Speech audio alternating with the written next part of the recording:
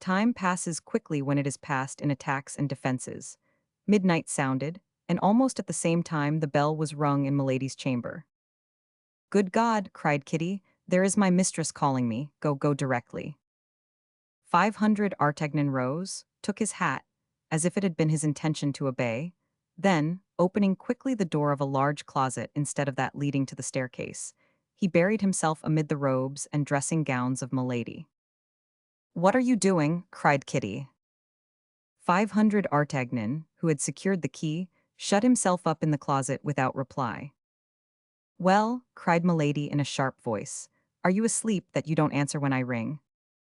And 500 Artagnan heard the door of communication opened violently. "Here am I, Milady, here am I," cried Kitty, springing forward to meet her mistress. Both went into the bedroom, and as the door of communication remained open, 500 Artagnan could hear Milady for some time scolding her maid. She was at length appeased, and the conversation turned upon him while Kitty was assisting her mistress. "Well," said Milady, "I have not seen our Gascon this evening." "What, Milady, has he not come?" said Kitty. "Can he be inconstant before being happy?" "Oh, no, he must have been prevented by Monsieur de Treville or Monsieur de Cessart. I understand my game, Kitty. I have this one safe." "What will you do with him, madame?" "What will I do with him? Be easy, Kitty. There is something between that man and me that he is quite ignorant of. He nearly made me lose my credit with his eminence. Oh, I will be revenged. I believed that madame loved him. I love him, I detest him. An idiot who held the life of Lord de Winter in his hands and did not kill him, by which I missed 300,000 livres income." "That's true," said Kitty. "Your son was the only heir of his uncle, and until his majority you would have had the enjoyment of his fortune." 500 Artagnan shuddered to the marrow at hearing this suave creature reproach him, with that sharp voice which she took such pains to conceal in conversation, for not having killed a man whom he had seen load her with kindnesses. "For all this," continued Milady, "I should long ago have revenged myself on him if, and I don't know why, the cardinal had not requested me to conciliate him." "Oh, yes, but madame has not conciliated that little woman he was so fond of." "What, the mercer's wife of the Rue des Fossoyeurs? Has he not already forgotten she ever existed? Fine vengeance that, on my faith." A cold sweat broke from 500 Artagnan's brow. Why, this woman was a monster. He resumed his listening, but unfortunately the toilet was finished. "That will do," said Milady. "Go into your own room, and tomorrow endeavor again to get me an answer to the letter I gave you." "For Monsieur de Wardes," said Kitty. "To be sure, for Monsieur de Wardes." "Now, there is one," said Kitty, "who appears to me quite a different sort of a man from that poor Monsieur d'Artagnan." "Go to bed, mademoiselle," said Milady. "I don't like comments." 500 Artagnan heard the door close, then the noise of two bolts by which Milady fastened herself in. On her side, but as softly as possible, Kitty turned the key of the lock, and then 500 Artagnan opened the closet door.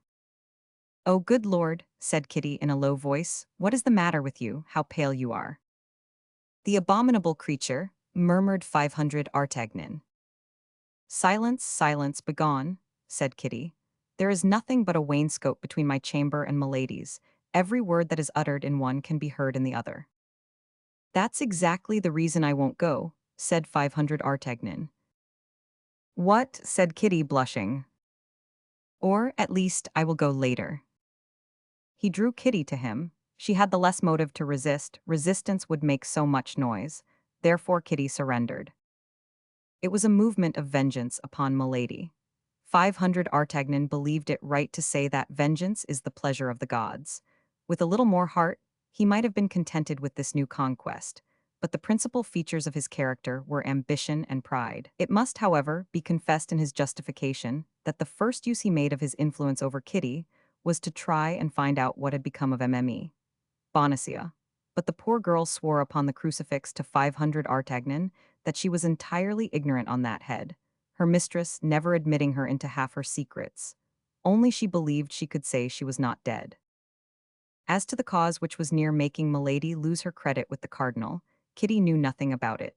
But this time 500 Artagnan was better informed than she was. As he had seen Milady on board a vessel at the moment he was leaving England, he suspected that it was, almost without a doubt, on account of the diamond studs.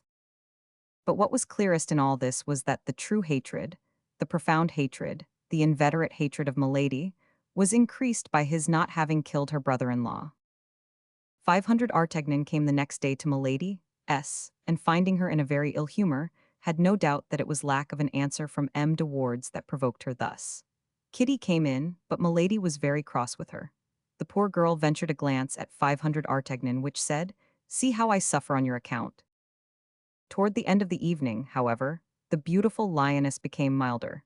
She smilingly listened to the soft speeches of 500 Artagnan, and even gave him her hand to kiss.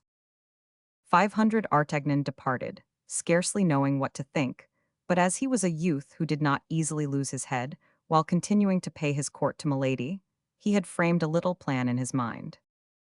He found Kitty at the gate, and, as on the preceding evening, went up to her chamber. Kitty had been accused of negligence and severely scolded. Milady could not at all comprehend the silence of the Comte de Wardes, and she ordered Kitty to come at 9 o'clock in the morning to take a third letter. 500 Artagnan made Kitty promise to bring him that letter on the following morning. The poor girl promised all her lover desired. She was mad. Things passed as on the night before. 500 Artagnan concealed himself in his closet. Milady called, undressed, sent away Kitty, and shut the door. As the night before, 500 Artagnan did not return home till 5 o'clock in the morning.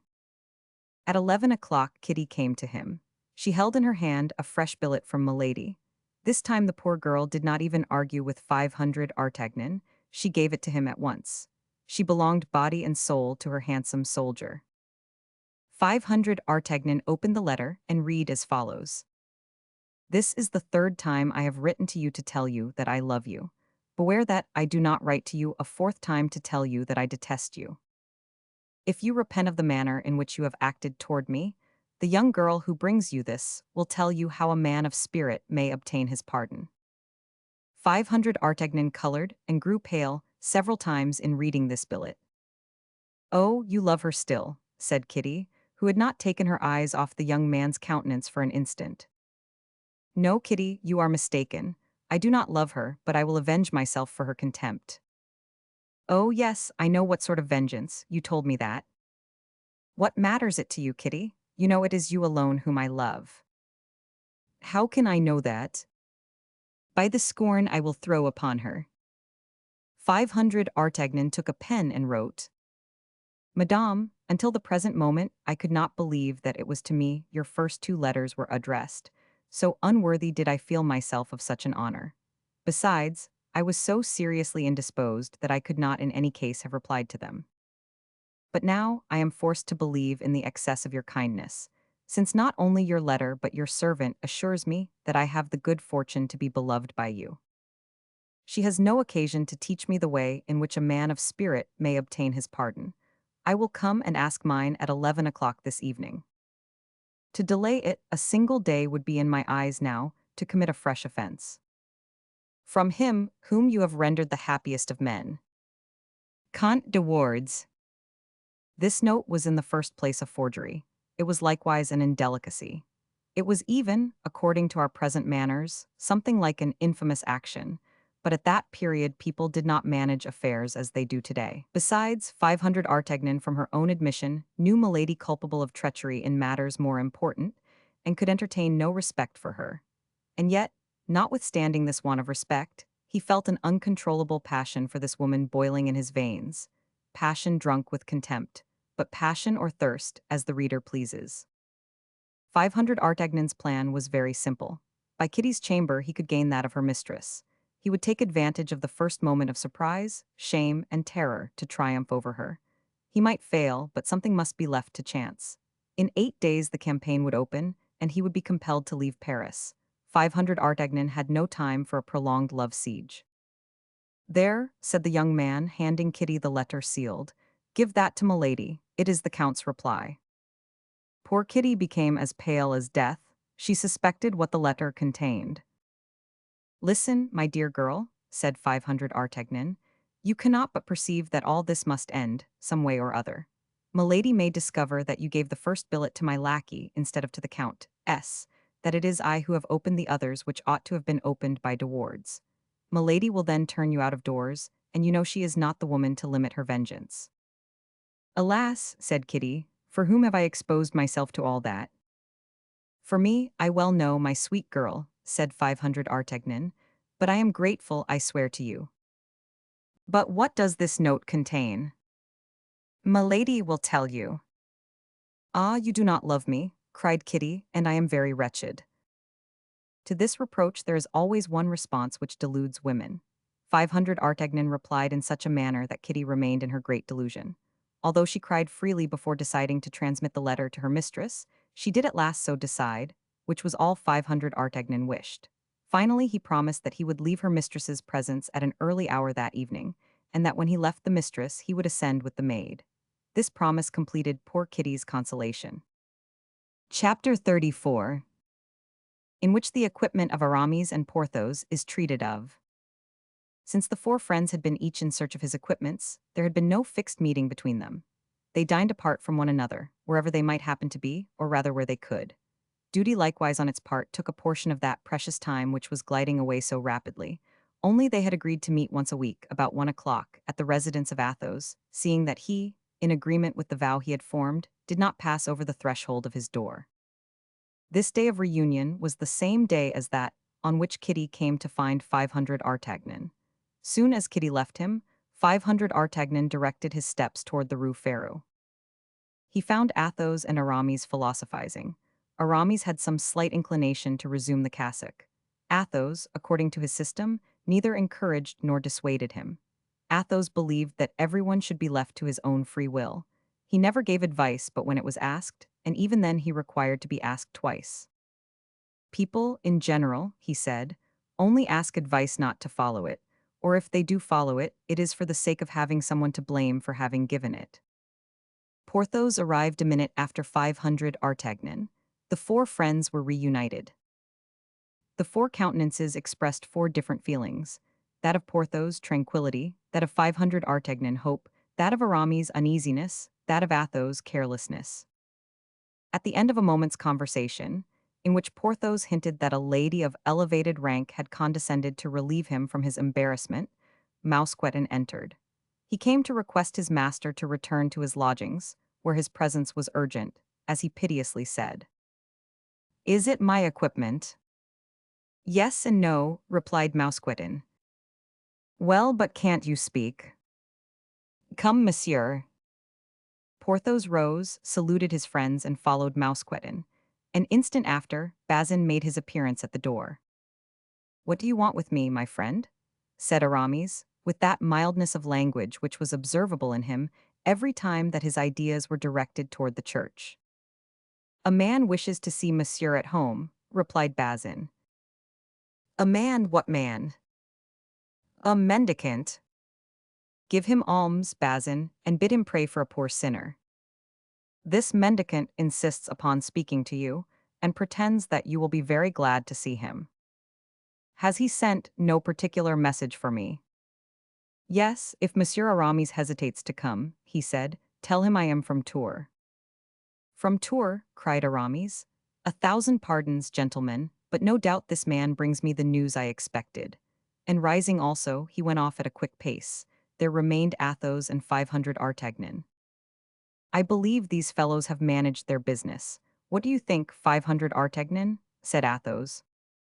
"I know that Porthos was in a fair way," replied 500 Artagnan, "and as to Aramis, to tell you the truth, I have never been seriously uneasy on his account. But you, my dear Athos, you, who so generously distributed the Englishman's pistoles, which were our legitimate property, what do you mean to do?" "I am satisfied with having killed that fellow, my boy, seeing that it is blessed bread to kill an Englishman. But if I had pocketed his pistoles, they would have weighed me down like a remorse."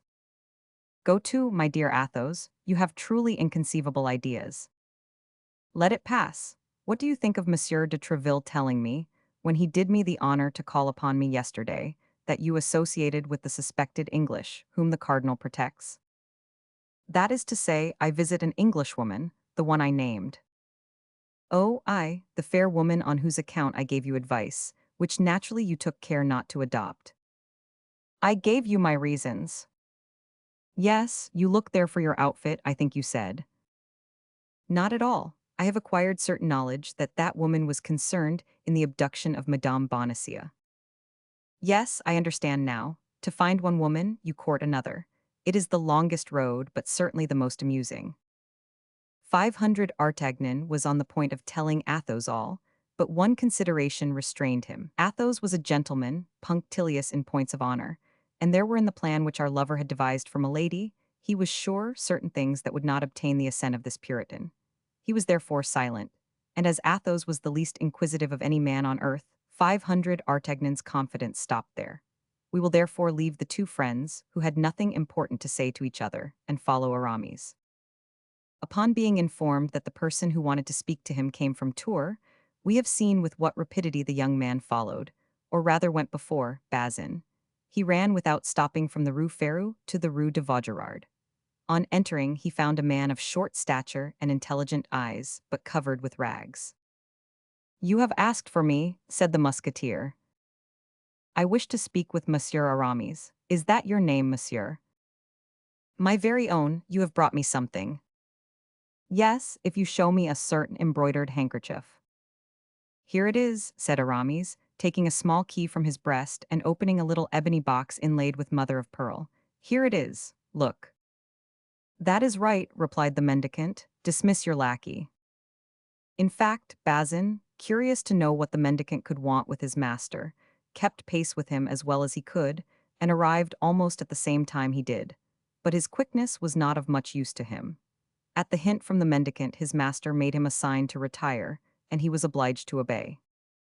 Bazin gone, the mendicant cast a rapid glance around him, in order to be sure that nobody could either see or hear him, and opening his ragged vest, badly held together by a leather strap, he began to rip the upper part of his doublet, from which he drew a letter.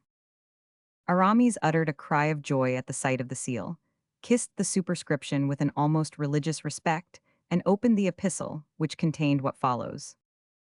"My friend, it is the will of fate that we should be still for some time separated, but the delightful days of youth are not lost beyond return. Perform your duty in camp, I will do mine elsewhere. Accept that which the bearer brings you, make the campaign like a handsome true gentleman, and think of me, who kisses tenderly your black eyes. Adieu, or rather au revoir." The mendicant continued to rip his garments, and drew from amid his rags 150 Spanish double pistoles, which he laid down on the table. Then he opened the door, bowed, and went out before the young man, stupefied by his letter, had ventured to address a word to him. Aramis then reperused the letter, and perceived a postscript. "P.S. You may behave politely to the bearer, who is a count and a grandee of Spain." "Golden dreams," cried Aramis. "Oh, beautiful life, yes, we are young, yes, we shall yet have happy days. My love, my blood, my life, all are thine, my adored mistress." And he kissed the letter with passion, without even vouchsafing a look at the gold which sparkled on the table. Bazin scratched at the door, and as Aramis had no longer any reason to exclude him, he bade him come in. Bazin was stupefied at the sight of the gold, and forgot that he came to announce 500 Artagnan, who, curious to know who the mendicant could be, came to Aramis on leaving Athos. Now, as 500 Artagnan used no ceremony with Aramis, seeing that Bazin forgot to announce him, he announced himself. "The devil, my dear Aramis," said 500 Artagnan, "if these are the prunes that are sent to you from Tours, I beg you will make my compliments to the gardener who gathers them." "You are mistaken, friend 500 Artagnan," said Aramis, always on his guard. "This is from my publisher, who has just sent me the price of that poem in one-syllable verse which I began yonder." "Ah, indeed," said 500 Artagnan. "Well, your publisher is very generous, my dear Aramis, that's all I can say." "How, monsieur?" cried Bazin. "A poem sells so dear as that? It is incredible. Oh, monsieur, you can write as much as you like. You may become equal to Monsieur de Voiture and Monsieur de Benserade. I like that. A poet is as good as an abb. Ah, Monsieur Aramis, become a poet, I beg of you." "Bazin, my friend," said Aramis, "I believe you meddle with my conversation." Bazin perceived he was wrong. He bowed and went out.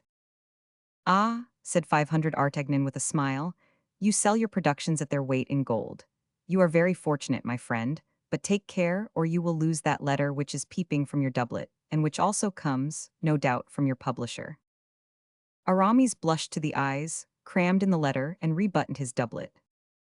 "My dear 500 Artagnan," said he, "if you please, we will join our friends. As I am rich, we will today begin to dine together again, expecting that you will be rich in your turn." "My faith," said 500 Artagnan, with great pleasure. "It is long since we have had a good dinner, and I, for my part, have a somewhat hazardous expedition for this evening, and shall not be sorry, I confess, to fortify myself with a few glasses of good old Burgundy."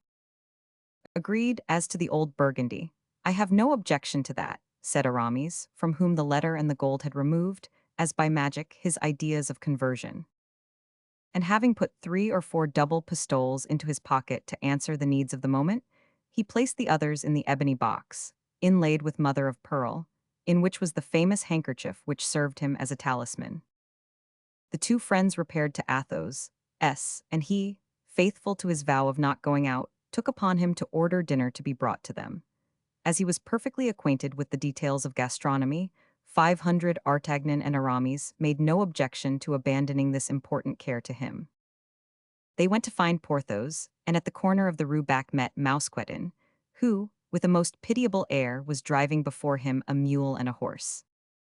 500 Artagnan uttered a cry of surprise, which was not quite free from joy. "Ah, my yellow horse," cried he. "Aramis, look at that horse." "Oh, the frightful brute," said Aramis.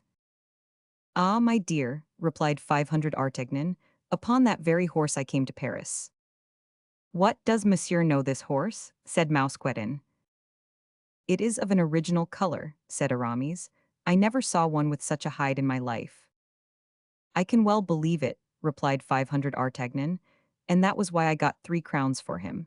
It must have been for his hide, for, certes, the carcass is not worth 18 livres. But how did this horse come into your hands, Mousqueton?" "Pray," said the lackey, "say nothing about it, monsieur. It is a frightful trick of the husband of our duchess." "How is that, Mousqueton?" "Why, we are looked upon with a rather favorable eye by a lady of quality, the Duchesse de— But your pardon, my master has commanded me to be discreet. She had forced us to accept a little souvenir, a magnificent Spanish jennet and an Andalusian mule, which were beautiful to look upon. The husband heard of the affair. On their way he confiscated the 2 magnificent beasts which were being sent to us, and substituted these horrible animals." "Which you are taking back to him?" said 500 Artagnan. "Exactly," replied Mousqueton. "You may well believe that we will not accept such steeds as these in exchange for those which had been promised to us. No, pardieu, though I should like to have seen Porthos on my yellow horse. That would give me an idea of how I looked when I arrived in Paris. But don't let us hinder you, Mousqueton. Go and perform your master's orders. Is he at home?"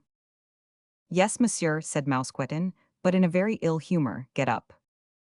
He continued his way toward the Quai des Grands Augustins, while the two friends went to ring at the bell of the unfortunate Porthos. He, having seen them crossing the yard, took care not to answer, and they rang in vain. Meanwhile Mousqueton continued on his way, and crossing the Pont Neuf, still driving the 2 sorry animals before him, he reached the Rue aux Ours. Arrived there, he fastened, according to the orders of his master, both horse and mule to the knocker of the procurator's door. Then, without taking any thought for their future, he returned to Porthos and told him that his commission was completed. In a short time, the 2 unfortunate beasts, who had not eaten anything since the morning, made such a noise in raising and letting fall the knocker that the procurator ordered his errand boy to go and inquire in the neighborhood to whom this horse and mule belonged. Mme. Coquenard recognized her present and could not at first comprehend this restitution, but the visit of Porthos soon enlightened her. The anger which fired the eyes of the musketeer, in spite of his efforts to suppress it, terrified his sensitive inamorata. In fact, Mousqueton had not concealed from his master that he had met 500 Artagnan and Aramis, and that 500 Artagnan in the yellow horse had recognized the Béarnese pony upon which he had come to Paris, and which he had sold for 3 crowns. Porthos went away after having appointed a meeting with the procurator's wife in the cloister of Saint Magloire. The procurator, seeing he was going, invited him to dinner, an invitation which the musketeer refused with a majestic air. Mme. Coquenard repaired trembling to the cloister of Saint Magloire, for she guessed the reproaches that awaited her there, but she was fascinated by the lofty airs of Porthos. All that which a man wounded in his self-love could let fall in the shape of imprecations and reproaches upon the head of a woman Porthos, let fall upon the bowed head of the procurator's wife.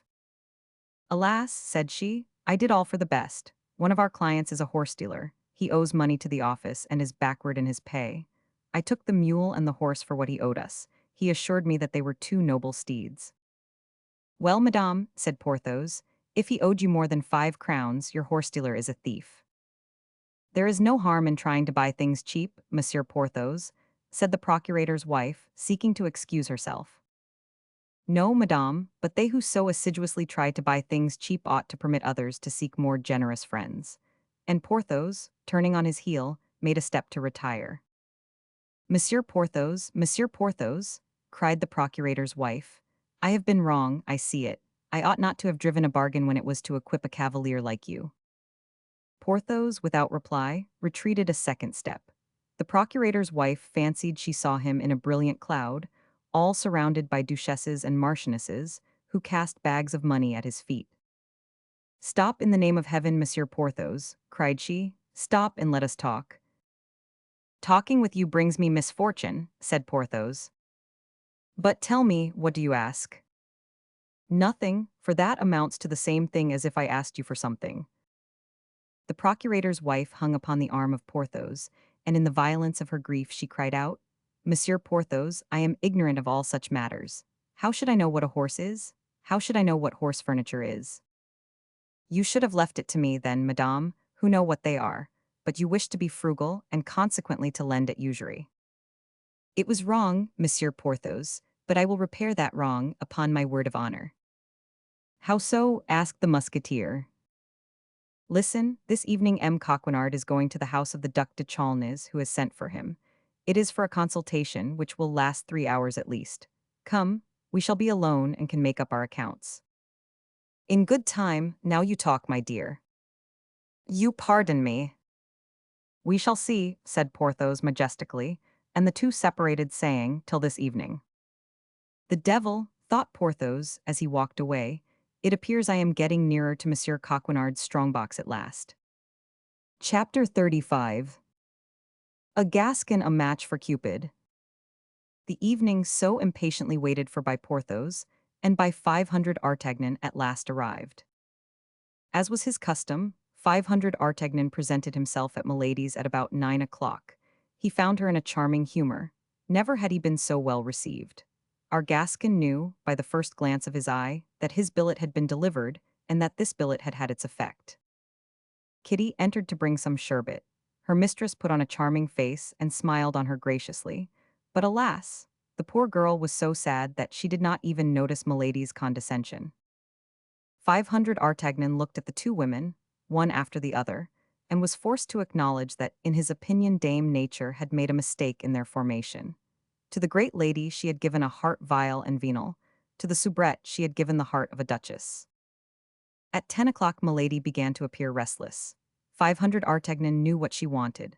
She looked at the clock, rose, reseated herself, smiled at 500 Artagnan with an air which said, You are very amiable, no doubt, but you would be charming if you would only depart. 500 Artagnan rose and took his hat. Milady gave him her hand to kiss. The young man felt her press his hand, and comprehended that this was a sentiment, not of coquetry, but of gratitude because of his departure.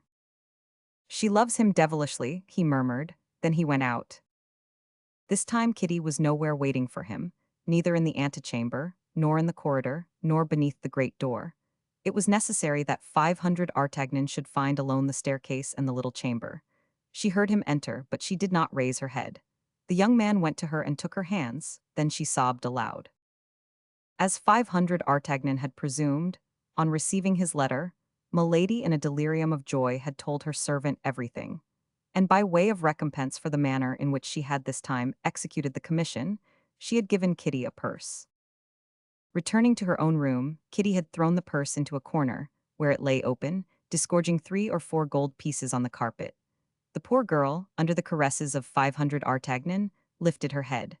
500 Artagnan himself was frightened by the change in her countenance. She joined her hands with a suppliant air, but without venturing to speak a word. As little sensitive as was the heart of 500 Artagnan, he was touched by this mute sorrow. But he held too tenaciously to his projects, above all to this one, to change the program which he had laid out in advance. He did not therefore allow her any hope that he would flinch. Only he represented his action as one of simple vengeance. For the rest, this vengeance was very easy. For Milady, doubtless to conceal her blushes from her lover, had ordered Kitty to extinguish all the lights in the apartment, and even in the little chamber itself. Before daybreak, M. de Wardes must take his departure, still in obscurity. Presently they heard Milady retire to her room. 500 Artagnan slipped into the wardrobe. Hardly was he concealed when the little bell sounded. Kitty went to her mistress, and did not leave the door open, but the partition was so thin that one could hear nearly all that passed between the two women. Milady seemed overcome with joy, and made Kitty repeat the smallest details of the pretended interview of the soubrette with de Wardes when he received the letter. How he had responded, what was the expression of his face, if he seemed very amorous. And to all these questions poor Kitty, forced to put on a pleasant face, responded in a stifled voice whose dolorous accent her mistress did not however remark, solely because happiness is egotistical. Finally, as the hour for her interview with the Count approached, Milady had everything about her darkened, and ordered Kitty to return to her own chamber, and introduce de Wardes whenever he presented himself. Kitty's detention was not long. Hardly had 500 Artagnan seen, through a crevice in his closet, that the whole apartment was in obscurity, than he slipped out of his concealment, at the very moment when Kitty reclosed the door of communication. "What is that noise?" demanded Milady. "It is I," said 500 Artagnan in a subdued voice, "I, the Comte de Wardes." "Oh, my God," murmured Kitty, "he has not even waited for the hour he himself named." "Well," said Milady in a trembling voice, "why do you not enter, Count, added she, you know that I wait for you." At this appeal 500 Artagnan drew Kitty quietly away, and slipped into the chamber. If rage or sorrow ever torture the heart, it is when a lover receives under a name, which is not his own protestations of love addressed to his happy rival. 500 Artagnan was in a dolorous situation which he had not foreseen. Jealousy gnawed his heart, and he suffered almost as much as poor Kitty, who at that very moment was crying in the next chamber. "Yes, Count," said Milady, in her softest voice, and pressing his hand in her own, "I am happy in the love which your looks and your words have expressed to me every time we have met.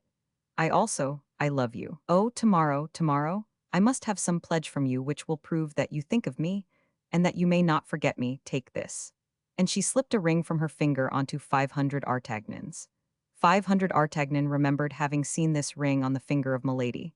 It was a magnificent sapphire, encircled with brilliants. The first movement of 500 Artagnan was to return it, but Milady added, No, keep that ring for love of me. Besides, in accepting it, she added, in a voice full of emotion, you render me a much greater service than you imagine. This woman is full of mysteries, murmured 500 Artagnan to himself. At that instant he felt himself ready to reveal all. He even opened his mouth to tell Milady who he was, and with what a revengeful purpose he had come. But she added, poor angel, whom that monster of a Gascon barely failed to kill. The monster was himself. "Oh," continued Milady, "do your wounds still make you suffer?" "Yes, much," said 500 Artagnan, who did not well know how to answer. "Be tranquil," murmured Milady, "I will avenge you, and cruelly." "Peste," said 500 Artagnan to himself, "the moment for confidences has not yet come." It took some time for 500 Artagnan to resume this little dialogue, but then all the ideas of vengeance which he had brought with him had completely vanished. This woman exercised over him an unaccountable power. He hated and adored her at the same time. He would not have believed that two sentiments so opposite could dwell in the same heart, and by their union constitute a passion so strange, and as it were, diabolical. Presently it sounded 1 o'clock. It was necessary to separate. 500 Artagnan at the moment of quitting Milady felt only the liveliest regret at the parting, and as they addressed each other in a reciprocally passionate adieu, another interview was arranged for the following week. Poor Kitty hoped to speak a few words to 500 Artagnan when he passed through her chamber, but Milady herself reconducted him through the darkness, and only quit him at the staircase. The next morning 500 Artagnan ran to find Athos. He was engaged in an adventure so singular that he wished for counsel. He therefore told him all. "Your milady," said he, "appears to be an infamous creature, but not the less you have done wrong to deceive her. In one fashion or another you have a terrible enemy on your hands." While thus speaking Athos regarded with attention the sapphire set with diamonds which had taken, on 500 Artagnan's finger, the place of the queen's ring, carefully kept in a casket. "You notice my ring?" said the Gascon, proud to display so rich a gift in the eyes of his friends. "Yes," said Athos, "it reminds me of a family jewel." "It is beautiful, is it not?" said 500 Artagnan. "Yes," said Athos, "magnificent. I did not think two sapphires of such a fine water existed. Have you traded it for your diamond?" "No, it is a gift from my beautiful Englishwoman, or rather Frenchwoman, for I am convinced she was born in France, though I have not questioned her." "That ring comes from Milady?" cried Athos, with a voice in which it was easy to detect strong emotion. "Her very self, she gave it me last night. Here it is," replied 500 Artagnan, taking it from his finger. Athos examined it and became very pale. He tried it on his left hand. It fit his finger as if made for it. A shade of anger and vengeance passed across the usually calm brow of this gentleman. "It is impossible it can be she," said he. "How could this ring come into the hands of Milady Cleric? And yet it is difficult to suppose such a resemblance should exist between two jewels." "Do you know this ring?" said 500 Artagnan. "I thought I did," replied Athos, "but no doubt I was mistaken." And he returned 500 Artagnan the ring without, however, ceasing to look at it. "Pray, 500 Artagnan," said Athos after a minute, "either take off that ring or turn the mounting inside. It recalls such cruel recollections that I shall have no head to converse with you. Don't ask me for counsel, don't tell me you are perplexed what to do. But stop, let me look at that sapphire again. The one I mentioned to you had one of its faces scratched by accident." 500 Artagnan took off the ring, giving it again to Athos. Athos started. "Look," said he, "is it not strange?" And he pointed out to 500 Artagnan the scratch he had remembered. "But from whom did this ring come to you, Athos?" "From my mother, who inherited it from her mother. As I told you, it is an old family jewel." "And you sold it?" asked 500 Artagnan hesitatingly. "No," replied Athos with a singular smile. "I gave it away in a night of love, as it has been given to you." 500 Artagnan became pensive in his turn. It appeared as if there were abysses in Milady's soul whose depths were dark and unknown. He took back the ring, but put it in his pocket and not on his finger. 500 Artagnan," said Athos, taking his hand, "you know I love you. If I had a son I could not love him better. Take my advice, renounce this woman. I do not know her, but a sort of intuition tells me she is a lost creature, and that there is something fatal about her." "You are right," said 500 Artagnan. "I will have done with her. I own that this woman terrifies me." "Shall you have the courage?" said Athos. "I shall," replied 500 Artagnan, and instantly. "In truth, my young friend, you will act rightly," said the gentleman, pressing the Gascon's hand with an affection almost paternal. "And God grant that this woman, who has scarcely entered into your life, may not leave a terrible trace in it." And Athos bowed to 500 Artagnan, like a man who wishes it, understood that he would not be sorry to be left alone with his thoughts. On reaching home 500 Artagnan found Kitty waiting for him. A month of fever could not have changed her more than this one night of sleeplessness and sorrow. She was sent by her mistress to the false de Wardes. Her mistress was mad with love, intoxicated with joy. She wished to know when her lover would meet her a second night, and poor Kitty, pale and trembling, awaited 500 Artagnan's reply. The counsels of his friend, joined to the cries of his own heart, made him determine, now his pride was saved and his vengeance satisfied, not to see Milady again. As a reply, he wrote the following letter. "Do not depend upon me, madame, for the next meeting. Since my convalescence, I have so many affairs of this kind on my hands that I am forced to regulate them a little. When your turn comes, I shall have the honor to inform you of it. I kiss your hands. Comte de Wardes." Not a word about the sapphire. Was the Gascon determined to keep it as a weapon against Milady? Or else, let us be frank, Did he not reserve the sapphire as a last resource for his outfit? It would be wrong to judge the actions of one period from the point of view of another. That which would now be considered as disgraceful to a gentleman was at that time quite a simple and natural affair, and the younger sons of the best families were frequently supported by their mistresses. 500 Artagnan gave the open letter to Kitty, who at first was unable to comprehend it, but who became almost wild with joy on reading it a second time. She could scarcely believe in her happiness, and 500 Artagnan was forced to renew with the living voice the assurances which he had written. And whatever might be, considering the violent character of Milady, the danger which the poor girl incurred in giving this billet to her mistress, she ran back to the Place Royale as fast as her legs could carry her. The heart of the best woman is pitiless toward the sorrows of a rival. Milady opened the letter with eagerness equal to Kitty's in bringing it, but at the first words she read she became livid. She crushed the paper in her hand, and turning with flashing eyes upon Kitty, she cried, "What is this letter?" "The answer to Madame S," replied Kitty, all in a tremble. "Impossible," cried Milady. "It is impossible a gentleman could have written such a letter to a woman." Then all at once, starting, she cried, "My God, can he have—" And she stopped. She ground her teeth, she was of the color of ashes. She tried to go toward the window for air, but she could only stretch forth her arms, her legs failed her, and she sank into an armchair. Kitty, fearing she was ill, hastened toward her and was beginning to open her dress, but Milady started up, pushing her away. "What do you want with me?" said she, "and why do you place your hand on me?" "I thought that Madame was ill, and I wished to bring her help," responded the maid, frightened at the terrible expression which had come over her mistress's face. "I faint, do you take me for half a woman? When I am insulted I do not faint, I avenge myself." And she made a sign for Kitty to leave the room. Chapter 36. Dream of Vengeance. That evening Milady gave orders that, when M. d'Artagnan came as usual, he should be immediately admitted, but he did not come. The next day Kitty went to see the young man again, and related to him all that had passed on the preceding evening. 500 Artagnan smiled. This jealous anger of Milady was his revenge. That evening Milady was still more impatient than on the preceding evening. She renewed the order relative to the Gascon, but as before she expected him in vain. The next morning, when Kitty presented herself at 500 Artagnan's, she was no longer joyous and alert as on the two preceding days, but on the contrary sad as death. 500 Artagnan asked the poor girl what was the matter with her, but she, as her only reply, drew a letter from her pocket and gave it to him.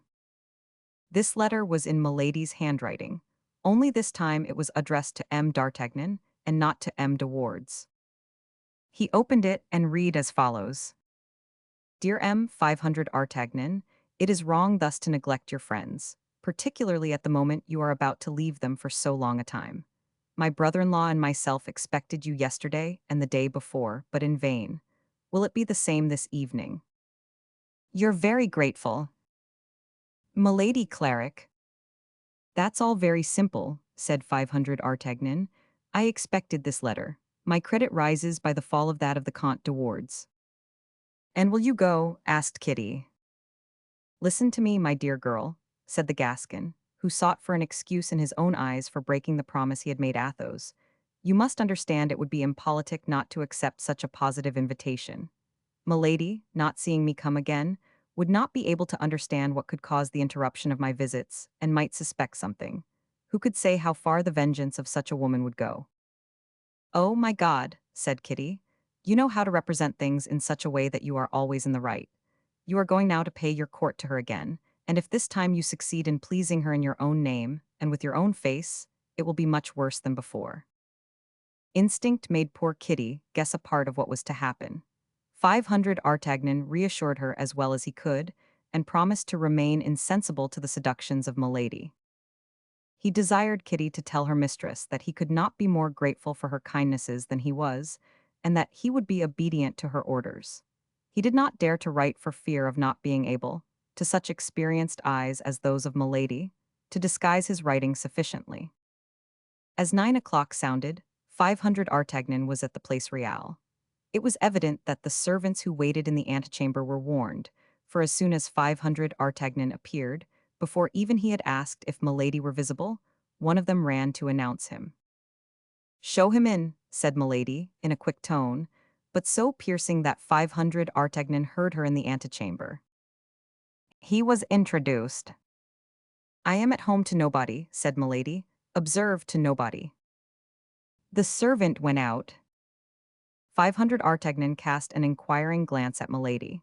She was pale, and looked fatigued, either from tears or want of sleep. The number of lights had been intentionally diminished, but the young woman could not conceal the traces of the fever which had devoured her for 2 days. 500 Artagnan approached her with his usual gallantry. She then made an extraordinary effort to receive him, but never did a more distressed countenance give the lie to a more amiable smile. To the questions which 500 Artagnan put concerning her health, she replied, "Bad, very bad." "Then," replied he, "my visit is ill-timed. You no doubt stand in need of repose, and I will withdraw." "No, no," said Milady. "On the contrary, stay, Monsieur d'Artagnan, your agreeable company will divert me." "Oh, oh," thought 500 Artagnan, "she has never been so kind before, on guard." Milady assumed the most agreeable air possible, and conversed with more than her usual brilliancy. At the same time, the fever, which for an instant abandoned her, returned to give luster to her eyes, color to her cheeks, and vermilion to her lips. 500 Artagnan was again in the presence of the Circe who had before surrounded him with her enchantments. His love, which he believed to be extinct but which was only asleep, awoke again in his heart. Milady smiled, and 500 Artagnan felt that he could damn himself for that smile. There was a moment at which he felt something like remorse. By degrees, Milady became more communicative. She asked 500 Artagnan if he had a mistress. "Alas," said 500 Artagnan, with the most sentimental air he could assume, "can you be cruel enough to put such a question to me, who, from the moment I saw you, have only breathed and sighed through you and for you?" Milady smiled with a strange smile. "Then you love me," said she. "Have I any need to tell you so? Have you not perceived it?" "It may be, but you know the more hearts are worth the capture, the more difficult they are to be won." "Oh, difficulties do not affright me," said 500 Artagnan. "I shrink before nothing but impossibilities." "Nothing is impossible," replied Milady, "to true love." "Nothing, madame." "Nothing," replied Milady. "The devil," thought 500 Artagnan. "The note is changed. Is she going to fall in love with me, by chance, this fair inconstant, and will she be disposed to give me myself another sapphire like that which she gave me for de Wardes?" 500 Artagnan rapidly drew his seat nearer to Milady's. "Well now," she said, "let us see what you would do to prove this love of which you speak." "All that could be required of me, order, I am ready." "For everything." "For everything," cried 500 Artagnan, who knew beforehand that he had not much to risk in engaging himself thus. "Well, now let us talk a little seriously," said Milady, in her turn drawing her armchair nearer to 500 Artagnan's chair. "I am all attention, madame," said he. Milady remained thoughtful and undecided for a moment. Then, as if appearing to have formed a resolution, she said, "I have an enemy." "You, madame," said 500 Artagnan, affecting surprise. "Is that possible, my God, good and beautiful as you are?" "A mortal enemy." "Indeed." "An enemy who has insulted me so cruelly that between him and me it is war to the death. May I reckon on you as an auxiliary?" 500 Artagnan at once perceived the ground which the vindictive creature wished to reach. "You may, madame," said he, with emphasis. "My arm and my life belong to you like my love." "Then," said Milady, "since you are as generous as you are loving—" She stopped. "Well?" demanded 500 Artagnan. "Well," replied Milady after a moment of silence, "from the present time, cease to talk of impossibilities." "Do not overwhelm me with happiness," cried 500 Artagnan, throwing himself on his knees and covering with kisses the hands abandoned to him. "Avenge me of that infamous de Wardes," said Milady between her teeth, "and I shall soon know how to get rid of you, you double idiot, you animated sword blade. Fall voluntarily into my arms, hypocritical and dangerous woman," said 500 Artagnan, likewise to himself. "After having abused me with such effrontery, and afterward I will laugh at you with him whom you wish me to kill." 500 Artagnan lifted up his head. "I am ready," said he. "You have understood me, then, dear Monsieur d'Artagnan," said Milady. "I could interpret one of your looks. Then you would employ for me your arm, which has already acquired so much renown." "Instantly." "But on my part," said Milady, "how should I repay such a service? I know these lovers, they are men who do nothing for nothing." "You know the only reply that I desire," said 500 Artagnan, "the only one worthy of you and of me." And he drew nearer to her. She scarcely resisted. "Interested man," cried she, smiling. "Ah," cried 500 Artagnan, really carried away by the passion this woman had the power to kindle in his heart. "Ah, that is because my happiness appears so impossible to me, and I have such fear that it should fly away from me like a dream that I pant to make a reality of it." "Well, merit this pretended happiness, then." "I am at your orders," said 500 Artagnan. "Quite certain," said Milady with a last doubt. "Only name to me the base man that has brought tears into your beautiful eyes." "Who told you that I had been weeping?" said she. "It appeared to me." "Such women as I never weep," said Milady. "So much the better, come tell me his name." "Remember that his name is all my secret." "Yet I must know his name." "Yes, you must, see what confidence I have in you." "You overwhelm me with joy. What is his name?" "You know him." "Indeed." "Yes." "It is surely not one of my friends," replied 500 Artagnan, affecting hesitation in order to make her believe him ignorant. "If it were one of your friends you would hesitate, then?" cried Milady, and a threatening glance darted from her eyes. "Not if it were my own brother," cried 500 Artagnan, as if carried away by his enthusiasm. Our Gascon promised this without risk, for he knew all that was meant. "I love your devotedness," said Milady. "Alas, do you love nothing else in me?" asked 500 Artagnan. "I love you also, you," said she, taking his hand. The warm pressure made 500 Artagnan tremble, as if by the touch that fever which consumed Milady attacked himself. "You love me, you," cried he. "Oh, if that were so, I should lose my reason." And he folded her in his arms.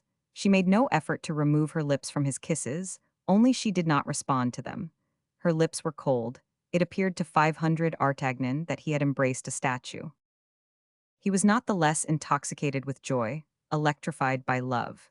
He almost believed in the tenderness of Milady. He almost believed in the crime of De Wardes. If De Wardes had at that moment been under his hand, he would have killed him. Milady seized the occasion. "His name is," said she in her turn.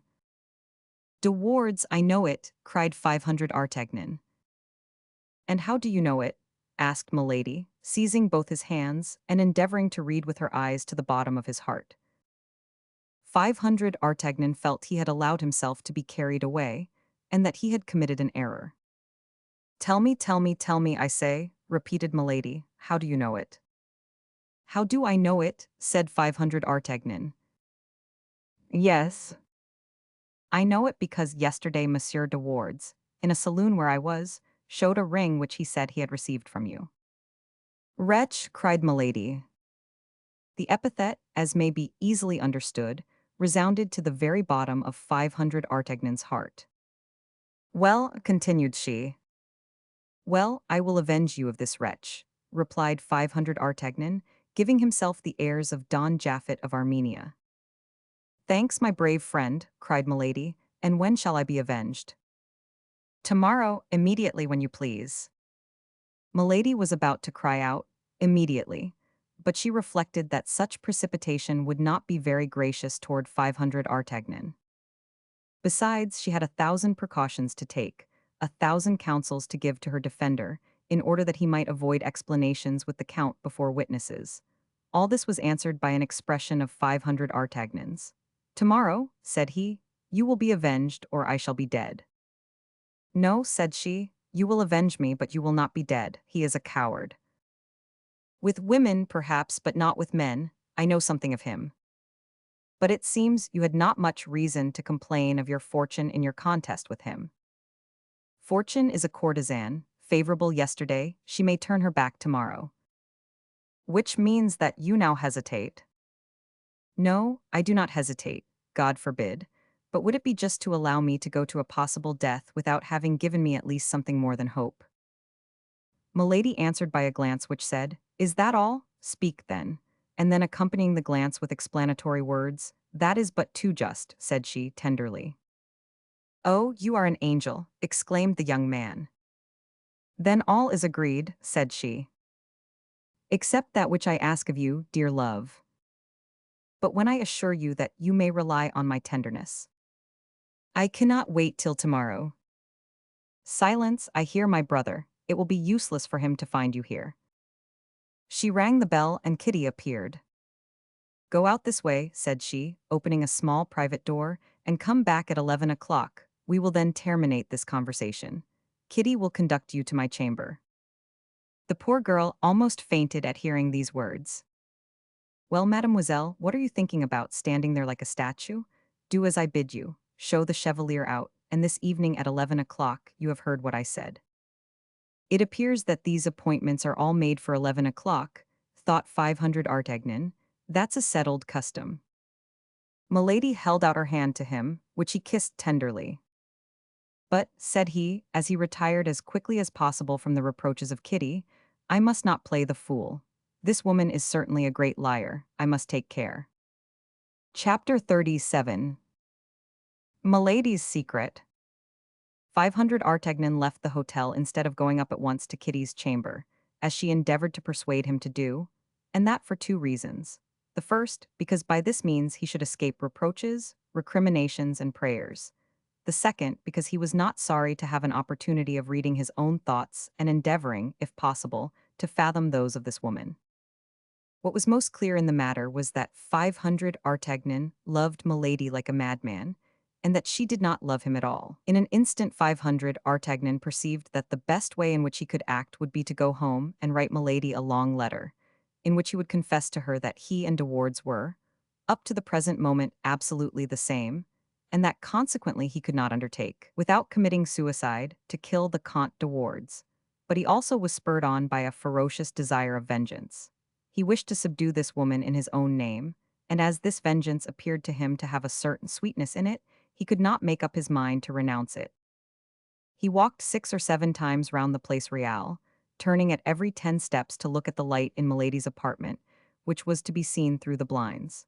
It was evident that this time the young woman was not in such haste to retire to her apartment as she had been the first. At length the light disappeared. With this light was extinguished the last irresolution in the heart of 500 Artagnan.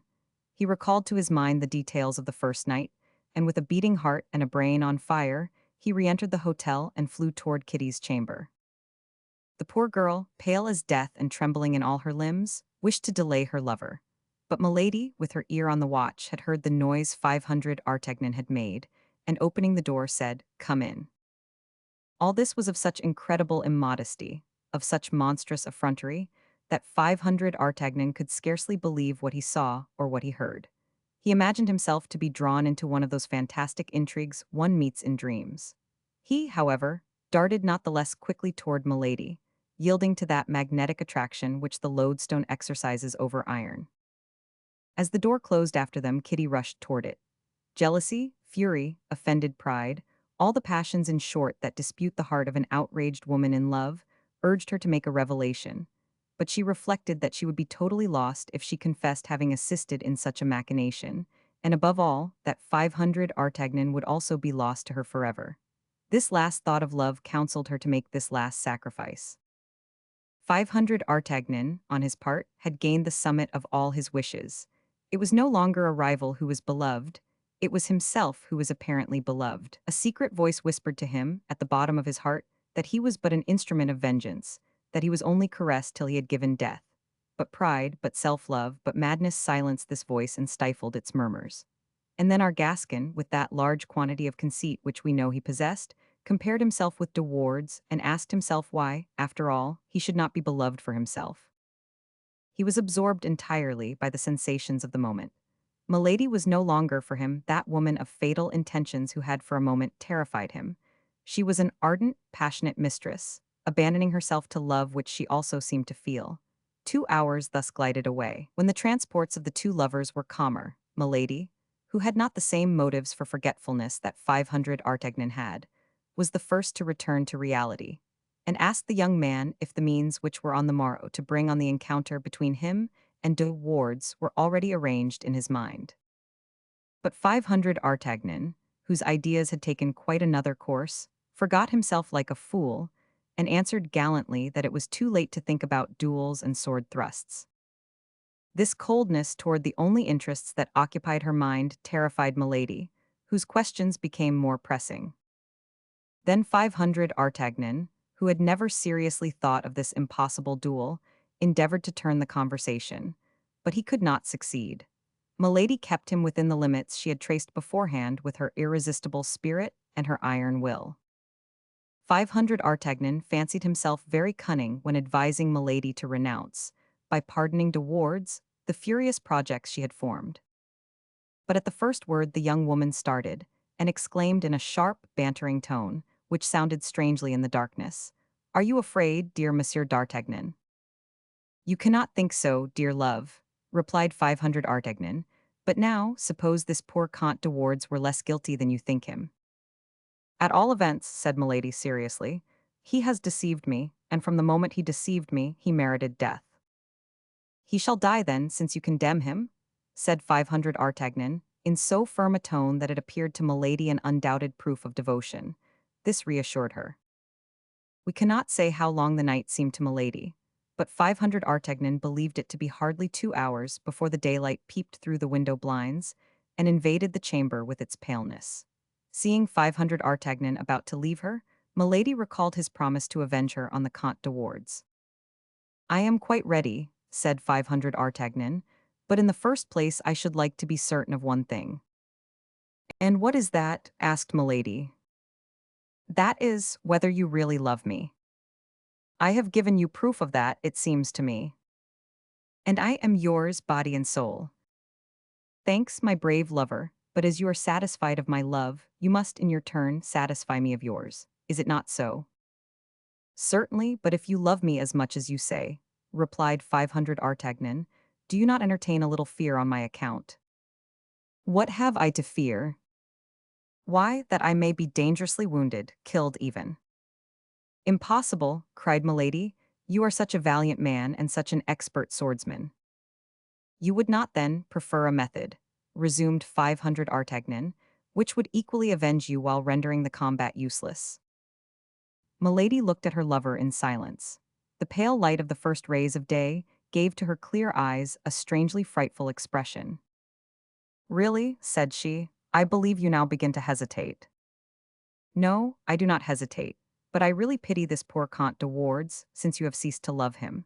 I think that a man must be so severely punished by the loss of your love that he stands in need of no other chastisement."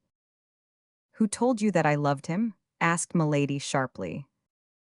"At least, I am now at liberty to believe, without too much fatuity, that you love another," said the young man, in a caressing tone, "and I repeat that I am really interested for the Count." "You?" asked Milady. "Yes, I." "And why you?" "Because I alone know." "What?" "That he is far from being, or rather having been, so guilty toward you as he appears." "Indeed," said Milady in an anxious tone, "explain yourself, for I really cannot tell what you mean." And she looked at 500 Artagnan, who embraced her tenderly, with eyes which seemed to burn themselves away. "Yes, I am a man of honor," said 500 Artagnan, determined to come to an end, "and since your love is mine, and I am satisfied I possess it, for I do possess it, do I not?" "Entirely, go on." "Well, I feel as if transformed. A confession weighs on my mind." "A confession?" "If I had the least doubt of your love, I would not make it, but you love me, my beautiful mistress, do you not?" "Without doubt." "Then, if through excessive love I have rendered myself culpable toward you, you will pardon me." "Perhaps." 500 Artagnan tried with his sweetest smile to touch his lips to Milady, but she evaded him. "This confession," said she, growing paler. "What is this confession? You gave De Wardes a meeting on Thursday last in this very room, did you not?" "No, no, it is not true," said Milady, in a tone of voice so firm, and with a countenance so unchanged, that if 500 Artagnan had not been in such perfect possession of the fact, he would have doubted.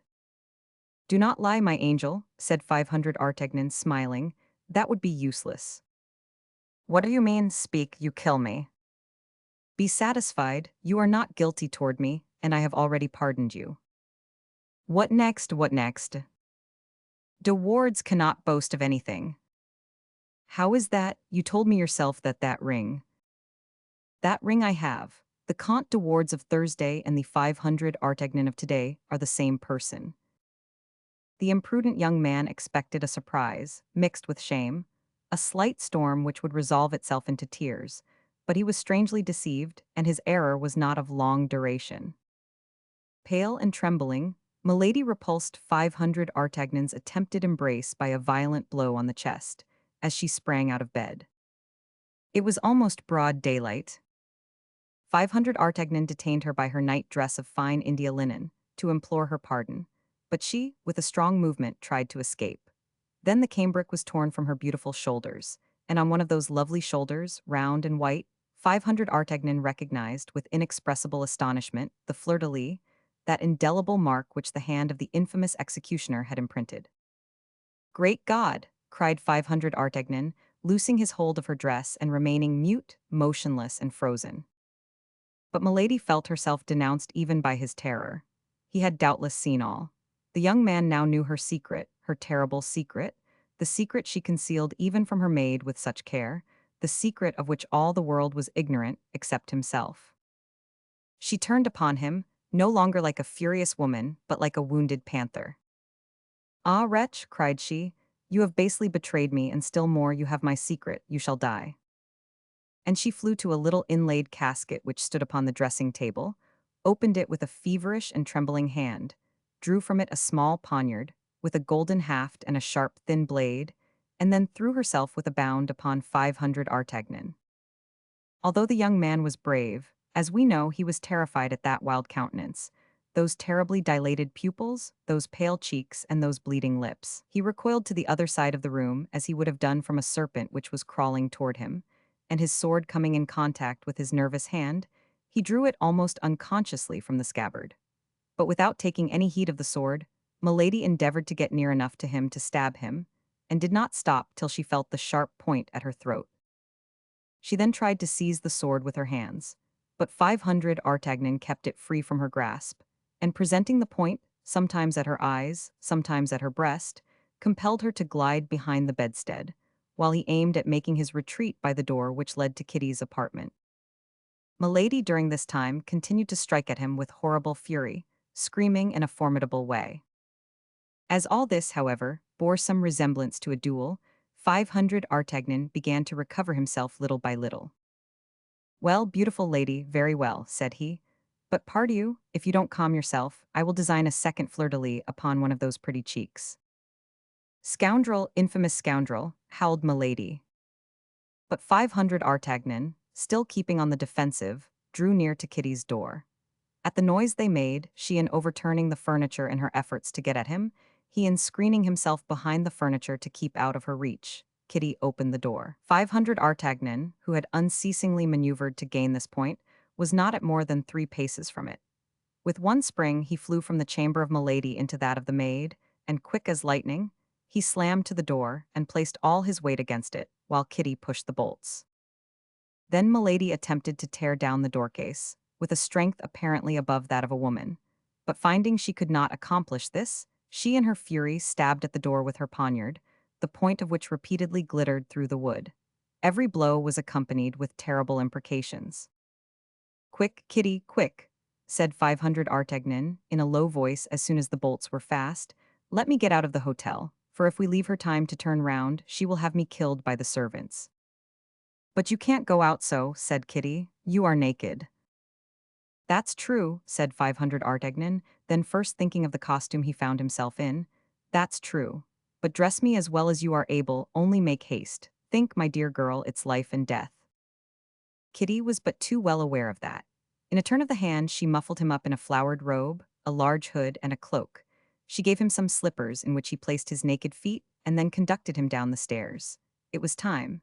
Milady had already rung her bell and roused the whole hotel. The porter was drawing the cord at the moment Milady cried from her window, "Don't open."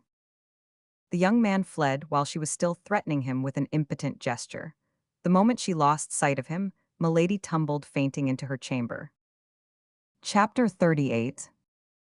How, without incommoding himself, Athos procures his equipment. 500 Artagnan was so completely bewildered that without taking any heed of what might become of Kitty, he ran at full speed across half Paris, and did not stop till he came to Athos's door.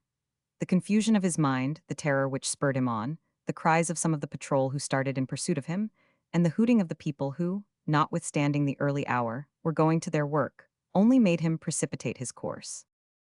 He crossed the court, ran up the 2 flights to Athos's apartment, and knocked at the door enough to break it down. Grimaud came, rubbing his half-open eyes, to answer this noisy summons, and 500 Artagnan sprang with such violence into the room as nearly to overturn the astonished lackey.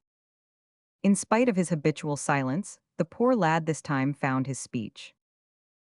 "Halloa there," cried he. "What do you want, you strumpet? What's your business here, you hussy?" 500 Artagnan threw off his hood, and disengaged his hands from the folds of the cloak. At sight of the mustaches and the naked sword, the poor devil perceived he had to deal with a man. He then concluded it must be an assassin. "Help, murder, help!" cried he. "Hold your tongue, you stupid fellow," said the young man. "I am 500 Artagnan, don't you know me? Where is your master?" "You, Monsieur d'Artagnan?" cried Grimaud. "Impossible." "Grimaud," said Athos, coming out of his apartment in a dressing gown. "Grimaud, I thought I heard you permitting yourself to speak." "Ah, monsieur, it is." Silence. Grimaud contented himself with pointing 500 Artagnan out to his master with his finger. Athos recognized his comrade, and phlegmatic as he was, he burst into a laugh which was quite excused by the strange masquerade before his eyes, petticoats falling over his shoes, sleeves tucked up, and mustaches stiff with agitation. "Don't laugh, my friend," cried 500 Artagnan. "For heaven's sake, don't laugh, for upon my soul it's no laughing matter." And he pronounced these words with such a solemn air, and with such a real appearance of terror, that Athos eagerly seized his hand, crying, "Are you wounded, my friend? How pale you are!" "No, but I have just met with a terrible adventure. Are you alone, Athos?" "Parbleu, whom do you expect to find with me at this hour?" "Well, well," and 500 Artagnan rushed into Athos's chamber. "Come, speak," said the latter, closing the door and bolting it that they might not be disturbed. "Is the king dead? Have you killed the cardinal? You are quite upset. Come, come, tell me. I am dying with curiosity and uneasiness." "Athos," said 500 Artagnan, getting rid of his female garments and appearing in his shirt, "prepare yourself to hear an incredible and unheard-of story." "Well, but put on this dressing gown first," said the musketeer to his friend. 500 Artagnan donned the robe as quickly as he could, mistaking one sleeve for the other, so greatly was he still agitated. "Well," said Athos. "Well," replied 500 Artagnan, bending his mouth to Athos's ear, and lowering his voice, "Milady is marked with a fleur-de-lis upon her shoulder." "Ah," cried the musketeer, as if he had received a ball in his heart. "Let us see," said 500 Artagnan. "Are you sure that the other is dead?" "The other?" said Athos, in so stifled a voice that 500 Artagnan scarcely heard him. "Yes, she of whom you told me one day at Amiens." Athos uttered a groan, and let his head sink on his hands. "This is a woman of 26 or 28 years." "Fair," said Athos, "is she not?" "Very." "Blue and clear eyes, of a strange brilliancy, with black eyelids and eyebrows." "Yes." "Tall, well-made, she has lost a tooth, next to the eye-tooth on the left." "Yes." "The fleur-de-lis is small, rosy in color, and looks as if efforts had been made to efface it by the application of poultices." "Yes." "But you say she is English." She is called Milady, but she may be French. Lord de Winter is only her brother-in-law. I will see her, 500 Artagnan. Beware, Athos, beware. You tried to kill her. She is a woman to return you the like and not to fail. She will not dare to say anything, that would be to denounce herself. She is capable of anything or everything. Did you ever see her furious? No, said Athos. A tigress, a panther. Ah, my dear Athos, I am greatly afraid I have drawn a terrible vengeance on both of us. 500 Artagnan then related all, the mad passion of Milady and her menaces of death. You are right, and upon my soul, I would give my life for a hare, said Athos. Fortunately, the day after tomorrow we leave Paris. We are going according to all probability to La Rochelle, and once gone, she will follow you to the end of the world, Athos, if she recognizes you. Let her, then, exhaust her vengeance on me alone. My dear friend, of what consequence is it if she kills me? Said Athos. Do you, perchance, think I set any great store by life? There is something horribly mysterious under all this, Athos. This woman is one of the cardinal's spies, I am sure of that. In that case, take care. If the cardinal does not hold you in high admiration for the affair of London, he entertains a great hatred for you. But as, considering everything, he cannot accuse you openly, and as hatred must be satisfied, particularly when it's a cardinal's hatred, take care of yourself. If you go out, do not go out alone. When you eat, use every precaution. Mistrust everything, in short, even your own shadow. Fortunately, said 500 Artagnan, all this will be only necessary till after tomorrow evening, for when once with the army, we shall have, I hope, only men to dread. In the meantime, said Athos, I renounce my plan of seclusion, and wherever you go, I will go with you. You must return to the Rue des Fossoyeurs, I will accompany you. But however near it may be, replied 500 Artagnan, I cannot go thither in this guise. That's true, said Athos, and he rang the bell. Grimaud entered. Athos made him a sign to go to 500 Artagnan's residence and bring back some clothes. Grimaud replied by another sign that he understood perfectly and set off. All this will not advance your outfit, said Athos, for if I am not mistaken, you have left the best of your apparel with Milady, and she will certainly not have the politeness to return it to you. Fortunately, you have the sapphire. The jewel is yours, my dear Athos. Did you not tell me it was a family jewel?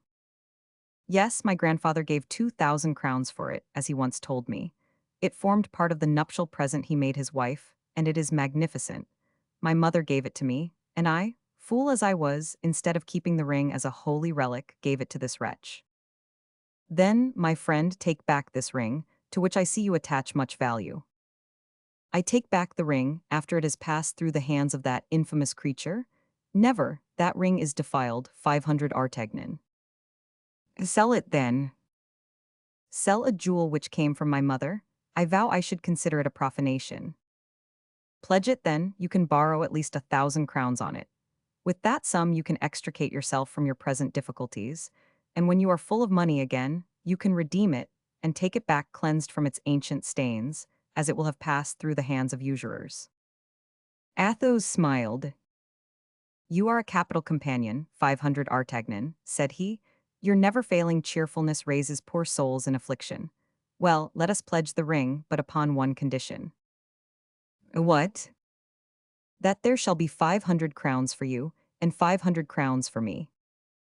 Don't dream it, Athos, I don't need the quarter of such a sum, I who am still only in the guards, and by selling my saddles I shall procure it. What do I want? A horse for Planchet, that's all. Besides, you forget that I have a ring likewise. To which you attach more value, it seems, than I do to mine, at least I have thought so. Yes, for in any extreme circumstance it might not only extricate us from some great embarrassment, but even a great danger. It is not only a valuable diamond, but it is an enchanted talisman. I don't at all understand you, but I believe all you say to be true. Let us return to my ring, or rather to yours. You shall take half the sum that will be advanced upon it, or I will throw it into the Seine, and I doubt, as was the case with Polycrates, whether any fish will be sufficiently complacent to bring it back to us. Well, I will take it then, said 500 Artagnan. At this moment Grimaud returned, accompanied by Planchet. The latter, anxious about his master and curious to know what had happened to him, had taken advantage of the opportunity and brought the garments himself. 500 Artagnan dressed himself, and Athos did the same. When the two were ready to go out, the latter made Grimaud the sign of a man taking aim, and the lackey immediately took down his musketoon and prepared to follow his master. They arrived without accident at the Rue des Fossoyeurs. Bonacieux was standing at the door and looked at 500 Artagnan hatefully. "Make haste, dear lodger," said he. "There is a very pretty girl waiting for you upstairs, and you know women don't like to be kept waiting." "That's Kitty," said 500 Artagnan to himself, and darted into the passage. Sure enough, upon the landing leading to the chamber and crouching against the door, he found the poor girl, all in a tremble. As soon as she perceived him, she cried, "You have promised your protection. You have promised to save me from her anger. Remember, it is you who have ruined me." "Yes, yes, to be sure, Kitty," said 500 Artagnan. "Be at ease, my girl. But what happened after my departure?" "How can I tell?" said Kitty. "The lackeys were brought by the cries she made. She was mad with passion. There exist no imprecations she did not pour out against you. Then I thought she would remember it was through my chamber you had penetrated hers, and that then she would suppose I was your accomplice. So I took what little money I had and the best of my things, and I got away. Poor dear girl, but what can I do with you? I am going away the day after tomorrow." "Do what you please, Monsieur Chevalier. Help me out of Paris, help me out of France." "I cannot take you, however, to the siege of La Rochelle," said 500 Artagnan. "No, but you can place me in one of the provinces with some lady of your acquaintance, in your own country, for instance." "My dear little love, in my country the ladies do without chambermaids. But stop, I can manage your business for you. Planchet, go and find Aramis, request him to come here directly. We have something very important to say to him." "I understand," said Athos, "but why not Porthos? I should have thought that his duchess—" "Oh, Porthos's duchess is dressed by her husband's clerks," said 500 Artagnan, laughing. "Besides, Kitty would not like to live in the Rue aux Ours. Isn't it so, Kitty?" "I do not care where I live," said Kitty, "provided I am well concealed and nobody knows where I am." "Meanwhile, Kitty, when we are about to separate, and you are no longer jealous of me—" "Monsieur Chevalier, far off or near," said Kitty, "I shall always love you." "Where the devil will constancy niche itself next?" murmured Athos. "And I also," said 500 Artagnan, I shall always love you, be sure of that. But now answer me. I attach great importance to the question I am about to put to you. Did you never hear talk of a young woman who was carried off one night? There now, oh, Monsieur Chevalier, do you love that woman still?" "No, no, it is one of my friends who loves her, Monsieur Athos, this gentleman here." "I," cried Athos, with an accent like that of a man who perceives he is about to tread upon an adder. "You, to be sure," said 500 Artagnan, pressing Athos's hand. "You know the interest we both take in this poor little Madame Bonacieux. Besides, Kitty will tell nothing. Will you, Kitty? You understand, my dear girl," continued 500 Artagnan. "She is the wife of that frightful baboon you saw at the door as you came in." "Oh my God, you remind me of my fright, if he should have known me again." "How, know you again? Did you ever see that man before?" "He came twice to Milady's." "That's it, about what time?" "Why, about 15 or 18 days ago." "Exactly so." "And yesterday evening he came again." "Yesterday evening." "Yes, just before you came." "My dear Athos, we are enveloped in a network of spies. And do you believe he knew you again, Kitty?" "I pulled down my hood as soon as I saw him, but perhaps it was too late." "Go down, Athos, he mistrusts you less than me, and see if he be still at his door." Athos went down and returned immediately. "He has gone," said he, "and the house door is shut. He has gone to make his report, and to say that all the pigeons are at this moment in the dovecot." "Well then, let us all fly," said Athos, "and leave nobody here but Planchet to bring us news." "A minute, Aramis, whom we have sent for." "That's true," said Athos, "we must wait for Aramis." At that moment Aramis entered. The matter was all explained to him, and the friends gave him to understand that, among all his high connections, he must find a place for Kitty. Aramis reflected for a minute, and then said, coloring, Will it be really rendering you a service, 500 Artagnan? I shall be grateful to you all my life. Very well, Madame de Boistracy asked me, for one of her friends who resides in the provinces, I believe, for a trustworthy maid. If you can, my dear 500 Artagnan, answer for Mademoiselle. Oh, monsieur, be assured that I shall be entirely devoted to the person who will give me the means of quitting Paris. Then, said Aramis, this falls out very well. He placed himself at the table and wrote a little note which he sealed with a ring and gave the billet to Kitty. And now, my dear girl, said 500 Artagnan, you know that it is not good for any of us to be here. Therefore let us separate. We shall meet again in better days. And whenever we find each other, in whatever place it may be, said Kitty, you will find me loving you as I love you today. Dicer's oaths, said Athos, while 500 Artagnan went to conduct Kitty downstairs. An instant afterward the three young men separated, agreeing to meet again at 4 o'clock with Athos, and leaving Planchet to guard the house. Aramis returned home, and Athos and 500 Artagnan busied themselves about pledging the sapphire. As the Gascon had foreseen, they easily obtained 300 pistoles on the ring. Still further, the Jew told them that if they would sell it to him, as it would make a magnificent pendant for earrings, he would give 500 pistoles for it. Athos and 500 Artagnan, with the activity of two soldiers and the knowledge of two connoisseurs, hardly required 3 hours to purchase the entire equipment of the musketeer. Besides, Athos was very easy, and a noble to his fingers' ends. When a thing suited him, he paid the price demanded, without thinking to ask for any abatement. 500 Artagnan would have remonstrated at this. But Athos put his hand upon his shoulder, with a smile, and 500 Artagnan understood that it was all very well for such a little Gascon gentleman as himself to drive a bargain, but not for a man who had the bearing of a prince. The musketeer met with a superb Andalusian horse, black as jet, nostrils of fire, legs clean and elegant, rising 6 years. He examined him and found him sound and without blemish. They asked 1,000 livres for him. He might perhaps have been bought for less, but while 500 Artagnan was discussing the price with the dealer, Athos was counting out the money on the table. Grimaud had a stout, short Picard cob, which cost 300 livres. But when the saddle and arms for Grimaud were purchased, Athos had not a sou left of his 150 pistoles. 500 Artagnan offered his friend a part of his share, which he should return when convenient. But Athos only replied to this proposal by shrugging his shoulders. How much did the Jew say he would give for the sapphire if he purchased it? Said Athos. 500 pistoles. That is to say, 200 more, 100 pistoles for you and 100 pistoles for me. Well now, that would be a real fortune to us, my friend. Let us go back to the Jew S again. What will you? This ring would certainly only recall very bitter remembrances. Then we shall never be masters of 300 pistoles to redeem it, so that we really should lose 200 pistoles by the bargain. Go and tell him the ring is his, 500 Artagnan, and bring back the 200 pistoles with you. Reflect, Athos.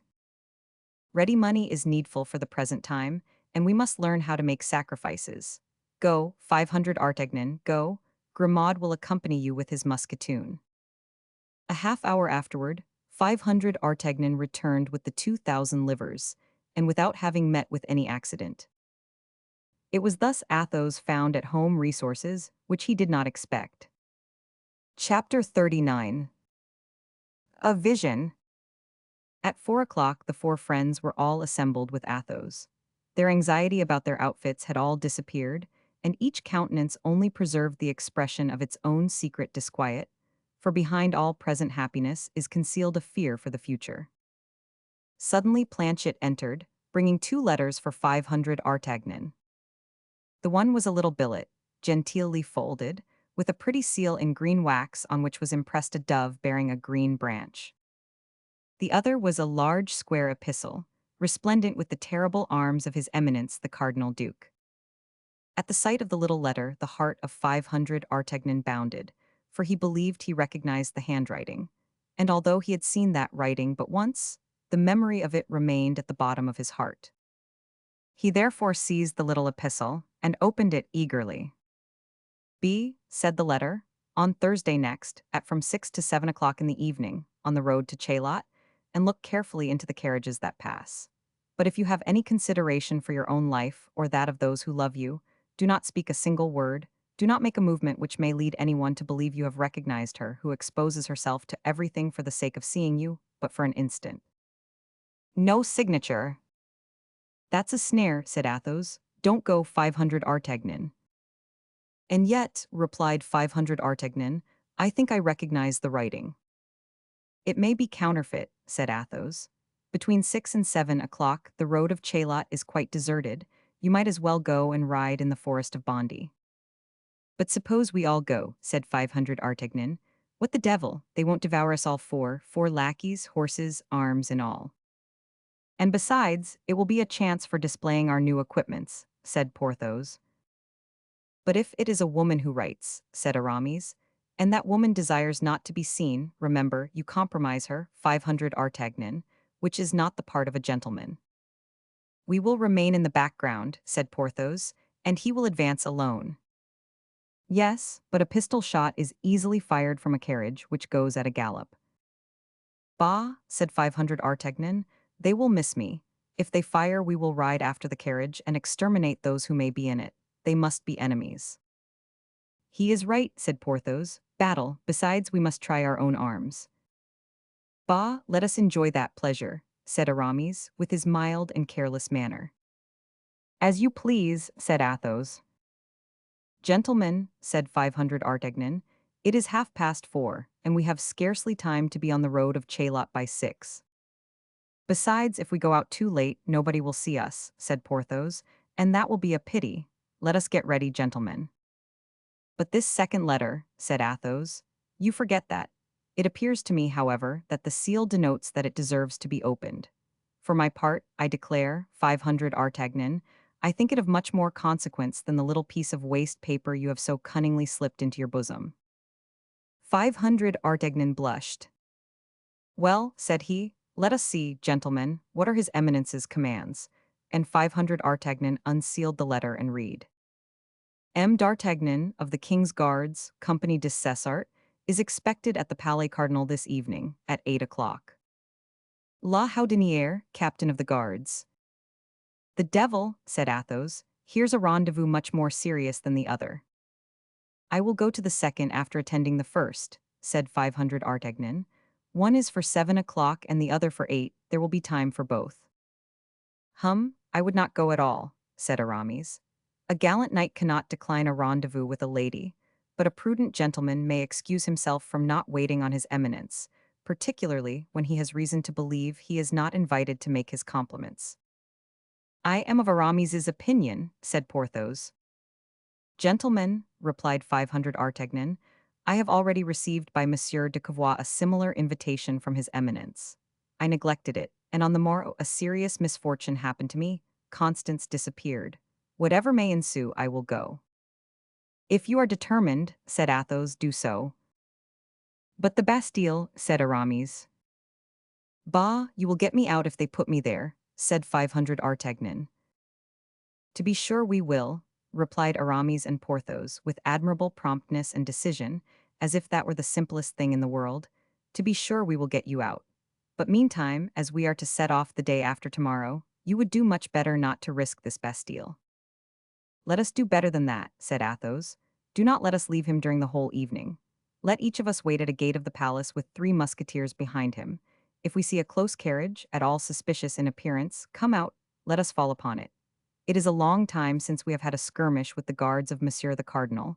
Monsieur de Treville must think us dead. To a certainty, Athos, said Aramis, you were meant to be a general of the army. What do you think of the plan, gentlemen? Admirable, replied the young men in chorus. Well, said Porthos, I will run to the hotel and engage our comrades to hold themselves in readiness by 8 o'clock. The rendezvous, the Place du Palais Cardinal. Meantime, you see that the lackeys saddle the horses. I have no horse, said 500 Artagnan, but that is of no consequence. I can take one of Monsieur de Treville's. That is not worthwhile, said Aramis. You can have one of mine. One of yours, how many have you then? Asked 500 Artagnan. 3, replied Aramis, smiling. Certes, cried Athos, you are the best mounted poet of France or Navarre. Well, my dear Aramis, you don't want 3 horses. I cannot comprehend what induced you to buy 3. Therefore I only purchased 2, said Aramis. The third, then, fell from the clouds, I suppose. No, the third was brought to me this very morning by a groom out of livery, who would not tell me in whose service he was, and who said he had received orders from his master. Or his mistress, interrupted 500 Artagnan. That makes no difference, said Aramis, coloring, and who affirmed, as I said, that he had received orders from his master or mistress to place the horse in my stable, without informing me whence it came. It is only to poets that such things happen, said Athos gravely. Well, in that case we can manage famously, said 500 Artagnan. Which of the 2 horses will you ride, that which you bought or the one that was given to you? That which was given to me, assuredly. You cannot for a moment imagine, 500 Artagnan, that I would commit such an offense toward. The unknown giver, interrupted 500 Artagnan. Or the mysterious benefactress, said Athos.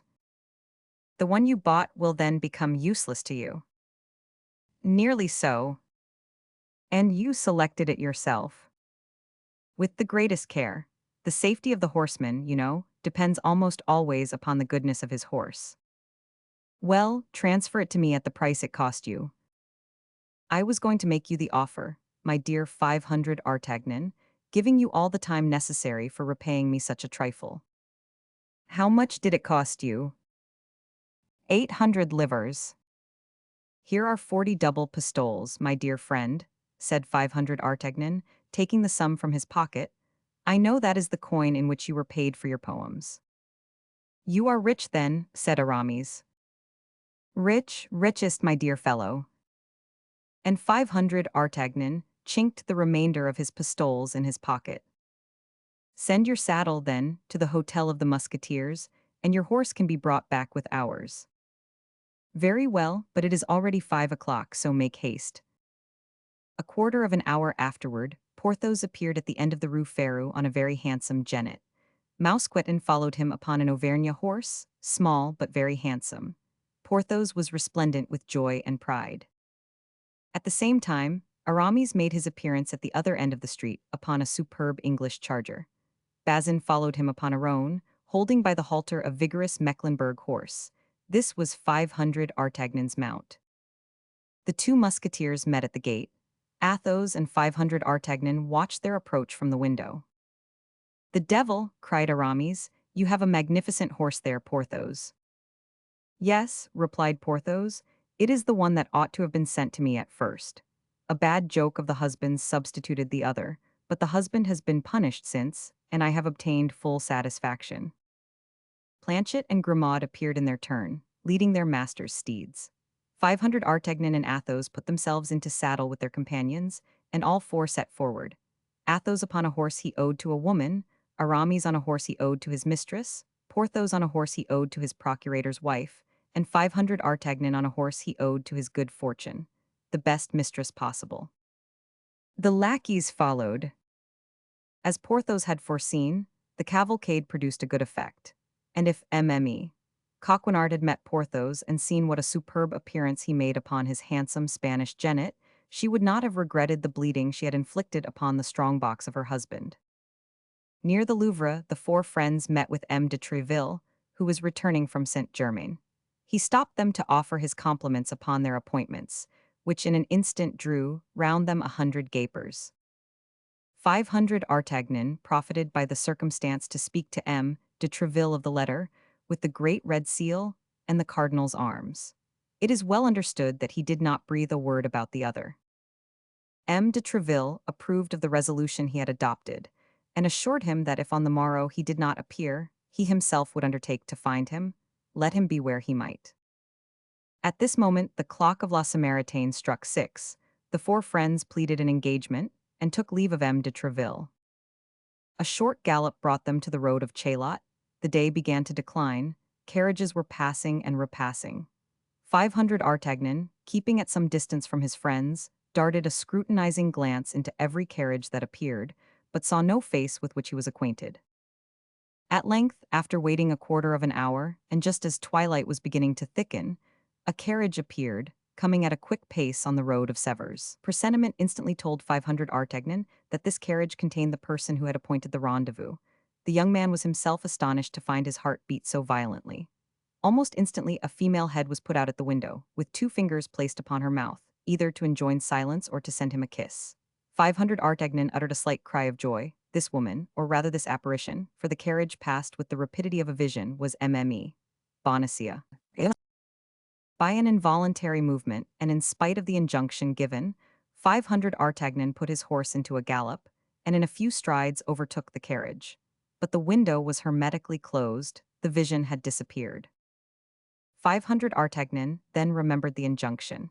If you value your own life or that of those who love you, remain motionless, and as if you had seen nothing. He stopped, therefore, trembling not for himself, but for the poor woman who had evidently exposed herself to great danger by appointing this rendezvous. The carriage pursued its way, still going at a great pace, till it dashed into Paris and disappeared. 500 Artagnan remained fixed to the spot, astounded and not knowing what to think. If it was Bonacieux, and if she was returning to Paris, why this fugitive rendezvous? Why this simple exchange of a glance? Why this lost kiss? If, on the other side, it was not she, which was still quite possible, for the little light that remained rendered a mistake easy, might it not be the commencement of some plot against him through the allurement of this woman, for whom his love was known? His 3 companions joined him. All had plainly seen a woman's head appear at the window, but none of them, except Athos, knew Bonacieux. The opinion of Athos was that it was indeed she, but less preoccupied by that pretty face than 500 Artagnan, he had fancied he saw a second head, a man's head, inside the carriage. If that be the case, said 500 Artagnan, they are doubtless transporting her from one prison to another. But what can they intend to do with the poor creature, and how shall I ever meet her again? Friend, said Athos gravely, remember that it is the dead alone with whom we are not likely to meet again on this earth. You know something of that as well as I do, I think. Now, if your mistress is not dead, if it is she we have just seen, you will meet with her again some day or other. And perhaps, my God, added he with that misanthropic tone which was peculiar to him, perhaps sooner than you wish. 7:30 had sounded. The carriage had been 20 minutes behind the time appointed. 500 Artagnan's friends reminded him that he had a visit to pay, but at the same time bade him observe that there was yet time to retract. But 500 Artagnan was at the same time impetuous and curious. He had made up his mind that he would go to the Palais Cardinal, and that he would learn what his Eminence had to say to him. Nothing could turn him from his purpose.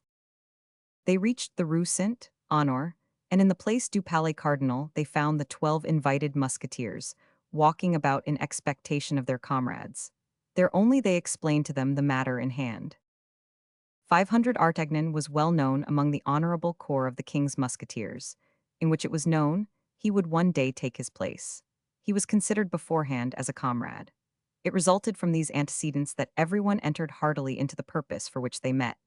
Besides, it would not be unlikely that they would have an opportunity of playing either the cardinal or his people an ill turn, and for such expeditions these worthy gentlemen were always ready. Athos divided them into 3 groups, assumed the command of one, gave the second to Aramis, and the third to Porthos, and then each group went and took their watch near an entrance.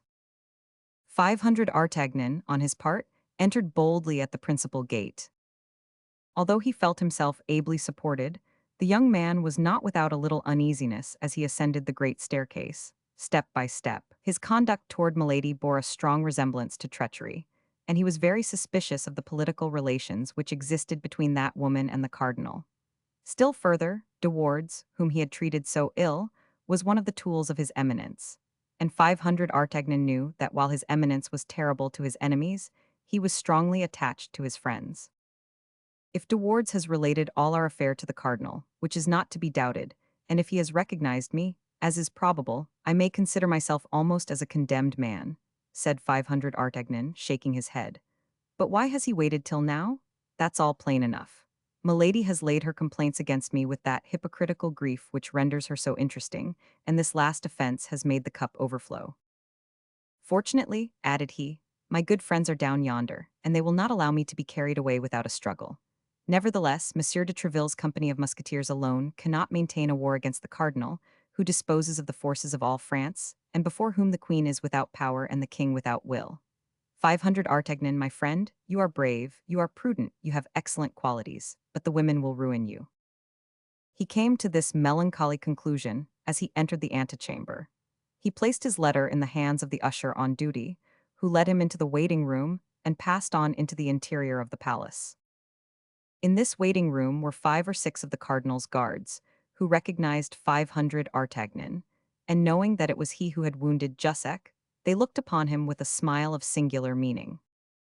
This smile appeared to 500 Artagnan to be of bad augury. Only, as our Gascon was not easily intimidated, or rather, thanks to a great pride natural to the men of his country, he did not allow one easily to see what was passing in his mind when that which was passing at all resembled fear. He placed himself haughtily in front of Messieurs the guards, and waited with his hand on his hip, in an attitude by no means deficient in majesty. The usher returned and made a sign to 500 Artagnan to follow him. It appeared to the young man that the guards, on seeing him depart, chuckled among themselves. He traversed a corridor, crossed a grand saloon, entered a library, and found himself in the presence of a man seated at a desk and writing. The usher introduced him, and retired without speaking a word. 500 Artagnan remained standing and examined this man. 500 Artagnan at first believed that he had to do with some judge examining his papers, but he perceived that the man at the desk wrote, or rather corrected, lines of unequal length, scanning the words on his fingers. He saw then that he was with a poet. At the end of an instant the poet closed his manuscript, upon the cover of which was written, Murame, a tragedy in 5 acts, and raised his head. 500 Artagnan recognized the cardinal. Chapter 40. A terrible vision. The cardinal leaned his elbow on his manuscript, his cheek upon his hand, and looked intently at the young man for a moment. No one had a more searching eye than the Cardinal de Richelieu, and 500 Artagnan felt this glance run through his veins like a fever. He, however, kept a good countenance, holding his hat in his hand and awaiting the good pleasure of his eminence, without too much assurance, but also without too much humility. "Monsieur," said the cardinal, "are you a 500 Artagnan from Béarn?" "Yes, monseigneur," replied the young man. "There are several branches of the 500 Artagnans at Tarbes and in its environs," said the cardinal. "To which do you belong?" "I am the son of him who served in the religious wars under the great King Henry, the father of his gracious majesty." "That is well. It is you who set out 7 or 8 months ago from your country to seek your fortune in the capital." "Yes, monseigneur." "You came through Meung, where something befell you. I don't very well know what, but still something." "Monseigneur," said 500 Artagnan, "this was what happened to me." Never mind," resumed the cardinal with a smile which indicated that he knew the story as well as he who wished to relate it. "You were recommended to Monsieur de Treville, were you not?" "Yes, monseigneur, but in that unfortunate affair at Meung." "The letter was lost," replied his eminence. "Yes, I know that, but Monsieur de Treville is a skilled physiognomist who knows men at first sight, and he placed you in the company of his brother-in-law, Monsieur de Cessart, leaving you to hope that one day or other you should enter the musketeers." "Monseigneur is correctly informed," said 500 Artagnan. "Since that time many things have happened to you. You were walking one day behind the Chartreux, when it would have been better if you had been elsewhere. Then you took with your friends a journey to the waters of Forges. They stopped on the road, but you continued yours. That is all very simple. You had business in England." "Monseigneur," said 500 Artagnan, quite confused, "I went hunting at Windsor or elsewhere. That concerns nobody. I know because it is my office to know everything. On your return you were received by an august personage, and I perceive with pleasure that you preserve the souvenir she gave you."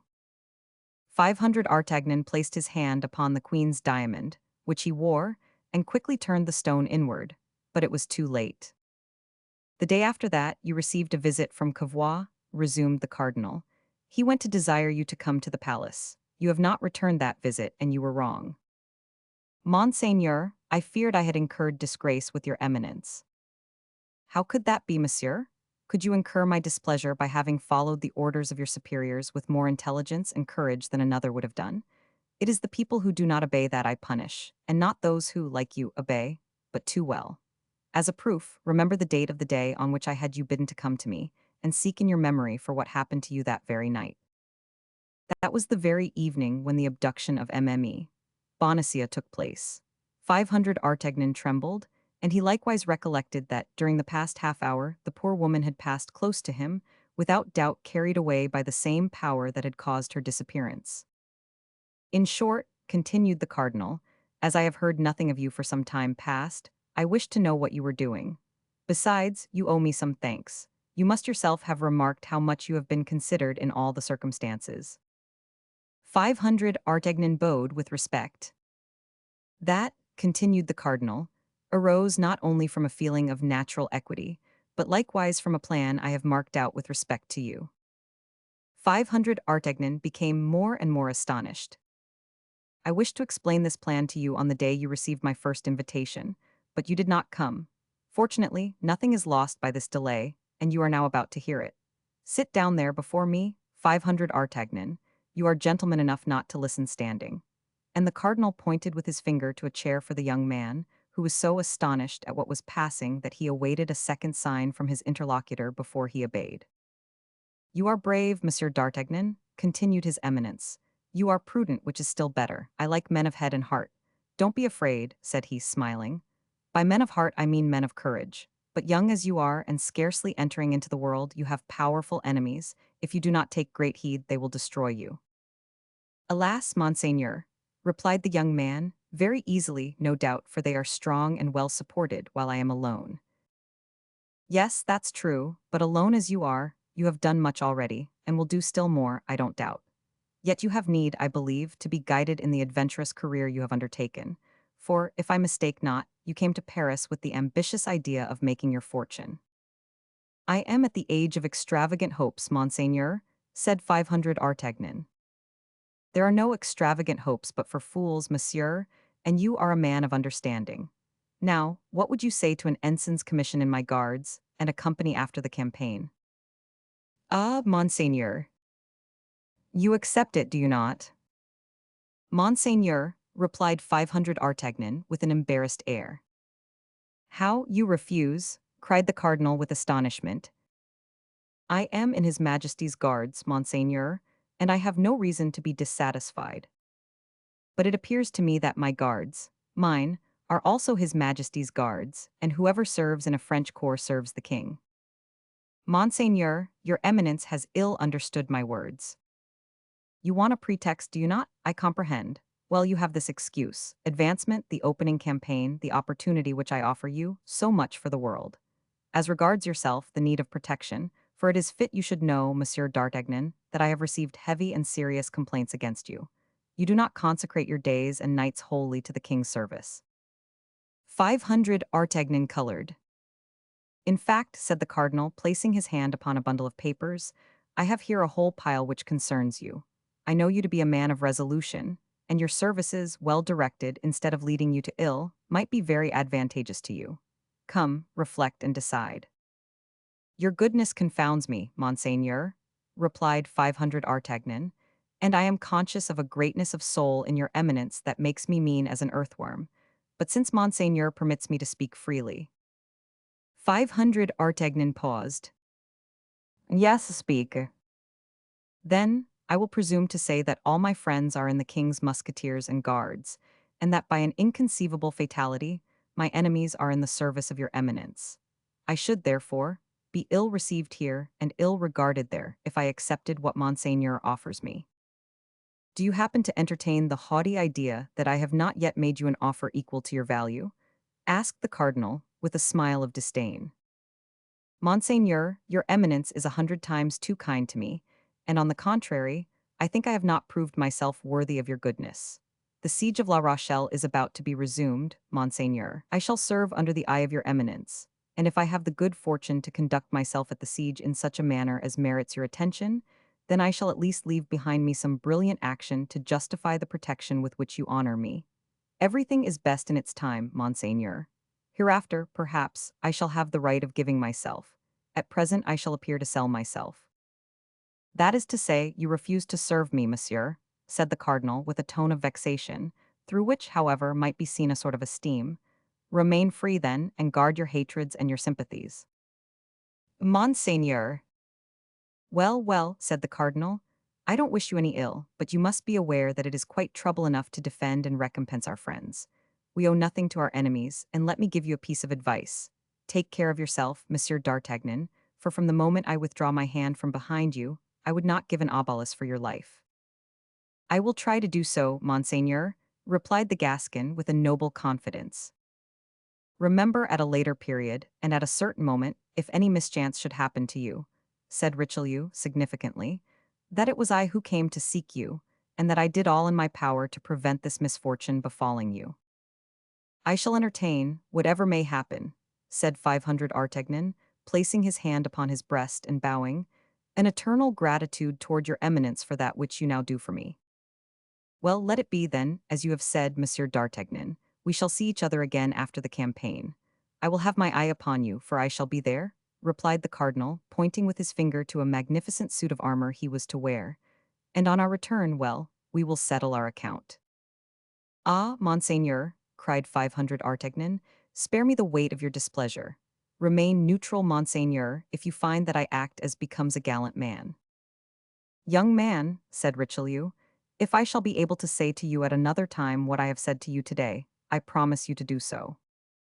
This last expression of Richelieu's conveyed a terrible doubt. It alarmed 500 Artagnan more than a menace would have done, for it was a warning. The cardinal, then, was seeking to preserve him from some misfortune which threatened him. He opened his mouth to reply, but with a haughty gesture, the cardinal dismissed him. 500 Artagnan went out, but at the door his heart almost failed him, and he felt inclined to return. Then the noble and severe countenance of Athos crossed his mind. If he made the compact with the cardinal which he required, Athos would no more give him his hand. Athos would renounce him. It was this fear that restrained him. So powerful is the influence of a truly great character on all that surrounds it. 500 Artagnan descended by the staircase at which he had entered, and found Athos and the 4 musketeers waiting his appearance, and beginning to grow uneasy. With a word, 500 Artagnan reassured them, and Planchet ran to inform the other sentinels that it was useless to keep guard longer, as his master had come out safe from the Palais Cardinal. Returned home with Athos, Aramis and Porthos inquired eagerly the cause of the strange interview. But 500 Artagnan confined himself to telling them that M. de Richelieu had sent for him to propose to him to enter into his guards with the rank of ensign, and that he had refused. And you were right, cried Aramis and Porthos with one voice. Athos fell into a profound reverie and answered nothing. But when they were alone, he said, You have done that which you ought to have done, 500 Artagnan, but perhaps you have been wrong. 500 Artagnan sighed deeply, for this voice responded to a secret voice of his soul, which told him that great misfortunes awaited him. The whole of the next day was spent in preparations for departure. 500 Artagnan went to take leave of M. de Treville. At that time, it was believed that the separation of the musketeers and the guards would be but momentary, the king holding his parliament that very day and proposing to set out the day after. M. de Treville contented himself with asking 500 Artagnan if he could do anything for him, but 500 Artagnan answered that he was supplied with all he wanted. That night brought together all those comrades of the guards of M. de Cessart and the company of musketeers of M. de Treville who had been accustomed to associate together. They were parting to meet again when it pleased God, and if it pleased God. That night, then, was somewhat riotous, as may be imagined. In such cases, extreme preoccupation is only to be combated by extreme carelessness. At the first sound of the morning trumpet the friends separated, the musketeers hastening to the hotel of M. de Treville, the guards to that of M. de Cessart. Each of the captains then led his company to the Louvre, where the king held his review. The king was dull and appeared ill, which detracted a little from his usual lofty bearing. In fact, the evening before, a fever had seized him in the midst of the Parliament, while he was holding his bed of justice. He had, not the less, decided upon setting out that same evening, and in spite of the remonstrances that had been offered to him, he persisted in having the review, hoping by setting it at defiance to conquer the disease which began to lay hold upon him. The review over, the guards set forward alone on their march. the musketeers waiting for the king, which allowed Porthos time to go and take a turn in his superb equipment in the Rue aux Ours. The procurator's wife saw him pass in his new uniform and on his fine horse. She loved Porthos too dearly to allow him to part thus. She made him a sign to dismount and come to her. Porthos was magnificent, his spurs jingled, his cuirass glittered, his sword knocked proudly against his ample limbs. This time the clerks evinced no inclination to laugh, such a real ear-clipper did Porthos appear. The musketeer was introduced to M. Coquenard, whose little gray eyes sparkled with anger at seeing his cousin all blazing new. Nevertheless, one thing afforded him inward consolation. It was expected by everybody that the campaign would be a severe one. He whispered a hope to himself that this beloved relative might be killed in the field. Porthos paid his compliments to M. Coquenard and bade him farewell. M. Coquenard wished him all sorts of prosperities. As to M.M.E. Coquenard, she could not restrain her tears, but no evil impressions were taken from her grief, as she was known to be very much attached to her relatives, about whom she was constantly having serious disputes with her husband. But the real adieus were made in M.M.E. Coquenard's chamber. They were heartrending. As long as the procurator's wife could follow him with her eyes, she waved her handkerchief to him, leaning so far out of the window as to lead people to believe she wished to precipitate herself. Porthos received all these attentions like a man accustomed to such demonstrations. Only on turning the corner of the street he lifted his hat gracefully and waved it to her as a sign of adieu. On his part, Aramis wrote a long letter. To whom? Nobody knew. Kitty, who was to set out that evening for Tours, was waiting in the next chamber. Athos sipped the last bottle of his Spanish wine. In the meantime, 500 Artagnan was defiling with his company. Arriving at the Faubourg Saint-Antoine, he turned round to look gaily at the Bastille. But as it was the Bastille alone he looked at, he did not observe Milady, who, mounted upon a light chestnut horse, designated him with her finger to two ill-looking men who came close up to the ranks to take notice of him. To a look of interrogation which they made, Milady replied by a sign that it was he.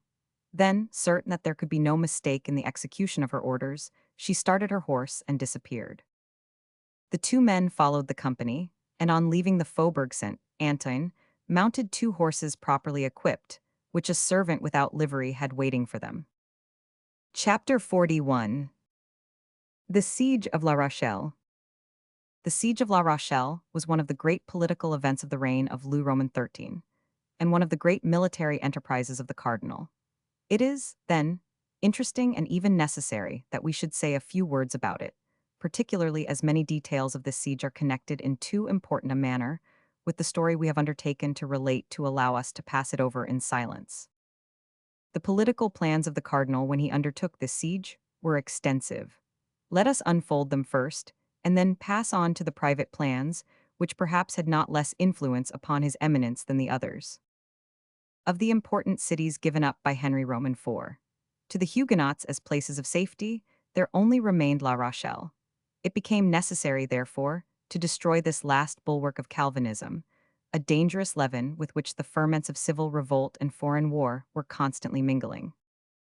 Spaniards, Englishmen, and Italian malcontents, adventurers of all nations, and soldiers of fortune of every sect, flocked at the first summons under the standard of the Protestants, and organized themselves like a vast association, whose branches diverged freely over all parts of Europe. La Rochelle, which had derived a new importance from the ruin of the other Calvinist cities, was, then, the focus of dissensions and ambition. Moreover, its port was the last in the kingdom of France open to the English, and by closing it against England, our eternal enemy, the cardinal completed the work of Joan of Arc and the Duc de Guise. Thus Bassompierre, who was at once Protestant and Catholic, Protestant by conviction and Catholic as commander of the Order of the Holy Ghost, Bassompierre, who was a German by birth and a Frenchman at heart, in short, Bassompierre, who had a distinguished command at the siege of La Rochelle, said, in charging at the head of several other Protestant nobles like himself, "You will see, gentlemen, that we shall be fools enough to take La Rochelle." And Bassompierre was right. The cannonade of the Isle of Ré presaged to him the dragonnades of the Cevennes. The taking of La Rochelle was the preface to the revocation of the Edict of Nantes. We have hinted that by the side of these views of the leveling and simplifying minister, which belong to history, the chronicler is forced to recognize the lesser motives of the amorous man and jealous rival. Richelieu, as everyone knows, had loved the queen. Was this love a simple political affair? Or was it naturally one of those profound passions which Anne of Austria inspired in those who approached her? That we are not able to say. But at all events, we have seen, by the anterior developments of the story, that Buckingham had the advantage over him, and in two or three circumstances, particularly that of the diamond studs, had, thanks to the devotedness of the three musketeers and the courage and conduct of 500 Artagnan, cruelly mystified him. It was, then, Richelieu's object, not only to get rid of an enemy of France, but to avenge himself on a rival. But this vengeance must be grand and striking, and worthy in every way of a man who held in his hand, as his weapon for combat, the forces of a kingdom. Richelieu knew that in combating England he combated Buckingham, that in triumphing over England he triumphed over Buckingham. In short, that in humiliating England in the eyes of Europe, he humiliated Buckingham in the eyes of the Queen. On his side, Buckingham, in pretending to maintain the honor of England, was moved by interests exactly like those of the cardinal. Buckingham also was pursuing a private vengeance. Buckingham could not under any pretense be admitted into France as an ambassador. He wished to enter it as a conqueror. It resulted from this that the real stake in this game, which two most powerful kingdoms played for the good pleasure of two amorous men, was simply a kind look from Anne of Austria. The first advantage had been gained by Buckingham. Arriving unexpectedly in sight of the Isle of Ré with 90 vessels and nearly 20,000 men, he had surprised the Comte de Toiras, who commanded for the king in the isle, and he had, after a bloody conflict, effected his landing. Allow us to observe in passing that in this fight perished the Baron de Chantal, that the Baron de Chantal left a little orphan girl 18 months old, and that this little girl was afterward Mme. de Sévigné. The Comte de Toiras retired into the citadel Saint Martin with his garrison, and threw 100 men into a little fort called the Fort of La Prée. This event had hastened the resolutions of the cardinal, until the king and he could take the command of the siege of La Rochelle, which was determined. He had sent Monsieur to direct the first operations, and had ordered all the troops he could dispose of to march toward the theatre of war. It was of this detachment, sent as a vanguard, that our friend 500 Artagnan formed a part. The king, as we have said, was to follow as soon as his bed of justice had been held, but on rising from his bed of justice on the 28th of June, he felt himself attacked by fever. He was, notwithstanding, anxious to set out, but his illness becoming more serious, he was forced to stop at Villeroy. Now, whenever the king halted, the musketeers halted. It followed that 500 Artagnan, who was as yet purely and simply in the guards, found himself, for the time at least, separated from his good friends, Athos, Porthos, and Aramis. This separation, which was no more than an unpleasant circumstance, would have certainly become a cause of serious uneasiness if he had been able to guess by what unknown dangers he was surrounded. He, however, arrived without accident in the camp established before La Rochelle, on the 10th of the month of September of the year 1627. Everything was in the same state. The Duke of Buckingham and his English, masters of the Isle of Ré, continued to besiege, but without success, the citadel Saint Martin and the fort of La Prée, and hostilities with La Rochelle had commenced, 2 or 3 days before, about a fort which the Duc d'Angoulême had caused to be constructed near the city. The guards, under the command of M. de Cessart, took up their quarters at the Minims. But, as we know, 500 Artagnan, possessed with ambition to enter the musketeers, had formed but few friendships among his comrades, and he felt himself isolated and given up to his own reflections. His reflections were not very cheerful. From the time of his arrival in Paris, he had been mixed up with public affairs, but his own private affairs had made no great progress, either in love or fortune. As to love, the only woman he could have loved was Mme. Bonacieux and Mme. Bonacieux had disappeared without his being able to discover what had become of her. As to fortune, he had made, he, humble as he was, an enemy of the cardinal, that is to say, of a man before whom trembled the greatest men of the kingdom, beginning with the king. That man had the power to crush him, and yet he had not done so. For a mind so perspicuous as that of 500 Artagnan, this indulgence was a light by which he caught a glimpse of a better future. Then he had made himself another enemy, less to be feared, he thought, but nevertheless he instinctively felt not to be despised. This enemy was Milady. In exchange for all this, he had acquired the protection and goodwill of the Queen, But the favor of the queen was at the present time an additional cause of persecution, and her protection, as it was known, protected badly, as witness Chalet and Mme. Bonacieux. What he had clearly gained in all this was the diamond, worth 5 or 6 thousand livres which he wore on his finger, and even this diamond, supposing that 500 Artagnan, in his projects of ambition, wished to keep it, to make it some day a pledge for the gratitude of the queen, had not in the meanwhile, since he could not part with it, more value than the gravel he trod under his feet. We say the gravel he trod under his feet, for 500 Artagnan made these reflections while walking solitarily along a pretty little road which led from the camp to the village of Angoutin. Now, these reflections had led him further than he intended, and the day was beginning to decline when, by the last ray of the setting sun, he thought he saw the barrel of a musket glitter from behind a hedge. 500 Artagnan had a quick eye and a prompt understanding. He comprehended that the musket had not come there of itself, and that he who bore it had not concealed himself behind a hedge with any friendly intentions. He determined, therefore, to direct his course as clear from it as he could when, on the opposite side of the road, from behind a rock, he perceived the extremity of another musket. This was evidently an ambuscade. The young man cast a glance at the first musket and saw, with a certain degree of inquietude, that it was leveled in his direction. But as soon as he perceived that the orifice of the barrel was motionless, he threw himself upon the ground. At the same instant the gun was fired, and he heard the whistling of a ball pass over his head. No time was to be lost. 500 Artagnans sprang up with a bound, and at the same instant the ball from the other musket tore up the gravel on the very spot on the road where he had thrown himself with his face to the ground. 500 Artagnan was not one of those foolhardy men who seek a ridiculous death in order that it may be said of them that they did not retreat a single step. Besides, courage was out of the question here. 500 Artagnan had fallen into an ambush. If there is a third shot, said he to himself, I am a lost man. He immediately, therefore, took to his heels and ran toward the camp, with the swiftness of the young men of his country, so renowned for their agility. But whatever might be his speed, the first who fired, having had time to reload, fired a second shot, and this time so well aimed that it struck his hat and carried it 10 paces from him. As he, however, had no other hat, he picked up this as he ran, and arrived at his quarters very pale and quite out of breath. He sat down without saying a word to anybody, and began to reflect. This event might have 3 causes. The first and the most natural was that it might be an ambuscade of the Rochellais, who might not be sorry to kill one of his Majesty's guards, because it would be an enemy the less, and this enemy might have a well-furnished purse in his pocket. 500 Artagnan took his hat, examined the hole made by the ball, and shook his head. The ball was not a musket ball, it was an arquebus ball. The accuracy of the aim had first given him the idea that a special weapon had been employed.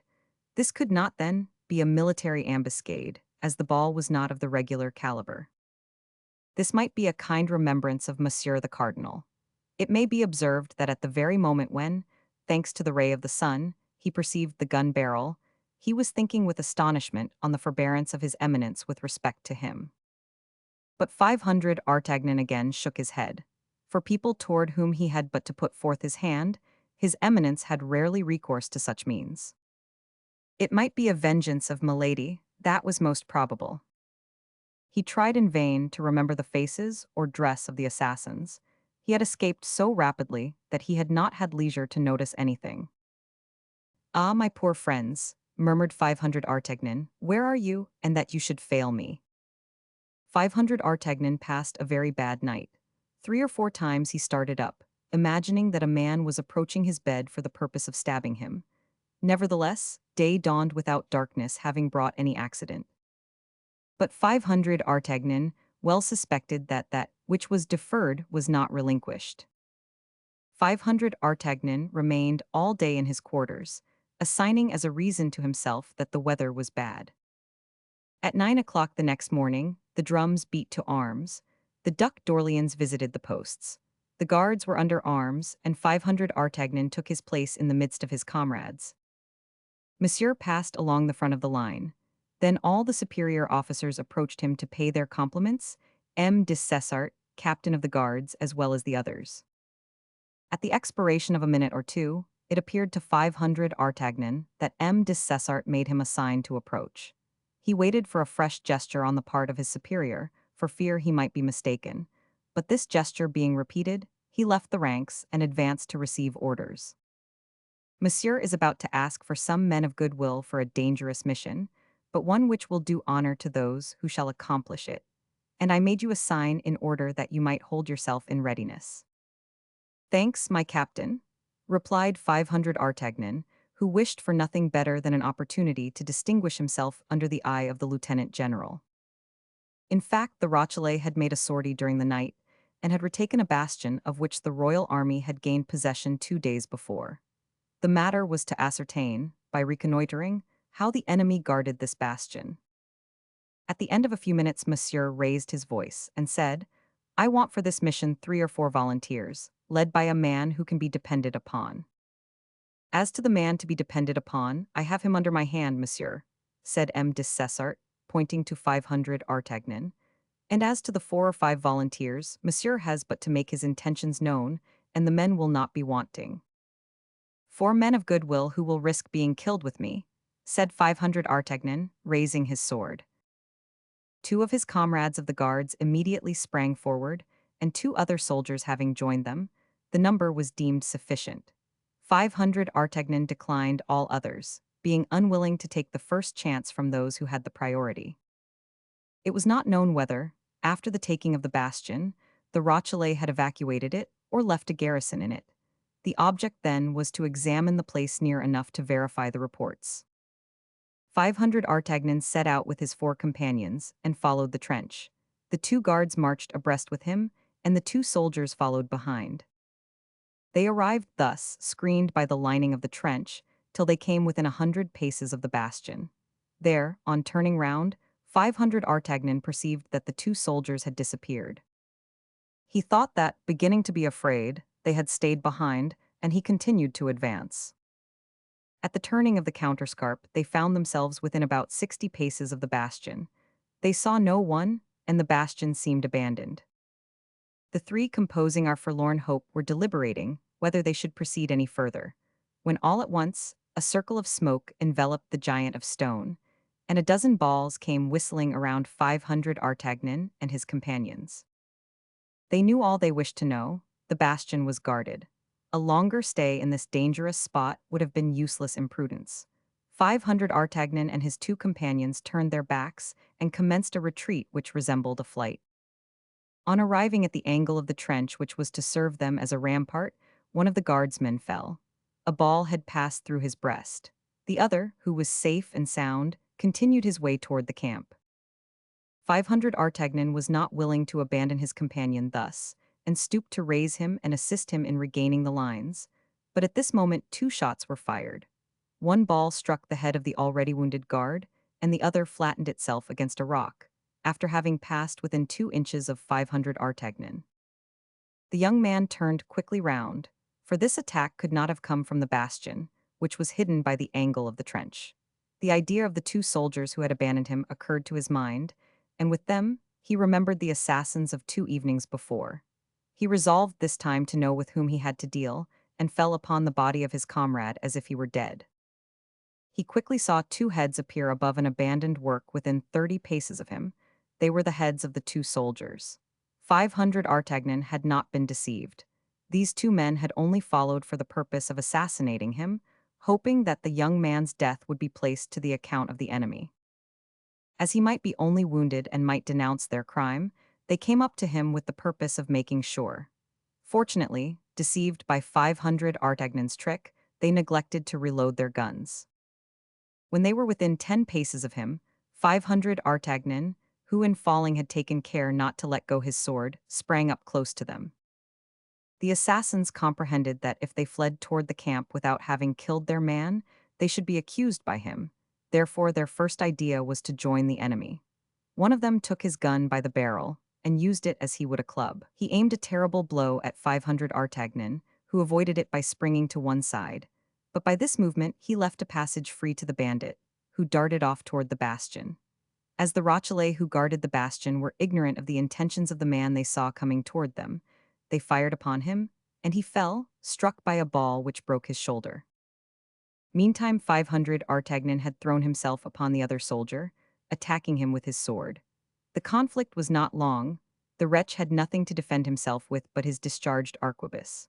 The sword of the guardsman slipped along the barrel of the now useless weapon and passed through the thigh of the assassin, who fell. 500 Artagnan immediately placed the point of his sword at his throat. "Oh, do not kill me," cried the bandit. "Pardon, pardon, my officer, and I will tell you all." "Is your secret of enough importance to me to spare your life for it?" asked the young man, withholding his arm. "Yes, if you think existence worth anything to a man of 20, as you are, and who may hope for everything, being handsome and brave, as you are." "Wretch," cried 500 Artagnan, "speak quickly. Who employed you to assassinate me?" "A woman whom I don't know, but who is called Milady." "But if you don't know this woman, how do you know her name?" "My comrade knows her and called her so. It was with him she agreed, and not with me. He even has in his pocket a letter from that person, who attaches great importance to you, as I have heard him say." "But how did you become concerned in this villainous affair?" "He proposed to me to undertake it with him, and I agreed." "And how much did she give you for this fine enterprise?" "100 louis." "Well, come," said the young man, laughing, "she thinks I am worth something. 100 louis? Well, that was a temptation for two wretches like you. I understand why you accepted it, and I grant you my pardon, but upon one condition." "What is that?" said the soldier, uneasy at perceiving that all was not over. "That you will go and fetch me the letter your comrade has in his pocket." "But," cried the bandit, "that is only another way of killing me. How can I go and fetch that letter under the fire of the bastion?"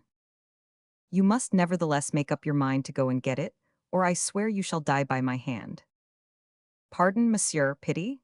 In the name of that young lady you love, and whom you perhaps believe dead but who is not," cried the bandit, throwing himself upon his knees and leaning upon his hand, for he began to lose his strength with his blood. "And how do you know there is a young woman whom I love, and that I believed that woman dead?" asked 500 Artagnan. "By that letter which my comrade has in his pocket." "You see then," said 500 Artagnan, "that I must have that letter. So no more delay, no more hesitation, or else whatever may be my repugnance to soiling my sword a second time with the blood of a wretch like you, I swear by my faith as an honest man." And at these words 500 Artagnan made so fierce a gesture that the wounded man sprang up. "Stop, stop," cried he, regaining strength by force of terror. "I will go, I will go." 500 Artagnan took the soldier's arquebus, made him go on before him, and urged him toward his companion by pricking him behind with his sword. It was a frightful thing to see this wretch. Leaving a long track of blood on the ground he passed over, pale with approaching death, trying to drag himself along without being seen to the body of his accomplice, which lay 20 paces from him. Terror was so strongly painted on his face, covered with a cold sweat, that 500 Artagnan took pity on him, and casting upon him a look of contempt, "Stop," said he, "I will show you the difference between a man of courage and such a coward as you. Stay where you are, I will go myself."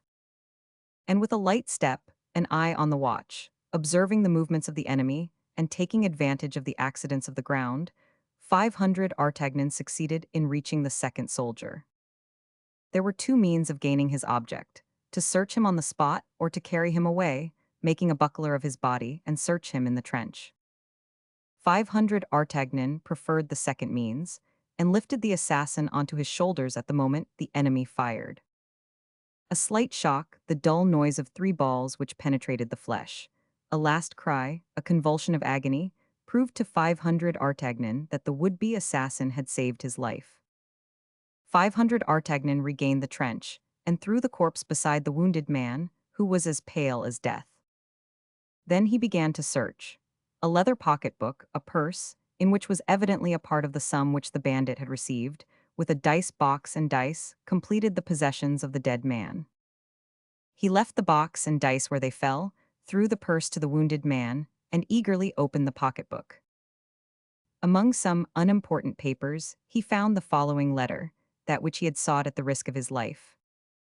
"Since you have lost sight of that woman and she is now in safety in the convent, which you should never have allowed her to reach, try, at least, not to miss the man.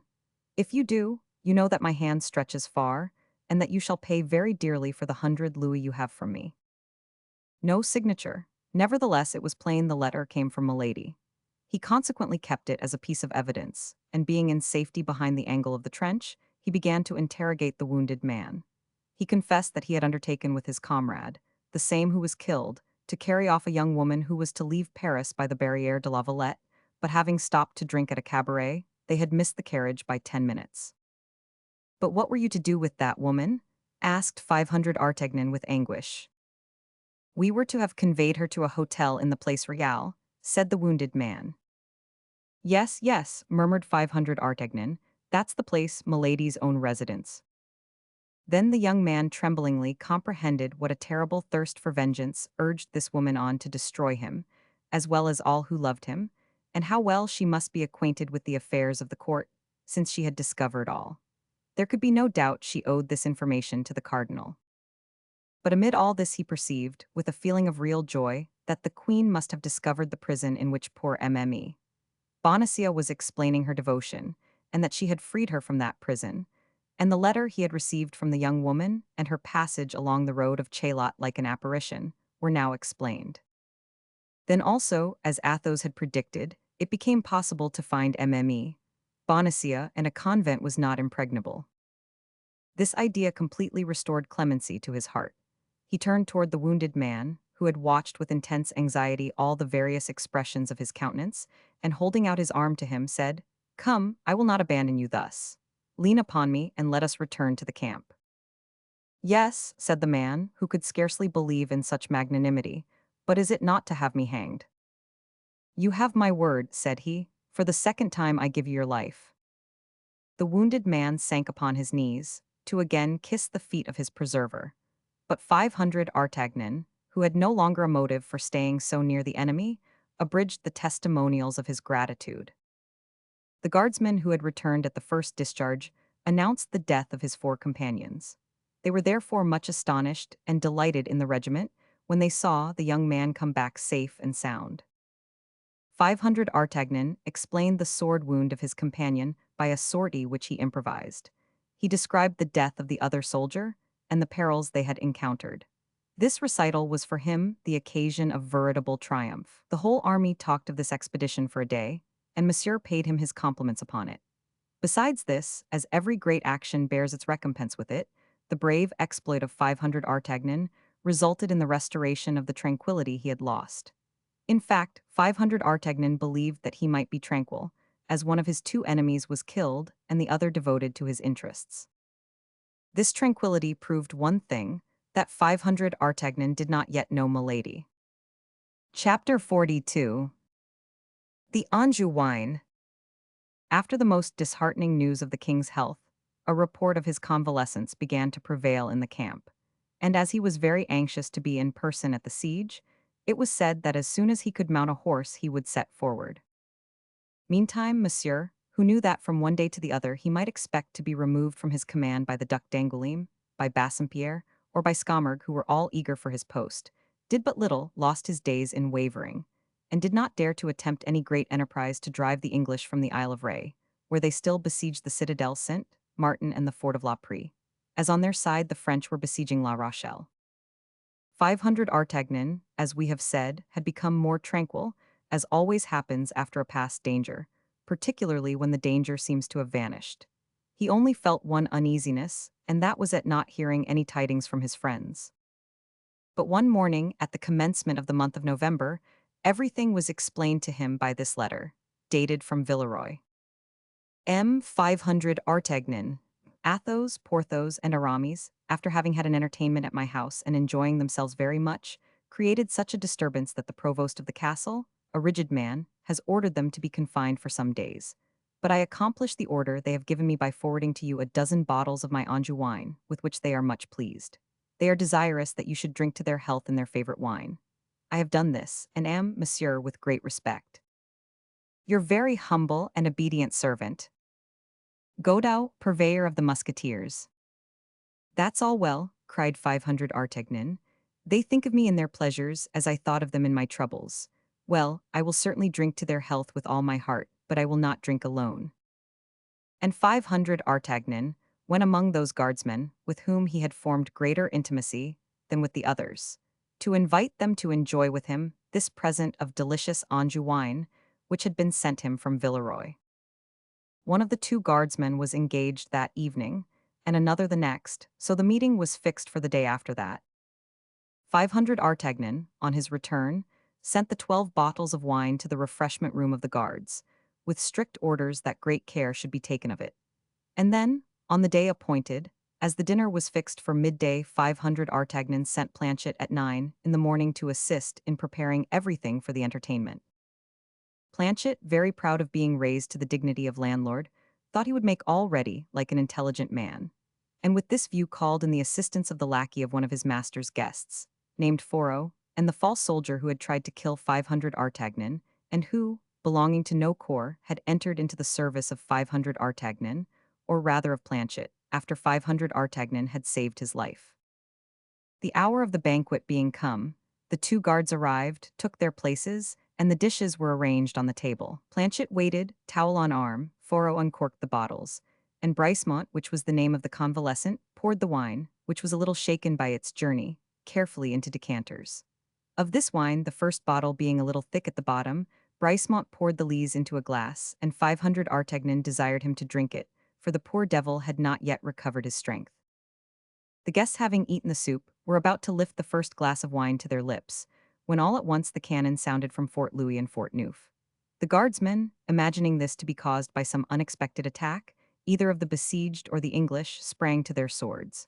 500 Artagnan, not less forward than they, did likewise, and all ran out in order to repair to their posts.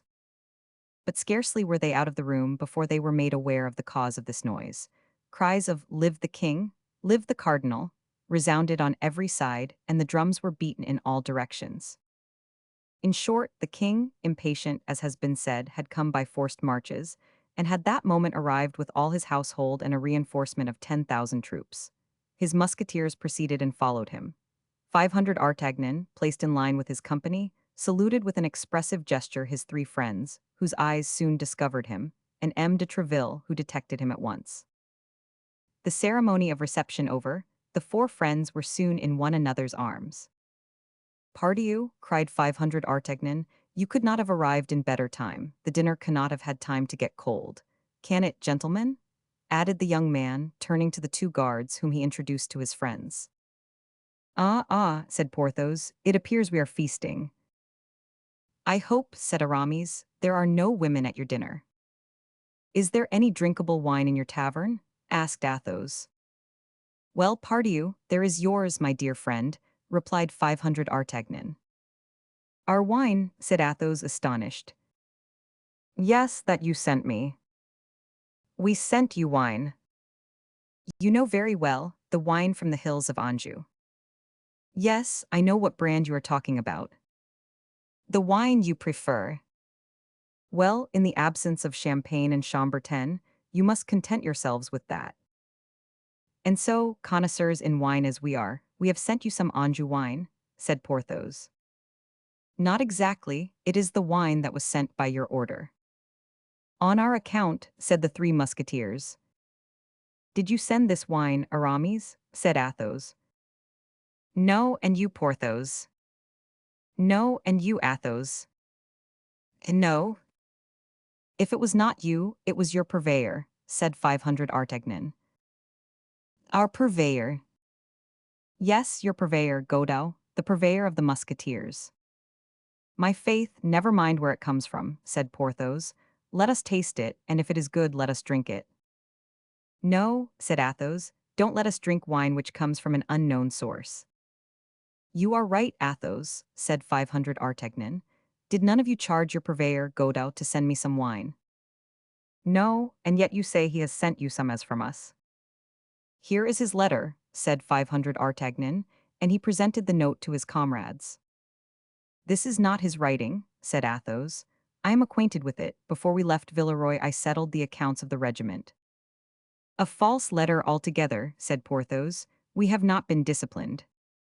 500 Artagnan," said Aramis, in a reproachful tone, "how could you believe that we had made a disturbance?" 500 Artagnan grew pale, and a convulsive trembling shook all his limbs. Thou alarmest me, said Athos, who never used thee and thou but upon very particular occasions. What has happened? Look you, my friends, cried 500 Artagnan, a horrible suspicion crosses my mind. Can this be another vengeance of that woman?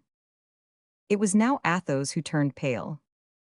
500 Artagnan rushed toward the refreshment room, the 3 musketeers and the 2 guards following him. The first object that met the eyes of 500 Artagnan, on entering the room, was Bricemont, stretched upon the ground and rolling in horrible convulsions. Planchet and Fourreau, as pale as death, were trying to give him succor, but it was plain that all assistance was useless. All the features of the dying man were distorted with agony. "Ah," cried he on perceiving 500 Artagnan, "ah, this is frightful. You pretend to pardon me and you poison me." "I," cried 500 Artagnan, "I, wretch, what do you say?" "I say that it was you who gave me the wine. I say that it was you who desired me to drink it. I say you wish to avenge yourself on me, and I say that it is horrible." "Do not think so, Bricemont," said 500 Artagnan. "Do not think so, I swear to you, I protest." "Oh, but God is above, God will punish you. My God, grant that he may one day suffer what I suffer." "Upon the gospel," said 500 Artagnan, throwing himself down by the dying man, "I swear to you that the wine was poisoned, and that I was going to drink of it as you did." "I do not believe you," cried the soldier, and he expired amid horrible tortures. "Frightful, frightful," murmured Athos, while Porthos broke the bottles and Aramis gave orders, a little too late, that a confessor should be sent for. "Oh, my friends," said 500 Artagnan, "you come once more to save my life, not only mine but that of these gentlemen. Gentlemen," continued he, addressing the guardsmen, "I request you will be silent with regard to this adventure. Great personages may have had a hand in what you have seen, and if talked about, the evil would only recoil upon us."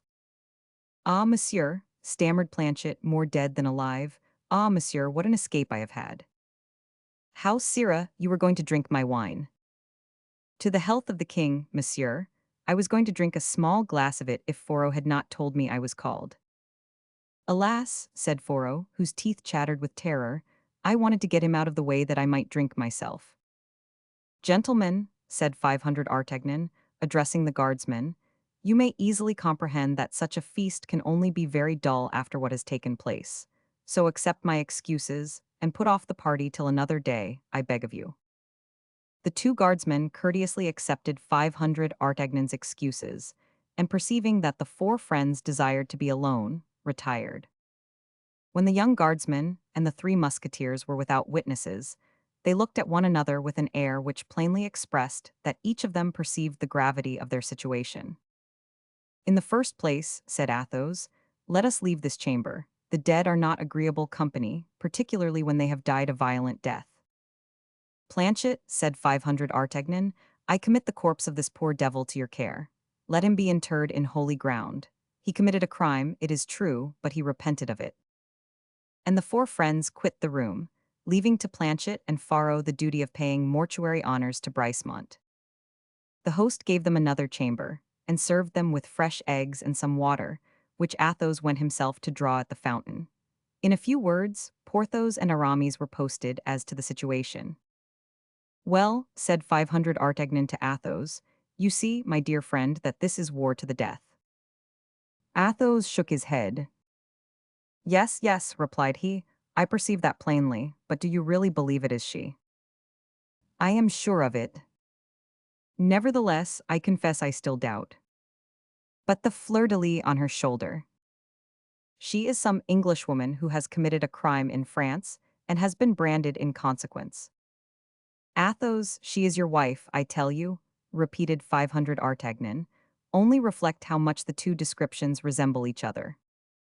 "Yes, but I should think the other must be dead, I hanged her so effectually." It was 500 Artagnan, who now shook his head in his turn. "But in either case, what is to be done?" said the young man. "The fact is, one cannot remain thus with a sword hanging eternally over his head," said Athos. "We must extricate ourselves from this position." "But how?" "Listen, you must try to see her and have an explanation with her.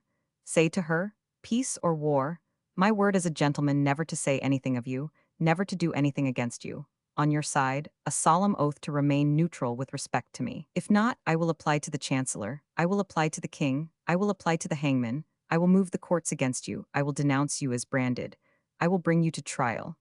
And if you are acquitted, well, by the faith of a gentleman, I will kill you at the corner of some wall, as I would a mad dog.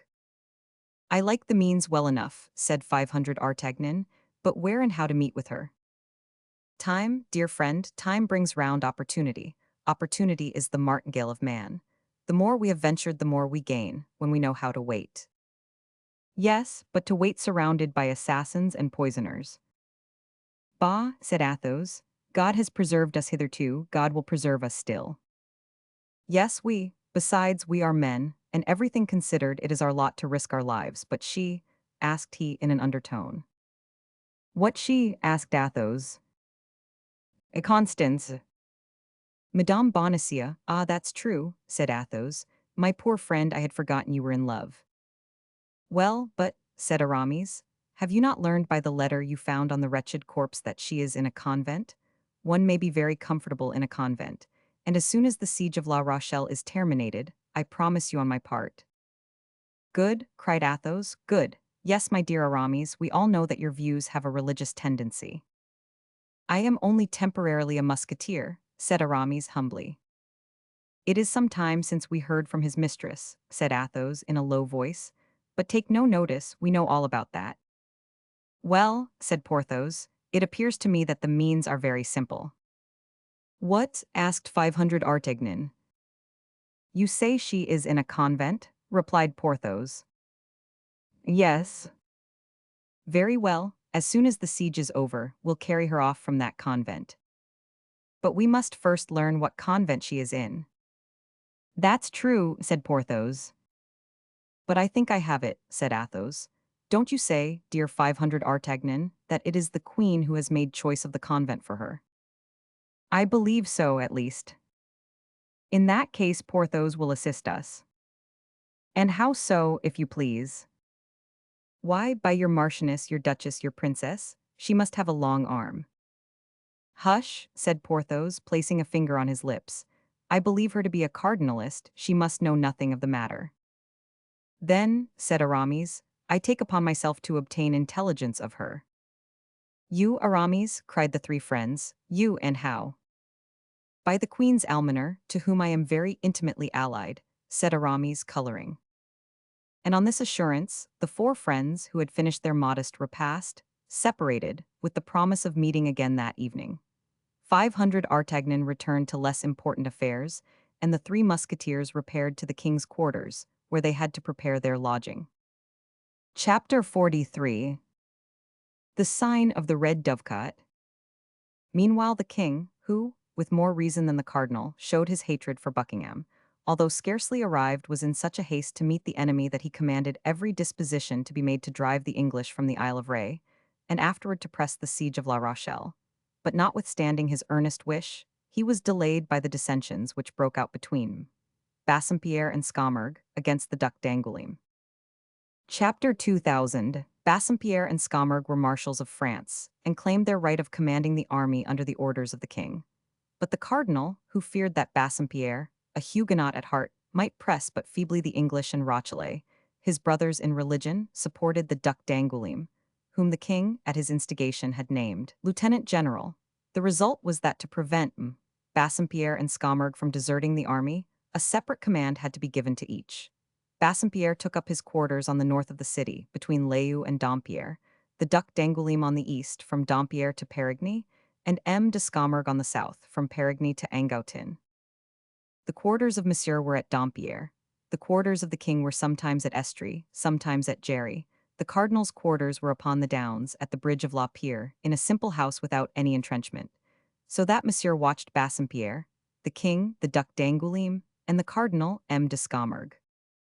As soon as this organization was established, they set about driving the English from the Isle. The juncture was favorable. The English, who require, above everything, good living in order to be good soldiers, only eating salt meat and bad biscuit, had many invalids in their camp. Still further, the sea, very rough at this period of the year all along the sea coast, destroyed every day some little vessel. and the shore, from the point of Aiglun to the trenches, was at every tide literally covered with the wrecks of pinnacles, roberges, and feluccas. The result was that even if the king's troops remained quietly in their camp, it was evident that some day or other, Buckingham, who only continued in the Isle from obstinacy, would be obliged to raise the siege. But as M. de Toiras gave information that everything was preparing in the enemy's camp for a fresh assault, the king judged that it would be best to put an end to the affair, and gave the necessary orders for a decisive action. As it is not our intention to give a journal of the siege, but on the contrary only to describe such of the events of it as are connected with the story we are relating, we will content ourselves with saying in 2 words that the expedition succeeded, to the great astonishment of the king and the great glory of the cardinal. The English, repulsed foot by foot, beaten in all encounters, and defeated in the passage of the Isle of Loy, were obliged to re-embark, leaving on the field of battle 2,000 men, among whom were 5 colonels, 3 lieutenant colonels, 250 captains, 20 gentlemen of rank, 4 pieces of cannon, and 60 flags, which were taken to Paris by Claude de Saint-Simon, and suspended with great pomp in the arches of Notre Dame. Te Deums were chanted in camp, and afterward throughout France. The cardinal was left free to carry on the siege, without having, at least at the present, anything to fear on the part of the English. But it must be acknowledged this response was but momentary. An envoy of the Duke of Buckingham, named Montague, was taken, and proof was obtained of a league between the German Empire, Spain, England, and Lorraine. This league was directed against France. Still further, in Buckingham's lodging, which he had been forced to abandon more precipitately than he expected, papers were found which confirmed this alliance, and which, as the cardinal asserts in his memoirs, strongly compromised Mme. de Chevreuse and consequently the queen. It was upon the cardinal that all the responsibility fell, for one is not a despotic minister without responsibility. All, therefore, of the vast resources of his genius were at work night and day, engaged in listening to the least report heard in any of the great kingdoms of Europe. The cardinal was acquainted with the activity, and more particularly the hatred, of Buckingham. If the league which threatened France triumphed, all his influence would be lost. Spanish policy and Austrian policy would have their representatives in the cabinet of the Louvre, where they had as yet but partisans, and he, Richelieu, the French minister, the national minister, would be ruined. The king, even while obeying him like a child, hated him as a child hates his master, and would abandon him to the personal vengeance of Monsieur and the queen. He would then be lost, and France perhaps with him. All this must be prepared against. Courtiers, becoming every instant more numerous, succeeded one another, day and night, in the little house of the Bridge of La Pierre, in which the cardinal had established his residence. There were monks who wore the frock with such an ill grace that it was easy to perceive they belonged to the church militant. Women a little inconvenienced by their costume as pages, and whose large trousers could not entirely conceal their rounded forms, and peasants with blackened hands but with fine limbs, savoring of the man of quality a league off. There were also less agreeable visits, for 2 or 3 times reports were spread that the cardinal had nearly been assassinated. It is true that the enemies of the cardinal said that it was he himself who set these bungling assassins to work, in order to have, if wanted, the right of using reprisals. But we must not believe everything ministers say, nor everything their enemies say. These attempts did not prevent the cardinal, to whom his most inveterate detractors have never denied personal bravery, from making nocturnal excursions, sometimes to communicate to the Duc d'Angoulême important orders, sometimes to confer with the king, and sometimes to have an interview with a messenger whom he did not wish to see at home. On their part, the musketeers, who had not much to do with the siege, were not under very strict orders and led a joyous life. This was the more easy for our 3 companions in particular, for being friends of M. de Treville, they obtained from him special permission to be absent after the closing of the camp. Now, one evening when 500 Artagnan, who was in the trenches, was not able to accompany them, Athos, Porthos, and Aramis, mounted on their battle steeds, enveloped in their war cloaks with their hands upon their pistol butts, were returning from a drinking place, called the Red Dovecot, which Athos had discovered 2 days before upon the route to Jerry. Following the road which led to the camp and quite on their guard, as we have stated, for fear of an ambuscade, when, about a quarter of a league from the village of Boisterous, they fancied they heard the sound of horses approaching them. They immediately all 3 halted, closed in, and waited, occupying the middle of the road. In an instant, and as the moon broke from behind a cloud, they saw at a turning of the road two horsemen who, on perceiving them, stopped in their turn, appearing to deliberate whether they should continue their route or go back. The hesitation created some suspicion in the three friends, and Athos, advancing a few paces in front of the others, cried in a firm voice, "Who goes there?" "Who goes there yourselves?" replied one of the horsemen. "That is not an answer," replied Athos. "Who goes there, answer or we charge." "Beware of what you are about, gentlemen," said a clear voice which seemed accustomed to command. "It is some superior officer making his night rounds," said Athos. "What do you wish, gentlemen?" "Who are you?" said the same voice in the same commanding tone. "Answer in your turn, or you may repent of your disobedience." "King's musketeers," said Athos, more and more convinced that he who interrogated them had the right to do so. "What company?"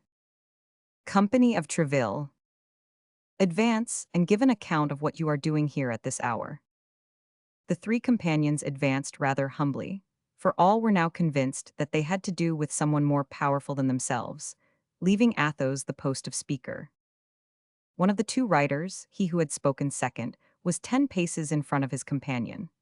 Athos made a sign to Porthos and Aramis also to remain in the rear, and advanced alone. "Your pardon, my officer," said Athos, "but we were ignorant with whom we had to do, and you may see that we were keeping good guard." "Your name," said the officer, who covered a part of his face with his cloak. "But yourself, monsieur," said Athos, who began to be annoyed by this inquisition. "Give me, I beg you, the proof that you have the right to question me." "Your name," repeated the cavalier a second time, letting his cloak fall and leaving his face uncovered. "Monsieur the Cardinal," cried the stupefied musketeer. "Your name," cried his Eminence for the third time. "Athos," said the musketeer. The cardinal made a sign to his attendant, who drew near. "These three musketeers shall follow us," said he, in an undertone.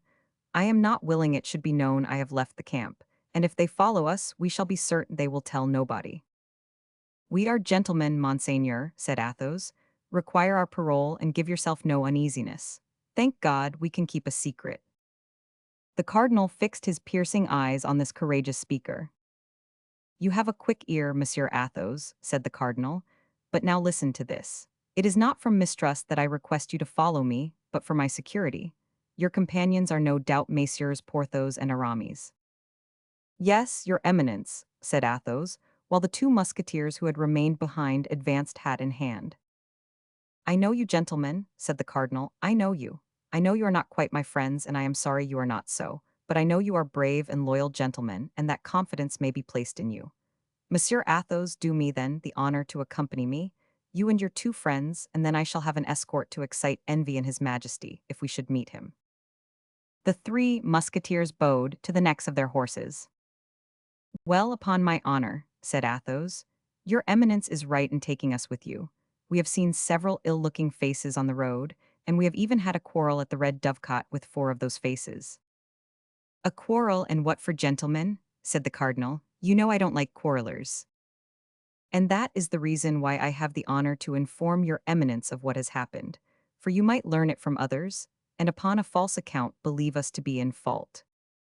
"What have been the results of your quarrel?" said the cardinal, knitting his brow. "My friend Aramis here has received a slight sword wound in the arm, but not enough to prevent him, as your Eminence may see, from mounting to the assault tomorrow, if your Eminence orders an escalade." "But you are not the men to allow sword wounds to be inflicted upon you thus," said the cardinal. "Come, be frank, gentlemen, you have settled accounts with somebody. Confess, you know I have the right of giving absolution." "I, monseigneur," said Athos. "I did not even draw my sword, but I took him who offended me round the body and threw him out of the window. It appears that in falling," continued Athos with some hesitation, "he broke his thigh." "Ah, ah," said the cardinal, "and you, Monsieur Porthos?" "I, monseigneur, knowing that dueling is prohibited, I seized a bench, and gave one of those brigands such a blow that I believe his shoulder is broken." "Very well," said the cardinal, "and you, Monsieur Aramis?" "Monseigneur, being of a very mild disposition, and being, likewise, of which Monseigneur perhaps is not aware, about to enter into orders, I endeavored to appease my comrades. When one of these wretches gave me a wound with a sword, treacherously, across my left arm, then I admit my patience failed me. I drew my sword in my turn, and as he came back to the charge, I fancied I felt that in throwing himself upon me, he let it pass through his body. I only know for a certainty that he fell, and it seemed to me that he was borne away with his two companions. "The devil, gentlemen," said the cardinal. "Three men placed hors de combat in a cabaret squabble. You don't do your work by halves, and pray what was this quarrel about?" "These fellows were drunk," said Athos, "and knowing there was a lady who had arrived at the cabaret this evening, they wanted to force her door." "Force her door," said the cardinal, "and for what purpose?" "To do her violence, without doubt," said Athos. "I have had the honor of informing your eminence that these men were drunk." "And was this lady young and handsome?" asked the cardinal with a certain degree of anxiety. "We did not see her, monseigneur," said Athos. "You did not see her? Ah, very well," replied the cardinal quickly. "You did well to defend the honor of a woman, and as I am going to the Red Dovecot myself, I shall know if you have told me the truth." "Monseigneur," said Athos haughtily, "we are gentlemen, and to save our heads we would not be guilty of a falsehood. Therefore I do not doubt what you say, Monsieur Athos, I do not doubt it for a single instant. But," added he, to change the conversation, "was this lady alone?" "The lady had a cavalier shut up with her," said Athos, "but as notwithstanding the noise, this cavalier did not show himself, it is to be presumed that he is a coward." "Judge not rashly, says the gospel," replied the cardinal. Athos bowed. "And now, gentlemen, that's well," continued the cardinal. "I know what I wish to know, follow me." The three musketeers passed behind his eminence, who again enveloped his face in his cloak, and put his horse in motion, keeping from 8 to 10 paces in advance of his four companions. They soon arrived at the silent, solitary inn. No doubt the host knew what illustrious visitor was expected, and had consequently sent intruders out of the way. 10 paces from the door, the cardinal made a sign to his esquire and the three musketeers to halt. A saddled horse was fastened to the window shutter. The cardinal knocked 3 times, and in a peculiar manner. A man, enveloped in a cloak, came out immediately, and exchanged some rapid words with the cardinal, after which he mounted his horse and set off in the direction of Surgers, which was likewise the way to Paris. "Advance, gentlemen," said the cardinal. "You have told me the truth, my gentlemen," said he, addressing the musketeers, "and it will not be my fault if our encounter this evening be not advantageous to you. In the meantime, follow me." The cardinal alighted, the three musketeers did likewise. The cardinal threw the bridle of his horse to his esquire, the three musketeers fastened the horses to the shutters. The host stood at the door. For him, the cardinal was only an officer coming to visit a lady. "Have you any chamber on the ground floor where these gentlemen can wait near a good fire?" said the cardinal. The host opened the door of a large room, in which an old stove had just been replaced by a large and excellent chimney. "I have this," said he. "That will do," replied the cardinal. "Enter, gentlemen, and be kind enough to wait for me. I shall not be more than half an hour."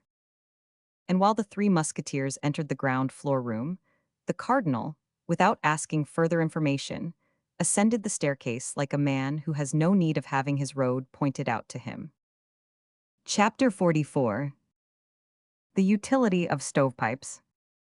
It was evident that without suspecting it, and actuated solely by their chivalrous and adventurous character, our three friends had just rendered a service to someone the cardinal honored with his special protection.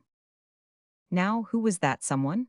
That was the question the three musketeers put to one another. Then, seeing that none of their replies could throw any light on the subject, Porthos called the host and asked for dice. Porthos and Aramis placed themselves at the table and began to play. Athos walked about in a contemplative mood. While thinking and walking, Athos passed and repassed before the pipe of the stove, broken in halves, the other extremity passing into the chamber above. And every time he passed and repassed, he heard a murmur of words, which at length fixed his attention. Athos went close to it, and distinguished some words that appeared to merit so great an interest that he made a sign to his friends to be silent, remaining himself bent with his ear directed to the opening of the lower orifice. "Listen, milady," said the cardinal, "the affair is important. Sit down and let us talk it over." Milady, murmured Athos. I listen to your eminence with greatest attention, replied a female voice which made the musketeer start. I must go thither tonight. Instantly, that is to say, when you have received my instructions. Two men, whom you will find at the door on going out, will serve you as escort. You will allow me to leave first, then, after half an hour, you can go away in your turn. Yes, Monseigneur. Now let us return to the mission with which you wish to charge me, and as I desire to continue to merit the confidence of your eminence, deign to unfold it to me in terms clear and precise, that I may not commit an error. There was an instant of profound silence between the two interlocutors. It was evident that the cardinal was weighing beforehand the terms in which he was about to speak, and that Milady was collecting all her intellectual faculties to comprehend the things he was about to say, and to engrave them in her memory when they should be spoken. Athos took advantage of this moment to tell his two companions to fasten the door inside, and to make them a sign to come and listen with him. The two musketeers, who loved their ease, brought a chair for each of themselves and one for Athos. All three then sat down with their heads together and their ears on the alert. You will go to London, continued the cardinal. Arrived in London, you will seek Buckingham. I must beg your eminence to observe, said Milady, that since the affair of the diamond studs, about which the duke always suspected me, his grace distrusts me. Well, this time, said the cardinal, it is not necessary to steal his confidence, but to present yourself frankly and loyally as a negotiator. Frankly and loyally, repeated Milady, with an unspeakable expression of duplicity. Yes, frankly and loyally, replied the cardinal in the same tone. All this negotiation must be carried on openly. I will follow your eminence's instructions to the letter. I only wait till you give them. You will go to Buckingham in my behalf, and you will tell him I am acquainted with all the preparations he has made, but that they give me no uneasiness, since at the first step he takes I will ruin the queen. Will he believe that your eminence is in a position to accomplish the threat thus made? Yes, for I have the proofs. I must be able to present these proofs for his appreciation. Without doubt, and you will tell him I will publish the report of Boys Robert and the Marquis de Beautru. Upon the interview which the Duke had at the residence of Madame, the constable with the Queen on the evening Madame, the constable gave a masquerade. You will tell him, in order that he may not doubt, that he came there in the costume of the Great Mogul, which the Chevalier de Guise was to have worn, and that he purchased this exchange for the sum of 3,000 pistoles. Well, Monseigneur, all the details of his coming into and going out of the palace. On the night when he introduced himself in the character of an Italian fortune-teller, you will tell him that he may not doubt the correctness of my information, that he had under his cloak a large white robe dotted with black tears, death's heads, and crossbones, for in case of a surprise, he was to pass for the phantom of the White Lady who, as all the world knows, appears at the Louvre every time any great event is impending. Is that all, Monseigneur? Tell him also that I am acquainted with all the details of the adventure at Amiens, that I will have a little romance made of it, wittily turned, with a plan of the garden and portraits of the principal actors in that nocturnal romance. I will tell him that. Tell him further that I hold Montague in my power, that Montague is in the Bastille, that no letters were found upon him, it is true, but that torture may make him tell much of what he knows, and even what he does not know. Exactly.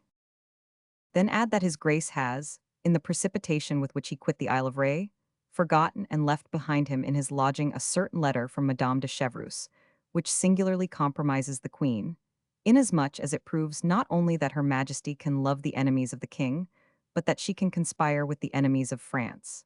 You recollect perfectly all I have told you, do you not? Your eminence will judge the ball of Madame the Constable, the night at the Louvre, the evening at Amiens, the arrest of Montague, the letter of Madame de Chevreuse. That's it, said the cardinal, that's it. You have an excellent memory, milady.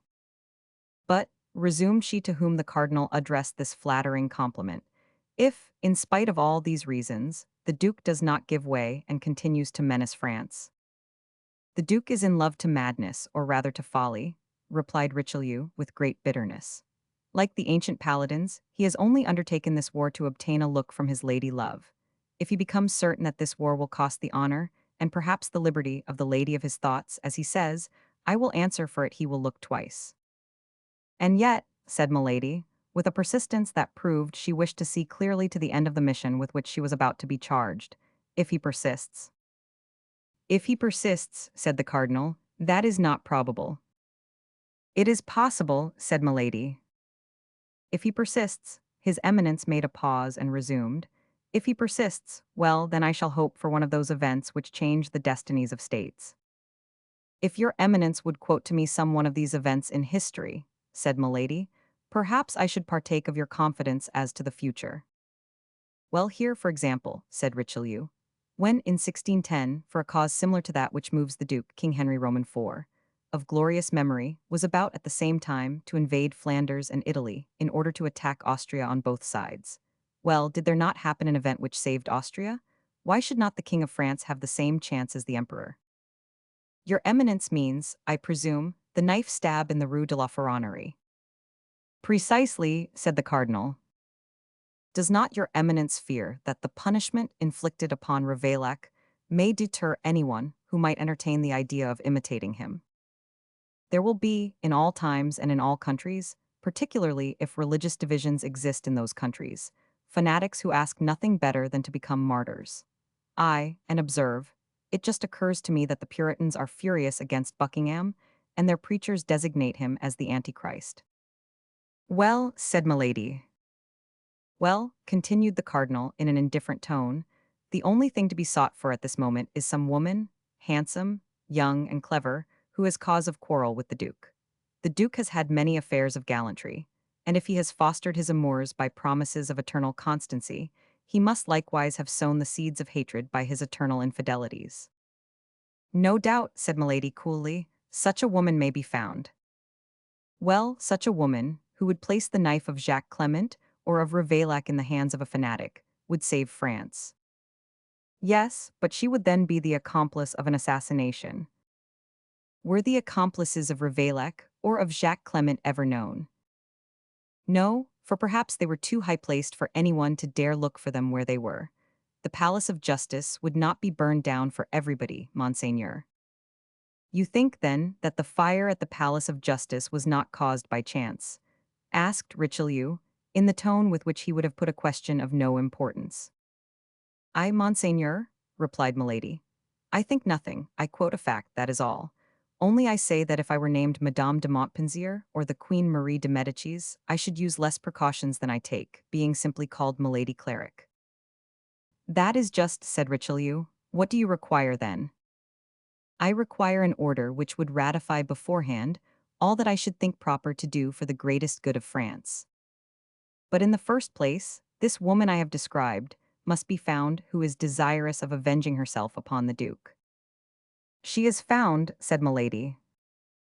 Then the miserable fanatic must be found who will serve as an instrument of God's justice.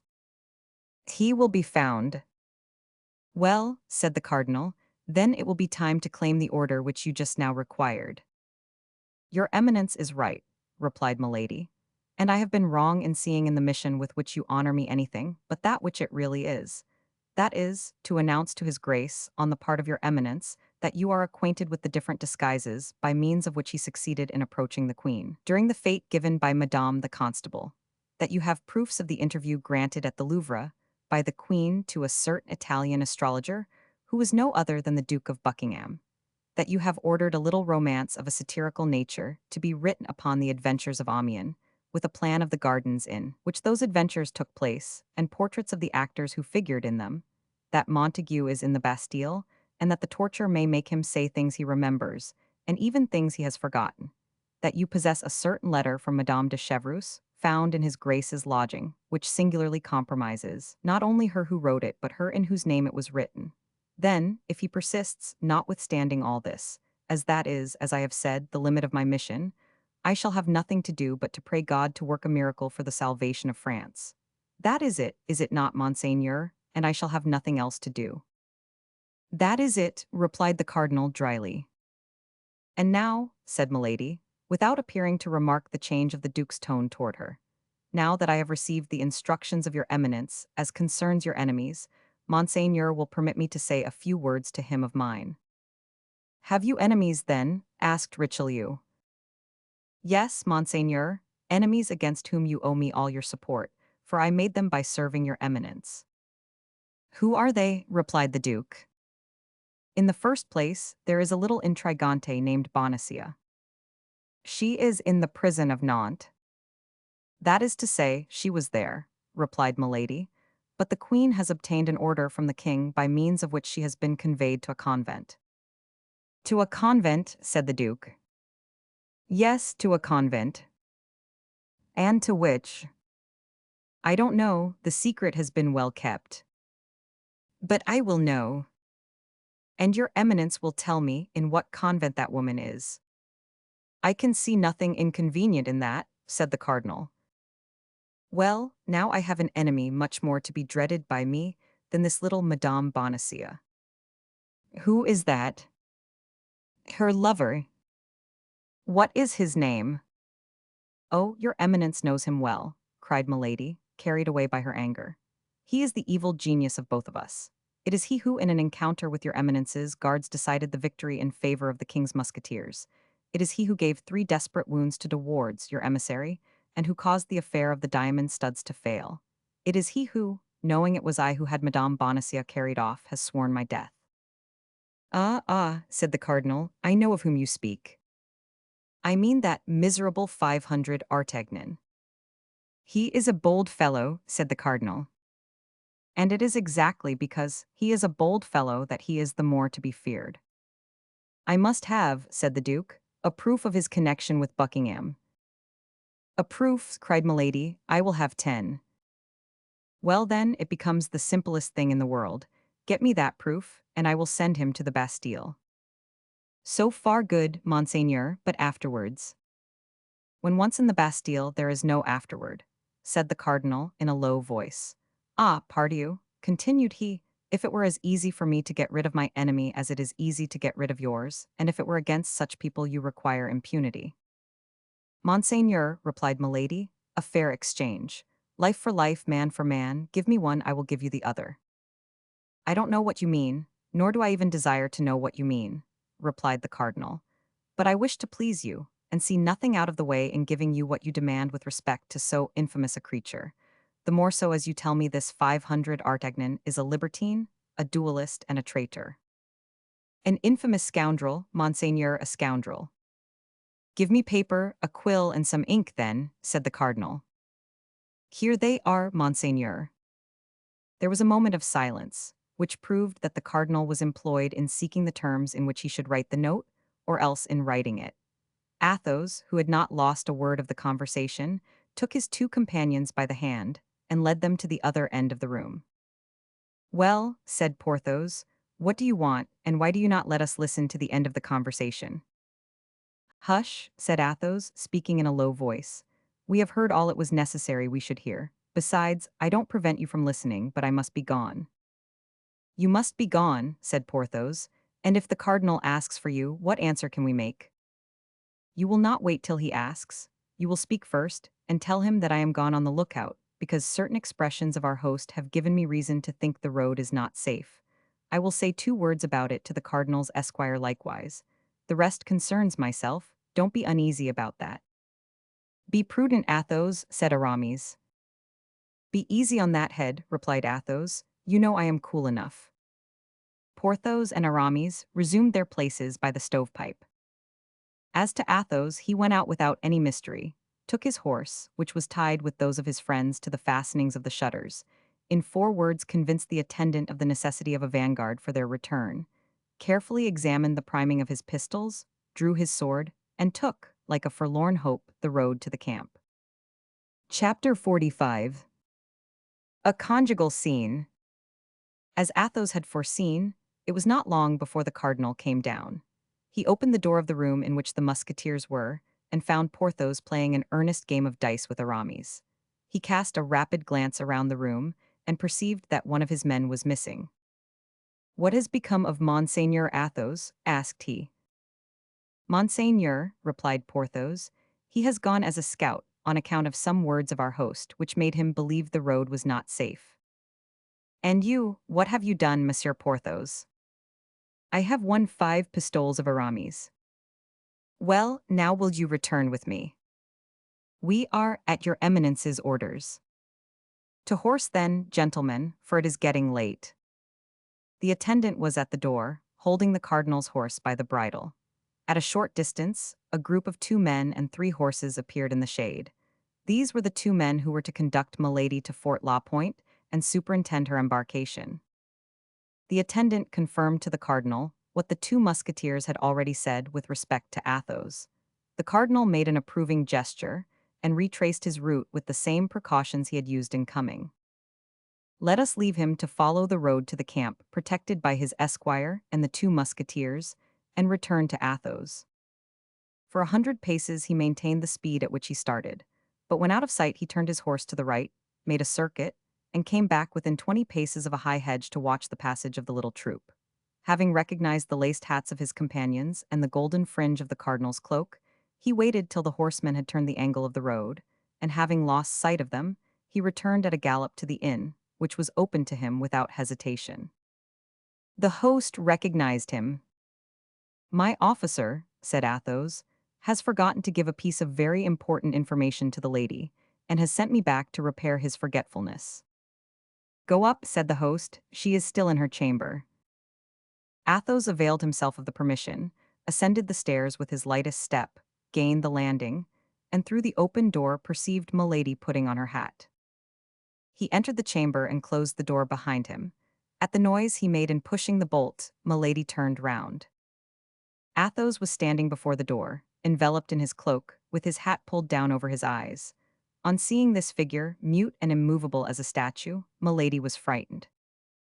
"Who are you, and what do you want?" cried she. "Humph," murmured Athos, "it is certainly she." And letting fall his cloak and raising his hat, he advanced toward Milady. "Do you know me, madame?" said he. Milady made one step forward, and then drew back as if she had seen a serpent. "So far well," said Athos, "I perceive you know me." "The Comte de la Fere," murmured Milady, becoming exceedingly pale, and drawing back till the wall prevented her from going any farther. "Yes, Milady," replied Athos, "the Comte de la Fere in person, who comes expressly from the other world to have the pleasure of paying you a visit. Sit down, madame, and let us talk," as the cardinal said. Milady, under the influence of inexpressible terror, sat down without uttering a word. "You certainly are a demon sent upon the earth," said Athos. "Your power is great, I know, but you also know that with the help of God men have often conquered the most terrible demons. You have once before thrown yourself in my path. I thought I had crushed you, madame, but either I was deceived or hell has resuscitated you." Milady, at these words, which recalled frightful remembrances, hung down her head with a suppressed groan.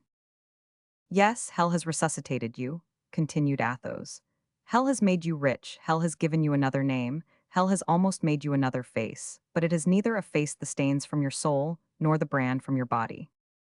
Milady arose as if moved by a powerful spring, and her eyes flashed lightning. Athos remained sitting. "You believed me to be dead, did you not, as I believed you to be?" And the name of Athos as well concealed the Comte de la Fere, as the name Milady Claric concealed Anne de Breuil. "Was it not so you were called when your honored brother married us? Our position is truly a strange one," continued Athos, laughing. "We have only lived up to the present time because we believed each other dead, and because a remembrance is less oppressive than a living creature, though a remembrance is sometimes devouring." "But," said Milady, in a hollow, faint voice, "what brings you back to me, and what do you want with me?" "I wish to tell you that, though remaining invisible to your eyes, I have not lost sight of you. You know what I have done. I can relate to you, day by day, your actions from your entrance to the service of the cardinal to this evening." A smile of incredulity passed over the pale lips of Milady. Listen, it was you who cut off the 2 diamond studs from the shoulder of the Duke of Buckingham. It was you who had Madame Bonacieux carried off. It was you who, in love with De Wardes and thinking to pass the night with him, opened the door to Monsieur d'Artagnan. It was you who, believing that De Wardes had deceived you, wished to have him killed by his rival. It was you who, when this rival had discovered your infamous secret, wished to have him killed in his turn by 2 assassins whom you sent in pursuit of him. It was you who, finding the balls had missed their mark, sent poisoned wine with a forged letter, to make your victim believe that the wine came from his friends. In short, it was you who have but now in this chamber, seated in this chair I now fill, made an engagement with Cardinal Richelieu to cause the Duke of Buckingham to be assassinated, in exchange for the promise he has made you to allow you to assassinate 500 Artagnan. Milady was livid. "You must be Satan," cried she.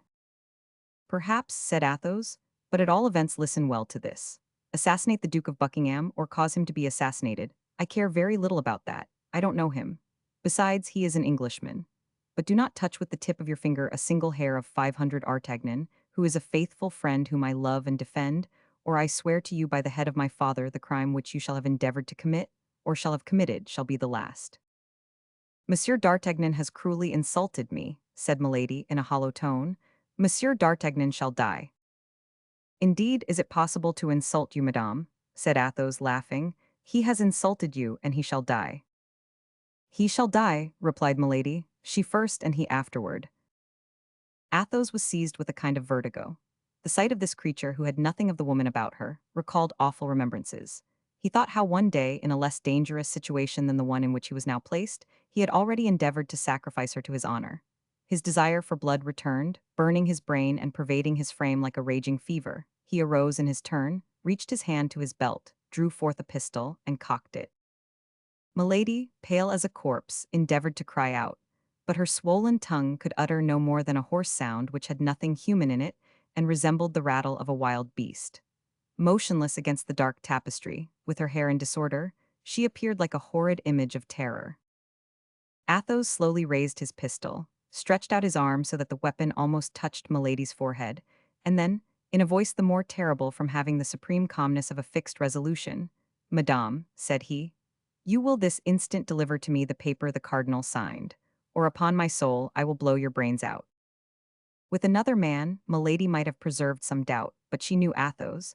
Nevertheless, she remained motionless. "You have 1 second to decide," said he. Milady saw by the contraction of his countenance that the trigger was about to be pulled. She reached her hand quickly to her bosom, drew out a paper, and held it toward Athos. "Take it," said she, "and be accursed." Athos took the paper, returned the pistol to his belt, approached the lamp to be assured that it was the paper, unfolded it, and read. De 1627. "It is by my order, and for the good of the state that the bearer of this has done what he has done. Richelieu." "And now," said Athos, resuming his cloak and putting on his hat, "now that I have drawn your teeth, viper, bite if you can." And he left the chamber without once looking behind him. At the door he found the 2 men and the spare horse which they held. "Gentlemen," said he, "Monseigneur's order is, to conduct that woman, without losing time, to Fort La Pointe, and never to leave her till she is on board." As these words agreed wholly with the order they had received, they bowed their heads in sign of assent. With regard to Athos, he leaped lightly into the saddle and set out at full gallop. Only instead of following the road, he went across the fields, urging his horse to the utmost and stopping occasionally to listen. In one of those halts he heard the steps of several horses on the road. He had no doubt it was the cardinal and his escort. He immediately made a new point in advance, rubbed his horse down with some heath and leaves of trees, and placed himself across the road, about 200 paces from the camp. "Who goes there?" cried he, as soon as he perceived the horsemen. "That is our brave musketeer, I think," said the cardinal. "Yes, monseigneur," said Porthos, "it is he." "Monsieur Athos," said Richelieu, "receive my thanks for the good guard you have kept. Gentlemen, we are arrived, take the gate on the left. The watchword is King and Ray." Saying these words, the cardinal saluted the 3 friends with an inclination of his head, and took the right hand, followed by his attendant. For that night he himself slept in the camp. "Well," said Porthos and Aramis together, as soon as the cardinal was out of hearing, "well, he signed the paper she required." "I know it," said Athos coolly, "since here it is." And the 3 friends did not exchange another word till they reached their quarters, except to give the watchword to the sentinels. Only they sent Mousqueton to tell Planchet that his master was requested, the instant that he left the trenches, to come to the quarters of the musketeers. Milady, as Athos had foreseen, on finding the 2 men that awaited her, made no difficulty in following them. She had had for an instant an inclination to be reconducted to the cardinal and relate everything to him. But a revelation on her part would bring about a revelation on the part of Athos. She might say that Athos had hanged her, but then Athos would tell that she was branded. She thought it was best to preserve silence, to discreetly set off to accomplish her difficult mission with her usual skill, and then, all things being accomplished to the satisfaction of the cardinal, to come to him and claim her vengeance. In consequence, after having traveled all night, at 7 o'clock she was at the fort of the Point. At 8 o'clock she had embarked. And at 9, the vessel, which with letters of marque from the cardinal was supposed to be sailing for Bayonne, raised anchor, and steered its course toward England. Chapter 46. The Bastion Saint Gervais. On arriving at the lodgings of his three friends, 500 Artagnan found them assembled in the same chamber. Athos was meditating. Porthos was twisting his mustache. Aramis was saying his prayers in a charming little book of hours, bound in blue velvet. "Pardieu, gentlemen," said he. "I hope what you have to tell me is worth the trouble, or else, I warn you, I will not pardon you for making me come here instead of getting a little rest after a night spent in taking and dismantling a bastion. Ah, why were you not there, gentlemen? It was warm work." "We were in a place where it was not very cold," replied Porthos, giving his mustache a twist which was peculiar to him. "Hush," said Athos. "Oh, oh," said 500 Artagnan, comprehending the slight frown of the musketeer. "It appears there is something fresh aboard." "Aramis," said Athos, "you went to breakfast the day before yesterday at the inn of the Parpilat, I believe." "Yes." "How did you fare?" "For my part, I ate but little. The day before yesterday was a fish day, and they had nothing but meat." "What?" said Athos, "no fish at a seaport?" "They say," said Aramis, resuming his pious reading, "that the dike which the cardinal is making drives them all out into the open sea." "But that is not quite what I mean to ask you, Aramis," replied Athos. "I want to know if you were left alone and nobody interrupted you." "Why, I think there were not many intruders." "Yes, Athos, I know what you mean. We shall do very well at the Parpilat." "Let us go to the Parpilat, then, for here the walls are like sheets of paper." 500 Artagnan, who was accustomed to his friend's manner of acting, and who perceived immediately, by a word, a gesture, or a sign from him, that the circumstances were serious, took Athos's arm and went out without saying anything. Porthos followed, chatting with Aramis. On their way they met Grimaud. Athos made him a sign to come with them. Grimaud, according to custom, obeyed in silence. The poor lad had nearly come to the pass of forgetting how to speak. They arrived at the drinking room of the Parpilat. It was 7 o'clock in the morning, and daylight began to appear. The three friends ordered breakfast and went into a room in which the host said they would not be disturbed. Unfortunately, the hour was badly chosen for a private conference. The morning drum had just been beaten. Everyone shook off the drowsiness of night, and to dispel the humid morning air, came to take a drop at the inn. Dragoons, Swiss, guardsmen, musketeers, light horsemen, succeeded one another with a rapidity which might answer the purpose of the host very well, but agreed badly with the views of the four friends. Thus they applied very curtly to the salutations, healths, and jokes of their companions. "I see how it will be," said Athos. "We shall get into some pretty quarrel or other, and we have no need of one just now. 500 Artagnan, tell us what sort of a night you have had, and we will describe ours afterward." "Ah, yes," said a light horseman, with a glass of brandy in his hand, which he sipped slowly. "I hear you gentlemen of the guards have been in the trenches tonight, and that you did not get much the best of the Rochelle." 500 Artagnan looked at Athos to know if he ought to reply to this intruder, who thus mixed unasked in their conversation. "Well," said Athos, "don't you hear Monsieur de Busigny, who does you the honor to ask you a question? Relate what has passed during the night, since these gentlemen desire to know it." "Have you not taken a bastion?" said a Swiss, who was drinking rum out of a beer glass. "Yes, monsieur," said 500 Artagnan, bowing. "We have had that honor. We even have, as you may have heard, introduced a barrel of powder under one of the angles, which in blowing up made a very pretty breach. Without reckoning that, as the bastion was not built yesterday, all the rest of the building was badly shaken." "And what bastion is it?" asked a dragoon, with his saber run through a goose which he was taking to be cooked. "The Bastion Saint Gervais," replied 500 Artagnan, from behind which the Rochelle annoyed our workmen. Was that affair hot? Yes, moderately so. We lost 5 men and the Rochelle 8 or 10. Baltzimplou, said the Swiss, who, notwithstanding the admirable collection of oaths possessed by the German language, had acquired a habit of swearing in French. But it is probable, said the light horseman, that they will send pioneers this morning to repair the bastion. Yes, that's probable, said 500 Artagnan. Gentlemen, said Athos, a wager. Ah, wooed a wager, cried the Swiss. What is it? Said the light horseman. Stop a bit, said the dragoon, placing his saber like a spit upon the 2 large iron dogs which held the firebrands in the chimney. Stop a bit, I am in it. You cursed host. A dripping pan immediately, that I may not lose a drop of the fat of this estimable bird. You was right, said the Swiss. Goose grease is cooed with bastry. There, said the dragoon. Now for the wager, we listen, Monsieur Athos. Yes, the wager, said the light horseman. Well, Monsieur de Busigny, I will bet you, said Athos, that my 3 companions, Messieurs Porthos, Aramis, and 500 Artagnan and myself, will go and breakfast in the Bastion Saint Gervais, and we will remain there an hour, by the watch, whatever the enemy may do to dislodge us. Porthos and Aramis looked at each other. They began to comprehend.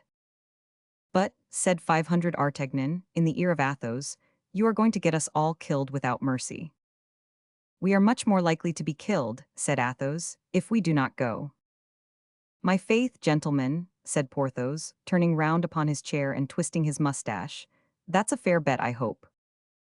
I take it, said M. de Busigny, so let us fix the stake. You are 4 gentlemen, said Athos, and we are 4, an unlimited dinner for 8, will that do? Capitally, replied M. de Busigny. Perfectly, said the dragoon. That shoots me, said the Swiss. The 4th auditor, who during all this conversation had played a mute part, made a sign of the head in proof that he acquiesced in the proposition. The breakfast for these gentlemen is ready, said the host. Well, bring it, said Athos.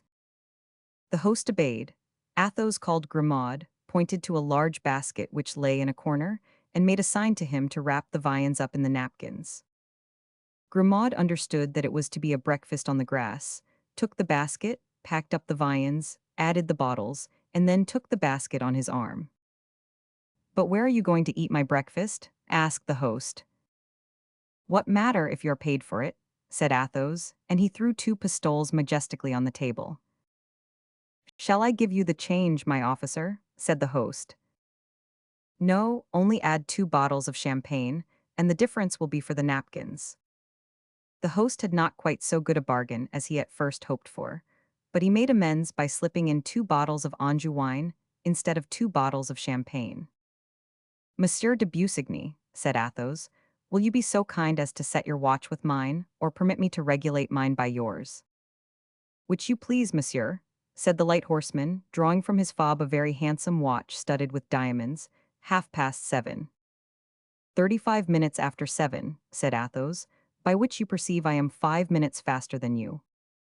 And bowing to all the astonished persons present, the young men took the road to the Bastion Saint Gervais, followed by Grimaud, who carried the basket, ignorant of where he was going but in the passive obedience which Athos had taught him, not even thinking of asking. As long as they were within the circle of the camp, the 4 friends did not exchange one word. Besides, they were followed by the curious, who, hearing of the wager, were anxious to know how they would come out of it. But when once they passed the line of circumvallation and found themselves in the open plain, 500 Artagnan, who was completely ignorant of what was going forward, thought it was time to demand an explanation. And now, my dear Athos, said he, do me the kindness to tell me where we are going. Why, you see plainly enough we are going to the bastion. But what are we going to do there? You know well that we go to breakfast there. But why did we not breakfast at the Parpilat? Because we have very important matters to communicate to one another, and it was impossible to talk 5 minutes in that inn without being annoyed by all those importunate fellows, who keep coming in, saluting you and addressing you. Here at least, said Athos, pointing to the bastion, they will not come and disturb us. It appears to me, said 500 Artagnan, with that prudence which allied itself in him so naturally with excessive bravery, that we could have found some retired place on the downs or the seashore, where we should have been seen all four conferring together, so that at the end of a quarter of an hour, the cardinal would have been informed by his spies that we were holding a council. Yes, said Aramis, Athos is right, animadvertunter in desertis. A desert would not have been amiss, said Porthos, but it behooved us to find it. There is no desert where a bird cannot pass over one's head, where a fish cannot leap out of the water, where a rabbit cannot come out of its burrow, and I believe that bird, fish, and rabbit each becomes a spy of the cardinal. Better, then, pursue our enterprise, from which, besides, we cannot retreat without shame. We have made a wager which could not have been foreseen, and of which I defy anyone to divine the true cause. We are going, in order to win it, to remain an hour in the bastion. Either we shall be attacked or not. If we are not, we shall have all the time to talk, and nobody will hear us, for I guarantee the walls of the bastion have no ears. If we are, we will talk of our affairs just the same.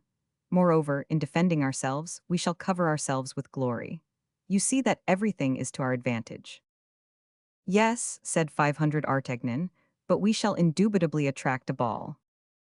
Well, my dear, replied Athos, you know well that the balls most to be dreaded are not from the enemy. But for such an expedition, we surely ought to have brought our muskets. You are stupid, friend Porthos. Why should we load ourselves with a useless burden? I don't find a good musket, 12 cartridges, and a powder flask very useless in the face of an enemy. Well, replied Athos, have you not heard what 500 Artagnan said?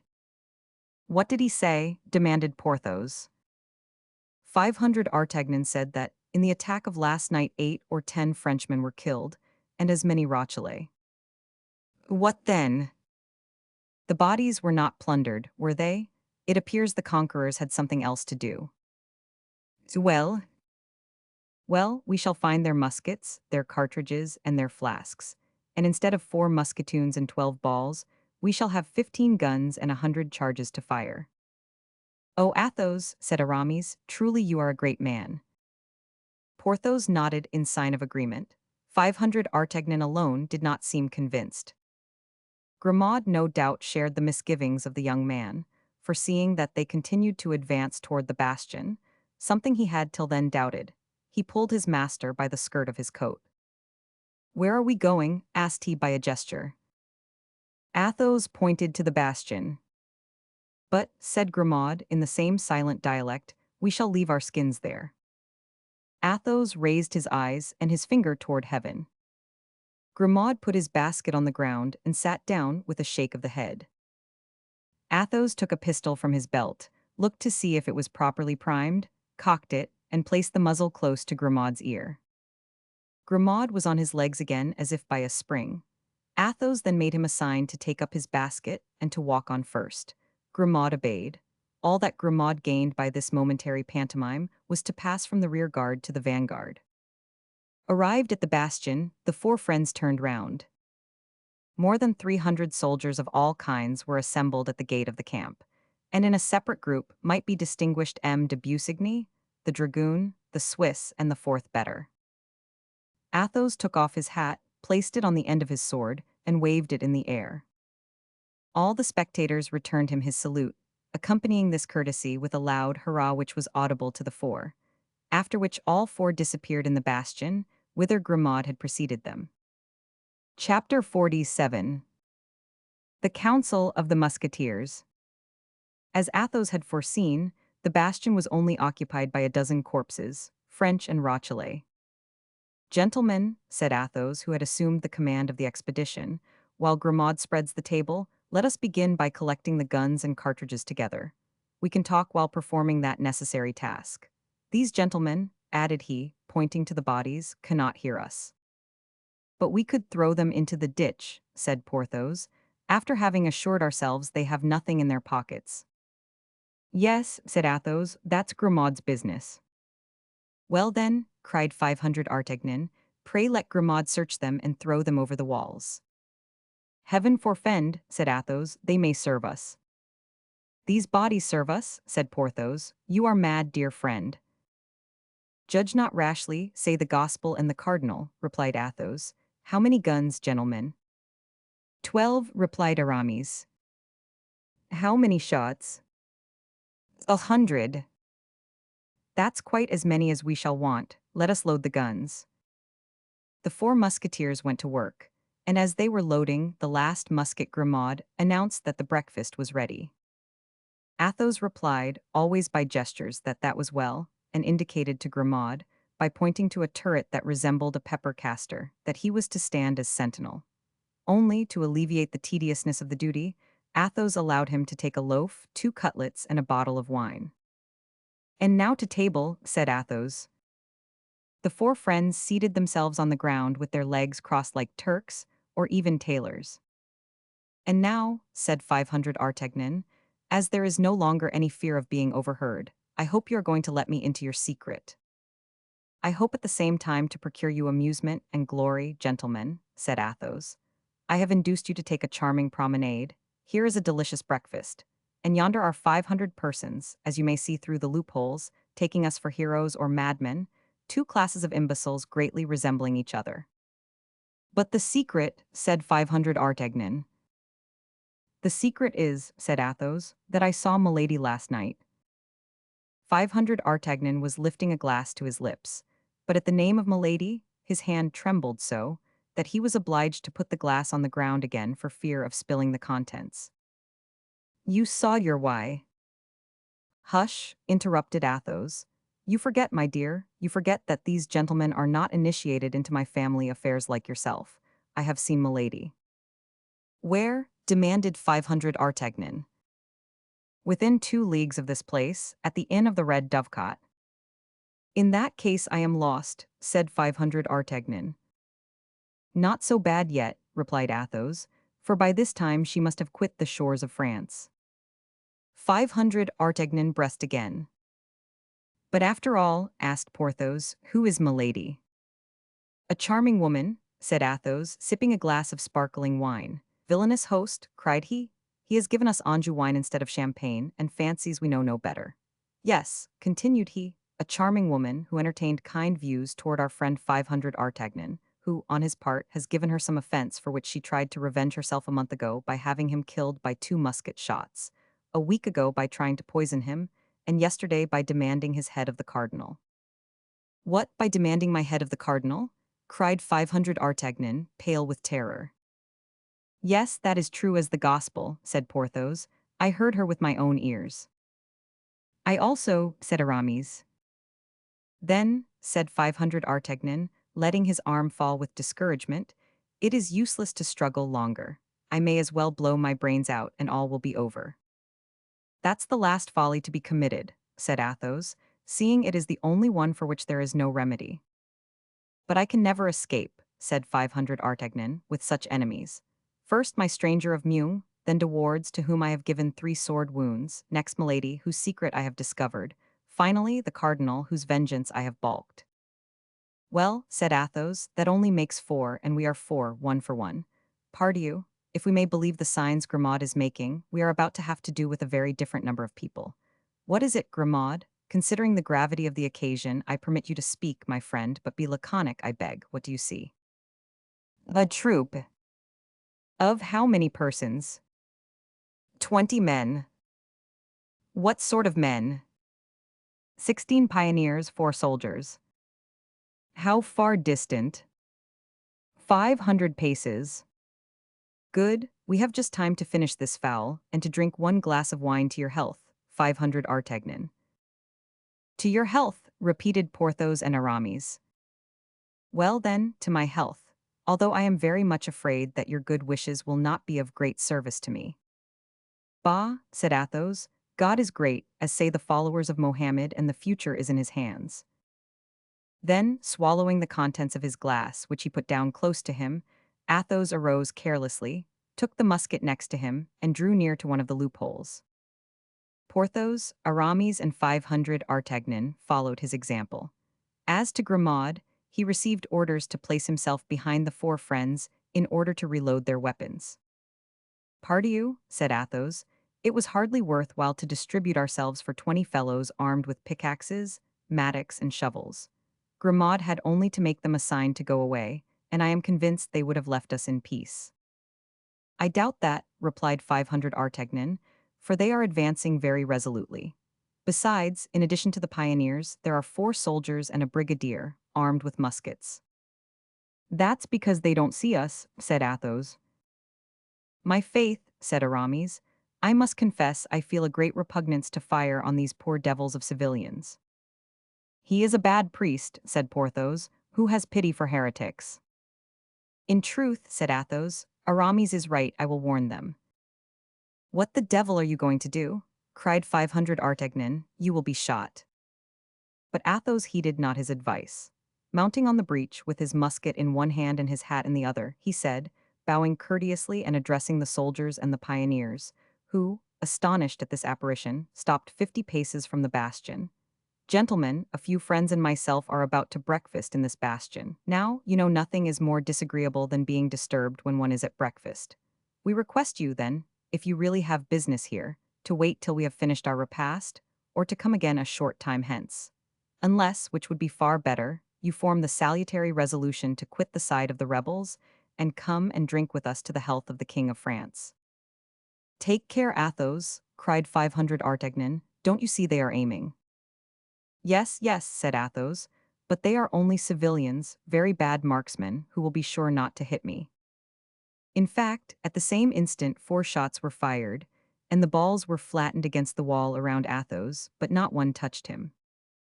4 shots replied to them almost instantaneously, but much better aimed than those of the aggressors. 3 soldiers fell dead, and one of the pioneers was wounded. Grimaud, said Athos, still on the breach, another musket. Grimaud immediately obeyed. On their part, the 3 friends had reloaded their arms. A second discharge followed the first. The brigadier and 2 pioneers fell dead. The rest of the troop took to flight. Now, gentlemen, a sortie, cried Athos. And the 4 friends rushed out of the fort, gained the field of battle, picked up the 4 muskets of the privates and the half-pike of the brigadier, and convinced that the fugitives would not stop till they reached the city, turned again toward the bastion, bearing with them the trophies of their victory. Reload the muskets, Grimaud, said Athos, and we, gentlemen, will go on with our breakfast and resume our conversation. Where were we? I recollect you were saying, said 500 Artagnan, that after having demanded my head of the cardinal, Milady had quit the shores of France. Whither goes she? Added he, strongly interested in the route Milady followed. She goes into England, said Athos. With what view? With the view of assassinating, or causing to be assassinated, the Duke of Buckingham. 500 Artagnan uttered an exclamation of surprise and indignation. But this is infamous, cried he. As to that, said Athos, I beg you to believe that I care very little about it. Now you have done, Grimaud, take our brigadier's half-pike, tie a napkin to it, and plant it on top of our bastion, that these rebels of Rochelle may see that they have to deal with brave and loyal soldiers of the king. Grimaud obeyed without replying. An instant afterward, the white flag was floating over the heads of the 4 friends. A thunder of applause saluted its appearance. Half the camp was at the barrier. How? Replied 500 Artagnan. You care little if she kills Buckingham or causes him to be killed, but the Duke is our friend. The Duke is English. The Duke fights against us. Let her do what she likes with the Duke. I care no more about him than an empty bottle. And Athos threw 15 paces from him an empty bottle from which he had poured the last drop into his glass. A moment, said 500 Artagnan. I will not abandon Buckingham thus. He gave us some very fine horses. And moreover, very handsome saddles, said Porthos, who at the moment wore on his cloak the lace of his own. Besides, said Aramis, God desires the conversion and not the death of a sinner. Amen, said Athos, and we will return to that subject later, if such be your pleasure. But what for the moment engaged my attention most earnestly, and I am sure you will understand me, 500 Artagnan, was the getting from this woman a kind of carte blanche which she had extorted from the cardinal, and by means of which she could with impunity get rid of you and perhaps of us. But this creature must be a demon, said Porthos, holding out his plate to Aramis, who was cutting up a fowl. And this carte blanche, said 500 Artagnan, this carte blanche, does it remain in her hands? No, it passed into mine. I will not say without trouble, for if I did I should tell a lie. My dear Athos, I shall no longer count the number of times I am indebted to you for my life. Then it was to go to her that you left us? Said Aramis. Exactly. And you have that letter of the cardinal? Said 500 Artagnan. Here it is, said Athos, and he took the invaluable paper from the pocket of his uniform. 500 Artagnan unfolded it with one hand, whose trembling he did not even attempt to conceal, to read. De 1627. It is by my order, and for the good of the state that the bearer of this has done what he has done. Richelieu. In fact, said Aramis, it is an absolution according to rule. That paper must be torn to pieces, said 500 Artagnan, who fancied he read in it his sentence of death. On the contrary, said Athos, it must be preserved carefully. I would not give up this paper if covered with as many gold pieces. And what will she do now? Asked the young man. Replied Athos carelessly. She is probably going to write to the cardinal that a damned musketeer, named Athos, has taken her safe conduct from her by force. She will advise him in the same letter to get rid of his two friends, Aramis and Porthos, at the same time. The cardinal will remember that these are the same men who have often crossed his path, and then some fine morning he will arrest 500 Artagnan, and for fear he should feel lonely, he will send us to keep him company in the Bastille. Go to, it appears to me you make dull jokes, my dear, said Porthos. I do not jest, said Athos. Do you know, said Porthos, that to twist that damned milady's neck would be a smaller sin than to twist those of these poor devils of Huguenots, who have committed no other crime than singing in French the psalms we sing in Latin. What says the abbe? Asked Athos quietly. I say I am entirely of Porthos's opinion, replied Aramis. And I too, said 500 Artagnan. Fortunately, she is far off, said Porthos, for I confess she would worry me if she were here. She worries me in England as well as in France, said Athos. She worries me everywhere, said 500 Artagnan. But when you held her in your power, why did you not drown her, strangle her, hang her? Said Porthos. It is only the dead who do not return. You think so, Porthos? Replied the musketeer, with a sad smile which 500 Artagnan alone understood. I have an idea, said 500 Artagnan. What is it? Said the musketeers. To arms, cried Grimaud. The young men sprang up and seized their muskets. This time a small troop advanced, consisting of from 20 to 25 men, but they were not pioneers, they were soldiers of the garrison. Shall we return to the camp? Said Porthos. I don't think the sides are equal. Impossible for 3 reasons, replied Athos. The first, that we have not finished breakfast, the second, that we still have some very important things to say, and the third, that it yet wants 10 minutes before the lapse of the hour. Well then, said Aramis, we must form a plan of battle. That's very simple, replied Athos. As soon as the enemy are within musket shot, we must fire upon them. If they continue to advance, we must fire again. We must fire as long as we have loaded guns. If those who remain of the troop persist in coming to the assault, we will allow the besiegers to get as far as the ditch, and then we will push down upon their heads that strip of wall which keeps its perpendicular by a miracle. Bravo, cried Porthos. Decidedly, Athos, you were born to be a general, and the cardinal, who fancies himself a great soldier, is nothing beside you. Gentlemen, said Athos, no divided attention, I beg, let each one pick out his man. I cover mine, said 500 Artagnan. And I mine, said Porthos. And I idem, said Aramis. Fire then, said Athos. The 4 muskets made but one report, but 4 men fell. The drum immediately beat, and the little troop advanced at charging pace. Then the shots were repeated without regularity, but always aimed with the same accuracy. Nevertheless, as if they had been aware of the numerical weakness of the friends, the Rochellais continued to advance in quick time. With every 3 shots at least 2 men fell, but the march of those who remained was not slackened. Arrived at the foot of the bastion, there were still more than a dozen of the enemy. A last discharge welcomed them but did not stop them. They jumped into the ditch and prepared to scale the breach. Now, my friends, said Athos, finish them at a blow. To the wall, to the wall. and the four friends, seconded by Grimaud, pushed with the barrels of their muskets an enormous sheet of the wall, which bent as if pushed by the wind, and detaching itself from its base, fell with a horrible crash into the ditch. Then a fearful crash was heard, a cloud of dust mounted toward the sky, and all was over. "Can we have destroyed them all from the first to the last?" said Athos. "My faith, it appears so," said 500 Artagnan. "No," cried Porthos, "there go 3 or 4 limping away." In fact, 3 or 4 of these unfortunate men, covered with dirt and blood, fled along the hollow way, and at length regained the city. These were all who were left of the little troop. Athos looked at his watch.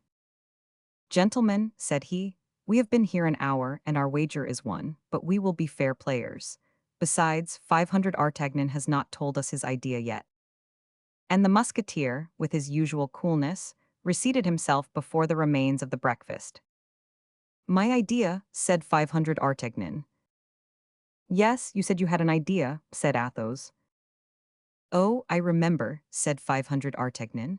"Well, I will go to England a second time. I will go and find Buckingham." "You shall not do that, 500 Artagnan," said Athos coolly. "And why not? Have I not been there once?" "Yes, but at that period we were not at war. At that period Buckingham was an ally and not an enemy. What you would now do amounts to treason." 500 Artagnan perceived the force of this reasoning, and was silent. "But," said Porthos, "I think I have an idea in my turn." "Silence for Monsieur Porthos's idea," said Aramis. "I will ask leave of absence of Monsieur de Treville, on some pretext or other which you must invent. I am not very clever at pretexts. Milady does not know me. I will get access to her without her suspecting me, and when I catch my beauty I will strangle her." "Well," replied Athos, "I am not far from approving the idea of Monsieur Porthos." "For shame," said Aramis. "Kill a woman? No, listen to me, I have the true idea." "Let us see your idea, Aramis," said Athos, who felt much deference for the young musketeer. "We must inform the queen." "Ah, my faith, yes," said Porthos and 500 Artagnan at the same time. "We are coming nearer to it now." "Inform the queen," said Athos. "And how? Have we relations with the court? Could we send anyone to Paris without its being known in the camp? From here to Paris it is 140 leagues. Before our letter was at Angers we should be in a dungeon." "As to remitting a letter with safety to Her Majesty," said Aramis, coloring, "I will take that upon myself. I know a clever person at Tours." Aramis stopped on seeing Athos smile. "Well, do you not adopt this means, Athos?" said 500 Artagnan. "I do not reject it altogether," said Athos, "but I wish to remind Aramis that he cannot quit the camp, and that nobody but one of ourselves is trustworthy. That 2 hours after the messenger has set out, all the Capuchins, all the police, all the black caps of the cardinal, will know your letter by heart, and you and your clever person will be arrested." "Without reckoning," objected Porthos, "that the queen would save Monsieur de Buckingham, but would take no heed of us." "Gentlemen," said 500 Artagnan, "what Porthos says is full of sense." But what's going on in the city yonder?" said Athos. "They are beating the general alarm." The four friends listened, and the sound of the drum plainly reached them. "You see, they are going to send a whole regiment against us," said Athos. "You don't think of holding out against a whole regiment, do you?" said Porthos. "Why not?" said the musketeer. "I feel myself quite in a humor for it, and I would hold out before an army if we had taken the precaution to bring a dozen more bottles of wine." "Upon my word, the drum draws near," said 500 Artagnan. "Let it come," said Athos. "It is a quarter of an hour's journey from here to the city, consequently a quarter of an hour's journey from the city to hither. That is more than time enough for us to devise a plan. If we go from this place we shall never find another so suitable. Ah, stop, I have it, gentlemen. The right idea has just occurred to me." "Tell us." "Allow me to give Grimaud some indispensable orders." Athos made a sign for his lackey to approach. "Grimaud," said Athos, pointing to the bodies which lay under the wall of the bastion, "take those gentlemen, set them up against the wall, put their hats upon their heads, and their guns in their hands." "Oh, the great man!" cried 500 Artagnan. "I comprehend now." "You comprehend," said Porthos. And do you comprehend, Grimaud? Said Aramis. Grimaud made a sign in the affirmative. That's all that is necessary, said Athos. Now for my idea. I should like, however, to comprehend, said Porthos. That is useless. Yes, yes, Athos's idea, cried Aramis and 500 Artagnan at the same time. This milady, this woman, this creature, this demon, has a brother-in-law, as I think you told me, 500 Artagnan. Yes, I know him very well, and I also believe that he has not a very warm affection for his sister-in-law. There is no harm in that. If he detested her, it would be all the better, replied Athos. In that case, we are as well off as we wish. And yet, said Porthos, I would like to know what Grimaud is about. Silence, Porthos, said Aramis. What is her brother-in-law's name? Lord de Winter. Where is he now? He returned to London at the first sound of war. Well, there's just the man we want, said Athos. It is he whom we must warn. We will have him informed that his sister-in-law is on the point of having someone assassinated, and beg him not to lose sight of her. There is in London, I hope, some establishment like that of the Magdalens, or of the Repentant Daughters. He must place his sister in one of these, and we shall be in peace. Yes, said 500 Artagnan, till she comes out. Ah, my faith, said Athos, you require too much, 500 Artagnan. I have given you all I have, and I beg leave to tell you that this is the bottom of my sack. But I think it would be still better, said Aramis, to inform the Queen and Lord de Winter at the same time. Yes, but who is to carry the letter to Tours, and who to London? I answer for Bazin, said Aramis. And I for Planchet, said 500 Artagnan. I, said Porthos, if we cannot leave the camp, our lackeys may. To be sure they may, and this very day we will write the letters, said Aramis. Give the lackeys money and they will start. We will give them money, replied Athos. Have you any money? The four friends looked at one another, and a cloud came over the brows which but lately had been so cheerful. Look out, cried 500 Artagnan. I see black points and red points moving yonder. Why did you talk of a regiment, Athos? It is a veritable army. My faith, yes, said Athos. There they are, see the sneaks come without drum or trumpet. Ah, have you finished, Grimaud? Grimaud made a sign in the affirmative, and pointed to a dozen bodies which he had set up in the most picturesque attitudes. Some carried arms, others seemed to be taking aim, and the remainder appeared merely to be sword in hand. Bravo, said Athos, that does honor to your imagination. All very well, said Porthos, but I should like to understand. Let us decamp first, and you will understand afterward. A moment, gentlemen, a moment. Give Grimaud time to clear away the breakfast. Ah, said Aramis. The black points and the red points are visibly enlarging. I am of 500 Artagnan's opinion. We have no time to lose in regaining our camp. My faith, said Athos, I have nothing to say against a retreat. We bet upon 1 hour, and we have stayed an hour and a half. Nothing can be said. Let us be off, gentlemen, let us be off. Grimaud was already ahead with the basket and the dessert. The four friends followed, 10 paces behind him. What the devil shall we do now, gentlemen? Cried Athos. Have you forgotten anything? Said Aramis. The white flag, morbleu. We must not leave a flag in the hands of the enemy, even if that flag be but a napkin. And Athos ran back to the bastion, mounted the platform, and bore off the flag. But as the Rochellais had arrived within musket range, they opened a terrible fire upon this man, who appeared to expose himself for pleasure's sake. But Athos might be said to bear a charmed life. The balls passed and whistled all around him, not one struck him. Athos waved his flag, turning his back on the guards of the city, and saluting those of the camp. On both sides loud cries arose, on the one side cries of anger, on the other cries of enthusiasm. A second discharge followed the first, and 3 balls, by passing through it, made the napkin really a flag. Cries were heard from the camp, "Come down, come down."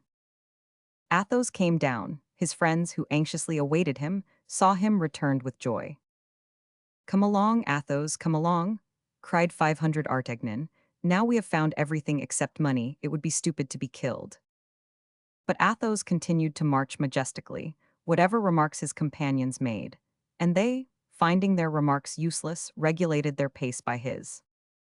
Grimaud and his basket were far in advance, out of the range of the balls.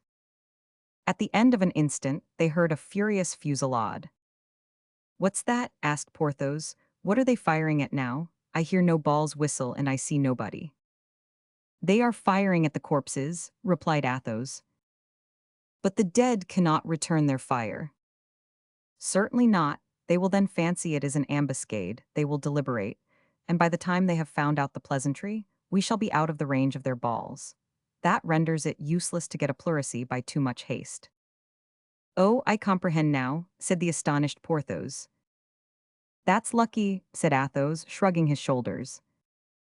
On their part, the French, on seeing the four friends return at such a step, uttered cries of enthusiasm. At length a fresh discharge was heard, and this time the balls came rattling among the stones around the four friends and whistling sharply in their ears. The Rochellais had at last taken possession of the bastion. "These Rochellais are bungling fellows," said Athos. "How many have we killed of them? A dozen." "Or 15. "How many did we crush under the wall?" "8 or 10. "And in exchange for all that not even a scratch. Ah, but what is the matter with your hand, 500 Artagnan?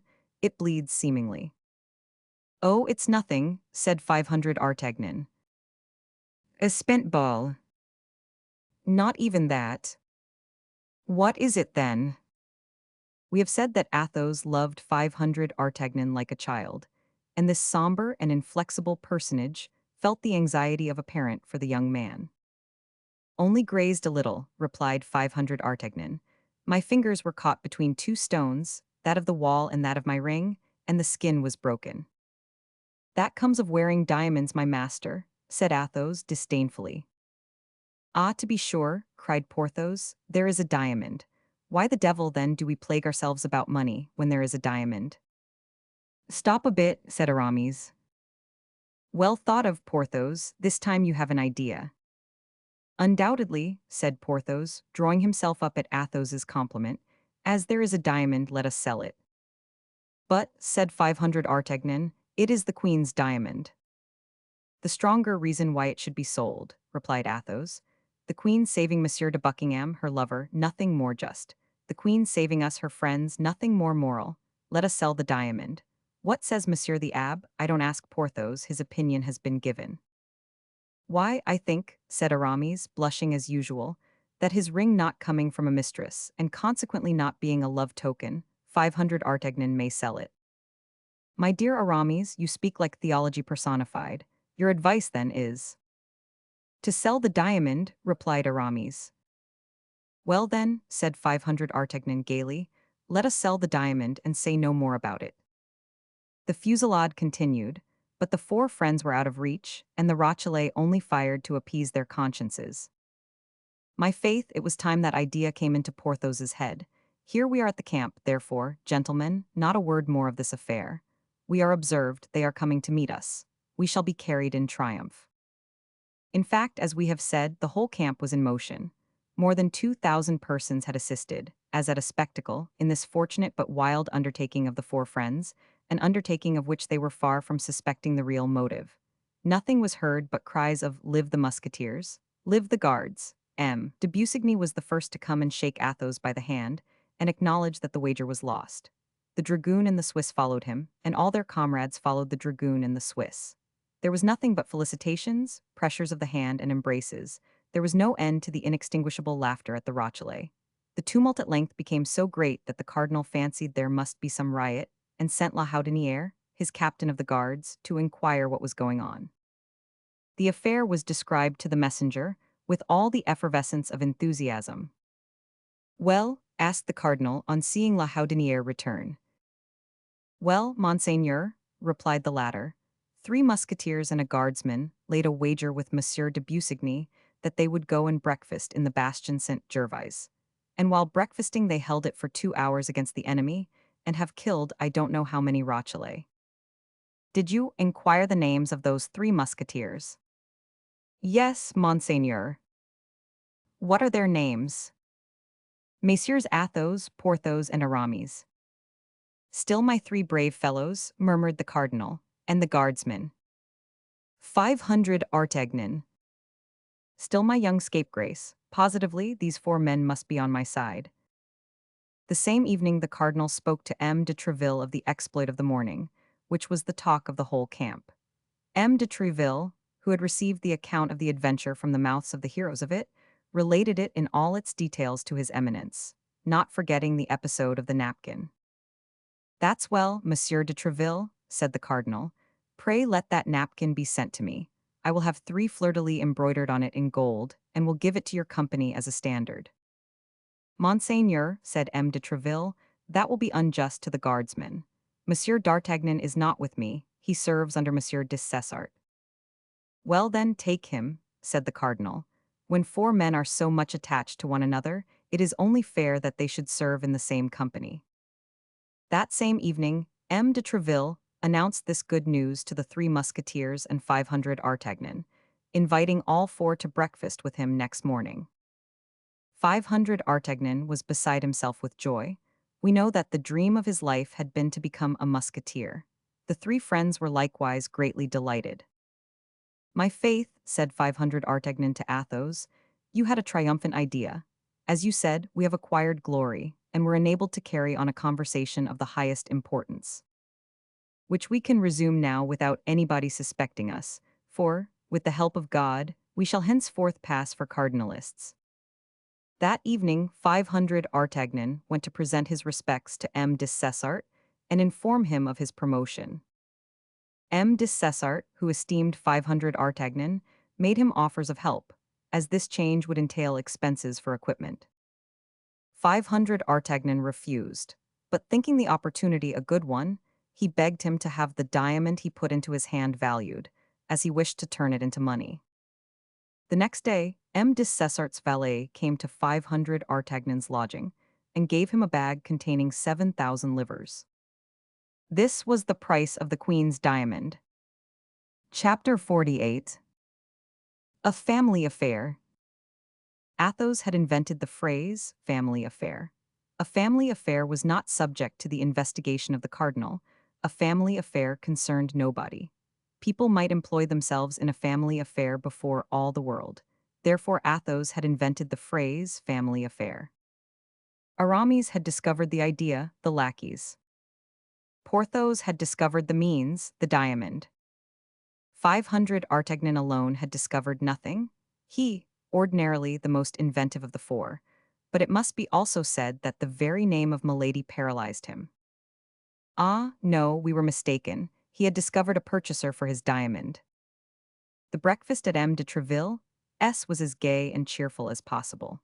500 Artagnan already wore his uniform, for being nearly of the same size as Aramis, and as Aramis was so liberally paid by the publisher who purchased his poem as to allow him to buy everything double, he sold his friend a complete outfit. 500 Artagnan would have been at the height of his wishes if he had not constantly seen Milady like a dark cloud hovering in the horizon. After breakfast, it was agreed that they should meet again in the evening at Athos's lodging, and there finish their plans. 500 Artagnan passed the day in exhibiting his musketeer's uniform in every street of the camp. In the evening, at the appointed hour, the 4 friends met. There only remained 3 things to decide: what they should write to Milady's brother, what they should write to the clever person at Tours, and which should be the lackeys to carry the letters. Everyone offered his own. Athos talked of the discretion of Grimaud, who never spoke a word but when his master unlocked his mouth. Porthos boasted of the strength of Mousqueton, who was big enough to thrash 4 men of ordinary size. Aramis, confiding in the address of Bazin, made a pompous eulogium on his candidate. Finally, 500 Artagnan had entire faith in the bravery of Planchet, and reminded them of the manner in which he had conducted himself in the ticklish affair of Boulogne. These 4 virtues disputed the prize for a length of time, and gave birth to magnificent speeches, which we do not repeat here for fear they should be deemed too long. "Unfortunately," said Athos, "he whom we send must possess in himself alone the 4 qualities united." "But where is such a lackey to be found?" "Not to be found," cried Athos. "I know it well, so take Grimaud. Take Mousqueton. Take Bazin. Take Planchet. Planchet is brave and shrewd. They are two qualities out of the four. Gentlemen, said Aramis, the principal question is not to know which of our four lackeys is the most discreet, the most strong, the most clever, or the most brave. The principal thing is to know which loves money the best. What Aramis says is very sensible, replied Athos. We must speculate upon the faults of people and not upon their virtues. Monsieur Abbe, you are a great moralist. Doubtless, said Aramis, for we not only require to be well served in order to succeed, but moreover, not to fail. For in case of failure, heads are in question, not for our lackeys. Speak lower, Aramis, said Athos. That's wise not for the lackeys, resumed Aramis, but for the master, for the masters, we may say. Are our lackeys sufficiently devoted to us to risk their lives for us? No. My faith, said 500 Artagnan, I would almost answer for Planchet. Well, my dear friend, add to his natural devotedness a good sum of money, and then, instead of answering for him once, answer for him twice. Why, good God, you will be deceived just the same, said Athos, who was an optimist when things were concerned, and a pessimist when men were in question. They will promise everything for the sake of the money, and on the road fear will prevent them from acting. Once taken, they will be pressed. When pressed, they will confess everything. What the devil, we are not children. To reach England, Athos lowered his voice, all France, covered with spies and creatures of the cardinal, must be crossed. A passport for embarkation must be obtained, and the party must be acquainted with English in order to ask the way to London. Really, I think the thing very difficult. Not at all, cried 500 Artagnan, who was anxious the matter should be accomplished. On the contrary, I think it very easy. It would be, no doubt, parbleu, if we write to Lord de Winter about affairs of vast importance, of the horrors of the cardinal. Speak lower, said Athos. Of intrigues and secrets of state, continued 500 Artagnan, complying with the recommendation. There can be no doubt we would all be broken on the wheel. But for God's sake, do not forget, as you yourself said, Athos, that we only write to him concerning a family affair, that we only write to him to entreat that as soon as Milady arrives in London he will put it out of her power to injure us. I will write to him, then, nearly in these terms. Let us see, said Athos, assuming in advance a critical look. Monsieur and dear friend. Ah, yes, dear friend to an Englishman, interrupted Athos. Well commenced, bravo, 500 Artagnan. Only with that word you would be quartered instead of being broken on the wheel. Well, perhaps, I will say then, monsieur, quite short. You may even say, my lord, replied Athos, who stickled for propriety. My lord, do you remember the little goat pasture of the Luxembourg? Good, the Luxembourg. One might believe this is an allusion to the Queen Mother.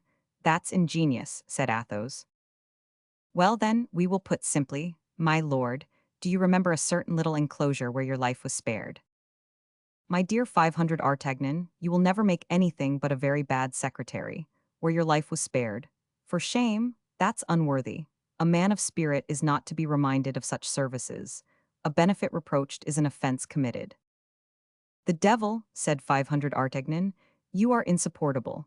If the letter must be written under your censure, my faith, I renounce the task. And you will do right. Handle the musket and the sword, my dear fellow. You will come off splendidly at those two exercises, but pass the pen over to Monsieur Abbe. That's his province. Aye, said Porthos. Pass the pen to Aramis, who writes theses in Latin. Well, so be it, said 500 Artagnan. Draw up this note for us, Aramis, but by our holy father the Pope, cut it short, for I shall prune you in my turn, I warn you. I ask no better, said Aramis, with that ingenious air of confidence which every poet has in himself, but let me be properly acquainted with the subject. I have heard here and there that this sister-in-law was a hussy. I have obtained proof of it by listening to her conversation with the cardinal. Lower sacre bleu, said Athos. But, continued Aramis, the details escape me. And me also, said Porthos. 500 Artagnan and Athos looked at each other for some time in silence. At length Athos, after serious reflection and becoming more pale than usual, made a sign of assent to 500 Artagnan, who by it understood he was at liberty to speak. Well, this is what you have to say, said 500 Artagnan.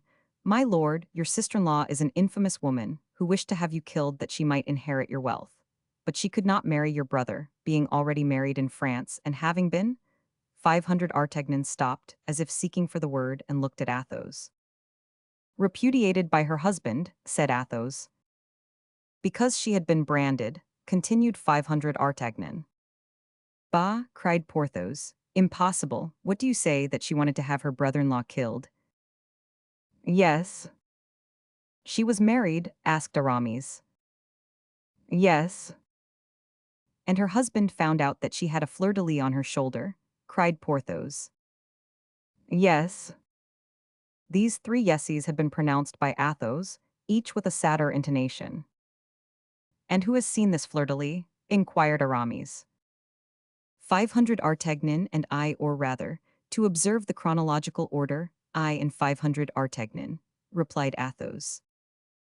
And does the husband of this frightful creature still live? Said Aramis. He still lives. Are you quite sure of it? I am he. There was a moment of cold silence, during which everyone was affected according to his nature. This time, said Athos, first breaking the silence, 500 Artagnan has given us an excellent program, and the letter must be written at once.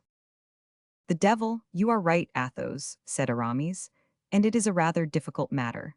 The Chancellor himself would be puzzled how to write such a letter, and yet the Chancellor draws up an official report very readily. Never mind, be silent, I will write. Aramis accordingly took the quill, reflected for a few moments, wrote 8 or 10 lines in a charming little female hand, and then with a voice soft and slow, as if each word had been scrupulously weighed, he read the following. My lord, the person who writes these few lines had the honor of crossing swords with you in the little enclosure of the Rue d'Enfer. As you have several times since declared yourself the friend of that person, he thinks it his duty to respond to that friendship by sending you important information. Twice you have nearly been the victim of a near relative, whom you believe to be your heir because you are ignorant that, before she contracted a marriage in England, she was already married in France. But the third time, which is the present, you may succumb. Your relative left La Rochelle for England during the night. Watch her arrival, for she has great and terrible projects. If you require to know positively what she is capable of, read her past history on her left shoulder. Well, now that will do wonderfully well, said Athos. My dear Aramis, you have the pen of a Secretary of State. Lord de Winter will now be upon his guard if the letter should reach him, and even if it should fall into the hands of the cardinal, we shall not be compromised. But as the lackey who goes may make us believe he has been to London and may stop at Châtellerault, let us give him only half the sum promised him, with the letter, with an agreement that he shall have the other half in exchange for the reply. Have you the diamond? Continued Athos. I have what is still better, I have the price. And 500 Artagnan threw the bag upon the table. At the sound of the gold, Aramis raised his eyes and Porthos started. As to Athos, he remained unmoved. How much in that little bag? 7,000 livres, in louis of 12 francs. 7,000 livres, cried Porthos. That poor little diamond was worth 7,000 livres. It appears so, said Athos. Since here they are, I don't suppose that our friend 500 Artagnan has added any of his own to the amount. But, gentlemen, in all this, said 500 Artagnan, we do not think of the queen. Let us take some heed of the welfare of her dear Buckingham. That is the least we owe her. That's true, said Athos, but that concerns Aramis. Well, replied the latter, blushing, what must I say? Oh, that's simple enough, replied Athos. Write a second letter for that clever personage who lives at Tours. Aramis resumed his pen, reflected a little, and wrote the following lines, which he immediately submitted to the approbation of his friends. My dear cousin. Ah, said Athos, this clever person is your relative then. Cousin German. Go on to your cousin then. Aramis continued. My dear cousin, His Eminence, the Cardinal, whom God preserve for the happiness of France and the confusion of the enemies of the kingdom, is on the point of putting an end to the hectic rebellion of La Rochelle. It is probable that the succor of the English fleet will never even arrive in sight of the place. I will even venture to say that I am certain M. de Buckingham will be prevented from setting out by some great event. His Eminence is the most illustrious politician of times past, of times present, and probably of times to come. He would extinguish the sun if the sun incommoded him. Give these happy tidings to your sister, my dear cousin. I have dreamed that the unlucky Englishman was dead. I cannot recollect whether it was by steel or by poison. Only of this I am sure I have dreamed he was dead, and you know my dreams never deceive me. Be assured, then, of seeing me soon return." "Capital," cried Athos. "You are the king of poets, my dear Aramis. You speak like the apocalypse, and you are as true as the gospel. There is nothing now to do but to put the address to this letter." "That is easily done," said Aramis. He folded the letter fancifully, and took up his pen and wrote, "To Emile Michan seamstress Tour." The three friends looked at one another and laughed. They were caught. "Now," said Aramis, "you will please to understand, gentlemen, that Bazin alone can carry this letter to Tours. My cousin knows nobody but Bazin, and places confidence in nobody but him. Any other person would fail. Besides, Bazin is ambitious and learned. Bazin has read history, gentlemen. He knows that Sixtus V became pope after having kept pigs. Well, as he means to enter the church at the same time as myself, he does not despair of becoming pope in his turn, or at least a cardinal. You can understand that a man who has such views will never allow himself to be taken, or if taken, will undergo martyrdom rather than speak." "Very well," said 500 Artagnan. "I consent to Bazin with all my heart, but grant me Planchet." Milady had him one day turned out of doors, with sundry blows of a good stick to accelerate his motions. Now, Planchet has an excellent memory, and I will be bound that sooner than relinquish any possible means of vengeance, he will allow himself to be beaten to death. If your arrangements at Tours are your arrangements, Aramis, those of London are mine. I request then that Planchet may be chosen, more particularly as he has already been to London with me, and knows how to speak correctly. London, sir, if you please, and my master, Lord 500 Artagnan. With that you may be satisfied he can make his way, both going and returning." "In that case," said Athos, "Planchet must receive 700 livres for going, and 700 livres for coming back. And Bazin, 300 livres for going, and 300 livres for returning. That will reduce the sum to 5,000 livres. We will each take 1,000 livres to be employed as seems good, and we will leave a fund of 1,000 livres under the guardianship of Monsieur Abbe here, for extraordinary occasions or common wants. Will that do?" "My dear Athos," said Aramis, "you speak like Nestor, who was, as everyone knows, the wisest among the Greeks." "Well then," said Athos, "it is agreed. Planchet and Bazin shall go. Everything considered, I am not sorry to retain Grimaud. He is accustomed to my ways, and I am particular.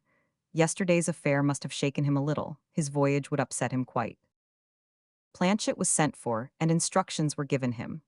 The matter had been named to him by 500 Artagnan, who in the first place pointed out the money to him, then the glory, and then the danger. "I will carry the letter in the lining of my coat," said Planchet, "and if I am taken I will swallow it." "Well, but then you will not be able to fulfill your commission," said 500 Artagnan. "You will give me a copy this evening, which I shall know by heart tomorrow." 500 Artagnan looked at his friends as if to say, "Well, what did I tell you?" "Now," continued he, addressing Planchet, "you have 8 days to get an interview with Lord de Winter. You have 8 days to return, in all 16 days. If on the 16th day after your departure, at 8 o'clock in the evening you are not here, no money, even if it be but 5 minutes past 8. "Then, monsieur," said Planchet, "you must buy me a watch." "Take this," said Athos, with his usual careless generosity, giving him his own, "and be a good lad. Remember, if you talk, if you babble, if you get drunk, you risk your master's head, who has so much confidence in your fidelity and who answers for you.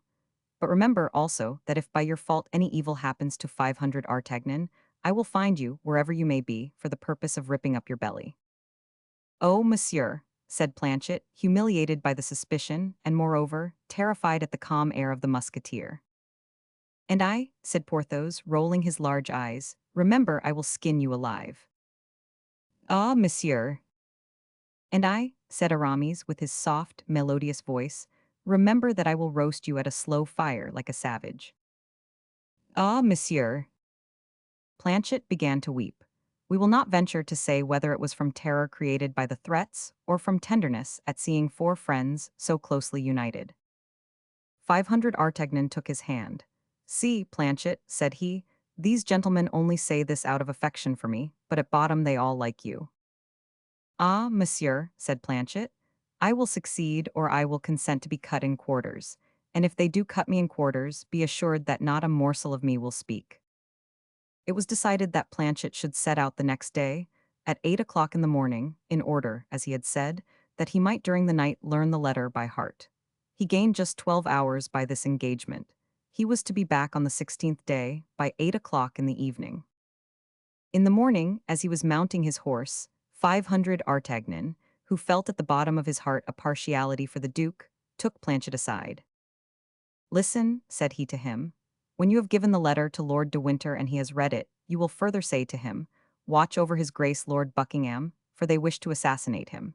But this, Planchet, is so serious and important that I have not informed my friends that I would entrust the secret to you, and for a captain's commission I would not write it." "Be satisfied, monsieur," said Planchet. "You shall see if confidence can be placed in me." Mounted on an excellent horse, which he was to leave at the end of 20 leagues in order to take the post, Planchet set off at a gallop, his spirits a little depressed by the triple promise made him by the musketeers, but otherwise as light-hearted as possible. Bazin set out the next day for Tours, and was allowed 8 days for performing his commission. The four friends, during the period of these 2 absences, had, as may well be supposed, the eye on the watch, the nose to the wind, and the ear on the hark. Their days were passed in endeavoring to catch all that was said, in observing the proceeding of the cardinal, and in looking out for all the couriers who arrived. More than once an involuntary trembling seized them when called upon for some unexpected service. They had besides to look constantly to their own proper safety. Milady was a phantom which, when it had once appeared to people, did not allow them to sleep very quietly. On the morning of the 8th day, Bazin, fresh as ever, and smiling according to custom, entered the cabaret of the Parpilotte as the four friends were sitting down to breakfast, saying, as had been agreed upon, "Monsieur Aramis, the answer from your cousin." The four friends exchanged a joyful glance. Half of the work was done. It is true, however, that it was the shorter and easier part. Aramis, blushing in spite of himself, took the letter, which was in a large, coarse hand and not particular for its orthography. "Good God," cried he, laughing, "I quite despair of my poor Michan. She will never write like Monsieur de Voiture." "What does you mean by poor Michan?" said the Swiss, who was chatting with the four friends when the letter came. "Oh, pardieu, less than nothing," said Aramis. "A charming little seamstress, whom I love dearly, and from whose hand I requested a few lines as a sort of keepsake." "The duvel," said the Swiss. "If she is as great a lady as her writing is large, you are a lucky fellow, comrade." Aramis read the letter, and passed it to Athos. "See what she writes to me, Athos," said he. Athos cast a glance over the epistle, and to disperse all the suspicions that might have been created, read aloud. "My cousin, my sister, and I are skillful in interpreting dreams, and even entertain great fear of them. But of yours it may be said, I hope, every dream is an illusion. Adieu, take care of yourself, and act so that we may from time to time hear you spoken of. Marie Michan." "And what dream does she mean?" asked the dragoon, who had approached during the reading. "Yes, what's the dream?" said the Swiss. "Well, pardieu," said Aramis, "it was only this, I had a dream and I related it to her." "Yes, yes," said the Swiss, "it's simple enough to tell a dream, but I never dream." "You are very fortunate," said Athos, rising. "I wish I could say as much." "Never," replied the Swiss, enchanted that a man like Athos could envy him anything. "Never, never." 500 Artagnan, seeing Athos rise, did likewise, took his arm and went out. Porthos and Aramis remained behind to encounter the jokes of the dragoon and the Swiss. As to Bazin, he went and lay down on a truss of straw, and as he had more imagination than the Swiss, he dreamed that Aramis, having become pope, adorned his head with a cardinal's hat. But, as we have said, Bazin had not, by his fortunate return, removed more than a part of the uneasiness which weighed upon the four friends. The days of expectation are long, and 500 Artagnan, in particular, would have wagered that the days were 44 hours. He forgot the necessary slowness of navigation. He exaggerated to himself the power of Milady. He credited this woman, who appeared to him the equal of a demon, with agents as supernatural as herself. At the least noise, he imagined himself about to be arrested, and that Planchet was being brought back to be confronted with himself and his friends. Still further, his confidence in the worthy Picard, at one time so great, diminished day by day. This anxiety became so great that it even extended to Aramis and Porthos. Athos alone remained unmoved, as if no danger hovered over him, and as if he breathed his customary atmosphere. On the 16th day, in particular, these signs were so strong in 500 Artagnan and his two friends that they could not remain quiet in one place, and wandered about like ghosts on the road by which Planchet was expected. "Really," said Athos to them, "you are not men but children to let a woman terrify you so. And what does it amount to, after all, to be imprisoned? Well, but we should be taken out of prison. Madame Bonacieux was released. To be decapitated? Why, every day in the trenches we go cheerfully to expose ourselves to worse than that, for a bullet may break a leg, and I am convinced a surgeon would give us more pain in cutting off a thigh than an executioner in cutting off a head. Wait quietly, then. In 2 hours, in 4, in 6 hours at latest, Planchet will be here. He promised to be here, and I have very great faith in Planchet, who appears to me to be a very good lad." "But if he does not come," said 500 Artagnan. "Well, if he does not come, it will be because he has been delayed, that's all. He may have fallen from his horse, he may have cut a caper from the deck, he may have traveled so fast against the wind as to have brought on a violent catarrh. Gentlemen, let us reckon upon accidents. Life is a chaplet of little miseries which the philosopher counts with a smile. Be philosophers, as I am. Gentlemen, sit down at the table and let us drink. Nothing makes the future look so bright as surveying it through a glass of Chambertin." "That's all very well," replied 500 Artagnan, "but I am tired of fearing, when I open a fresh bottle, that the wine may come from the cellar of Milady." "You are very fastidious," said Athos, "such a beautiful woman." "A woman of mark," said Porthos with his loud laugh. Athos started, passed his hand over his brow to remove the drops of perspiration that burst forth, and rose in his turn with a nervous movement he could not repress.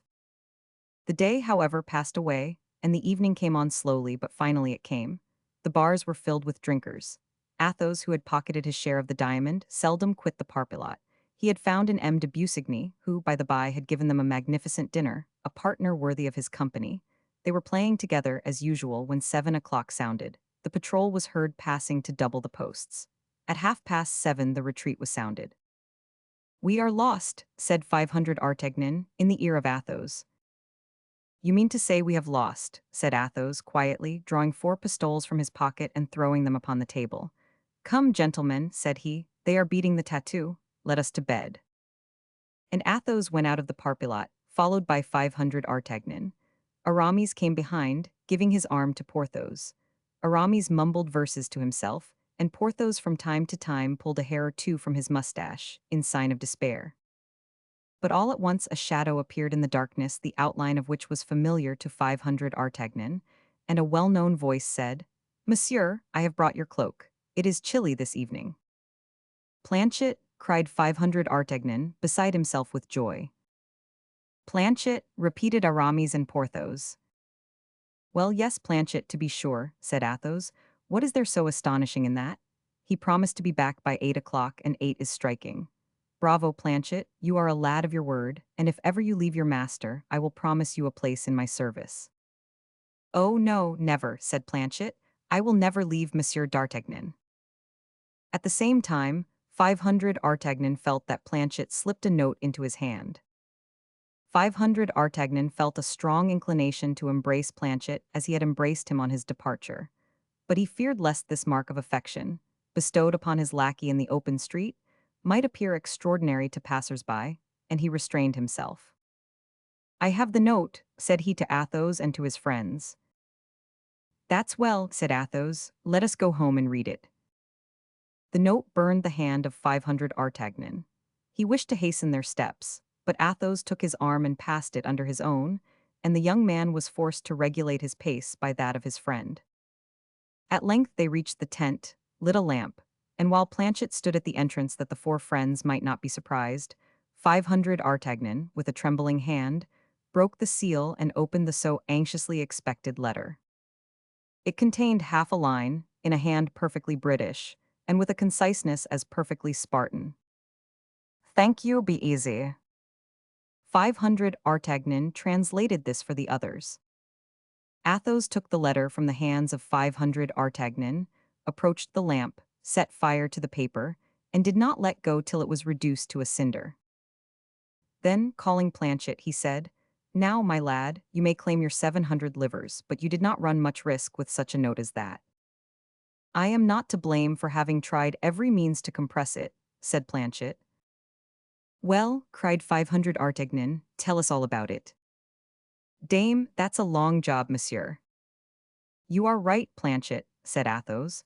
Besides, the tattoo has been sounded, and we should be observed if we kept a light burning much longer than the others. So be it, said 500 Artagnan. Go to bed, Planchet, and sleep soundly. My faith, monsieur, that will be the first time I have done so for 16 days. And me too, said 500 Artagnan. And me too, said Porthos. And me too, said Aramis. Well, if you will have the truth and me too, said Athos. Chapter 49. Fatality.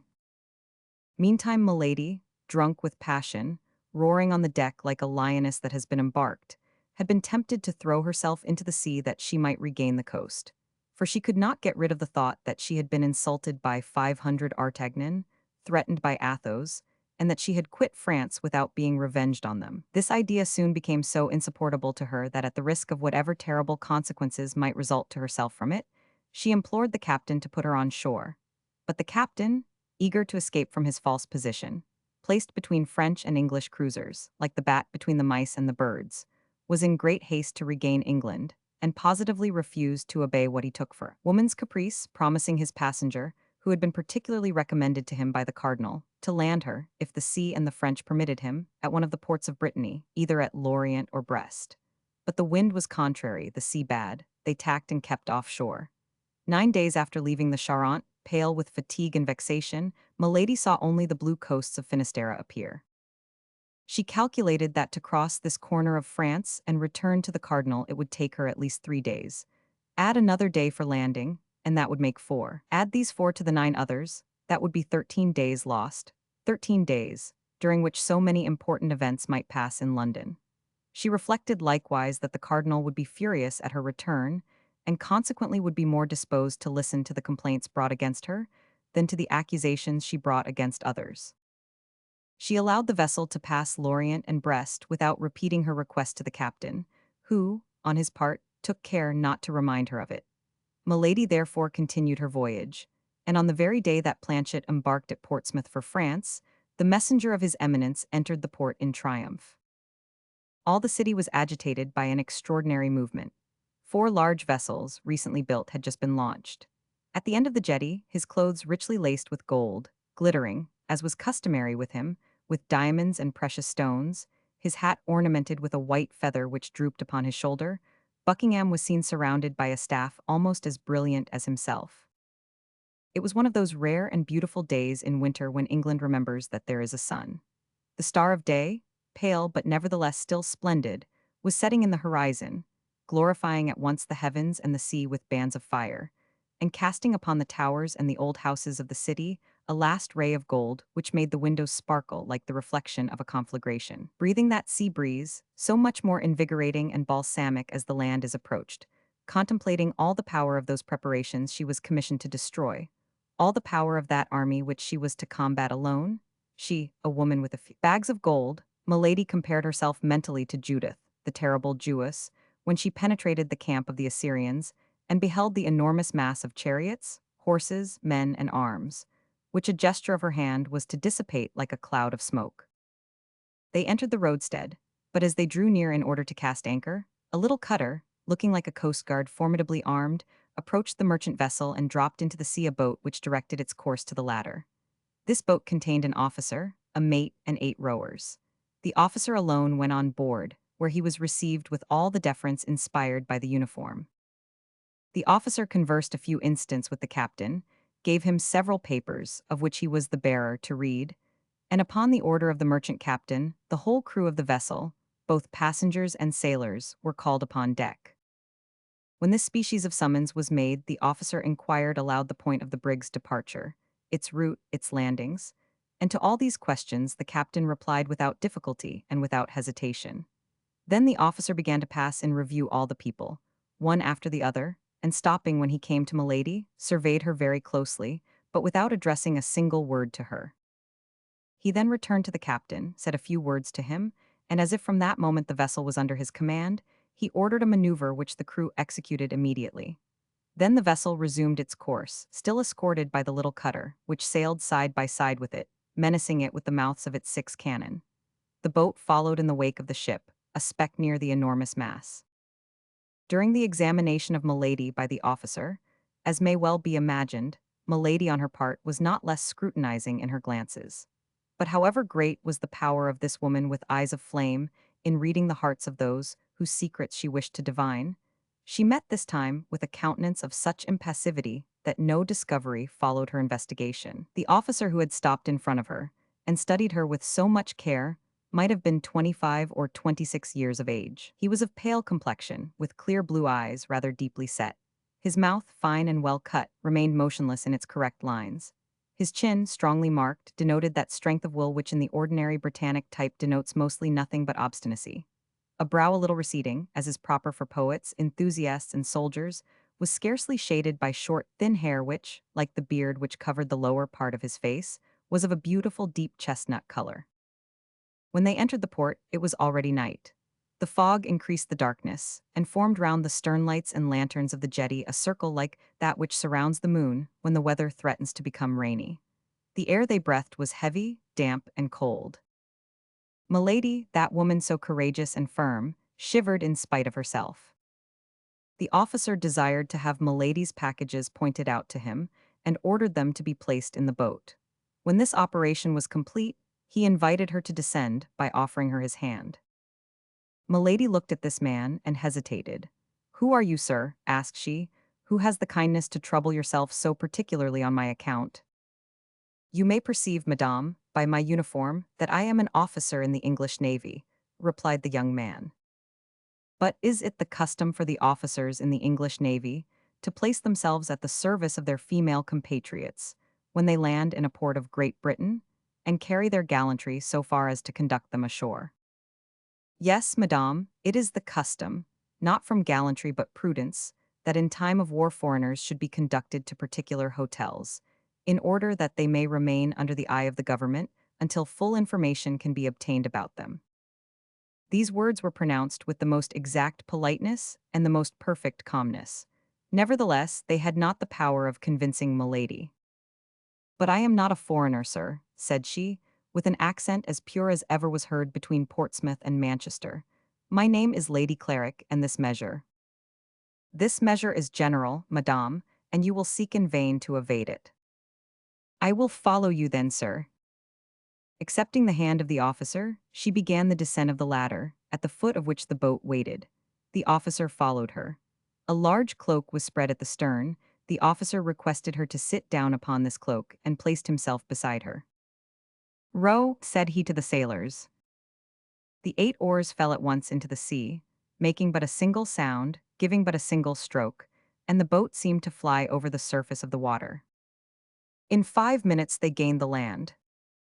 The officer leaped to the pier and offered his hand to Milady. A carriage was in waiting.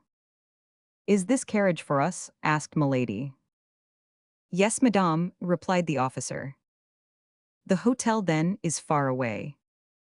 "At the other end of the town." "Very well," said Milady, and she resolutely entered the carriage. The officer saw that the baggage was fastened carefully behind the carriage, and this operation ended, he took his place beside Milady and shut the door. Immediately, without any order being given or his place of destination indicated, the coachman set off at a rapid pace and plunged into the streets of the city. So strange a reception naturally gave Milady ample matter for reflection. So seeing that the young officer did not seem at all disposed for conversation, she reclined in her corner of the carriage, and one after the other passed in review all the surmises which presented themselves to her mind. At the end of a quarter of an hour, however, surprised at the length of the journey, she leaned forward toward the door to see whither she was being conducted. Houses were no longer to be seen. Trees appeared in the darkness like great black phantoms chasing one another. Milady shuddered. "But we are no longer in the city, sir," said she. The young officer preserved silence. "I beg you to understand, sir, I will go no farther unless you tell me whither you are taking me." This threat brought no reply. "Oh, this is too much," cried Milady. "Help, help." No voice replied to hers. The carriage continued to roll on with rapidity. The officer seemed a statue. Milady looked at the officer with one of those terrible expressions peculiar to her countenance, and which so rarely failed of their effect. Anger made her eyes flash in the darkness. The young man remained immovable. Milady tried to open the door in order to throw herself out. "Take care, madame," said the young man coolly. "You will kill yourself in jumping." Milady reseated herself, foaming. The officer leaned forward, looked at her in his turn, and appeared surprised to see that face, just before so beautiful, distorted with passion and almost hideous. The artful creature at once comprehended that she was injuring herself by allowing him thus to read her soul. She collected her features, and in a complaining voice said, "In the name of heaven, sir, tell me if it is to you, if it is to your government, if it is to an enemy I am to attribute the violence that is done me." "No violence will be offered to you, madame, and what happens to you is the result of a very simple measure, which we are obliged to adopt with all who land in England." "Then you don't know me, sir." "It is the first time I have had the honor of seeing you." "And on your honor, you have no cause of hatred against me." "None, I swear to you." There was so much serenity, coolness, mildness even, in the voice of the young man, that Milady felt reassured. At length, after a journey of nearly an hour, the carriage stopped before an iron gate, which closed an avenue leading to a castle severe in form, massive, and isolated. Then, as the wheels rolled over a fine gravel, Milady could hear a vast roaring, which she at once recognized as the noise of the sea dashing against some steep cliff. The carriage passed under two arched gateways, and at length stopped in a court large, dark, and square. Almost immediately the door of the carriage was opened. The young man sprang lightly out and presented his hand to Milady, who leaned upon it, and in her turn alighted with tolerable calmness.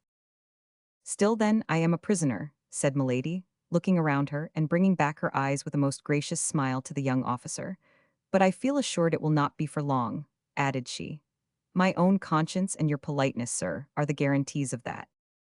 However flattering this compliment, the officer made no reply, but drawing from his belt a little silver whistle, such as boatswains use in ships of war, he whistled 3 times, with 3 different modulations. Immediately several men appeared, who unharnessed the smoking horses and put the carriage into a coach-house. Then the officer, with the same calm politeness, invited his prisoner to enter the house. She, with a still smiling countenance, took his arm and passed with him under a low arched door which, by a vaulted passage, lighted only at the farther end, led to a stone staircase around an angle of stone. They then came to a massive door, which, after the introduction into the lock of a key which the young man carried with him, turned heavily upon its hinges and disclosed the chamber destined for Milady.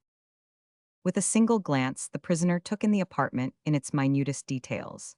It was a chamber whose furniture was at once appropriate for a prisoner or a free man, and yet bars at the windows and outside bolts at the door decided the question in favor of the prison.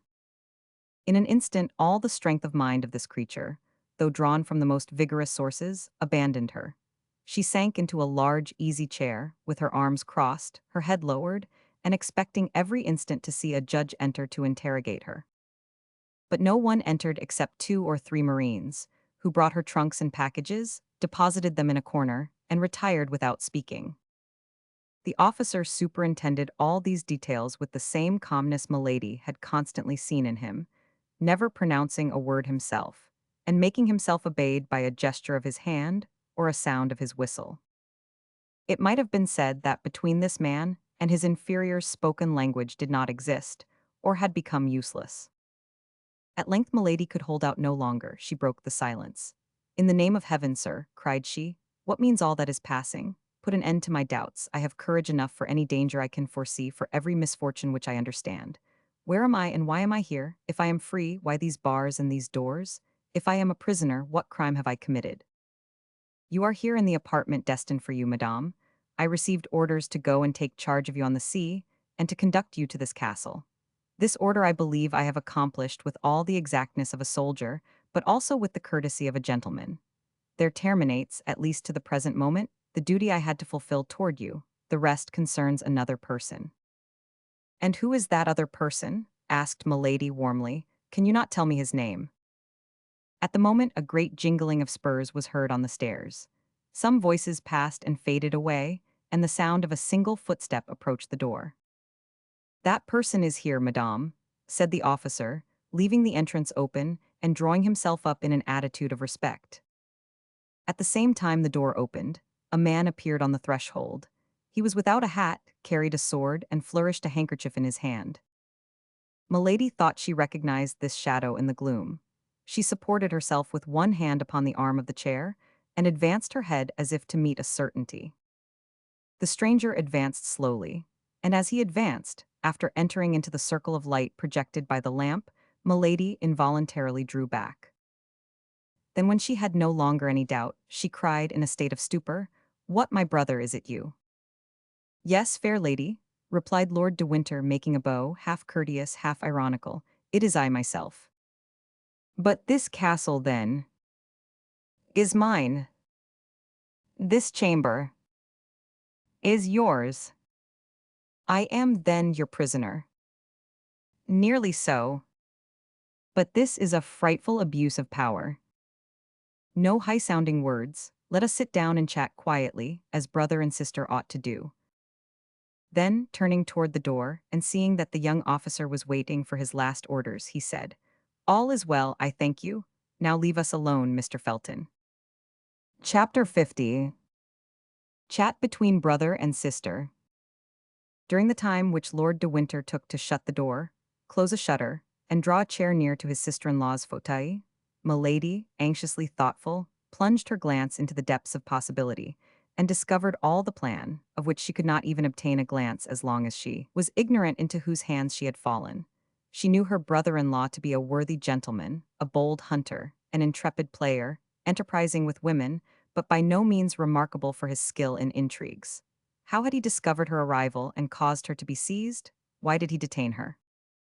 Athos had dropped some words which proved that the conversation she had with the cardinal had fallen into outside ears. But she could not suppose that he had dug a countermine so promptly and so boldly. She rather feared that her preceding operations in England might have been discovered. Buckingham might have guessed that it was she who had cut off the two studs and avenged himself for that little treachery. But Buckingham was incapable of going to any excess against a woman, particularly if that woman was supposed to have acted from a feeling of jealousy. This supposition appeared to her most reasonable. It seemed to her that they wanted to revenge the past and not to anticipate the future. At all events, she congratulated herself upon having fallen into the hands of her brother-in-law, with whom she reckoned she could deal very easily, rather than into the hands of an acknowledged and intelligent enemy. "Yes, let us chat, brother," said she, with a kind of cheerfulness, decided as she was to draw from the conversation, in spite of all the dissimulation Lord de Winter could bring, the revelations of which she stood in need to regulate her future conduct. "You have, then, decided to come to England again," said Lord de Winter, "in spite of the resolutions you so often expressed in Paris never to set your feet on British ground." Milady replied to this question by another question. "To begin with, tell me," said she, "how have you watched me so closely as to be aware beforehand not only of my arrival, but even of the day, the hour, and the port at which I should arrive?" Lord de Winter adopted the same tactics as Milady, thinking that as his sister-in-law employed them, they must be the best. "But tell me, my dear sister," replied he, "what makes you come to England?" "I come to see you," replied Milady, without knowing how much she aggravated by this reply the suspicions to which 500 Artagnan's letter had given birth in the mind of her brother-in-law, and only desiring to gain the goodwill of her auditor by a falsehood. "Ah, to see me," said de Winter cunningly. "To be sure, to see you. What is there astonishing in that? And you had no other object in coming to England but to see me?" "No." "So it was for me alone you have taken the trouble to cross the channel?" "For you alone." "The deuce, what tenderness, my sister!" "But am I not your nearest relative?" demanded Milady, with a tone of the most touching ingenuousness. "And my only heir, are you not?" said Lord de Winter in his turn, fixing his eyes on those of Milady. Whatever command she had over herself, Milady could not help starting, and as in pronouncing the last words, Lord de Winter placed his hand upon the arm of his sister, this start did not escape him. In fact, the blow was direct and severe. The first idea that occurred to Milady's mind was that she had been betrayed by Kitty, and that she had recounted to the Baron the selfish aversion toward himself of which she had imprudently allowed some marks to escape before her servant. She also recollected the furious and imprudent attack she had made upon 500 Artagnan when he spared the life of her brother. "I do not understand, my lord," said she, in order to gain time and make her adversary speak out. "What do you mean to say? Is there any secret meaning concealed beneath your words?" "Oh my God, no," said Lord de Winter with apparent good nature. "You wish to see me and you come to England. I learn this desire, or rather I suspect that you feel it. And in order to spare you all the annoyances of a nocturnal arrival in a port and all the fatigues of landing, I send one of my officers to meet you. I place a carriage at his orders, and he brings you hither to this castle, of which I am governor, whither I come every day, and where, in order to satisfy our mutual desire of seeing each other, I have prepared you a chamber. What is there more astonishing in all that I have said to you than in what you have told me? No, what I think astonishing is that you should expect my coming. And yet that is the most simple thing in the world, my dear sister. Have you not observed that the captain of your little vessel, on entering the roadstead, sent forward, in order to obtain permission to enter the port, a little boat bearing his logbook and the register of his voyagers? I am commandant of the port. They brought me that book. I recognized your name in it. My heart told me what your mouth has just confirmed, that is to say, with what view you have exposed yourself to the dangers of a sea so perilous, or at least so troublesome at this moment, and I sent my cutter to meet you. You know the rest." Milady knew that Lord de Winter lied, and she was the more alarmed.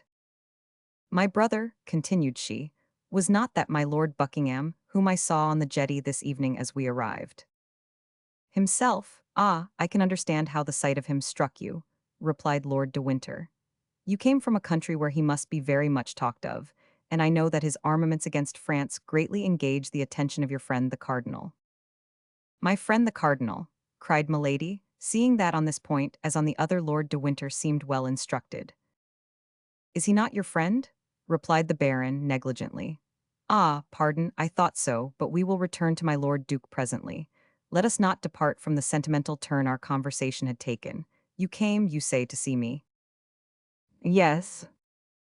"Well, I reply that you shall be served to the height of your wishes, and that we shall see each other every day." "Am I then to remain here eternally?"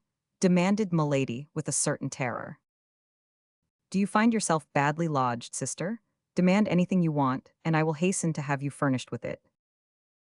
"But I have neither my women nor my servants." "You shall have all, madame.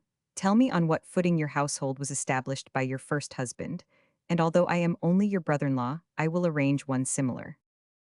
"My first husband," cried Milady, looking at Lord de Winter with eyes almost starting from their sockets.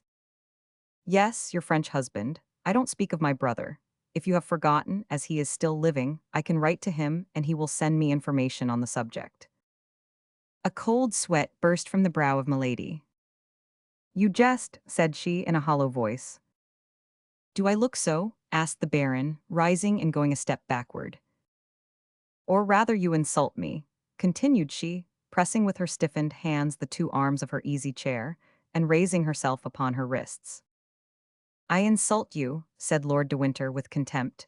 "In truth, madame, do you think that can be possible?" "Indeed, sir," said Milady, "you must be either drunk or mad. Leave the room and send me a woman." "Women are very indiscreet, my sister. Cannot I serve you as a waiting maid? By that means all our secrets will remain in the family." "Insolent!" cried Milady, and as if acted upon by a spring, she bounded toward the Baron, who awaited her attack with his arms crossed, but nevertheless with one hand on the hilt of his sword. "Come," said he, "I know you are accustomed to assassinate people, but I warn you I shall defend myself even against you." "You are right," said Milady. "You have all the appearance of being cowardly enough to lift your hand against a woman." "Perhaps so, and I have an excuse, for mine would not be the first hand of a man that has been placed upon you, I imagine." And the Baron pointed, with a slow and accusing gesture, to the left shoulder of Milady, which he almost touched with his finger. Milady uttered a deep, inward shriek, and retreated to a corner of the room like a panther which crouches for a spring. "Oh, growl as much as you please," cried Lord de Winter, "but don't try to bite, for I warn you that it would be to your disadvantage. There are here no procurators who regulate successions beforehand. There is no knight-errant to come and seek a quarrel with me on account of the fair lady I detain a prisoner. But I have judges quite ready who will quickly dispose of a woman so shameless as to glide, a bigamist, into the bed of Lord de Winter, my brother. And these judges, I warn you, will soon send you to an executioner who will make both your shoulders alike." The eyes of Milady darted such flashes that although he was a man and armed before an unarmed woman, he felt the chill of fear glide through his whole frame. However, he continued all the same, but with increasing warmth. "Yes, I can very well understand that after having inherited the fortune of my brother it would be very agreeable to you to be my heir likewise. But know beforehand, if you kill me or cause me to be killed, my precautions are taken. Not a penny of what I possess will pass into your hands. Were you not already rich enough, you who possess nearly 1 million? And could you not stop your fatal career, if you did not do evil for the infinite and supreme joy of doing it? Oh, be assured, if the memory of my brother were not sacred to me, you should rot in a state dungeon, or satisfy the curiosity of sailors at Tyburn. I will be silent, but you must endure your captivity quietly. In 15 or 20 days I shall set out for La Rochelle with the army. But on the eve of my departure, a vessel which I shall see depart will take you hence, and convey you to our colonies in the south. And be assured that you shall be accompanied by one who will blow your brains out at the first attempt you make to return to England or the continent." Milady listened with an attention that dilated her inflamed eyes. "Yes, at present," continued Lord de Winter, "you will remain in this castle. The walls are thick, the doors strong, and the bars solid. Besides, your window opens immediately over the sea. The men of my crew, who are devoted to me for life and death, mount guard around this apartment and watch all the passages that lead to the courtyard. Even if you gained the yard, there would still be 3 iron gates for you to pass. The order is positive. A step, a gesture, a word, on your part, denoting an effort to escape, and you are to be fired upon. If they kill you, English justice will be under an obligation to me for having saved it trouble. Ah, I see your features regain their calmness, your countenance recovers its assurance. You are saying to yourself, 15 days, 20 days? Bah, I have an inventive mind. Before that is expired, some idea will occur to me. I have an infernal spirit. I shall meet with a victim. Before 15 days are gone by, I shall be away from here. Ah, try it." Milady, finding her thoughts betrayed, dug her nails into her flesh to subdue every emotion that might give to her face any expression except agony. Lord de Winter continued, "The officer who commands here in my absence you have already seen, and therefore know him. He knows how, as you must have observed, to obey an order, for you did not, I am sure, come from Portsmouth hither without endeavoring to make him speak. What do you say of him? Could a statue of marble have been more impassive and more mute? You have already tried the power of your seductions upon many men, and unfortunately you have always succeeded, but I give you leave to try them upon this one. Pardieu, if you succeed with him, I pronounce you the demon himself." He went toward the door and opened it hastily. "Call Mr. Felton," said he. "Wait a minute longer and I will introduce him to you." There followed between these two personages a strange silence, during which the sound of a slow and regular step was heard approaching. Shortly, a human form appeared in the shade of the corridor, and the young lieutenant, with whom we are already acquainted, stopped at the threshold to receive the orders of the Baron. "Come in, my dear John," said Lord de Winter. "Come in and shut the door." The young officer entered. "Now," said the Baron, "look at this woman. She is young, she is beautiful, she possesses all earthly seductions. Well, she is a monster, who at 25 years of age has been guilty of as many crimes as you could read of in a year in the archives of our tribunals. Her voice prejudices her hearers in her favor, her beauty serves as a bait to her victims, her body even pays what she promises. I must do her that justice. She will try to seduce you, perhaps she will try to kill you. I have extricated you from misery, Felton. I have caused you to be named lieutenant. I once saved your life, you know on what occasion. I am for you not only a protector, but a friend, not only a benefactor, but a father. This woman has come back again into England for the purpose of conspiring against my life. I hold this serpent in my hands. Well, I call you and say to you, friend Felton, John, my child, guard me, and more particularly guard yourself against this woman. Swear, by your hopes of salvation, to keep her safely for the chastisement she has merited. John Felton, I trust your word. John Felton, I put faith in your loyalty." "My lord," said the young officer, summoning to his mild countenance all the hatred he could find in his heart. "My lord, I swear all shall be done as you desire." Milady received this look like a resigned victim. It was impossible to imagine a more submissive or a more mild expression than that which prevailed on her beautiful countenance. Lord de Winter himself could scarcely recognize the tigress, who, a minute before, prepared apparently for a fight. "She is not to leave this chamber, understand, John," continued the Baron. "She is to correspond with nobody. She is to speak to no one but you, if you will do her the honor to address a word to her." "That is sufficient, my lord, I have sworn." "And now, madame, try to make your peace with God, for you are judged by men." Milady let her head sink, as if crushed by this sentence. Lord de Winter went out, making a sign to Felton, who followed him, shutting the door after him. One instant after, the heavy step of a marine who served as sentinel was heard in the corridor, his axe in his girdle and his musket on his shoulder. Milady remained for some minutes in the same position, for she thought they might perhaps be examining her through the keyhole. She then slowly raised her head, which had resumed its formidable expression of menace and defiance, ran to the door to listen, looked out of her window, and returning to bury herself again in her large armchair, she reflected. Chapter 51. An officer. Meanwhile, the cardinal looked anxiously for news from England, but no news arrived that was not annoying and threatening. Although La Rochelle was invested, however certain success might appear, thanks to the precautions taken, and above all to the dike, which prevented the entrance of any vessel into the besieged city, the blockade might last a long time yet. This was a great affront to the king's army, and a great inconvenience to the cardinal, who had no longer, it is true, to embroil Louis Roman XIII. With Anne of Austria, for that affair was over, but he had to adjust matters for M. de Bassompierre, who was embroiled with the Duc d'Angoulême. As to Monsieur, who had begun the siege, he left to the cardinal the task of finishing it. The city, notwithstanding the incredible perseverance of its mayor, had attempted a sort of mutiny for a surrender. The mayor had hanged the mutineers. This execution quieted the ill-disposed, who resolved to allow themselves to die of hunger, this death always appearing to them more slow and less sure than strangulation.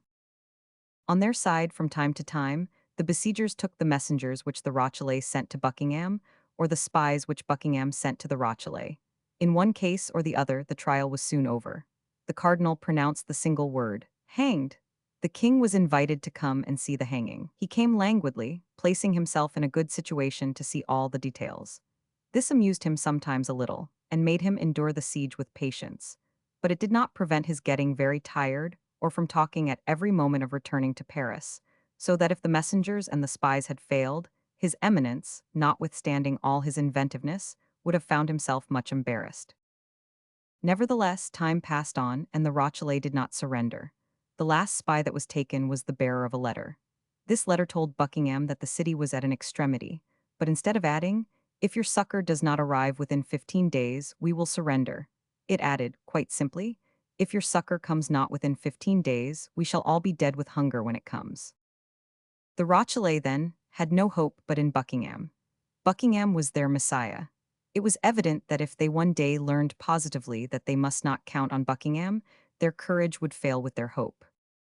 The cardinal looked, then, with great impatience for the news from England, which would announce to him that Buckingham would not come. The question of carrying the city by assault, though often debated in the council of the king, had been always rejected. In the first place, La Rochelle appeared impregnable. Then the cardinal, whatever he said, very well knew that the horror of bloodshed in this encounter, in which Frenchmen would combat against Frenchmen, was a retrograde movement of 60 years impressed upon his policy. And the cardinal was at that period what we now call a man of progress. In fact, the sack of La Rochelle, and the assassination of 3 of 4,000 Huguenots who allowed themselves to be killed, would resemble too closely, in 1628, the massacre of St. Bartholomew in 1572. And then, above all this extreme measure, which was not at all repugnant to the king, good Catholic as he was, always fell before this argument of the besieging generals. La Rochelle is impregnable except to famine. The cardinal could not drive from his mind the fear he entertained of his terrible emissary, for he comprehended the strange qualities of this woman, sometimes a serpent, sometimes a lion. Had she betrayed him? Was she dead? He knew her well enough in all cases to know that, whether acting for or against him, as a friend or an enemy, she would not remain motionless without great impediments. But whence did these impediments arise? That was what he could not know. And yet he reckoned, and with reason, on Milady.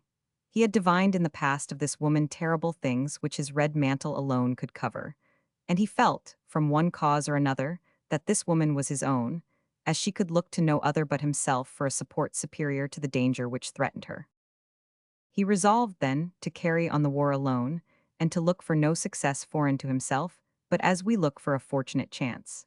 He continued to press the raising of the famous dike which was to starve La Rochelle. Meanwhile, he cast his eyes over that unfortunate city, which contained so much deep misery and so many heroic virtues, and recalling the saying of Louis I, his political predecessor, as he himself was the predecessor of Robespierre, he repeated this maxim of Tristan's gossip: divide in order to reign. Henry Roman IV, when besieging Paris, had loaves and provisions thrown over the walls. The cardinal had little notes thrown over in which he represented to the Rochellais how unjust, selfish, and barbarous was the conduct of their leaders. These leaders had corn in abundance, and would not let them partake of it. They adopted as a maxim, for they too had maxims, that it was of very little consequence that women, children, and old men should die, so long as the men who were to defend the walls remained strong and healthy. Up to that time, whether from devotedness or from want of power to act against it, this maxim, without being generally adopted, nevertheless passed from theory into practice. But the notes did it injury. The notes reminded the men that the children, women, and old men whom they allowed to die were their sons, their wives, and their fathers, and that it would be more just for everyone to be reduced to the common misery, in order that equal conditions should give birth to unanimous resolutions. These notes had all the effect that he who wrote them could expect, in that they induced a great number of the inhabitants to open private negotiations with the royal army. But at the moment when the cardinal saw his means already bearing fruit, and applauded himself for having put it in action, an inhabitant of La Rochelle who had contrived to pass the royal lines, God knows how, such was the watchfulness of Bassompierre, Scamargue, and the Duc d'Angoulême, themselves watched over by the cardinal, an inhabitant of La Rochelle, we say, entered the city, coming from Portsmouth, and saying that he had seen a magnificent fleet ready to sail within 8 days. Still further, Buckingham announced to the mayor that at length the Great League was about to declare itself against France, and that the kingdom would be at once invaded by the English, Imperial, and Spanish armies. This letter was read publicly in all parts of the city. Copies were put up at the corners of the streets, and even they who had begun to open negotiations interrupted them, being resolved to await the succor so pompously announced. This unexpected circumstance brought back Richelieu's former anxiety, and forced him in spite of himself once more to turn his eyes to the other side of the sea. During this time, exempt from the anxiety of its only and true chief, the royal army led a joyous life, neither provisions nor money being wanting in the camp. All the corps rivaled one another in audacity and gaiety. To take spies and hang them, to make hazardous expeditions upon the dike or the sea, to imagine wild plans, and to execute them coolly. Such were the pastimes which made the army find these days short, which were not only so long to the Rochellais, a prey to famine and anxiety, but even to the cardinal, who blockaded them so closely. Sometimes when the cardinal, always on horseback, like the lowest gendarme of the army, cast a pensive glance over those works, so slowly keeping pace with his wishes, which the engineers, brought from all the corners of France, were executing under his orders, if he met a musketeer of the company of Treville, he drew near and looked at him in a peculiar manner, and not recognizing in him one of our 4 companions, he turned his penetrating look and profound thoughts in another direction. One day when oppressed with a mortal weariness of mind, without hope in the negotiations with the city, without news from England, the cardinal went out, without any other aim than to be out of doors, and accompanied only by Cahusac and La Houdinière, strolled along the beach. Mingling the immensity of his dreams with the immensity of the ocean, he came, his horse going at a foot's pace, to a hill from the top of which he perceived behind a hedge, reclining on the sand and catching in its passage one of those rays of the sun so rare at this period of the year, 7 men surrounded by empty bottles. 4 of these men were our musketeers, preparing to listen to a letter one of them had just received. This letter was so important that it made them forsake their cards and their dice on the drumhead. The other 3 were occupied in opening an enormous flagon of collicure wine. These were the lackeys of these gentlemen. The cardinal was, as we have said, in very low spirits, and nothing when he was in that state of mind increased his depression so much as gaiety in others. Besides, he had another strange fancy, which was always to believe that the causes of his sadness created the gaiety of others. Making a sign to La Houdinière and Cahusac to stop, he alighted from his horse, and went toward these suspected merry companions, hoping, by means of the sand which deadened the sound of his steps and of the hedge which concealed his approach, to catch some words of this conversation which appeared so interesting. At 10 paces from the hedge he recognized the talkative Gascon, and as he had already perceived that these men were musketeers, he did not doubt that the three others were those called the inseparables, that is to say, Athos, Porthos, and Aramis. It may be supposed that his desire to hear the conversation was augmented by this discovery. His eyes took a strange expression, and with the step of a tiger cat he advanced toward the hedge. But he had not been able to catch more than a few vague syllables without any positive sense, when a sonorous and short cry made him start, and attracted the attention of the musketeers. "Officer," cried Grimaud. "You are speaking, you scoundrel," said Athos, rising upon his elbow and transfixing Grimaud with his flaming look.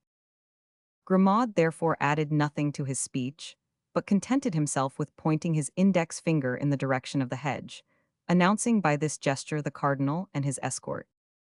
With a single bound, the musketeers were on their feet and saluted with respect. The cardinal seemed furious. "It appears that messieurs the musketeers keep guard," said he. "Are the English expected by land, or do the musketeers consider themselves superior officers?" "Monseigneur," replied Athos, for amid the general fright he alone had preserved the noble calmness and coolness that never forsook him. "Monseigneur, the musketeers, when they are not on duty, or when their duty is over, drink and play at dice, and they are certainly superior officers to their lackeys." "Lackeys," grumbled the cardinal. "Lackeys who have the order to warn their masters when anyone passes are not lackeys, they are sentinels.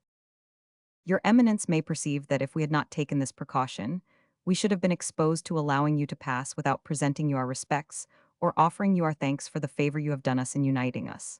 500 Artagnan," continued Athos, "you, who but lately were so anxious for such an opportunity for expressing your gratitude to Monseigneur, here it is, avail yourself of it."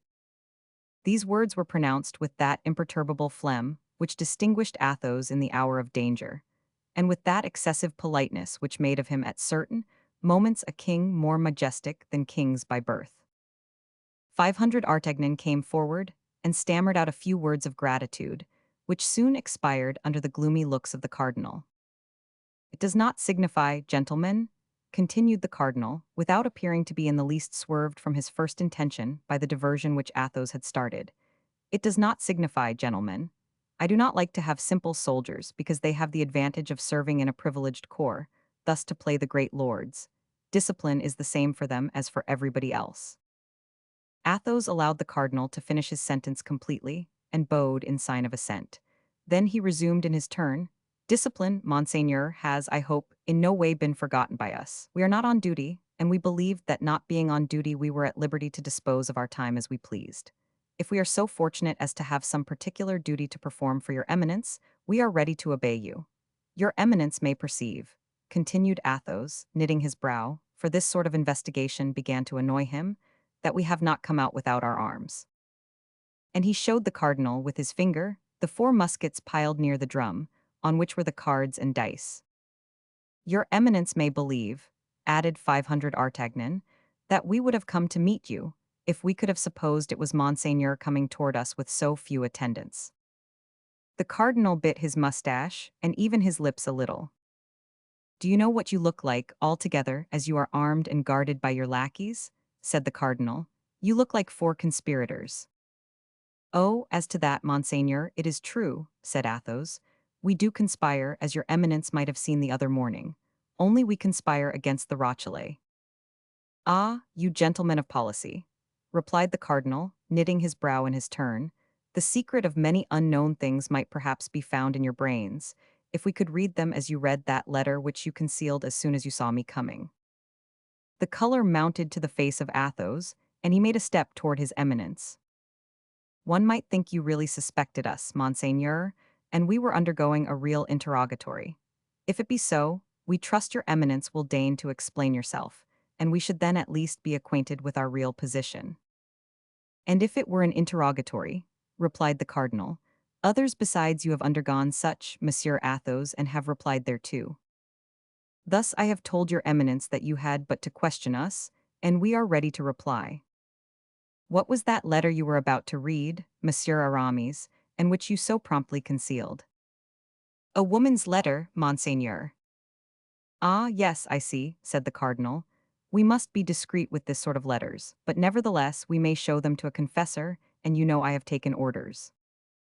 Monseigneur, said Athos, with a calmness the more terrible because he risked his head in making this reply, the letter is a woman's letter, but it is neither signed Marion de Lorme nor Madame d'Aiguillon. The cardinal became as pale as death. Lightning darted from his eyes. He turned round as if to give an order to Cahusac and Houdinière. Athos saw the movement. He made a step toward the muskets, upon which the other three friends had fixed their eyes, like men ill-disposed to allow themselves to be taken. The cardinalists were 3, the musketeers, lackeys included, were 7. He judged that the match would be so much the less equal if Athos and his companions were really plotting, and by one of those rapid turns which he always had at command, all his anger faded away into a smile. Well, well, said he, you are brave young men, proud in daylight, faithful in darkness. We can find no fault with you for watching over yourselves when you watch so carefully over others. Gentlemen, I have not forgot the night in which you served me as an escort to the Red Dovecot. If there were any danger to be apprehended on the road I am going, I would request you to accompany me, but as there is none, remain where you are, finish your bottles, your game, and your letter. Adieu, gentlemen. And remounting his horse, which Cahusac led to him, he saluted them with his hand and rode away. The 4 young men, standing and motionless, followed him with their eyes without speaking a single word until he had disappeared. Then they looked at one another. The countenances of all gave evidence of terror, for notwithstanding the friendly adieu of his eminence, they plainly perceived that the cardinal went away with rage in his heart. Athos alone smiled, with a self-possessed, disdainful smile. When the cardinal was out of hearing and sight, that Grimaud kept bad watch, cried Porthos, who had a great inclination to vent his ill humor on somebody. Grimaud was about to reply to excuse himself.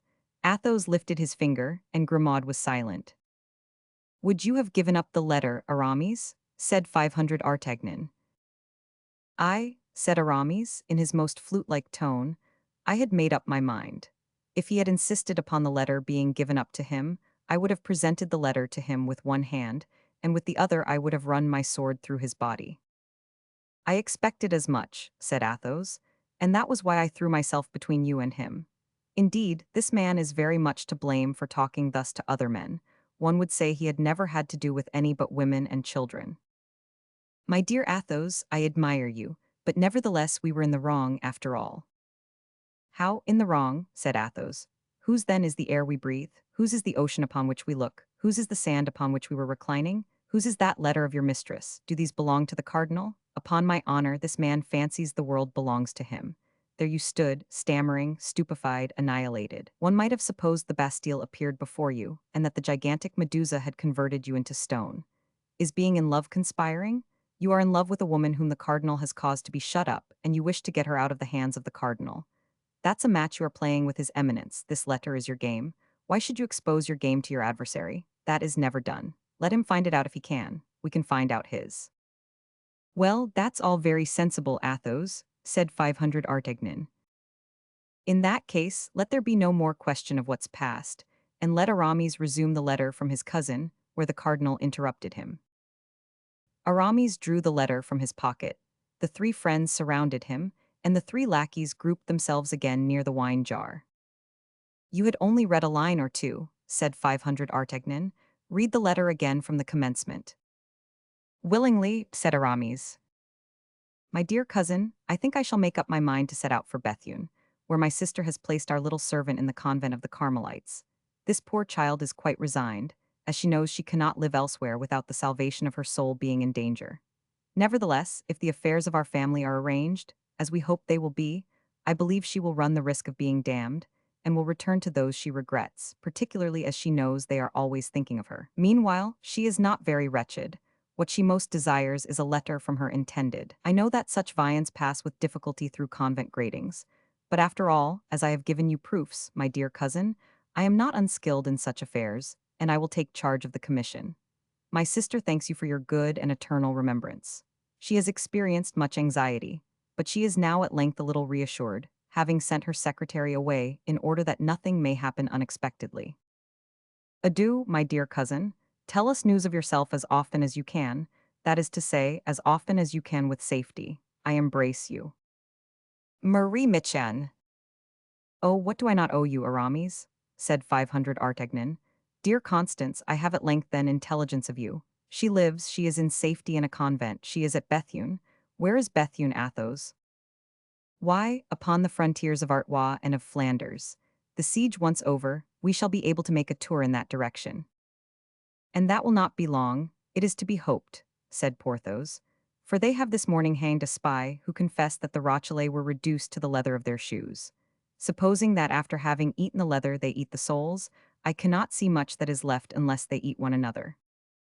Poor fools, said Athos, emptying a glass of excellent Bordeaux wine which, without having at that period the reputation it now enjoys, merited it no less, poor fools.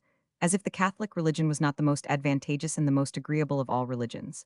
All the same, resumed he after having clicked his tongue against his palate, they are brave fellows, but what the devil are you about, Aramis?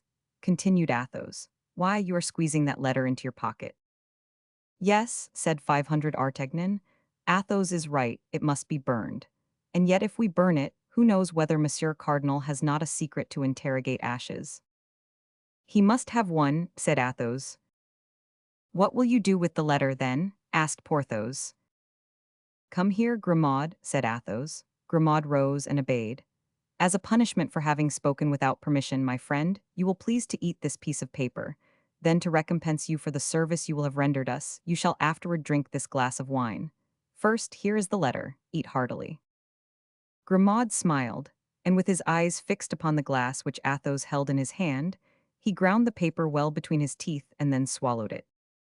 Bravo, Monsieur Grimaud, said Athos, and now take this, that's well, we dispense with your saying grace. Grimaud silently swallowed the glass of Bordeaux wine, but his eyes, raised toward heaven during this delicious occupation, spoke a language which, though mute, was not the less expressive. And now, said Athos, unless Monsieur Cardinal should form the ingenious idea of ripping up Grimaud, I think we may be pretty much at our ease respecting the letter. Meantime, his Eminence continued his melancholy ride, murmuring between his mustaches, "These 4 men must positively be mine." Chapter 52. Captivity the first day. Let us return to Milady, whom a glance thrown upon the coast of France has made us lose sight of for an instant.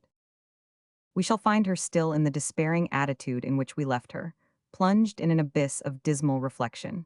A dark hell at the gate of which she has almost left hope behind, because for the first time she doubts, for the first time she fears. On 2 occasions her fortune has failed her. On 2 occasions she has found herself discovered and betrayed, and on these 2 occasions it was to one fatal genius, sent doubtlessly by the Lord to combat her, that she has succumbed. 500 Artagnan has conquered her, that invincible power of evil. He has deceived her in her love, humbled her in her pride, thwarted her in her ambition, and now he ruins her fortune, deprives her of liberty, and even threatens her life. Still more, he has lifted the corner of her mask, that shield with which she covered herself and which rendered her so strong. 500 Artagnan has turned aside from Buckingham, whom she hates as she hates everyone she has loved, the tempest with which Richelieu threatened him in the person of the Queen. 500 Artagnan had passed himself upon her as De Wardes, for whom she had conceived one of those tiger-like fancies common to women of her character. 500 Artagnan knows that terrible secret which she has sworn no one shall know without dying. In short, at the moment in which she has just obtained from Richelieu a carte blanche, by the means of which she is about to take vengeance on her enemy, this precious paper is torn from her hands, and it is 500 Artagnan who holds her prisoner, and is about to send her to some filthy Botany Bay, some infamous Tyburn of the Indian Ocean. All this she owes to 500 Artagnan, without doubt. From whom can come so many disgraces heaped upon her head, if not from him? He alone could have transmitted to Lord de Winter all these frightful secrets which he has discovered, one after another, by a train of fatalities. He knows her brother-in-law. He must have written to him. What hatred she distills, motionless, with her burning and fixed glances, in her solitary apartment, How well the outbursts of passion which at times escape from the depths of her chest with her respiration accompany the sound of the surf which rises, growls, roars, and breaks itself like an eternal and powerless despair against the rocks on which is built this dark and lofty castle. How many magnificent projects of vengeance she conceives by the light of the flashes which her tempestuous passion casts over her mind against Bonacieux, against Buckingham, but above all against 500 Artagnan, projects lost in the distance of the future. Yes, but in order to avenge herself, she must be free. And to be free, a prisoner has to pierce a wall, detach bars, cut through a floor, all undertakings which a patient and strong man may accomplish, but before which the feverish irritations of a woman must give way. Besides, to do all this, time is necessary, months, years, and she has 10 or 12 days, as Lord de Winter, her fraternal and terrible jailer, has told her. And yet, if she were a man, she would attempt all this, and perhaps might succeed. Why, then, did heaven make the mistake of placing that manlike soul in that frail and delicate body? The first moments of her captivity were terrible. A few convulsions of rage which she could not suppress paid her debt of feminine weakness to nature. But by degrees, she overcame the outbursts of her mad passion, and nervous tremblings which agitated her frame disappeared, and she remained folded within herself like a fatigued serpent in repose. Go to, I must have been mad to allow myself to be carried away so, says she, gazing into the glass, which reflects back to her eyes the burning glance by which she appears to interrogate herself. No violence, violence is the proof of weakness. In the first place, I have never succeeded by that means. Perhaps if I employed my strength against women, I might perchance find them weaker than myself, and consequently conquer them. But it is with men that I struggle, and I am but a woman to them. Let me fight like a woman then, my strength is in my weakness. Then, as if to render an account to herself of the changes she could place upon her countenance, so mobile and so expressive, she made it take all expressions from that of passionate anger, which convulsed her features, to that of the most sweet, most affectionate, and most seducing smile. Then her hair assumed successively, under her skillful hands, all the undulations she thought might assist the charms of her face. At length she murmured, satisfied with herself, "Come, nothing is lost, I am still beautiful." It was then nearly 8 o'clock in the evening. Milady perceived a bed. She calculated that the repose of a few hours would not only refresh her head and her ideas, but still further her complexion. A better idea, however, came into her mind before going to bed. She had heard something said about supper. She had already been an hour in this apartment. They could not long delay bringing her a repast. The prisoner did not wish to lose time, and she resolved to make that very evening some attempts to ascertain the nature of the ground she had to work upon, by studying the characters of the men to whose guardianship she was committed. A light appeared under the door. This light announced the reappearance of her jailers. Milady, who had arisen, threw herself quickly into the armchair, her head thrown back, her beautiful hair unbound and disheveled, her bosom half bare beneath her crumpled lace, one hand on her heart and the other hanging down. The bolts were drawn, the door groaned upon its hinges, steps sounded in the chamber and drew near. "Place that table there," said a voice which the prisoner recognized as that of Felton. The order was executed. "You will bring lights and relieve the sentinel," continued Felton. And this double order which the young lieutenant gave to the same individuals proved to Milady that her servants were the same men as her guards, that is to say, soldiers. Felton's orders were, for the rest, executed with a silent rapidity that gave a good idea of the way in which he maintained discipline. At length Felton, who had not yet looked at Milady, turned toward her. Ah," said he, "she is asleep, that's well. When she wakes she can sup," and he made some steps toward the door. "But my lieutenant," said a soldier, less stoical than his chief and who had approached Milady, "this woman is not asleep." "What, not asleep?" said Felton. "What is she doing then?" "She has fainted. Her face is very pale, and I have listened in vain. I do not hear her breathe." "You are right," said Felton, after having looked at Milady from the spot on which he stood without moving a step toward her. "Go and tell Lord de Winter that his prisoner has fainted, for this event not having been foreseen, I don't know what to do." The soldier went out to obey the orders of his officer. Felton sat down upon an armchair which happened to be near the door, and waited without speaking a word, without making a gesture. Milady possessed that great art, so much studied by women, of looking through her long eyelashes without appearing to open the lids. She perceived Felton, who sat with his back toward her. She continued to look at him for nearly 10 minutes, and in this 10 minutes the immovable guardian never turned round once. She then thought that Lord de Winter would come, and by his presence give fresh strength to her jailer. Her first trial was lost. She acted like a woman who reckons up her resources. As a result, she raised her head, opened her eyes, and sighed deeply. At this sigh, Felton turned round. "Ah, you are awake, madame," he said. "Then I have nothing more to do here. If you want anything, you can ring." "Oh my God, how I have suffered," said Milady, in that harmonious voice which, like that of the ancient enchantresses, charmed all whom she wished to destroy. And she assumed, upon sitting up in the armchair, a still more graceful and abandoned position than when she reclined. Felton arose. "You will be served thus, madame, 3 times a day," said he. "In the morning at 9 o'clock, in the day at 1 o'clock, and in the evening at 8. If that does not suit you, you can point out what other hours you prefer, and in this respect your wishes will be complied with." "But am I to remain always alone in this vast and dismal chamber?" asked Milady. "A woman of the neighborhood has been sent for, who will be tomorrow at the castle, and will return as often as you desire her presence." "I thank you, sir," replied the prisoner humbly. Felton made a slight bow, and directed his steps toward the door. At the moment he was about to go out, Lord de Winter appeared in the corridor, followed by the soldier who had been sent to inform him of the swoon of Milady. He held a vial of salts in his hand. "Well, what is it? What is going on here?" said he, in a jeering voice, on seeing the prisoner sitting up and Felton about to go out. "Is this corpse come to life already? Felton, my lad, did you not perceive that you were taken for a novice, and that the first act was being performed of a comedy of which we shall doubtless have the pleasure of following out all the developments?" "I thought so, my lord," said Felton. "But as the prisoner is a woman, after all, I wish to pay her the attention that every man of gentle birth owes to a woman, if not on her account, at least on my own." Milady shuddered through her whole system. These words of Felton's passed like ice through her veins. "So," replied De Winter, laughing, "that beautiful hair so skillfully disheveled, that white skin, and that languishing look have not yet seduced you, you heart of stone." "No, my lord," replied the impassive young man. "Your lordship may be assured that it requires more than the tricks and coquetry of a woman to corrupt me." "In that case, my brave lieutenant, let us leave Milady to find out something else and go to supper. But be easy. She has a fruitful imagination, and the second act of the comedy will not delay its steps after the first." And at these words, Lord de Winter passed his arm through that of Felton, and led him out, laughing. "Oh, I will be a match for you," murmured Milady between her teeth.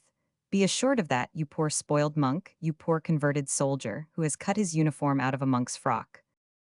By the way," resumed de Winter, stopping at the threshold of the door, "you must not, Milady, let this check take away your appetite. Taste that fowl and those fish. On my honor, they are not poisoned. I have a very good cook, and he is not to be my heir. I have full and perfect confidence in him. Do as I do. Adieu, dear sister, till your next swoon." This was all that Milady could endure. Her hands clutched her armchair, she ground her teeth inwardly, her eyes followed the motion of the door as it closed behind Lord de Winter and Felton, and the moment she was alone a fresh fit of despair seized her. She cast her eyes upon the table, saw the glittering of a knife, rushed toward it and clutched it, but her disappointment was cruel. The blade was round and of flexible silver. A burst of laughter resounded from the other side of the ill-closed door, and the door reopened. "Ha ha," cried Lord de Winter. "Ha ha, don't you see, my brave Felton, don't you see what I told you? That knife was for you, my lad, she would have killed you. Observe, this is one of her peculiarities, to get rid thus, after one fashion or another, of all the people who bother her. If I had listened to you, the knife would have been pointed and of steel. Then no more of Felton, she would have cut your throat, and after that everybody else. See, John, see how well she knows how to handle a knife." In fact, Milady still held the harmless weapon in her clenched hand, but these last words, this supreme insult, relaxed her hands, her strength, and even her will. The knife fell to the ground. "You were right, my lord," said Felton, with a tone of profound disgust which sounded to the very bottom of the heart of Milady. "You were right, my lord, and I was wrong." And both again left the room. But this time, Milady lent a more attentive ear than the first, and she heard their steps die away in the distance of the corridor. "I am lost," murmured she. "I am lost. I am in the power of men upon whom I can have no more influence than upon statues of bronze or granite. They know me by heart and are steeled against all my weapons. It is, however, impossible that this should end as they have decreed. In fact, as this last reflection indicated, this instinctive return to hope, sentiments of weakness or fear did not dwell long in her ardent spirit. Milady sat down to table, ate from several dishes, drank a little Spanish wine, and felt all her resolution return. Before she went to bed, she had pondered, analyzed, turned on all sides, examined on all points, the words, the steps, the gestures, the signs, and even the silence of her interlocutors. And of this profound, skillful, and anxious study, the result was that Felton, everything considered, appeared the more vulnerable of her two persecutors. One expression above all recurred to the mind of the prisoner. "If I had listened to you," Lord de Winter had said to Felton. Felton, then, had spoken in her favor, since Lord de Winter had not been willing to listen to him. "Weak or strong," repeated Milady, "that man has, then, a spark of pity in his soul. Of that spark I will make a flame that shall devour him. As to the other, he knows me, he fears me, and knows what he has to expect of me if ever I escape from his hands. It is useless, then, to attempt anything with him. But Felton, that's another thing. He is a young, ingenuous, pure man who seems virtuous. Him there are means of destroying." And Milady went to bed, and fell asleep with a smile upon her lips. Anyone who had seen her sleeping might have said she was a young girl dreaming of the crown of flowers she was to wear on her brow at the next festival. Chapter 53. Captivity, the second day. Milady dreamed that she at length had 500 Artagnan in her power, that she was present at his execution, and it was the sight of his odious blood, flowing beneath the axe of the headsman, which spread that charming smile upon her lips. She slept as a prisoner sleeps, rocked by his first hope. In the morning, when they entered her chamber, she was still in bed. Felton remained in the corridor. He brought with him the woman of whom he had spoken the evening before, and who had just arrived. This woman entered, and approaching Milady's bed, offered her services. Milady was habitually pale. Her complexion might therefore deceive a person who saw her for the first time. "I am in a fever," said she. "I have not slept a single instant during all this long night. I suffer horribly. Are you likely to be more humane to me than others were yesterday? All I ask is permission to remain abed." "Would you like to have a physician called?" said the woman. Felton listened to this dialogue without speaking a word. Milady reflected that the more people she had around her, the more she would have to work upon, and Lord de Winter would redouble his watch. Besides, the physician might declare the ailment feigned, and Milady, after having lost the first trick, was not willing to lose the second. "Go and fetch a physician," said she. "What could be the good of that? These gentlemen declared yesterday that my illness was a comedy. It would be just the same today, no doubt, for since yesterday evening they have had plenty of time to send for a doctor." "Then," said Felton, who became impatient, "say yourself, madame, what treatment you wish followed." How can I tell? My God, I know that I suffer, that's all. Give me anything you like, it is of little consequence." "Go and fetch Lord de Winter," said Felton, tired of these eternal complaints. "Oh, no, no," cried Milady. "No, sir, do not call him, I conjure you. I am well, I want nothing, do not call him."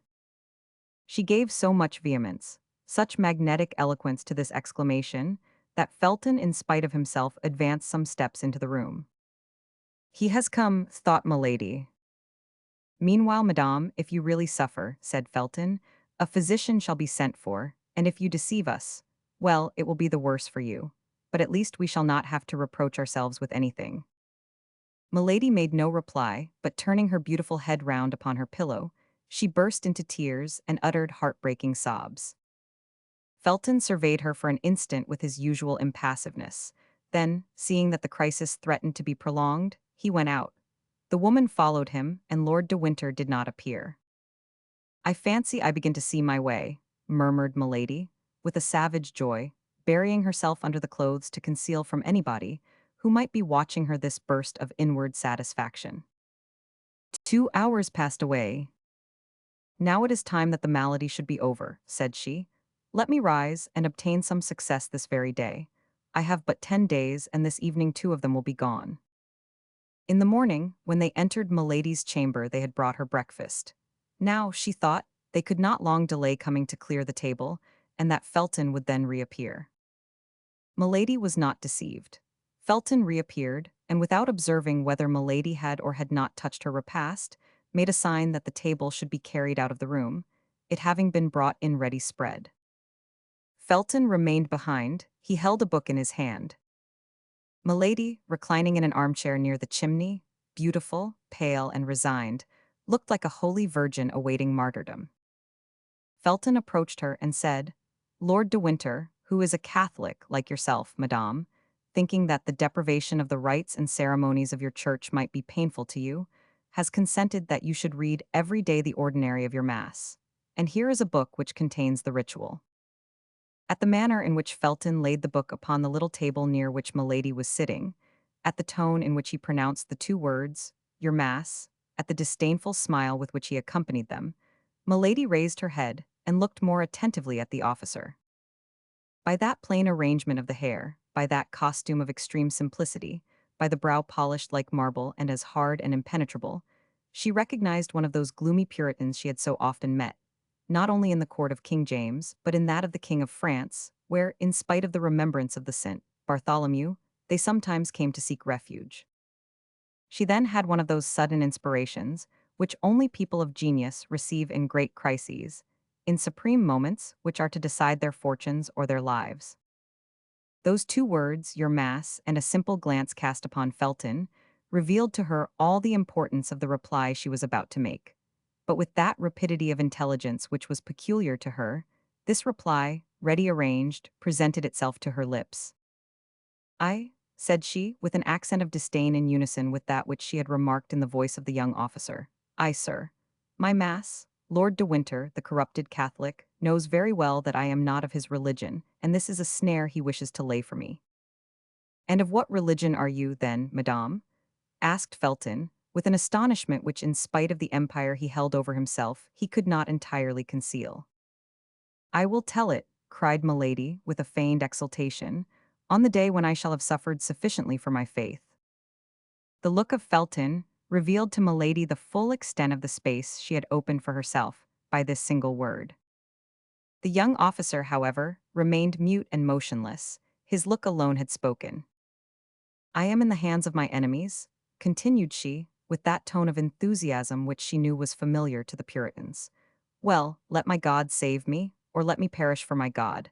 That is the reply I beg you to make to Lord de Winter. And as to this book," added she, pointing to the manual with her finger but without touching it, as if she must be contaminated by it, "you may carry it back and make use of it yourself, for doubtless you are doubly the accomplice of Lord de Winter, the accomplice in his persecutions, the accomplice in his heresies." Felton made no reply, took the book with the same appearance of repugnance which he had before manifested, and retired pensively. Lord de Winter came toward 5 o'clock in the evening. Milady had had time, during the whole day, to trace her plan of conduct. She received him like a woman who had already recovered all her advantages. "It appears," said the Baron, seating himself in the armchair opposite that occupied by Milady, and stretching out his legs carelessly upon the hearth, "it appears we have made a little apostasy." "What do you mean, sir?" "I mean to say that since we last met you have changed your religion. You have not by chance married a Protestant for a third husband, have you?"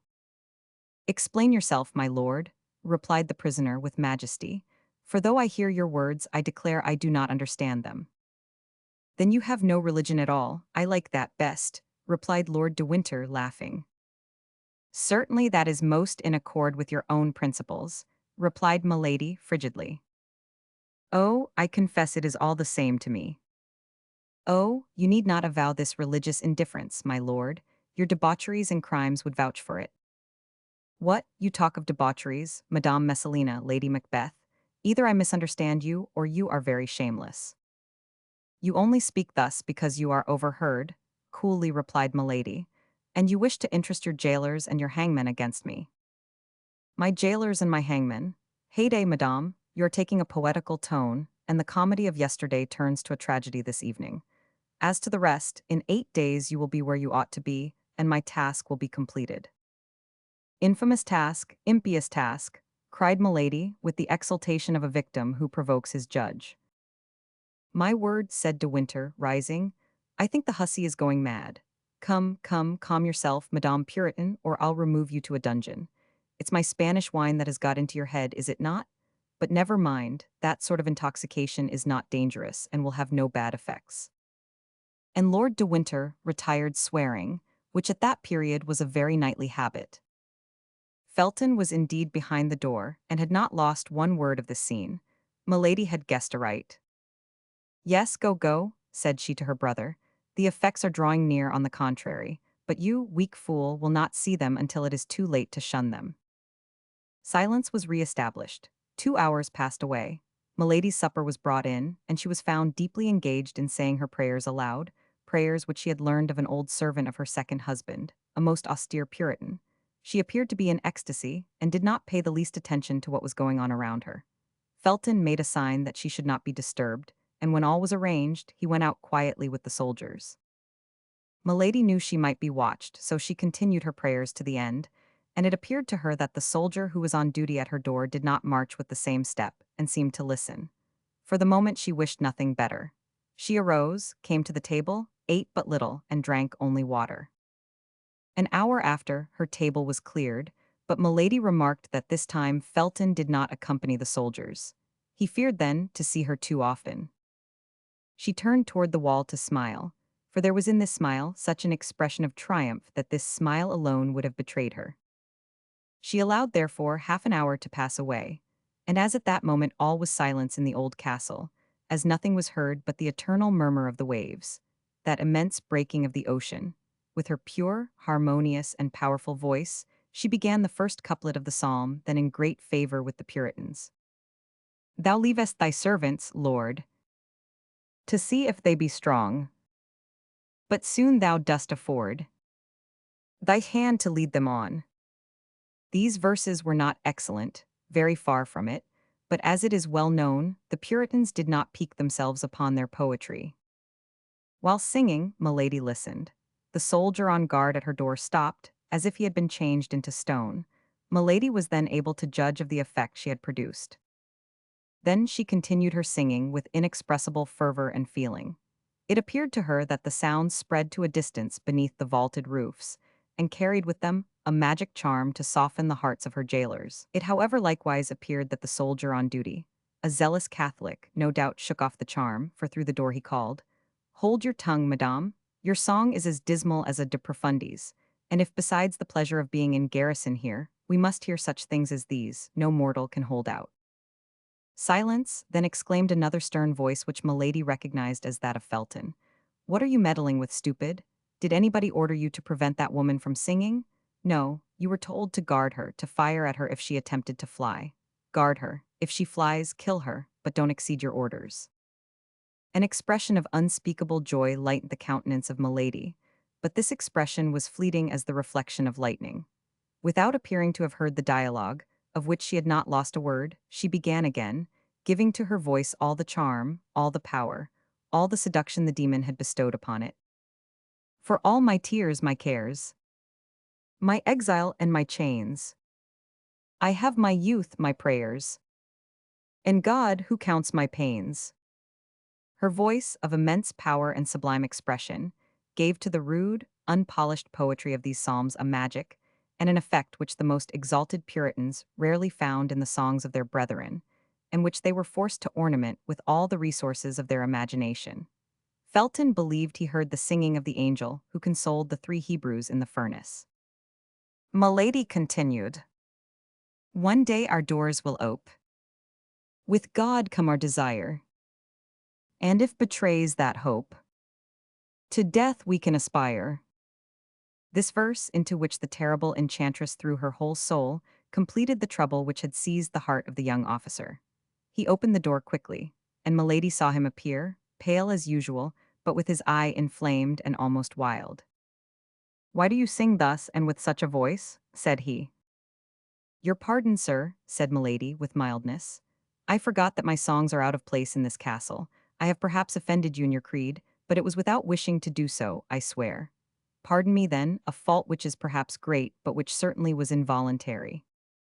Milady was so beautiful at this moment, the religious ecstasy in which she appeared to be plunged gave such an expression to her countenance, that Felton was so dazzled that he fancied he beheld the angel whom he had only just before heard. "Yes, yes," said he, "you disturb, you agitate the people who live in the castle." The poor, senseless young man was not aware of the incoherence of his words, while Milady was reading with her lynx's eyes the very depths of his heart. "I will be silent then," said Milady, casting down her eyes with all the sweetness she could give to her voice, with all the resignation she could impress upon her manner. "No, no, madame," said Felton, "only do not sing so loud, particularly at night." And at these words Felton, feeling that he could not long maintain his severity toward his prisoner, rushed out of the room. "You have done right, lieutenant," said the soldier. "Such songs disturb the mind, and yet we become accustomed to them, her voice is so beautiful." Chapter 54. Captivity, the third day. Felton had fallen, but there was still another step to be taken. He must be retained, or rather he must be left quite alone, and Milady but obscurely perceived the means which could lead to this result. Still more must be done. He must be made to speak, in order that he might be spoken to, for Milady very well knew that her greatest seduction was in her voice, which so skillfully ran over the whole gamut of tones from human speech to language celestial. Yet in spite of all this seduction Milady might fail, for Felton was forewarned, and that against the least chance. From that moment she watched all his actions, all his words, from the simplest glance of his eyes to his gestures, even to a breath that could be interpreted as a sigh. In short, she studied everything, as a skillful comedian does to whom a new part has been assigned in a line to which he is not accustomed. Face to face with Lord de Winter her plan of conduct was more easy. She had laid that down the preceding evening. To remain silent and dignified in his presence, from time to time to irritate him by affected disdain, by a contemptuous word, to provoke him to threats and violence which would produce a contrast with her own resignation, such was her plan. Felton would see all, perhaps he would say nothing, but he would see. In the morning, Felton came as usual, but Milady allowed him to preside over all the preparations for breakfast without addressing a word to him. At the moment when he was about to retire, she was cheered with a ray of hope, for she thought he was about to speak. But his lips moved without any sound leaving his mouth, and making a powerful effort to control himself, he sent back to his heart the words that were about to escape from his lips and went out. Toward midday, Lord de Winter entered. It was a tolerably fine winter's day, and a ray of that pale English sun which lights, but does not warm came through the bars of her prison. Milady was looking out at the window, and pretended not to hear the door as it opened. "Ah, ah," said Lord de Winter, "after having played comedy, after having played tragedy, we are now playing melancholy." The prisoner made no reply. "Yes, yes," continued Lord de Winter, "I understand. You would like very well to be at liberty on that beach. You would like very well to be in a good ship dancing upon the waves of that emerald green sea. You would like very well, either on land or on the ocean, to lay for me one of those nice little ambuscades you are so skillful in planning. Patience, patience. In 4 days' time the shore will be beneath your feet, the sea will be open to you, more open than will perhaps be agreeable to you, for in 4 days England will be relieved of you." Milady folded her hands, and raising her fine eyes toward heaven, "Lord, Lord," said she, with an angelic meekness of gesture and tone, "pardon this man, as I myself pardon him." "Yes, pray, accursed woman," cried the Baron, "your prayer is so much the more generous from your being, I swear to you, in the power of a man who will never pardon you." And he went out.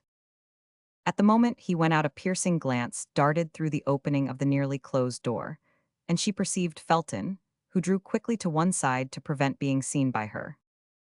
Then she threw herself upon her knees, and began to pray. my God," said she, "thou knowest in what holy cause I suffer, give me then strength to suffer." The door opened gently. The beautiful supplicant pretended not to hear the noise, and in a voice broken by tears, she continued, "God of vengeance, God of goodness, wilt thou allow the frightful projects of this man to be accomplished?" Then only she pretended to hear the sound of Felton's steps, and rising quick as thought, she blushed, as if ashamed of being surprised on her knees. "I do not like to disturb those who pray, madame," said Felton seriously. "Do not disturb yourself on my account, I beseech you." "How do you know I was praying, sir?" said Milady, in a voice broken by sobs. "You were deceived, sir, I was not praying." "Do you think then, madame," replied Felton, in the same serious voice but with a milder tone, do you think I assume the right of preventing a creature from prostrating herself before her Creator? God forbid. Besides, repentance becomes the guilty. Whatever crimes they may have committed, for me the guilty are sacred at the feet of God. Guilty, I? Said Milady with a smile which might have disarmed the angel of the Last Judgment. Guilty? Oh my God, thou knowest whether I am guilty. Say I am condemned, sir, if you please, but you know that God, who loves martyrs, sometimes permits the innocent to be condemned. Were you condemned, were you innocent, were you a martyr, replied Felton, the greater would be the necessity for prayer, and I myself would aid you with my prayers. Oh, you are a just man, cried Milady, throwing herself at his feet. I can hold out no longer, for I fear I shall be wanting in strength at the moment when I shall be forced to undergo the struggle and confess my faith. Listen then to the supplication of a despairing woman. You are abused, sir, but that is not the question. I only ask you one favor, and if you grant it me, I will bless you in this world and in the next. Speak to the master, madame, said Felton. Happily I am neither charged with the power of pardoning nor punishing.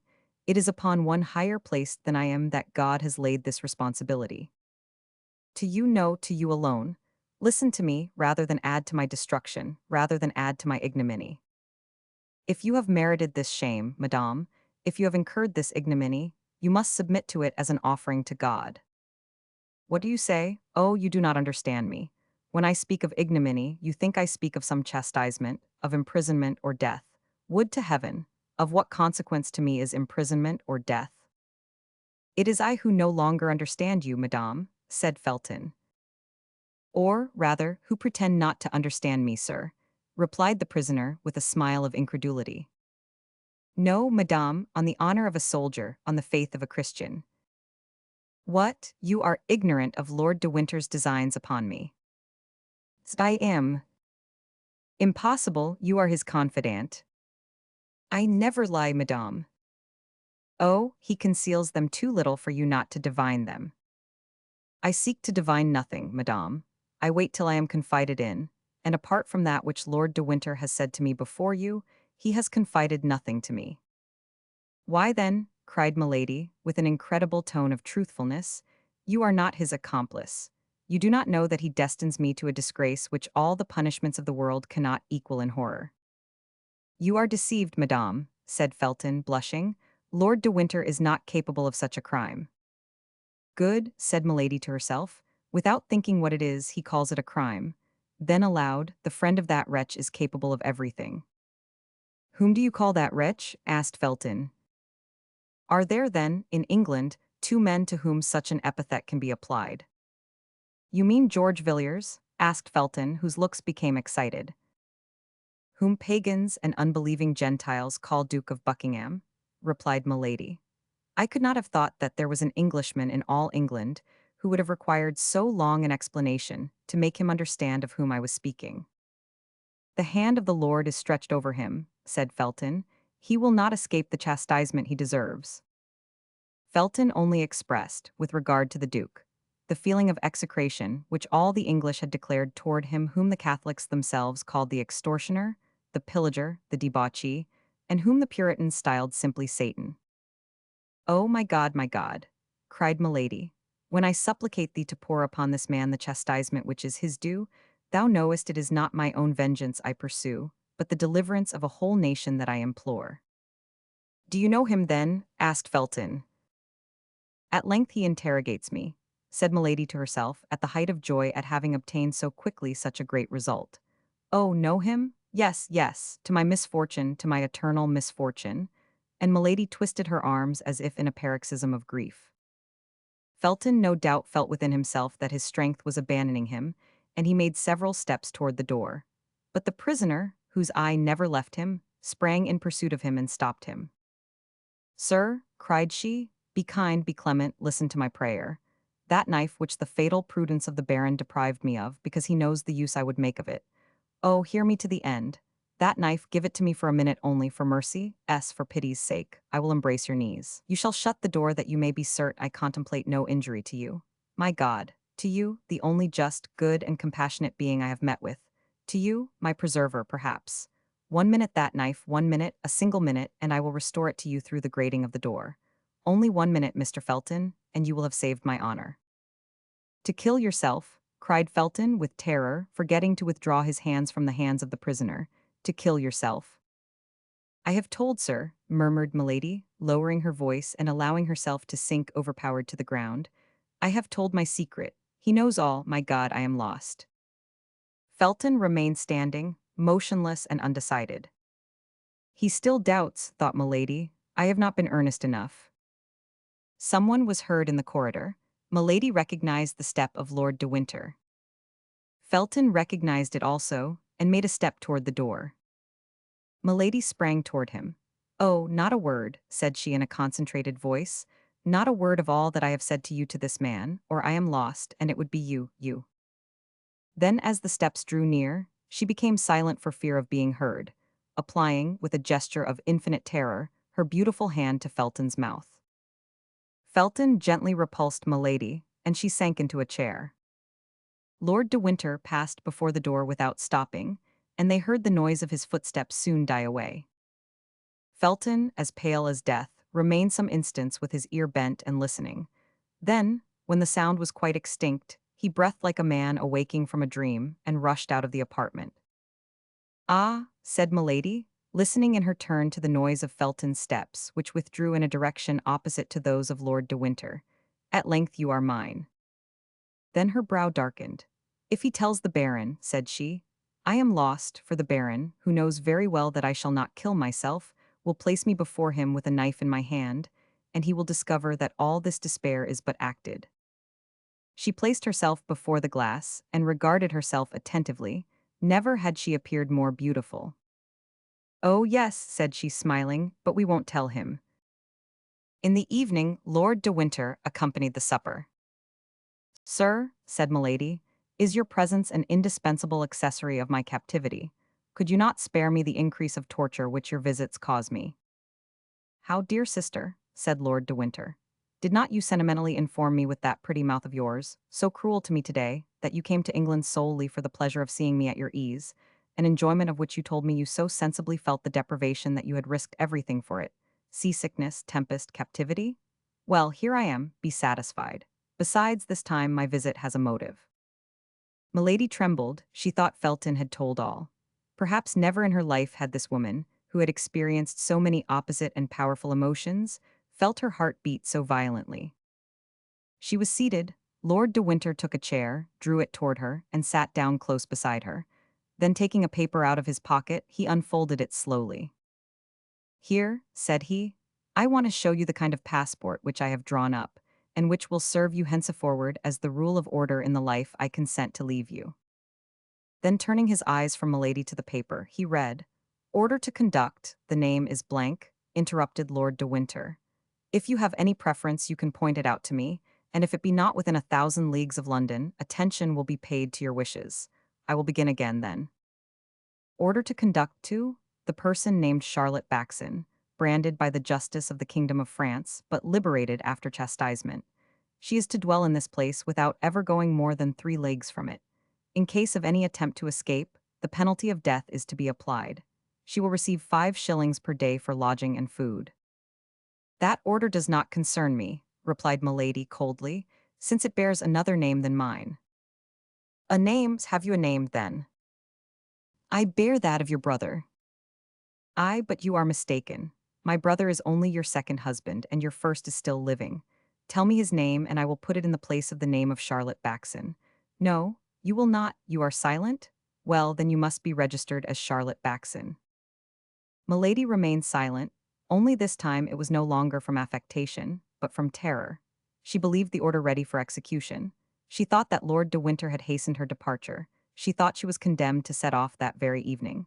Everything in her mind was lost for an instant, when all at once she perceived that no signature was attached to the order. The joy she felt at this discovery was so great she could not conceal it.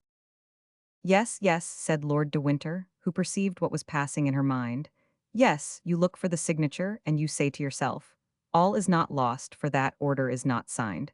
It is only shown to me to terrify me, that's all.' You are mistaken. Tomorrow this order will be sent to the Duke of Buckingham. The day after tomorrow it will return signed by his hand and marked with his seal, and 24 hours afterward I will answer for its being carried into execution. Adieu, madame, that is all I had to say to you. And I reply to you, sir, that this abuse of power, this exile under a fictitious name are infamous. Would you like better to be hanged in your true name, milady? You know that the English laws are inexorable on the abuse of marriage. Speak freely. Although my name, or rather that of my brother, would be mixed up with the affair, I will risk the scandal of a public trial to make myself certain of getting rid of you. Milady made no reply, but became as pale as a corpse. Oh, I see you prefer peregrination. That's well, madame, and there is an old proverb that says, traveling trains youth. My faith, you are not wrong after all, and life is sweet. That's the reason why I take such care you shall not deprive me of mine. There only remains, then, the question of the 5 shillings to be settled. You think me rather parsimonious, don't you? That's because I don't care to leave you the means of corrupting your jailers. Besides, you will always have your charms left to seduce them with. Employ them, if your check with regard to Felton has not disgusted you with attempts of that kind. Felton has not told him, said Milady to herself. Nothing is lost then. And now, madame, till I see you again, tomorrow I will come and announce to you the departure of my messenger. Lord de Winter rose, saluted her ironically, and went out. Milady breathed again. She had still 4 days before her. 4 days would quite suffice to complete the seduction of Felton. A terrible idea, however, rushed into her mind. She thought that Lord de Winter would perhaps send Felton himself to get the order signed by the Duke of Buckingham. In that case Felton would escape her, for in order to secure success, the magic of a continuous seduction was necessary. Nevertheless, as we have said, one circumstance reassured her. Felton had not spoken. As she would not appear to be agitated by the threats of Lord de Winter, she placed herself at the table and ate. Then, as she had done the evening before, she fell on her knees and repeated her prayers aloud. As on the evening before, the soldier stopped his march to listen to her. Soon after she heard lighter steps than those of the sentinel, which came from the end of the corridor and stopped before her door. "It is he," said she, and she began the same religious chant which had so strongly excited Felton the evening before. But although her voice, sweet, full, and sonorous, vibrated as harmoniously and as affectingly as ever, the door remained shut. It appeared, however, to Milady that in one of the furtive glances she darted from time to time at the grating of the door, she thought she saw the ardent eyes of the young man through the narrow opening. But whether this was reality or vision, he had this time sufficient self-command not to enter. However, a few instants after she had finished her religious song, Milady thought she heard a profound sigh. Then the same steps she had heard approach slowly withdrew, as if with regret. Chapter 55. Captivity, the 4th day. The next day, when Felton entered Milady's apartment, he found her standing, mounted upon a chair, holding in her hands a cord made by means of torn cambric handkerchiefs, twisted into a kind of rope one with another, and tied at the ends. At the noise Felton made in entering, Milady leaped lightly to the ground, and tried to conceal behind her the improvised cord she held in her hand. The young man was more pale than usual, and his eyes, reddened by want of sleep, denoted that he had passed a feverish night. Nevertheless, his brow was armed with a severity more austere than ever. He advanced slowly toward Milady, who had seated herself, and taking an end of the murderous rope which by neglect, or perhaps by design, she allowed to be seen, "What is this, madame?" he asked coldly. "That, nothing," said Milady, smiling with that painful expression which she knew so well how to give to her smile. "Ennui is the mortal enemy of prisoners. I had ennui, and I amused myself with twisting that rope." Felton turned his eyes toward the part of the wall of the apartment before which he had found Milady standing in the armchair in which she was now seated, and over her head he perceived a gilt-headed screw, fixed in the wall for the purpose of hanging up clothes or weapons. He started, and the prisoner saw that start, for though her eyes were cast down, nothing escaped her. "What were you doing on that armchair?" asked he. "Of what consequence?" replied Milady. "But," replied Felton, "I wish to know." "Do not question me," said the prisoner. "You know that we who are true Christians are forbidden to lie." "Well then," said Felton, "I will tell you what you were doing, or rather what you meant to do. You were going to complete the fatal project you cherish in your mind. Remember, madame, if our God forbids falsehood, he much more severely condemns suicide. When God sees one of his creatures persecuted unjustly, placed between suicide and dishonor, believe me, sir, replied Milady in a tone of deep conviction. God pardons suicide, for then suicide becomes martyrdom. You say either too much or too little. Speak, madame. In the name of heaven, explain yourself. That I may relate my misfortunes for you to treat them as fables, that I may tell you my projects for you to go and betray them to my persecutor? No, sir. Besides, of what importance to you is the life or death of a condemned wretch? You are only responsible for my body, is it not so? And provided you produce a carcass that may be recognized as mine, they will require no more of you. Nay, perhaps you will even have a double reward. I, madame, I? Cried Felton. You suppose that I would ever accept the price of your life? Oh, you cannot believe what you say. Let me act as I please, Felton, let me act as I please, said Milady, elated. Every soldier must be ambitious, must he not? You are a lieutenant? Well, you will follow me to the grave with the rank of captain. What have I then done to you, said Felton, much agitated, that you should load me with such a responsibility before God and before men? In a few days you will be away from this place. Your life, madame, will then no longer be under my care, and, added he with a sigh, then you can do what you will with it. So, cried Milady, as if she could not resist giving utterance to a holy indignation, you, a pious man, you who are called a just man, you ask but one thing, and that is that you may not be inculpated, annoyed by my death. It is my duty to watch over your life, madame, and I will watch. But do you understand the mission you are fulfilling? Cruel enough if I am guilty, but what name can you give it, what name will the Lord give it, if I am innocent? I am a soldier, madame, and fulfill the orders I have received. Do you believe, then, that at the day of the last judgment God will separate blind executioners from iniquitous judges? You are not willing that I should kill my body, and you make yourself the agent of him who would kill my soul. But I repeat it again to you, replied Felton in great emotion, no danger threatens you. I will answer for Lord de Winter as for myself. Dunce, cried Milady, dunce.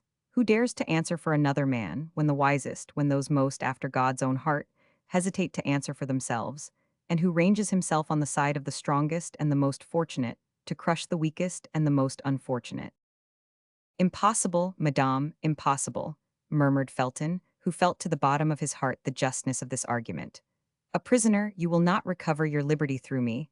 Living, you will not lose your life through me. Yes, cried Milady, but I shall lose that which is much dearer to me than life. I shall lose my honor, Felton. And it is you, you whom I make responsible, before God and before men, for my shame and my infamy.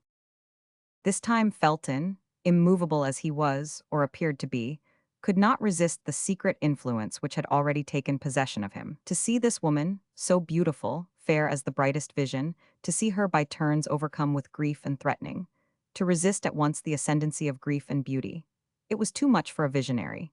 It was too much for a brain weakened by the ardent dreams of an ecstatic faith. It was too much for a heart furrowed by the love of heaven that burns, by the hatred of men that devours. Milady saw the trouble. She felt by intuition the flame of the opposing passions which burned with the blood in the veins of the young fanatic. As a skillful general, seeing the enemy ready to surrender, marches toward him with a cry of victory, she rose, beautiful as an antique priestess, inspired like a Christian virgin, her arms extended, her throat uncovered, her hair disheveled, holding with one hand her robe, modestly drawn over her breast, her look illumined by that fire which had already created such disorder in the veins of the young Puritan, and went toward him, crying out with a vehement air, and in her melodious voice, to which on this occasion she communicated a terrible energy. Let this victim to Baal be sent. To the lions the martyr be thrown. Thy God shall teach thee to repent. From abyss he'll give ear to my moan. Felton stood before this strange apparition like one petrified. Who art thou, who art thou? Cried he, clasping his hands. Art thou a messenger from God? Art thou a minister from hell? Art thou an angel or a demon? Callest thou thyself Eloa or Astarte? Do you not know me, Felton? I am neither an angel nor a demon. I am a daughter of earth. I am a sister of thy faith, that is all. Yes, yes, said Felton. I doubted, but now I believe. You believe, and still you are an accomplice of that child of Belial who is called Lord de Winter. You believe, and yet you leave me in the hands of mine enemies, of the enemy of England, of the enemy of God. You believe, and yet you deliver me up to him who fills and defiles the world with his heresies and debaucheries, to that infamous Sardanapalus whom the blind call the Duke of Buckingham, and whom believers name Antichrist. I deliver you up to Buckingham. What mean you by that? They have eyes, cried Milady, but they see not, ears have they but they hear not. Yes, yes, said Felton, passing his hands over his brow, covered with sweat, as if to remove his last doubt. Yes, I recognize the voice which speaks to me in my dreams. Yes, I recognize the features of the angel who appears to me every night, crying to my soul which cannot sleep. Strike, save England, save thyself, for thou wilt die without having appeased God.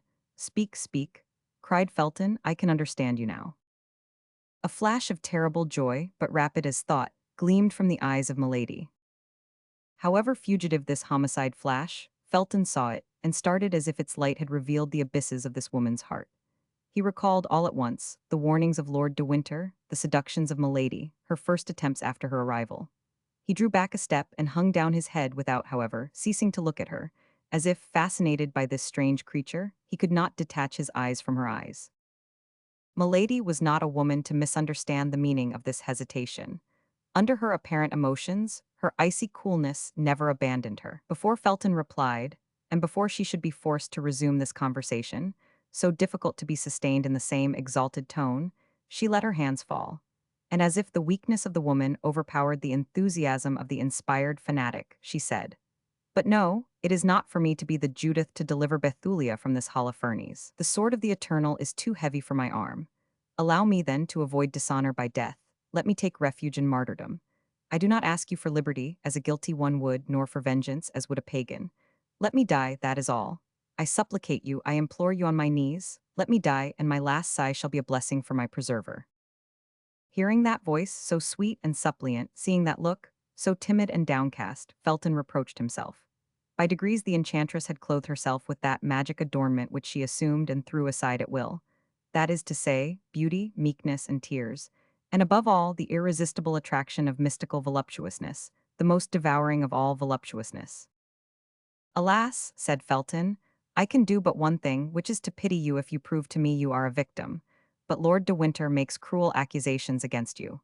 You are a Christian, you are my sister in religion. I feel myself drawn toward you, I, who have never loved anyone but my benefactor. I who have met with nothing but traitors and impious men. But you, madame, so beautiful in reality, you, so pure in appearance, must have committed great iniquities for Lord de Winter to pursue you thus." "They have eyes," repeated Milady with an accent of indescribable grief, "but they see not, ears have they but they hear not." "But," cried the young officer, "speak then, speak." "Confide my shame to you," cried Milady with the blush of modesty upon her countenance, "for often the crime of one becomes the shame of another. Confide my shame to you, a man and I a woman? Oh," continued she, placing her hand modestly over her beautiful eyes, "never, never, I could not." "To me, to a brother," said Felton. Milady looked at him for some time with an expression which the young man took for doubt, but which, however, was nothing but observation, or rather the wish to fascinate. Felton, in his turn a suppliant, clasped his hands. "Well then," said Milady, "I confide in my brother, I will dare to." At this moment the steps of Lord de Winter were heard, but this time the terrible brother-in-law of Milady did not content himself, as on the preceding day, with passing before the door and going away again. He paused, exchanged 2 words with the sentinel, then the door opened and he appeared. During the exchange of these 2 words, Felton drew back quickly, and when Lord de Winter entered, he was several paces from the prisoner. The Baron entered slowly, sending a scrutinizing glance from Milady to the young officer. "You have been here a very long time, John," said he. "Has this woman been relating her crimes to you? In that case I can comprehend the length of the conversation." Felton started, and Milady felt she was lost if she did not come to the assistance of the disconcerted Puritan. "Ah, you fear your prisoner should escape," said she. "Well, ask your worthy jailer what favor I this instant solicited of him." "You demanded a favor?" said the Baron suspiciously. "Yes, my lord," replied the young man, confused. "And what favor, pray?" asked Lord de Winter. "A knife, which she would return to me through the grating of the door a minute after she had received it," replied Felton. "There is someone, then, concealed here whose throat this amiable lady is desirous of cutting," said de Winter, in an ironical, contemptuous tone. There is myself, replied Milady. I have given you the choice between America and Tyburn, replied Lord de Winter. Choose Tyburn, madame. Believe me, the cord is more certain than the knife.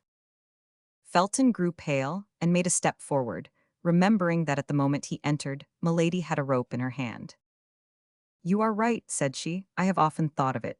Then she added in a low voice, and I will think of it again. Felton felt a shudder run to the marrow of his bones. Probably Lord de Winter perceived this emotion. Mistrust yourself, John, said he. I have placed reliance upon you, my friend. Beware, I have warned you. But be of good courage, my lad. In 3 days we shall be delivered from this creature, and where I shall send her she can harm nobody. You hear him, cried Milady, with vehemence, so that the Baron might believe she was addressing heaven, and that Felton might understand she was addressing him. Felton lowered his head and reflected. The Baron took the young officer by the arm and turned his head over his shoulder, so as not to lose sight of Milady till he was gone out. Well, said the prisoner when the door was shut, I am not so far advanced as I believed. De Winter has changed his usual stupidity into a strange prudence. It is the desire of vengeance, and how desire molds a man. As to Felton, he hesitates. Ah, he is not a man like that cursed 500 Artagnan. A Puritan only adores virgins, and he adores them by clasping his hands. A musketeer loves women, and he loves them by clasping his arms round them. Milady waited, then, with much impatience, for she feared the day would pass away without her seeing Felton again. At last, in an hour after the scene we have just described, she heard someone speaking in a low voice at the door. Presently the door opened, and she perceived Felton. The young man advanced rapidly into the chamber, leaving the door open behind him, and making a sign to Milady to be silent. His face was much agitated. "What do you want with me?" said she. "Listen," replied Felton, in a low voice. "I have just sent away the sentinel that I might remain here without anybody knowing it, in order to speak to you without being overheard. The Baron has just related a frightful story to me." Milady assumed her smile of a resigned victim, and shook her head. "Either you are a demon," continued Felton, "or the Baron, my benefactor, my father, is a monster. I have known you 4 days, I have loved him 4 years. I therefore may hesitate between you. Be not alarmed at what I say, I want to be convinced. Tonight, after 12, I will come and see you, and you shall convince me." "No, Felton, no, my brother," said she. "The sacrifice is too great, and I feel what it must cost you. No, I am lost, do not be lost with me. My death will be much more eloquent than my life, and the silence of the corpse will convince you much better than the words of the prisoner." "Be silent, madame," cried Felton, "and do not speak to me thus. I came to entreat you to promise me upon your honor, to swear to me by what you hold most sacred, that you will make no attempt upon your life." "I will not promise," said Milady, "for no one has more respect for a promise or an oath than I have, and if I make a promise I must keep it." "Well," said Felton, "only promise till you have seen me again. If, when you have seen me again, you still persist, well, then you shall be free, and I myself will give you the weapon you desire." "Well," said Milady, "for you I will wait." "And swear?" "I swear it by our God. Are you satisfied?" "Well," said Felton, "till tonight." And he darted out of the room, shut the door, and waited in the corridor, the soldier's half-pike in his hand, and as if he had mounted guard in his place. The soldier returned, and Felton gave him back his weapon. Then, through the grating to which she had drawn near, Milady saw the young man make a sign with delirious fervor, and depart in an apparent transport of joy. As for her, she returned to her place with a smile of savage contempt upon her lips, and repeated, blaspheming, that terrible name of God, by whom she had just sworn without ever having learned to know him. "My God," said she, "what a senseless fanatic! My God, it is I, and this fellow who will help me to avenge myself." Chapter 56. Captivity, the 5th day.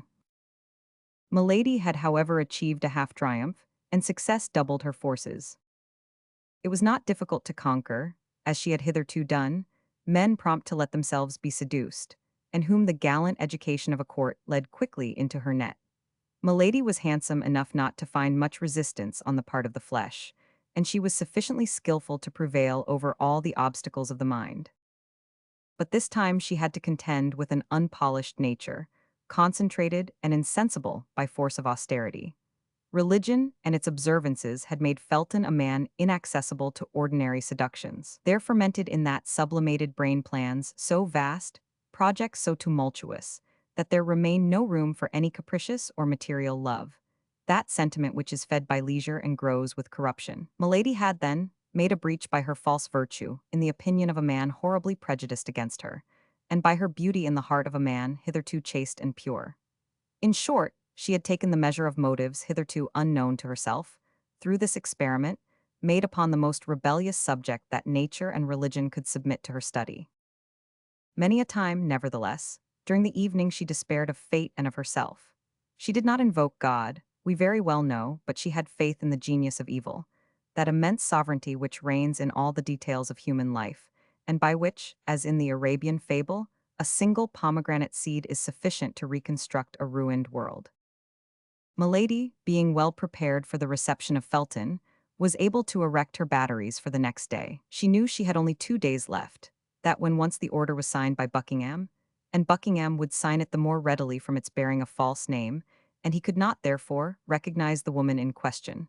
Once this order was signed, we say, the Baron would make her embark immediately, and she knew very well that women condemned to exile employ arms, much less powerful in their seductions than the pretendedly virtuous woman, whose beauty is lighted by the sun of the world, whose style the voice of fashion lauds, and whom a halo of aristocracy gilds with enchanting splendors.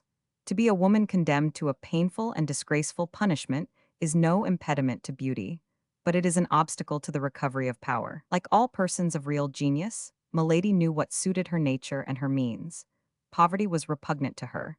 Degradation took away 2/3 of her greatness. Milady was only a queen while among queens. The pleasure of satisfied pride was necessary to her domination. To command inferior beings was rather a humiliation than a pleasure for her. She should certainly return from her exile. She did not doubt that a single instant. But how long might this exile last? For an active, ambitious nature like that of Milady, days not spent in climbing are inauspicious days. What word, then, can be found to describe the days which they occupy in descending? To lose a year, 2 years, 3 years, is to talk of an eternity. To return after the death or disgrace of the cardinal, perhaps. To return when 500 Artagnan and his friends, happy and triumphant, should have received from the queen the reward they had well acquired by the services they had rendered her. These were devouring ideas that a woman like Milady could not endure. For the rest, the storm which raged within her doubled her strength, and she would have burst the walls of her prison if her body had been able to take for a single instant the proportions of her mind. Then that which spurred her on additionally, in the midst of all this, was the remembrance of the cardinal. What must the mistrustful, restless, suspicious cardinal think of her silence? The cardinal, not merely her only support, her only prop, her only protector at present, but still further, the principal instrument of her future fortune and vengeance. She knew him, she knew that at her return from a fruitless journey it would be in vain to tell him of her imprisonment, in vain to enlarge upon the sufferings she had undergone. The cardinal would reply, with the sarcastic calmness of the skeptic, strong at once by power and genius, "You should not have allowed yourself to be taken." Then Milady collected all her energies, murmuring in the depths of her soul the name of Felton, the only beam of light that penetrated to her in the hell into which she had fallen. And like a serpent which folds and unfolds its rings to ascertain its strength, she enveloped Felton beforehand in the 1,000 meshes of her inventive imagination. Time, however, passed away. The hours, one after another, seemed to awaken the clock as they passed, and every blow of the brass hammer resounded upon the heart of the prisoner. At 9 o'clock, Lord de Winter made his customary visit, examined the window and the bars, sounded the floor and the walls, looked to the chimney and the doors, without, during this long and minute examination, he or Milady pronouncing a single word. Doubtless both of them understood that the situation had become too serious to lose time in useless words and aimless wrath. "Well," said the Baron, on leaving her, "you will not escape tonight." At 10 o'clock Felton came and placed the sentinel. Milady recognized his step. She was as well acquainted with it now as a mistress is with that of the lover of her heart, and yet Milady at the same time detested and despised this weak fanatic. That was not the appointed hour. Felton did not enter. 2 hours after, as midnight sounded, the sentinel was relieved. This time it was the hour, and from this moment Milady waited with impatience. the new sentinel commenced his walk in the corridor. At the expiration of 10 minutes Felton came. Milady was all attention. "Listen," said the young man to the sentinel. "On no pretense leave the door, for you know that last night my lord punished a soldier for having quit his post for an instant, although I, during his absence, watched in his place." "Yes, I know it," said the soldier. "I recommend you therefore to keep the strictest watch. For my part, I am going to pay a second visit to this woman, who I fear entertains sinister intentions upon her own life, and I have received orders to watch her." "Good," murmured Milady, "the austere Puritan lies." As to the soldier, he only smiled. "Zounds, lieutenant," said he, "you are not unlucky in being charged with such commissions, particularly if my lord has authorized you to look into her bed." Felton blushed. Under any other circumstances, he would have reprimanded the soldier for indulging in such pleasantry, but his conscience murmured too loud for his mouth to dare speak. "If I call, come," said he. "If anyone comes, call me." "I will, lieutenant," said the soldier. Felton entered Milady's apartment. Milady arose. "You are here," said she. "I promised to come," said Felton, "and I have come." "You promised me something else." "What, my God?" said the young man, who in spite of his self-command felt his knees tremble and the sweat start from his brow. "You promised to bring a knife, and to leave it with me after our interview." "Say no more of that, madame," said Felton. "There is no situation, however terrible it may be, which can authorize a creature of God to inflict death upon himself. I have reflected, and I must not be guilty of such a sin." "Ah, you have reflected," said the prisoner, sitting down in her armchair with a smile of disdain, "and I also have reflected." "Upon what?" "That I can have nothing to say to a man who does not keep his word." "Oh my God," murmured Felton. "You may retire," said Milady. "I will not talk." "Here is the knife," said Felton, drawing from his pocket the weapon which he had brought, according to his promise, but which he hesitated to give to his prisoner. "Let me see it," said Milady. "For what purpose?" "Upon my honor, I will instantly return it to you. You shall place it on that table, and you may remain between it and me." Felton offered the weapon to Milady, who examined the temper of it attentively, and who tried the point on the tip of her finger.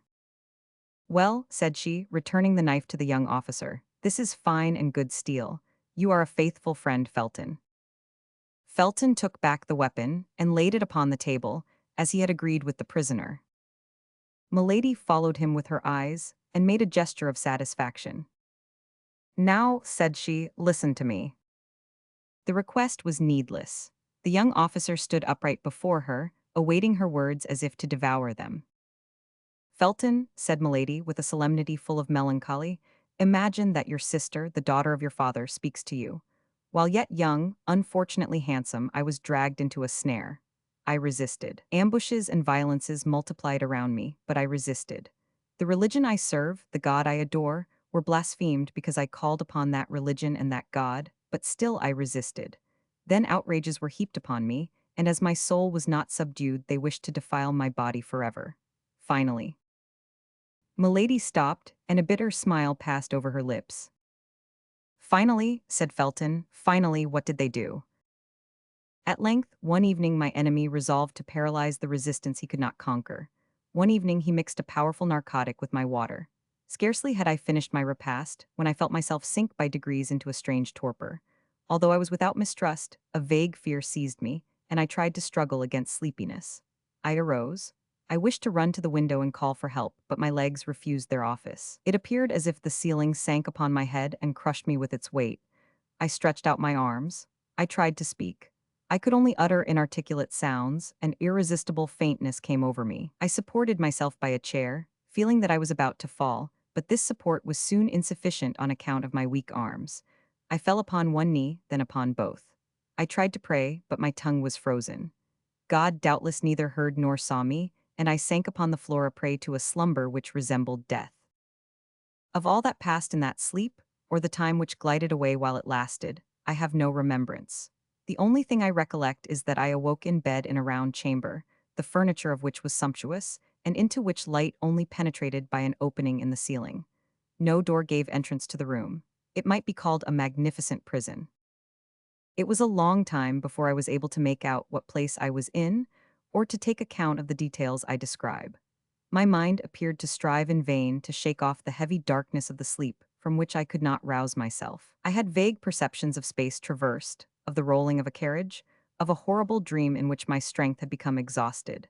But all this was so dark and so indistinct in my mind that these events seemed to belong to another life than mine, and yet mixed with mine in fantastic duality. At times the state into which I had fallen appeared so strange that I believed myself dreaming. I arose trembling.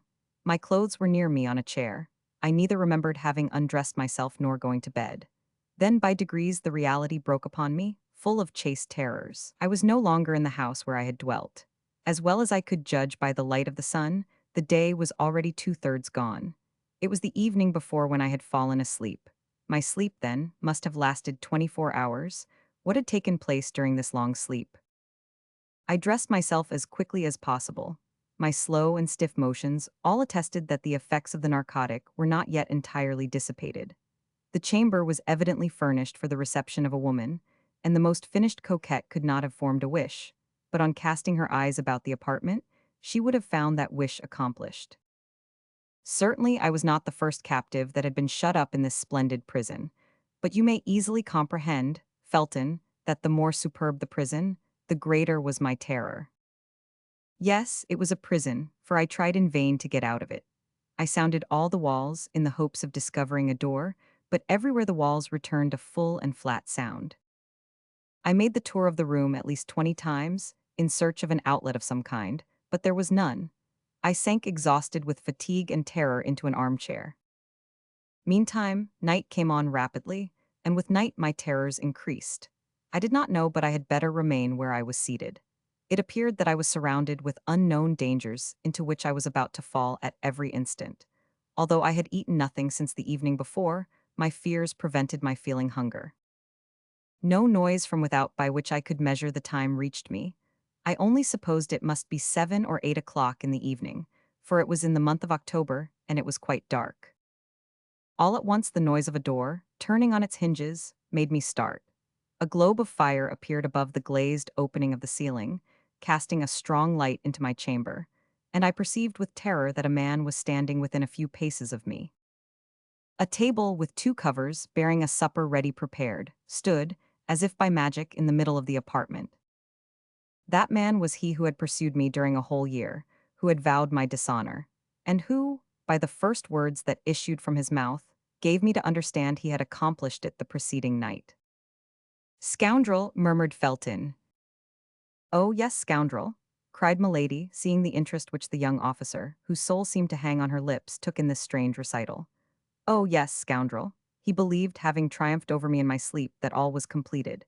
He came, hoping that I would accept my shame, as my shame was consummated. He came to offer his fortune in exchange for my love." All that the heart of a woman could contain of haughty contempt and disdainful words, I poured out upon this man. Doubtless he was accustomed to such reproaches, for he listened to me calm and smiling, with his arms crossed over his breast. Then, when he thought I had said all, he advanced toward me. I sprang toward the table, I seized a knife, I placed it to my breast. "Take one step more," said I, "and in addition to my dishonor, you shall have my death to reproach yourself with." There was, no doubt, in my look, my voice, my whole person, that sincerity of gesture, of attitude, of accent, which carries conviction to the most perverse minds, for he paused. "Your death?" said he. "Oh, no, you are too charming a mistress to allow me to consent to lose you thus, after I have had the happiness to possess you only a single time. Adieu, my charmer. I will wait to pay you my next visit till you are in a better humor." At these words he blew a whistle. The globe of fire which lighted the room reascended and disappeared. I found myself again in complete darkness. The same noise of a door opening and shutting was repeated the instant afterward. The flaming globe descended afresh, and I was completely alone. This moment was frightful. If I had any doubts as to my misfortune, these doubts had vanished in an overwhelming reality. I was in the power of a man whom I not only detested, but despised, of a man capable of anything, and who had already given me a fatal proof of what he was able to do. But who then was this man? Asked Felton. I passed the night on a chair, starting at the least noise, for toward midnight the lamp went out, and I was again in darkness. But the night passed away without any fresh attempt on the part of my persecutor. Day came, the table had disappeared, only I had still the knife in my hand. This knife was my only hope. I was worn out with fatigue. Sleeplessness inflamed my eyes. I had not dared to sleep a single instant. The light of day reassured me. I went and threw myself on the bed, without parting with the emancipating knife, which I concealed under my pillow. When I awoke, a fresh meal was served. This time, in spite of my terrors, in spite of my agony, I began to feel a devouring hunger. It was 48 hours since I had taken any nourishment. I ate some bread and some fruit. Then, remembering the narcotic mixed with the water I had drunk, I would not touch that which was placed on the table, but filled my glass at a marble fountain fixed in the wall over my dressing table. And yet, notwithstanding these precautions, I remained for some time in a terrible agitation of mind. But my fears were this time ill-founded. I passed the day without experiencing anything of the kind I dreaded. I took the precaution to half empty the carafe, in order that my suspicions might not be noticed. The evening came on, and with it darkness, but however profound was this darkness, my eyes began to accustom themselves to it. I saw, amid the shadows, the table sink through the floor. A quarter of an hour later it reappeared, bearing my supper. In an instant, thanks to the lamp, my chamber was once more lighted. I was determined to eat only such things as could not possibly have anything soporific introduced into them. 2 eggs and some fruit composed my repast. Then I drew another glass of water from my protecting fountain and drank it. At the first swallow, it appeared to me not to have the same taste as in the morning. Suspicion instantly seized me. I paused, but I had already drunk half a glass. I threw the rest away with horror, and waited, with the dew of fear upon my brow. No doubt some invisible witness had seen me draw the water from that fountain, and had taken advantage of my confidence in it, the better to assure my ruin, so coolly resolved upon, so cruelly pursued. Half an hour had not passed when the same symptoms began to appear. But as I had only drunk half a glass of the water, I contended longer, and instead of falling entirely asleep, I sank into a state of drowsiness which left me a perception of what was passing around me, while depriving me of the strength either to defend myself or to fly. I dragged myself toward the bed to seek the only defense I had left, my saving knife, but I could not reach the bolster. I sank on my knees, my hands clasped round one of the bedposts. Then I felt that I was lost. Felton became frightfully pale, and a convulsive tremor crept through his whole body. And what was most frightful, continued Milady, her voice altered, as if she still experienced the same agony as at that awful minute, was that at this time I retained a consciousness of the danger that threatened me. Was that my soul, if I may say so, waked in my sleeping body? Was that I saw, that I heard? It is true that all was like a dream, but it was not the less frightful. I saw the lamp ascend, and leave me in darkness. Then I heard the well-known creaking of the door, although I had heard that door open but twice. I felt instinctively that someone approached me. It is said that the doomed wretch in the deserts of America thus feels the approach of the serpent. I wished to make an effort. I attempted to cry out. By an incredible effort of will I even raised myself up, but only to sink down again immediately, and to fall into the arms of my persecutor. "Tell me who this man was," cried the young officer. Milady saw at a single glance all the painful feelings she inspired in Felton by dwelling on every detail of her recital, but she would not spare him a single pang. The more profoundly she wounded his heart, the more certainly he would avenge her. She continued then, as if she had not heard his exclamation, or as if she thought the moment was not yet come to reply to it. Only this time it was no longer an inert body, without feeling, that the villain had to deal with. I have told you that without being able to regain the complete exercise of my faculties, I retained the sense of my danger. I struggled then with all my strength and doubtless opposed, weak as I was, a long resistance, for I heard him cry out, "These miserable Puritans." I knew very well that they tired out their executioners, but I did not believe them so strong against their lovers. Alas, this desperate resistance could not last long. I felt my strength fail, and this time it was not my sleep that enabled the coward to prevail, but my swoon. Felton listened without uttering any word or sound, except an inward expression of agony. The sweat streamed down his marble forehead, and his hand, under his coat, tore his breast. My first impulse, on coming to myself, was to feel under my pillow for the knife I had not been able to reach. If it had not been useful for defense, it might at least serve for expiation. But on taking this knife, Felton, a terrible idea occurred to me. I have sworn to tell you all, and I will tell you all. I have promised you the truth, I will tell it were it to destroy me. The idea came into your mind to avenge yourself on this man, did it not? Cried Felton. Yes, said Milady. The idea was not that of a Christian, I knew, but without doubt, that eternal enemy of our souls, that lion roaring constantly around us, breathed it into my mind. In short, what shall I say to you, Felton? Continued Milady in the tone of a woman accusing herself of a crime. This idea occurred to me, and did not leave me. It is of this homicidal thought that I now bear the punishment. Continue, said Felton. I am eager to see you attain your vengeance. Oh, I resolved that it should take place as soon as possible. I had no doubt he would return the following night. During the day I had nothing to fear. When the hour of breakfast came, therefore, I did not hesitate to eat and drink. I had determined to make believe sup, but to eat nothing.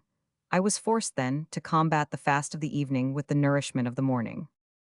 Only I concealed a glass of water, which remained after my breakfast, thirst having been the chief of my sufferings, when I remained 48 hours without eating or drinking. The day passed away without having any other influence on me than to strengthen the resolution I had formed. Only I took care that my face should not betray the thoughts of my heart, for I had no doubt I was watched. Several times, even, I felt a smile on my lips.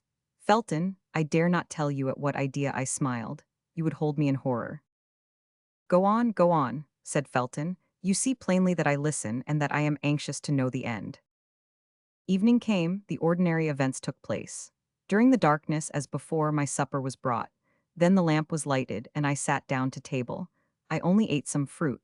I pretended to pour out water from the jug, but I only drank that which I had saved in my glass. The substitution was made so carefully that my spies, if I had any, could have no suspicion of it. After supper I exhibited the same marks of languor as on the preceding evening. But this time, as I yielded to fatigue, or as if I had become familiarized with danger, I dragged myself toward my bed, let my robe fall, and lay down. I found my knife where I had placed it, under my pillow, and while feigning to sleep, my hand grasped the handle of it convulsively. 2 hours passed away without anything fresh happening. Oh my God, who could have said so the evening before? I began to fear that he would not come. At length I saw the lamp rise softly and disappear in the depths of the ceiling. My chamber was filled with darkness and obscurity, but I made a strong effort to penetrate this darkness and obscurity. Nearly 10 minutes passed. I heard no other noise but the beating of my own heart. I implored heaven that he might come. At length I heard the well-known noise of the door, which opened and shut. I heard, notwithstanding the thickness of the carpet, a step which made the floor creak. I saw, notwithstanding the darkness, a shadow which approached my bed. Haste, haste, said Felton. Do you not see that each of your words burns me like molten lead? Then, continued Milady, then I collected all my strength. I recalled to my mind that the moment of vengeance, or rather of justice, had struck. I looked upon myself as another Judith. I gathered myself up, my knife in my hand, and when I saw him near me, stretching out his arms to find his victim, then, with the last cry of agony and despair, I struck him in the middle of his breast. The miserable villain, he had foreseen all. His breast was covered with a coat of mail, the knife was bent against it. Ah, cried he, seizing my arm and wresting from me the weapon that had so badly served me. You want to take my life, do you, my pretty Puritan? But that's more than dislike, that's ingratitude. Come, calm yourself, my sweet girl. I thought you had softened. I am not one of those tyrants who detain women by force. You don't love me. With my usual fatuity I doubted it. Now I am convinced. Tomorrow you shall be free. I had but one wish, that was that he should kill me. Beware, said I, for my liberty is your dishonor. Explain yourself, my pretty Sibyl. Yes, for as soon as I leave this place I will tell everything. I will proclaim the violence you have used toward me. I will describe my captivity. I will denounce this place of infamy. You are placed on high, my lord, but tremble. Above you there is the king, above the king there is God. However perfect master he was over himself, my persecutor allowed a movement of anger to escape him. I could not see the expression of his countenance, but I felt the arm tremble upon which my hand was placed. "Then you shall not leave this place," said he. "Very well," cried I. "Then the place of my punishment will be that of my tomb. I will die here, and you will see if a phantom that accuses is not more terrible than a living being that threatens. You shall have no weapon left in your power. There is a weapon which despair has placed within the reach of every creature who has the courage to use it. I will allow myself to die with hunger." "Come," said the wretch, "is not peace much better than such a war as that? I will restore you to liberty this moment. I will proclaim you a piece of immaculate virtue. I will name you the Lucretia of England.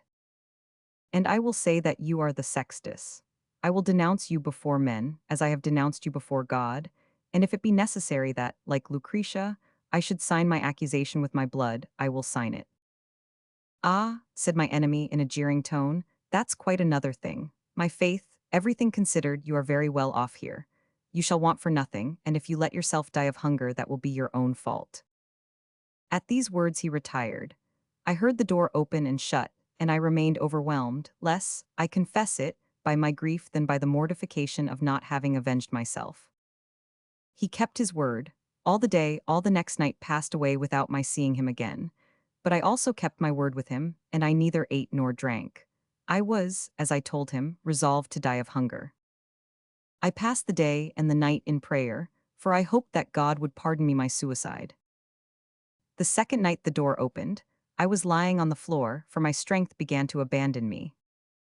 At the noise, I raised myself up on one hand. "Well," said a voice which vibrated in too terrible a manner in my ear not to be recognized. "Well, are we softened a little? Will we not pay for our liberty with a single promise of silence?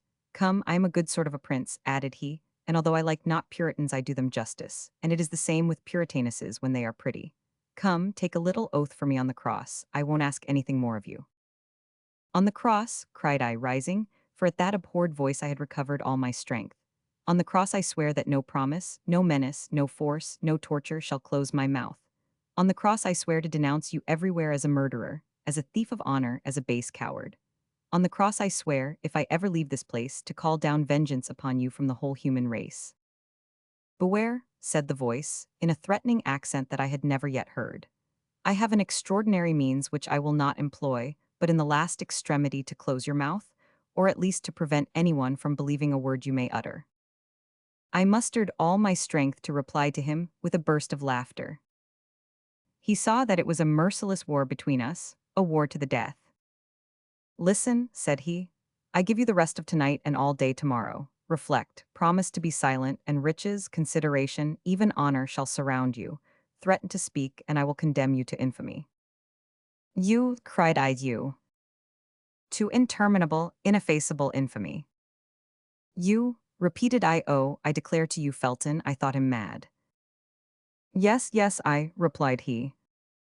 "Oh, leave me," said I, "begone, if you do not desire to see me dash my head against that wall before your eyes." "Very well, it is your own doing. Till tomorrow evening, then." "Till tomorrow evening, then," replied I, allowing myself to fall and biting the carpet with rage. Felton leaned for support upon a piece of furniture, and Milady saw, with the joy of a demon, that his strength would fail him perhaps before the end of her recital. Chapter 57. Means for Classical Tragedy. After a moment of silence employed by Milady in observing the young man who listened to her, Milady continued her recital. "It was nearly 3 days since I had eaten or drunk anything. I suffered frightful torments. At times there passed before me clouds which pressed my brow, which veiled my eyes. This was delirium. When the evening came, I was so weak that every time I fainted I thanked God, for I thought I was about to die. In the midst of one of these swoons I heard the door open. Terror recalled me to myself. He entered the apartment followed by a man in a mask. He was masked likewise, but I knew his step, I knew his voice, I knew him by that imposing bearing which hell has bestowed upon his person for the curse of humanity. "Well," said he to me, "have you made your mind up to take the oath I requested of you? You have said Puritans have but one word. Mine you have heard, and that is to pursue you, on earth to the tribunal of men, in heaven to the tribunal of God. You persist, then?" "I swear it before the God who hears me." I will take the whole world as a witness of your crime, and that until I have found an avenger. You are a prostitute, said he, in a voice of thunder, and you shall undergo the punishment of prostitutes. Branded in the eyes of the world you invoke, try to prove to that world that you are neither guilty nor mad. Then, addressing the man who accompanied him, executioner, said he, do your duty. Oh, his name, cried Felton, his name, tell it me. Then, in spite of my cries, in spite of my resistance, for I began to comprehend that there was a question of something worse than death, the executioner seized me, threw me on the floor, fastened me with his bonds, and suffocated by sobs, almost without sense, invoking God, who did not listen to me, I uttered all at once a frightful cry of pain and shame. A burning fire, a red-hot iron, the iron of the executioner, was imprinted on my shoulder. Felton uttered a groan. Here, said Milady, rising with the majesty of a queen, here, Felton, behold the new martyrdom invented for a pure young girl, the victim of the brutality of a villain. Learn to know the heart of men, and henceforth make yourself less easily the instrument of their unjust vengeance. Milady, with a rapid gesture, opened her robe, tore the cambric that covered her bosom, and read with feigned anger and simulated shame, showed the young man the ineffaceable impression which dishonored that beautiful shoulder. But, cried Felton, that is a fleur-de-lis which I see there. And therein consisted the infamy, replied Milady. The brand of England. It would be necessary to prove what tribunal had imposed it on me, and I could have made a public appeal to all the tribunals of the kingdom, but the brand of France. Oh, by that I was branded indeed. This was too much for Felton. Pale, motionless, overwhelmed by this frightful revelation, dazzled by the superhuman beauty of this woman, who unveiled herself before him, with an immodesty which appeared to him sublime, he ended by falling on his knees before her, as the early Christians did before those pure and holy martyrs, whom the persecution of the emperors gave up in the circus to the sanguinary sensuality of the populace. The brand disappeared, the beauty alone remained. Pardon, pardon, cried Felton, oh, pardon. Milady read in his eyes love, love. Pardon for what? Asked she. Pardon me for having joined with your persecutors. Milady held out her hand to him. So beautiful, so young, cried Felton, covering that hand with his kisses. Milady let one of those looks fall upon him, which make a slave of a king. Felton was a Puritan. He abandoned the hand of this woman to kiss her feet. He no longer loved her, he adored her. When this crisis was past, when Milady appeared to have resumed her self-possession, which she had never lost, when Felton had seen her recover with the veil of chastity those treasures of love which were only concealed from him to make him desire them the more ardently, he said, "Ah, now, I have only one thing to ask of you, that is, the name of your true executioner. For to me there is but one, the other was an instrument, that was all." "What brother?" cried Milady. "Must I name him again? Have you not yet divined who he is?" "What?" cried Felton. "He, again he always he, what, the truly guilty?" "The truly guilty," said Milady, "is the ravager of England, the persecutor of true believers, the base ravisher of the honor of so many women. He who, to satisfy a caprice of his corrupt heart, is about to make England shed so much blood, who protects the Protestants today and will betray them tomorrow." "Buckingham, it is then Buckingham," cried Felton in a high state of excitement. Milady concealed her face in her hands, as if she could not endure the shame which this name recalled to her. "Buckingham, the executioner of this angelic creature," cried Felton, "and thou hast not hurled thy thunder at him, my God, and thou hast left him noble, honored, powerful, for the ruin of us all." "God abandons him who abandons himself," said Milady. "But he will draw upon his head the punishment reserved for the damned," said Felton, with increasing exultation. "He wills that human vengeance should precede celestial justice. Men fear him and spare him." "I," said Felton, "I do not fear him, nor will I spare him." The soul of Milady was bathed in an infernal joy. "But how can Lord de Winter, my protector, my father," asked Felton, "possibly be mixed up with all this?" "Listen, Felton," resumed Milady, "for by the side of base and contemptible men there are often found great and generous natures. I had an affianced husband, a man whom I loved and who loved me. A heart like yours, Felton, a man like you. I went to him and told him all. He knew me, that man did, and did not doubt an instant. He He was a nobleman, a man equal to Buckingham in every respect. He said nothing. He only girded on his sword, wrapped himself in his cloak, and went straight to Buckingham Palace. Yes, yes, said Felton. I understand how he would act, but with such men it is not the sword that should be employed, it is the poniard. Buckingham had left England the day before, sent as ambassador to Spain, to demand the hand of the Infanta for King Charles I, who was then only Prince of Wales. My affianced husband returned. Hear me, said he. This man has gone, and for the moment has consequently escaped my vengeance. But let us be united, as we were to have been, and then leave it to Lord de Winter to maintain his own honor and that of his wife. Lord de Winter, cried Felton. Yes, said Milady, Lord de Winter, and now you can understand it all, can you not? Buckingham remained nearly a year absent. A week before his return Lord de Winter died, leaving me his sole heir. Whence came the blow? God, who knows all, knows without doubt, but as for me, I accuse nobody. Oh, what an abyss, cried Felton. Lord de Winter died without revealing anything to his brother. The terrible secret was to be concealed till it burst, like a clap of thunder, over the head of the guilty. Your protector had seen with pain this marriage of his elder brother with a portionless girl. I was sensible that I could look for no support from a man disappointed in his hopes of an inheritance. I went to France, with a determination to remain there for the rest of my life. But all my fortune is in England. Communication being closed by the war, I was in want of everything. I was then obliged to come back again. 6 days ago, I landed at Portsmouth. Well, said Felton. Well, Buckingham heard by some means, no doubt, of my return.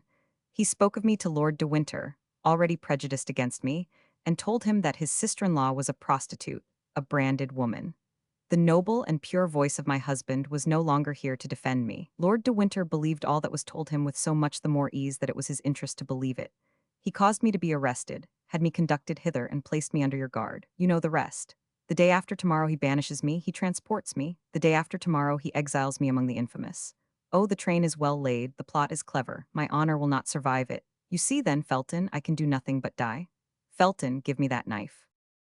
And at these words, as if all her strength was exhausted, Milady sank, weak and languishing, into the arms of the young officer, who, intoxicated with love, anger, and voluptuous sensations hitherto unknown, received her with transport, pressed her against his heart, all trembling at the breath from that charming mouth, bewildered by the contact with that palpitating bosom. No, no, said he. No, you shall live honored and pure, you shall live to triumph over your enemies. Milady put him from her slowly with her hand, while drawing him nearer with her look. But Felton, in his turn, embraced her more closely, imploring her like a divinity. "Oh, death, death," said she, lowering her voice and her eyelids. "Oh, death rather than shame. Felton, my brother, my friend, I conjure you." "No," cried Felton, "no, you shall live and you shall be avenged. Felton, I bring misfortune to all who surround me. Felton, abandon me. Felton, let me die."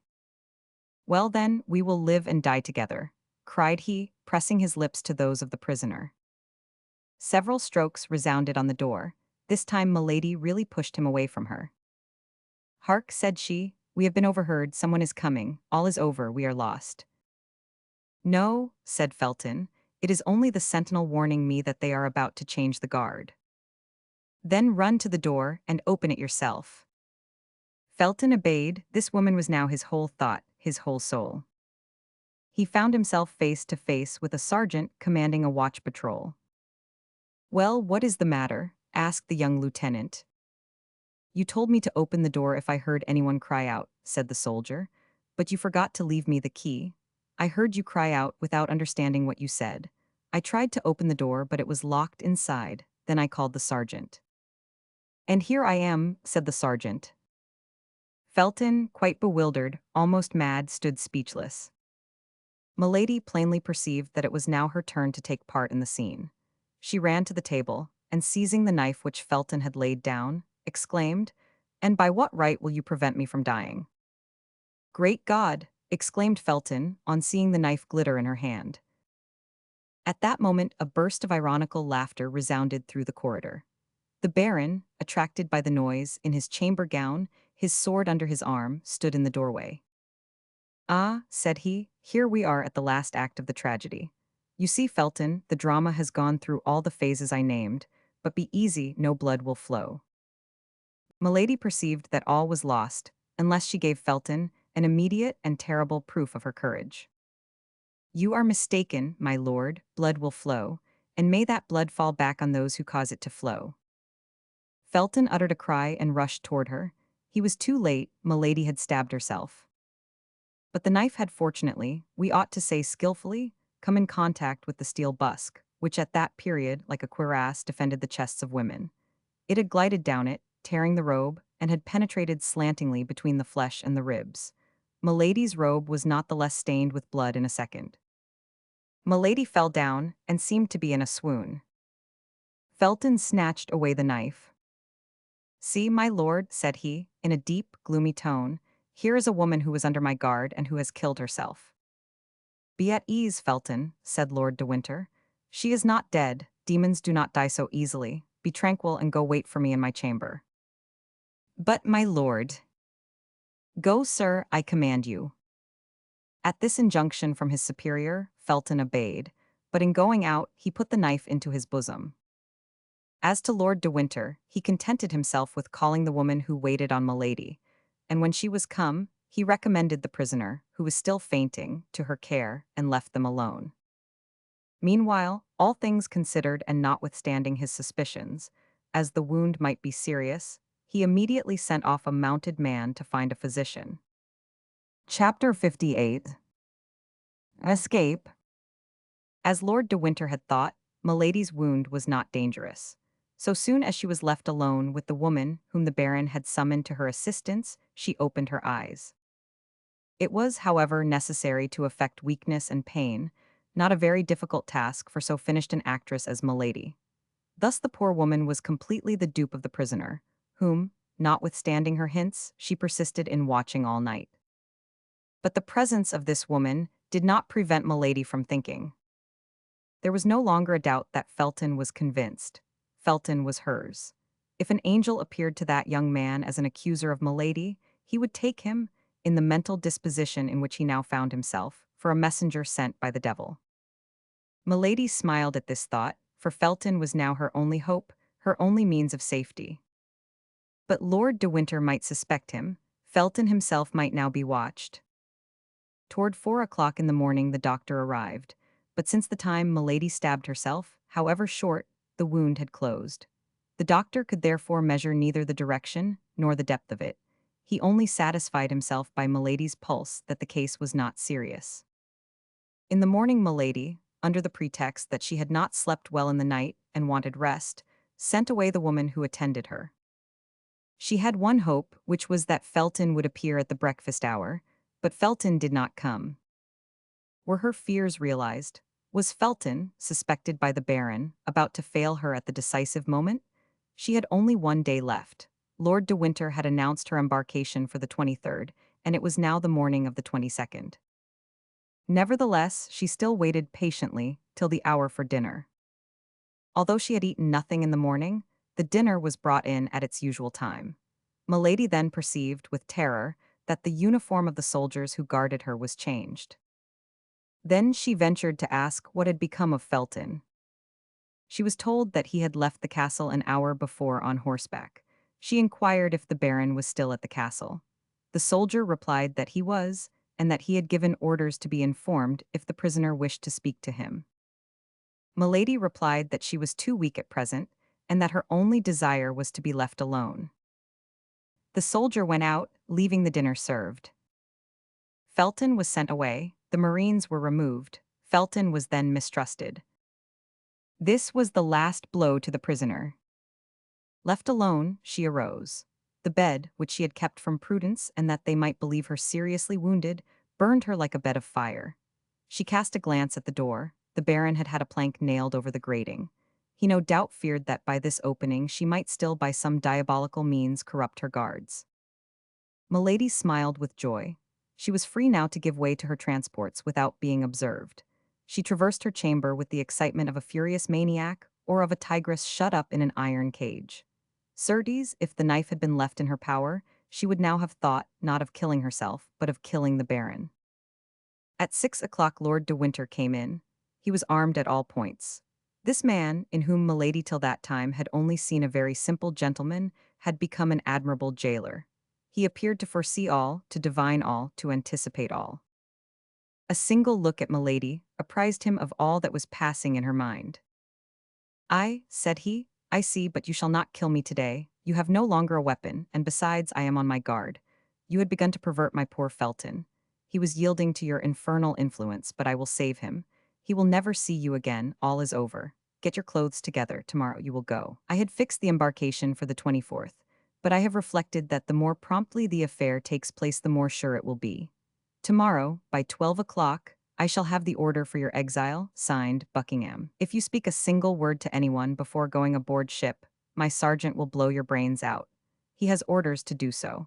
If when on the ship you speak a single word to anyone before the captain permits you, the captain will have you thrown into the sea. That is agreed upon. Au revoir, then. That is all I have to say today. Tomorrow I will see you again to take my leave. With these words the baron went out. Milady had listened to all this menacing tirade with a smile of disdain on her lips, but rage in her heart.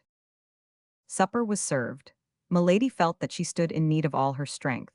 She did not know what might take place during this night which approached so menacingly, for large masses of cloud rolled over the face of the sky, and distant lightning announced a storm. The storm broke about 10 o'clock. Milady felt a consolation in seeing nature partake of the disorder of her heart. The thunder growled in the air like the passion and anger in her thoughts. It appeared to her that the blast as it swept along disheveled her brow, as it bowed the branches of the trees and bore away their leaves. She howled as the hurricane howled, and her voice was lost in the great voice of nature, which also seemed to groan with despair. All at once she heard a tap at her window, and by the help of a flash of lightning, she saw the face of a man appear behind the bars. She ran to the window and opened it. "Felton," cried she, "I am saved." "Yes," said Felton, "but silence, silence, I must have time to file through these bars. Only take care that I am not seen through the wicket." "Oh, it is a proof that the Lord is on our side, Felton," replied Milady. "They have closed up the grating with a board." "That is well, God has made them senseless," said Felton. "But what must I do?" asked Milady. "Nothing, nothing, only shut the window.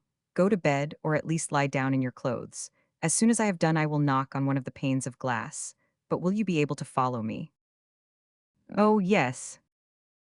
"Your wound gives me pain, but will not prevent my walking." "Be ready, then, at the first signal." Milady shut the window, extinguished the lamp, and went, as Felton had desired her, to lie down on the bed. Amid the moaning of the storm, she heard the grinding of the file upon the bars, and by the light of every flash she perceived the shadow of Felton through the panes.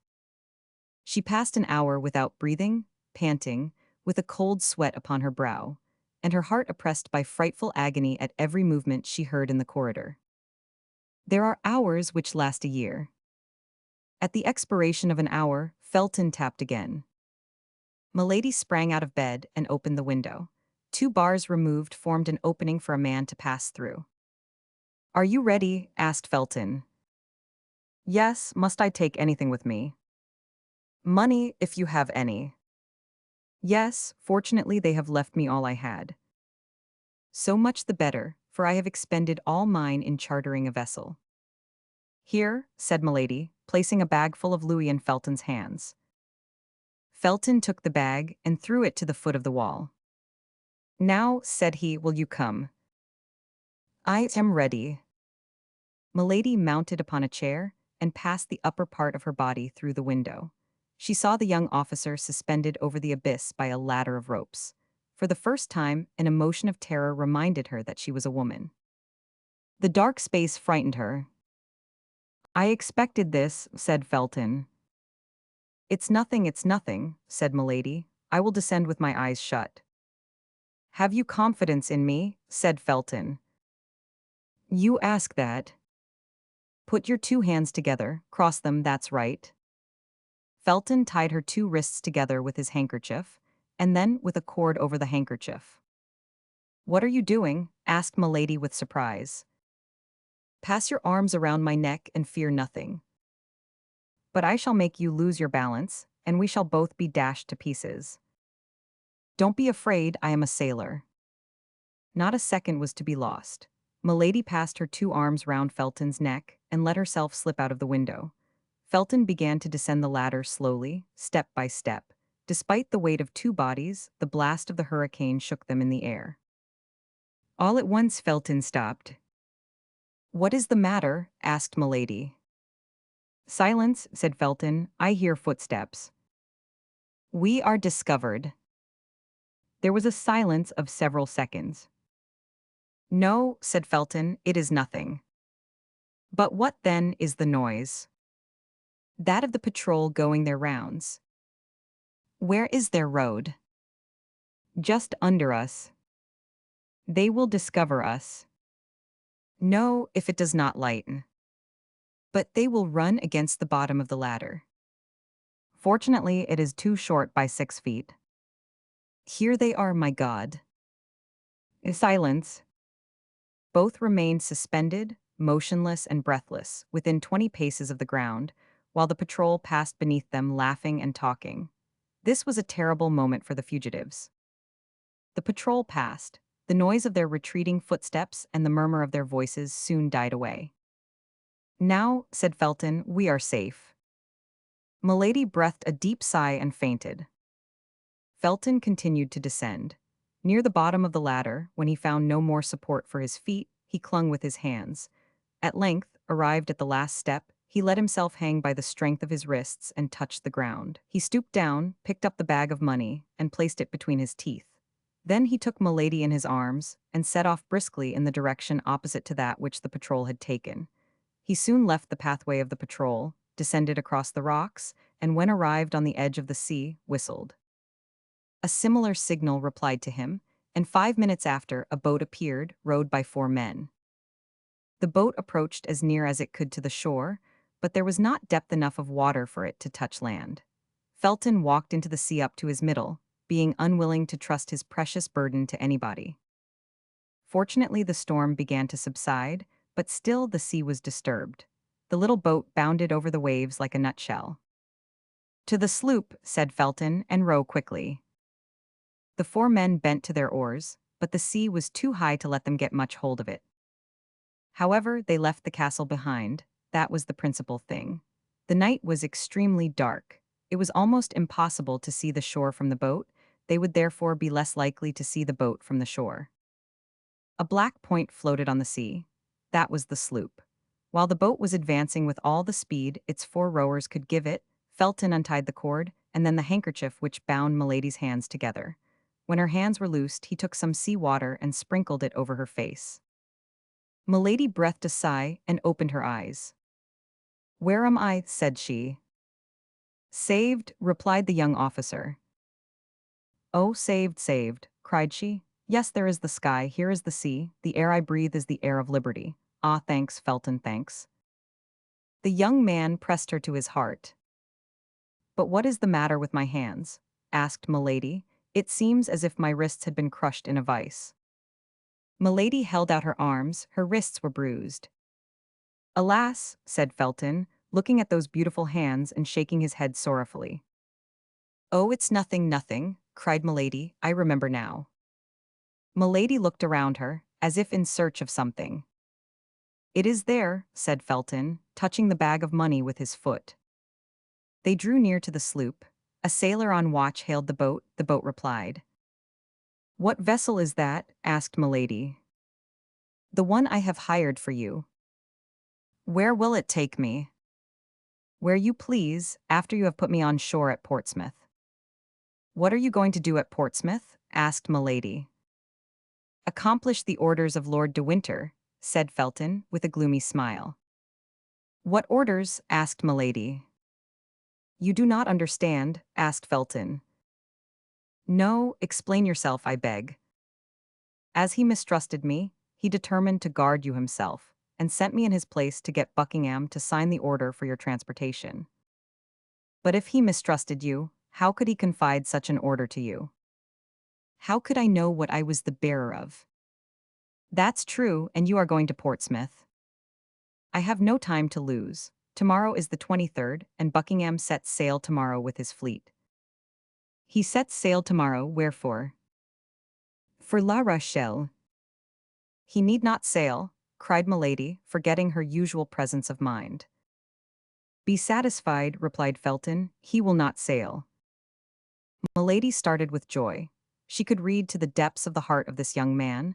The death of Buckingham was written there at full length. Felton, cried she, you are as great as Judas Maccabeus. If you die, I will die with you, that is all I can say to you. Silence, cried Felton, we are here. In fact, they touched the sloop. Felton mounted the ladder first and gave his hand to Milady, while the sailors supported her, for the sea was still much agitated. An instant after they were on the deck. Captain, said Felton, this is the person of whom I spoke to you, and whom you must convey safe and sound to France. For 1,000 pistoles, said the captain. I have paid you 500 of them. That's correct, said the captain.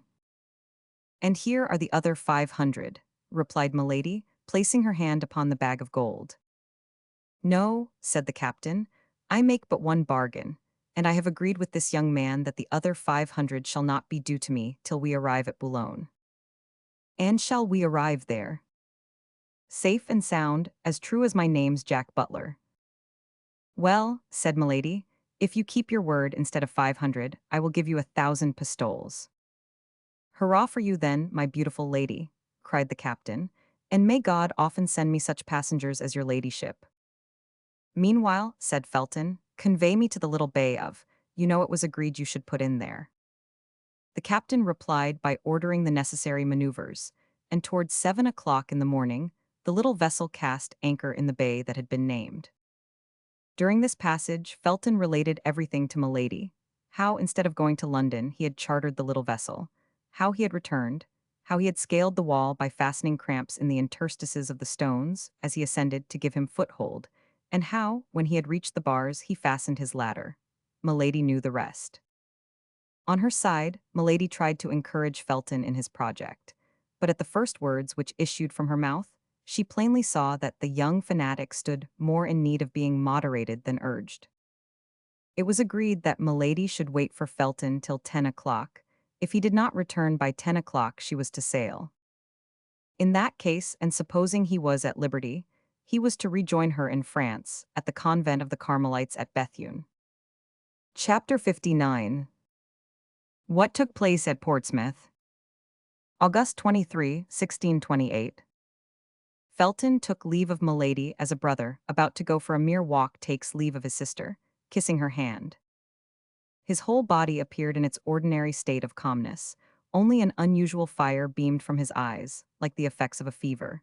His brow was more pale than it generally was, his teeth were clenched, and his speech had a short, dry accent which indicated that something dark was at work within him.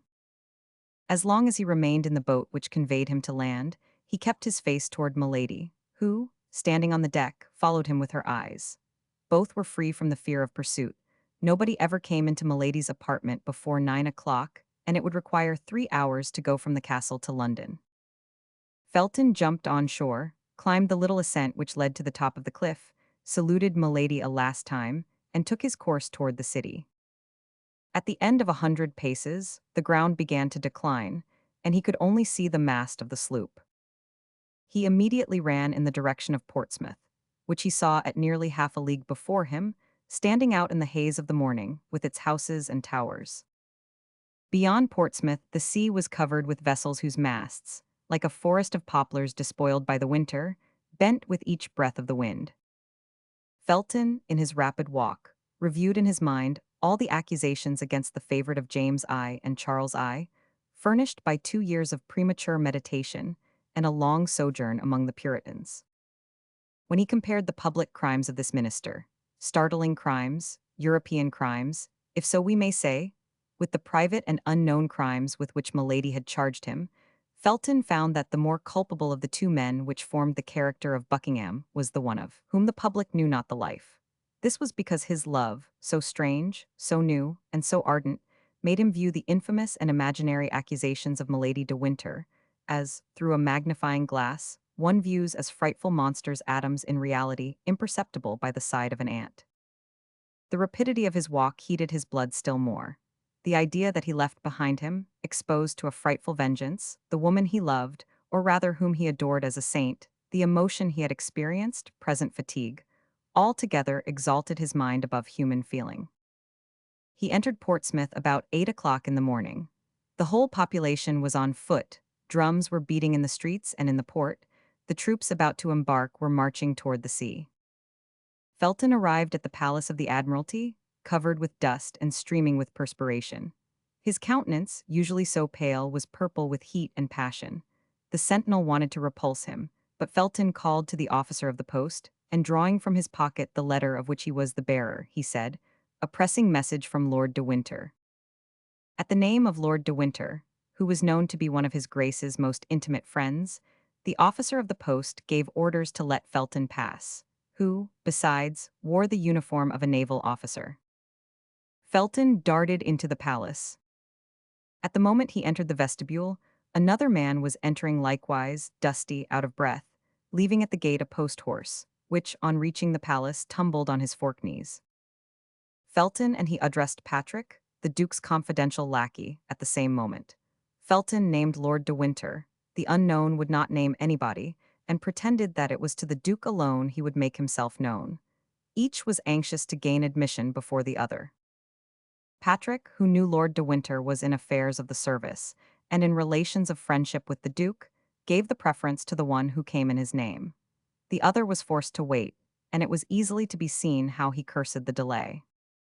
The valet led Felton through a large hall in which waited the deputies from La Rochelle, headed by the Prince de Soubise, and introduced him into a closet where Buckingham, just out of the bath, was finishing his toilet, upon which, as at all times, he bestowed extraordinary attention. "Lieutenant Felton from Lord de Winter," said Patrick. "From Lord de Winter," repeated Buckingham, "let him come in." Felton entered. At that moment Buckingham was throwing upon a couch a rich toilet robe, worked with gold, in order to put on a blue velvet doublet embroidered with pearls. "Why didn't the Baron come himself?" demanded Buckingham. "I expected him this morning." "He desired me to tell your Grace," replied Felton, "that he very much regretted not having that honor, but that he was prevented by the guard he is obliged to keep at the castle." "Yes, I know that," said Buckingham. "He has a prisoner." "It is of that prisoner that I wish to speak to your Grace," replied Felton. "Well then, speak." "That which I have to say of her can only be heard by yourself, my lord." "Leave us, Patrick," said Buckingham, "but remain within sound of the bell. I shall call you presently." Patrick went out. "We are alone, sir," said Buckingham. "Speak." "My lord," said Felton, "the Baron de Winter wrote to you the other day to request you to sign an order of embarkation relative to a young woman named Charlotte Backson." "Yes, sir, and I answered him, to bring or send me that order and I would sign it." "Here it is, my lord." "Give it to me," said the Duke. And taking it from Felton, he cast a rapid glance over the paper, and perceiving that it was the one that had been mentioned to him, he placed it on the table, took a pen, and prepared to sign it. "Pardon, my lord," said Felton, stopping the Duke, "but does your Grace know that the name of Charlotte Backson is not the true name of this young woman?" "Yes, sir, I know it," replied the Duke, dipping the quill in the ink. "Then your Grace knows her real name?" asked Felton in a sharp tone. "I know it," and the Duke put the quill to the paper. Felton grew pale. "And knowing that real name, my lord," replied Felton, "will you sign it all the same?" "Doubtless," said Buckingham, "and rather twice than once." "I cannot believe," continued Felton, in a voice that became more sharp and rough, "that your Grace knows that it is to Milady de Winter this relates." "I know it perfectly, although I am astonished that you know it." "And will your Grace sign that order without remorse?" Buckingham looked at the young man haughtily.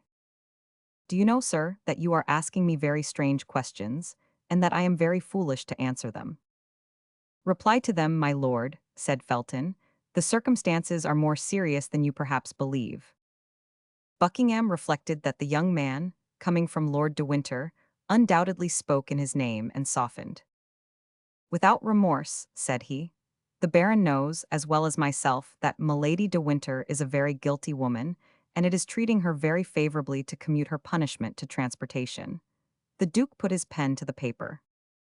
You will not sign that order, my lord, said Felton, making a step toward the Duke. I will not sign this order, and why not? Because you will look into yourself, and you will do justice to the lady. I should do her justice by sending her to Tyburn, said Buckingham. This lady is infamous. My lord, Milady de Winter is an angel. You know that she is, and I demand her liberty of you. Bah, are you mad to talk to me thus? Said Buckingham. My lord, excuse me, I speak as I can, I restrain myself. But my lord, think of what you're about to do, and beware of going too far. What do you say, God pardon me? Cried Buckingham. I really think he threatens me. No, my lord, I still plead. And I say to you, one drop of water suffices to make the full vase overflow. One slight fault may draw down punishment upon the head spared, despite many crimes. Mr. Felton, said Buckingham, you will withdraw and place yourself at once under arrest. You will hear me to the end, my lord. You have seduced this young girl, you have outraged, defiled her. Repair your crimes toward her, let her go free, and I will exact nothing else from you. You will exact, said Buckingham, looking at Felton with astonishment, and dwelling upon each syllable of the three words as he pronounced them. My lord, continued Felton, becoming more excited as he spoke, my lord, beware. All England is tired of your iniquities. My lord, you have abused the royal power, which you have almost usurped. My lord, you are held in horror by God and men. God will punish you hereafter, but I will punish you here. Ah, this is too much, cried Buckingham, making a step toward the door. Felton barred his passage. I ask it humbly of you, my lord, said he. Sign the order for the liberation of Milady de Winter. Remember that she is a woman whom you have dishonored. Withdraw, sir, said Buckingham, or I will call my attendant and have you placed in irons. You shall not call, said Felton, throwing himself between the Duke and the bell placed on a stand encrusted with silver. Beware, my lord, you are in the hands of God. In the hands of the devil, you mean, cried Buckingham, raising his voice so as to attract the notice of his people, without absolutely shouting. Sign, my lord, sign the liberation of Milady de Winter, said Felton, holding out a paper to the Duke. By force, you are joking, halloa, Patrick. Sign, my lord. Never. Never. Help, shouted the Duke, and at the same time he sprang toward his sword. But Felton did not give him time to draw it. He held the knife with which Milady had stabbed herself, open in his bosom. At one bound he was upon the Duke. At that moment Patrick entered the room, crying, "A letter from France, my lord." "From France," cried Buckingham, forgetting everything in thinking from whom that letter came. Felton took advantage of this moment, and plunged the knife into his side up to the handle. "Ah, traitor," cried Buckingham, "you have killed me." "Murder!" screamed Patrick. Felton cast his eyes round for means of escape, and seeing the door free, he rushed into the next chamber in which, as we have said, the deputies from La Rochelle were waiting, crossed it as quickly as possible, and rushed toward the staircase.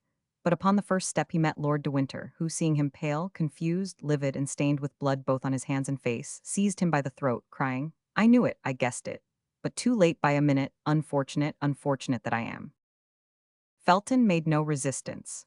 Lord de Winter placed him in the hands of the guards, who led him, while awaiting further orders, to a little terrace commanding the sea, and then the Baron hastened to the Duke's chamber. At the cry uttered by the Duke and the scream of Patrick, the man whom Felton had met in the antechamber rushed into the chamber. He found the Duke reclining upon a sofa, with his hand pressed upon the wound. "Laporte," said the Duke in a dying voice, "Laporte, do you come from her?" "Yes, monseigneur," replied the faithful cloak-bearer of Anne of Austria, "but too late, perhaps." "Silence, Laporte, you may be overheard. Patrick, let no one enter. Oh, I cannot tell what she says to me. My God, I am dying." And the Duke swooned.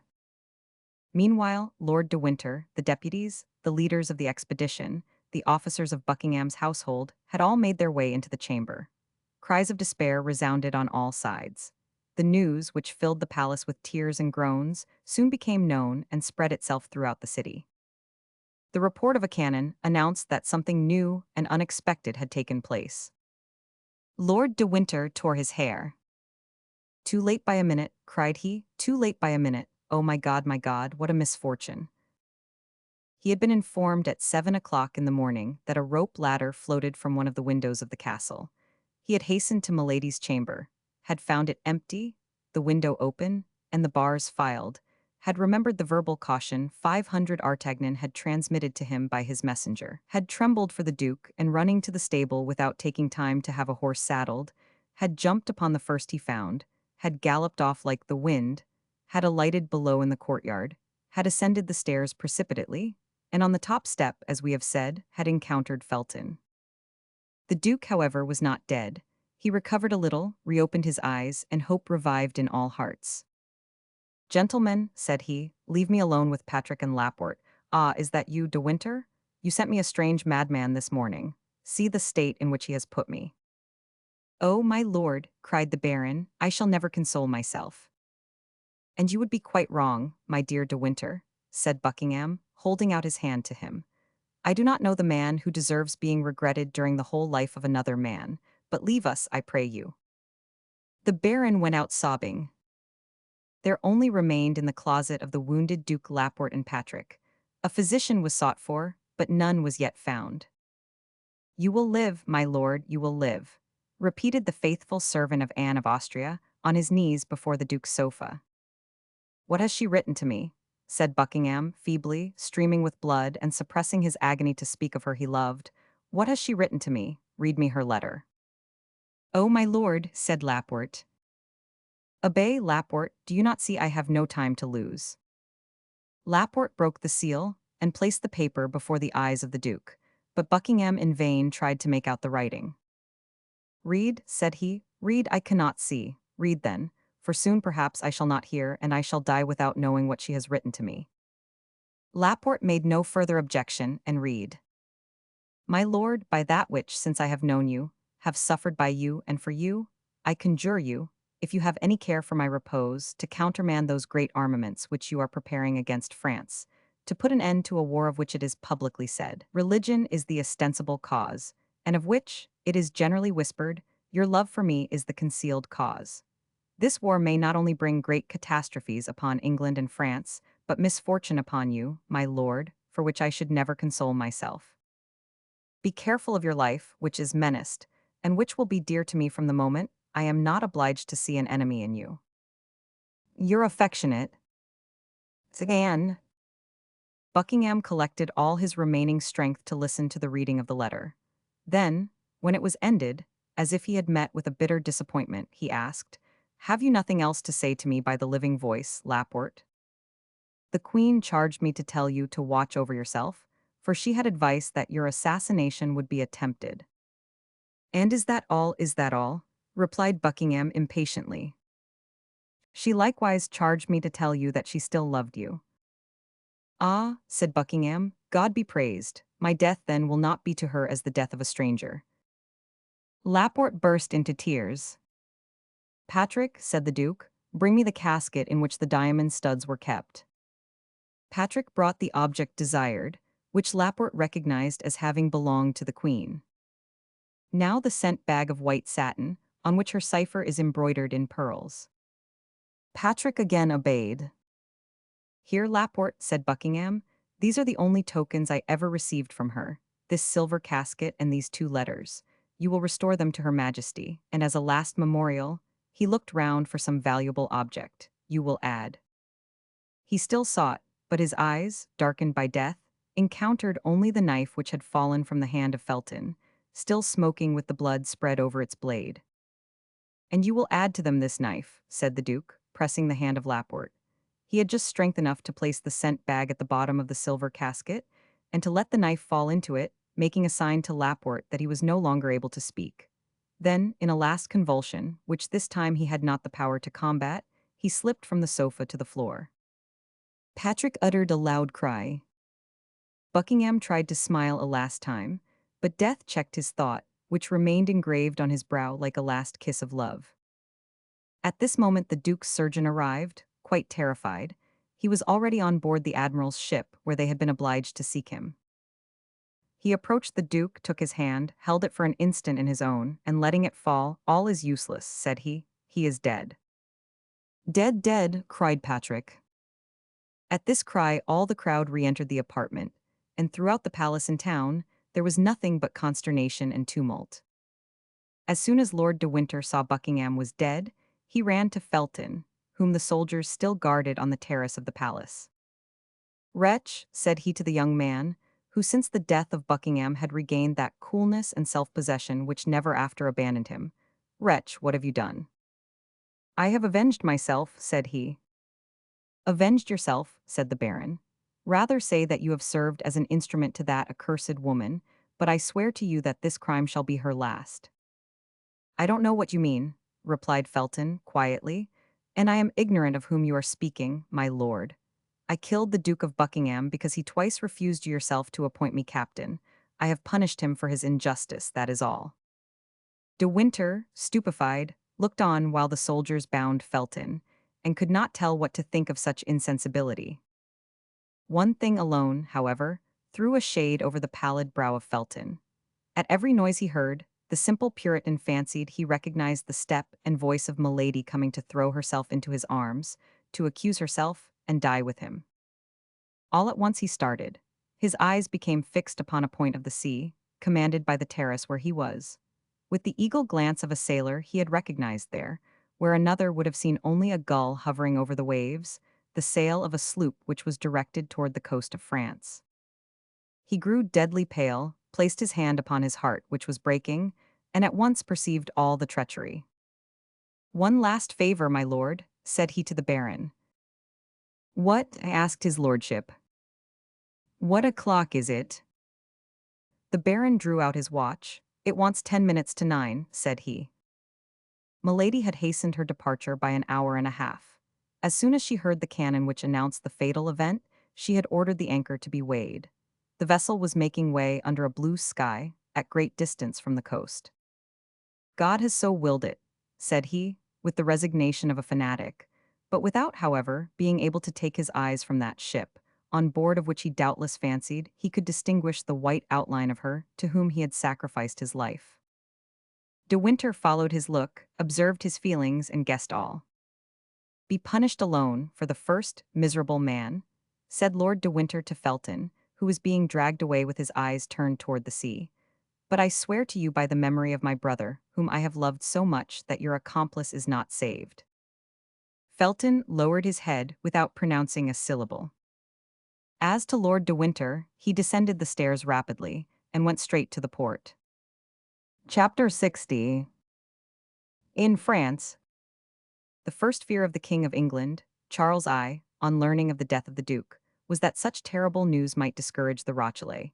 He tried, says Richelieu in his memoirs, to conceal it from them as long as possible, closing all the ports of his kingdom, and carefully keeping watch that no vessel should sail until the army which Buckingham was getting together had gone, taking upon himself, in default of Buckingham, to superintend the departure.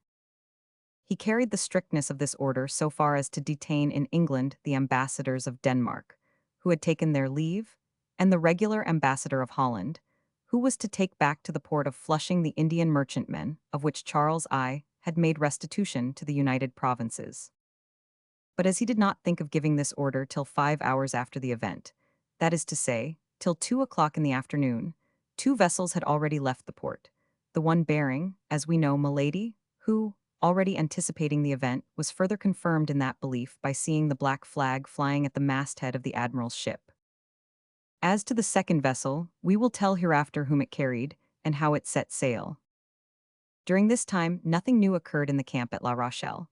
Only the king, who was bored as always, but perhaps a little more so in camp than elsewhere, resolved to go incognito and spend the festival of St. Louis at St. Germain, and asked the cardinal to order him an escort of only 20 musketeers. The cardinal, who sometimes became weary of the king, granted this leave of absence with great pleasure to his royal lieutenant, who promised to return about the 15th of September.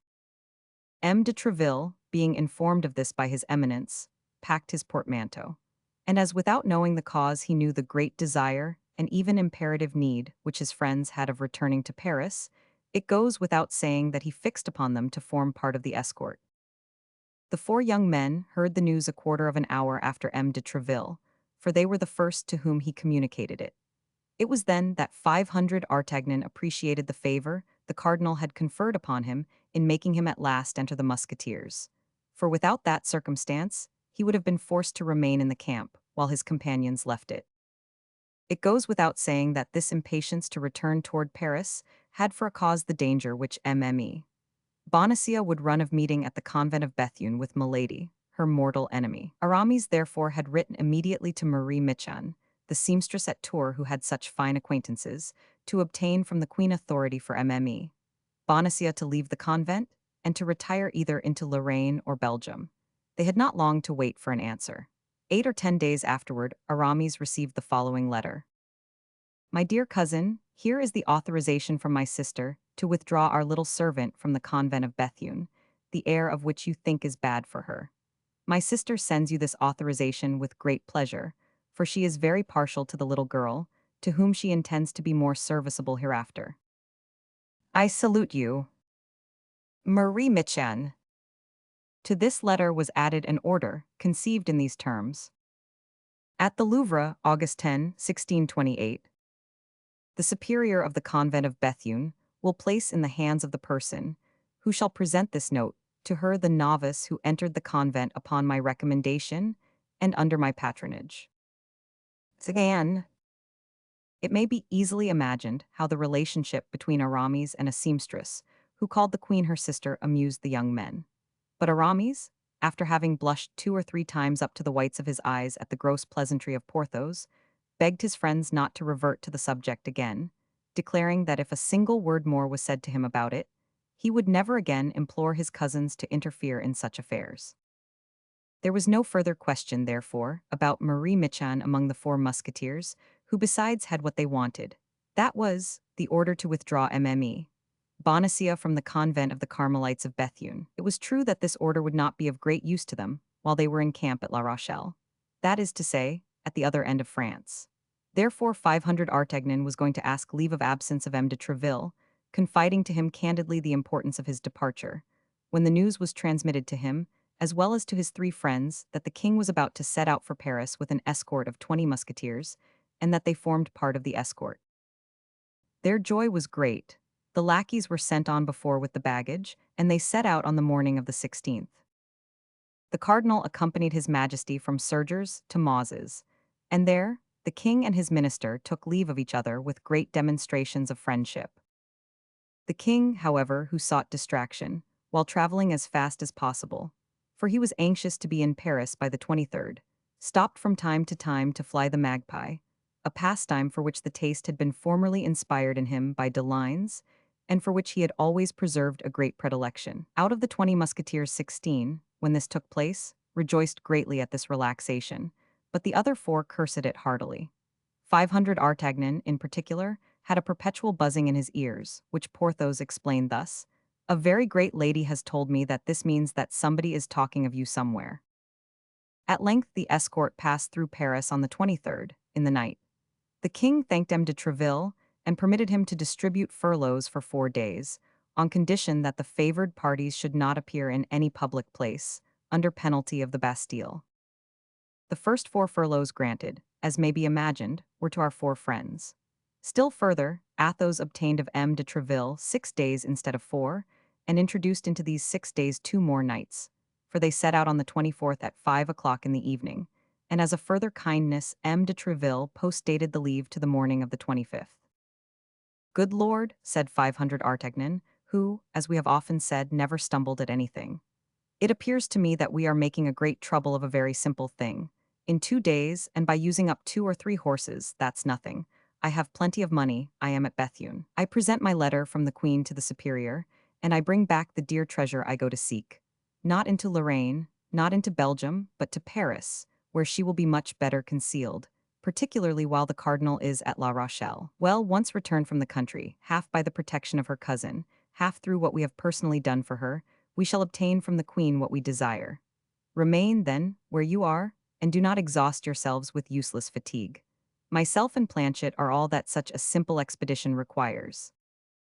To this Athos replied quietly, We also have money left, for I have not yet drunk all my share of the diamond, and Porthos and Aramis have not eaten all theirs. We can therefore use up 4 horses as well as one. But consider 500 Artagnan, added he, in a tone so solemn that it made the young man shudder. Consider that Bethune is a city where the cardinal has given rendezvous to a woman who, wherever she goes, brings misery with her. If you had only to deal with 4 men, 500 Artagnan, I would allow you to go alone. You have to do with that woman. We 4 will go, and I hope to God that with our 4 lackeys we may be in sufficient number. You terrify me, Athos, cried 500 Artagnan. My God, what do you fear? Everything, replied Athos. 500 Artagnan examined the countenances of his companions, which, like that of Athos, wore an impression of deep anxiety. And they continued their route as fast as their horses could carry them, but without adding another word. On the evening of the 25th, as they were entering Arras, and as 500 Artagnan was dismounting at the Inn of the Golden Harrow to drink a glass of wine, a horseman came out of the post-yard, where he had just had a relay, started off at a gallop, and with a fresh horse took the road to Paris. At the moment he passed through the gateway into the street, the wind blew open the cloak in which he was wrapped, although it was in the month of August, and lifted his hat, which the traveler seized with his hand the moment it had left his head, pulling it eagerly over his eyes. 500 Artagnan, who had his eyes fixed upon this man, became very pale and let his glass fall.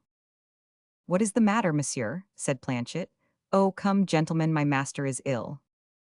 The 3 friends hastened toward 500 Artagnan, who, instead of being ill, ran toward his horse. They stopped him at the door. "Well, where the devil are you going now?" cried Athos.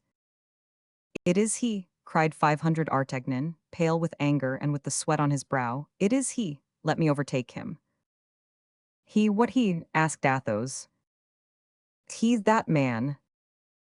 "What man?" "That cursed man, my evil genius, whom I have always met with when threatened by some misfortune, he who accompanied that horrible woman when I met her for the first time, he whom I was seeking when I offended our Athos, he whom I saw on the very morning Madame Bonacieux was abducted. I have seen him, that is he. I recognized him when the wind blew upon his cloak." "The devil," said Athos musingly. "To saddle, gentlemen, to saddle. Let us pursue him, and we shall overtake him." "My dear friend," said Aramis, "remember that he goes in an opposite direction from that in which we are going, that he has a fresh horse, and ours are fatigued, so that we shall disable our own horses without even a chance of overtaking him. Let the man go, 500 Artagnan, let us save the woman."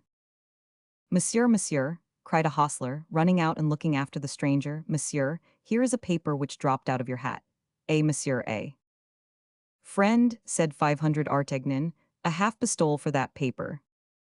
"My faith, monsieur, with great pleasure, here it is." The hostler, enchanted with the good day's work he had done, returned to the yard. 500 Artagnan unfolded the paper. "Well?" eagerly demanded all his 3 friends. "Nothing but one word," said 500 Artagnan. "Yes," said Aramis, "but that one word is the name of some town or village." "Armentières," read Porthos. "Armentières, I don't know such a place." "And that name of a town or village is written in her hand," cried Athos. Come on," said 500 Artagnan. "Let us keep that paper carefully. Perhaps I have not thrown away my half pistole. To horse, my friends, to horse." And the 4 friends flew at a gallop along the road to Bethune.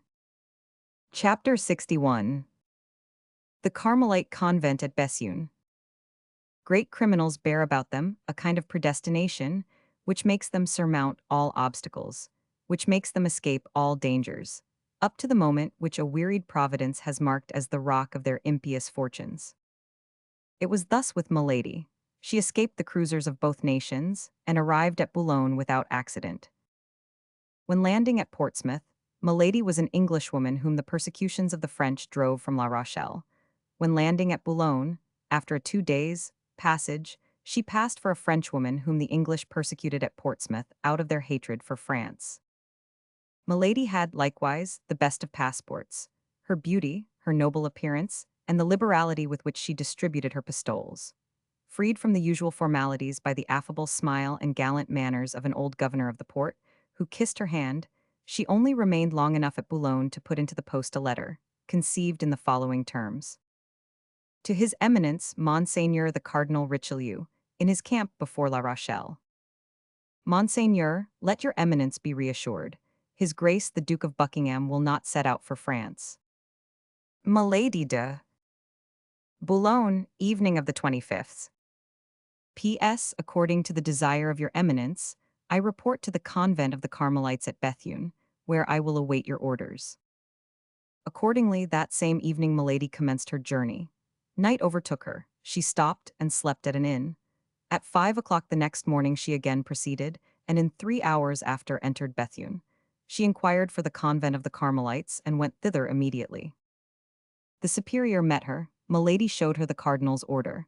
The abbess assigned her a chamber and had breakfast served. All the past was effaced from the eyes of this woman, and her looks, fixed on the future, beheld nothing but the high fortunes reserved for her by the cardinal, whom she had so successfully served without his name being in any way mixed up with the sanguinary affair. The ever-new passions which consumed her gave to her life the appearance of those clouds which float in the heavens, reflecting sometimes azure, sometimes fire, sometimes the opaque blackness of the tempest, and which leave no traces upon the earth behind them but devastation and death.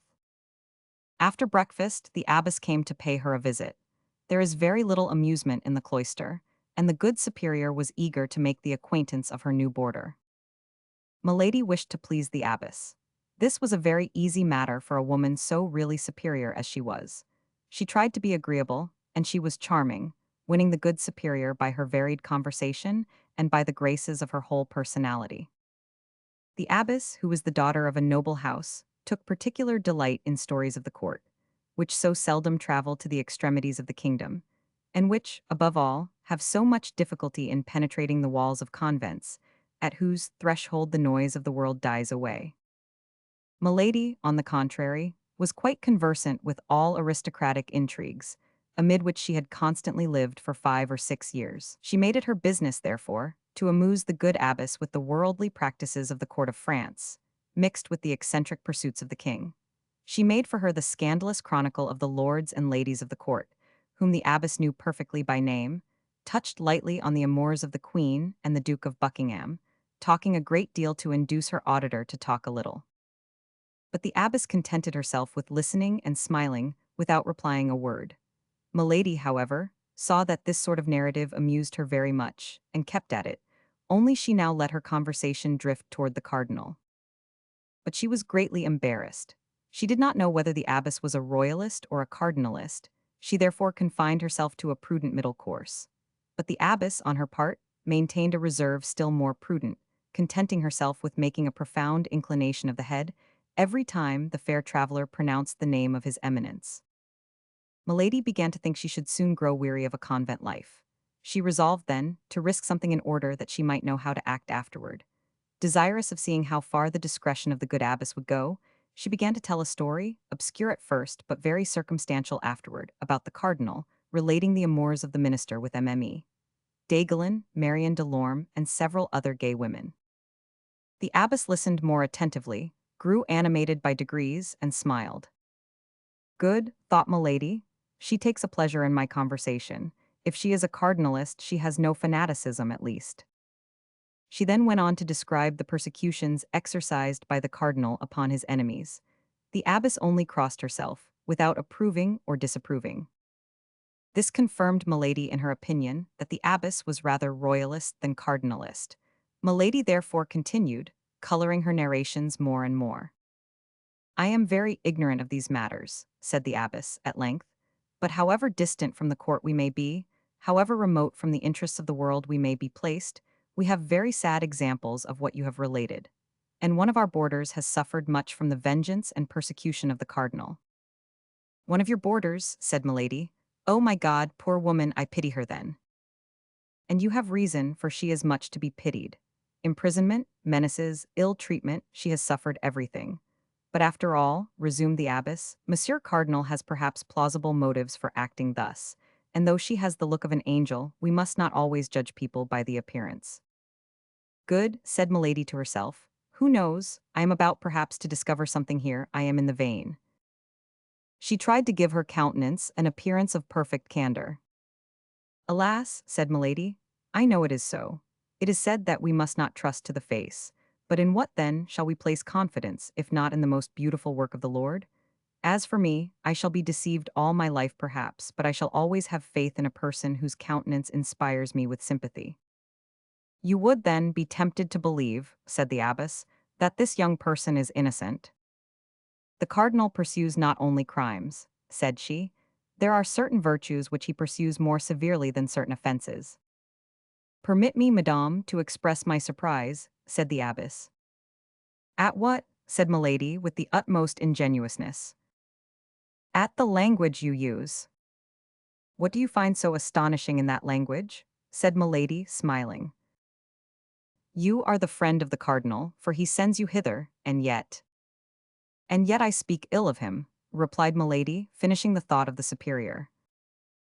At least you don't speak well of him. That is because I am not his friend, said she, sighing, but his victim.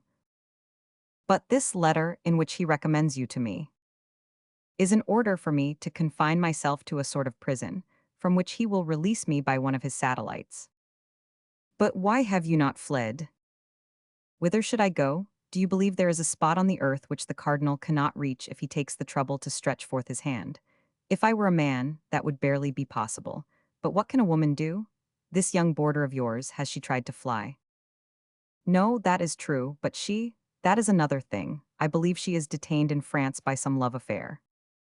Ah, said Milady with a sigh, if she loves she is not altogether wretched.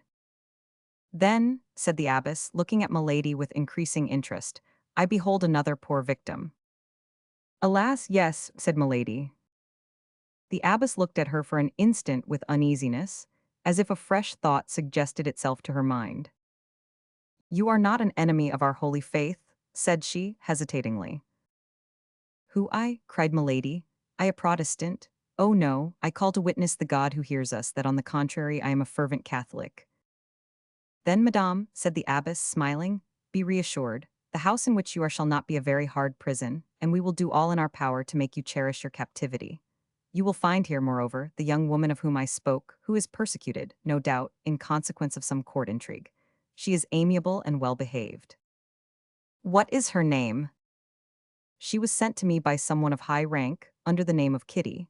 I have not tried to discover her other name. Kitty, cried Milady, what, are you sure? That she is called so? Yes, madame, do you know her?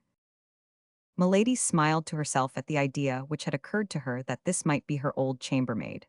There was connected with the remembrance of this girl a remembrance of anger, and a desire of vengeance disordered the features of Milady, which, however, immediately recovered the calm and benevolent expression which this woman of 100 faces had for a moment allowed them to lose. And when can I see this young lady, for whom I already feel so great a sympathy?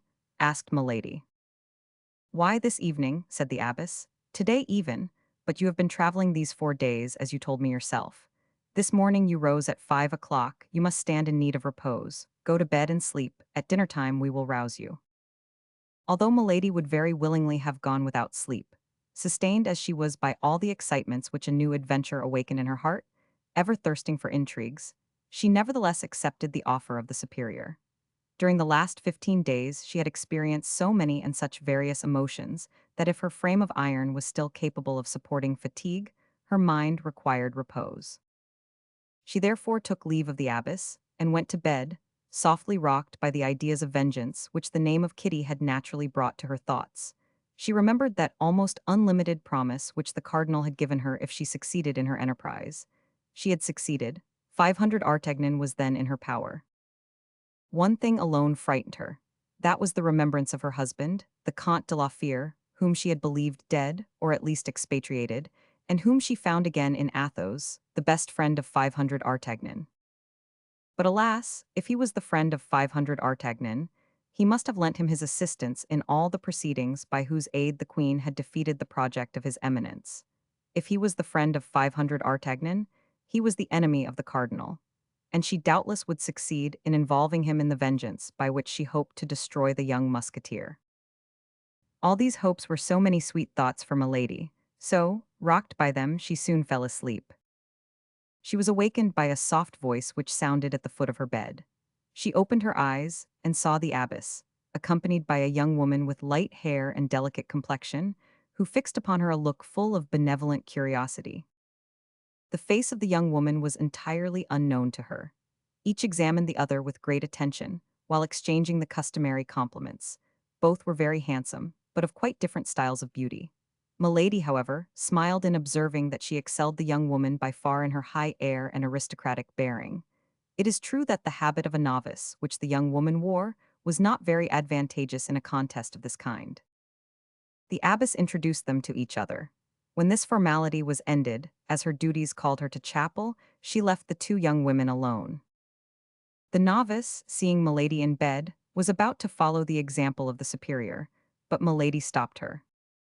"How, madame," said she, "I have scarcely seen you, and you already wish to deprive me of your company, upon which I had counted a little, I must confess, for the time I have to pass here."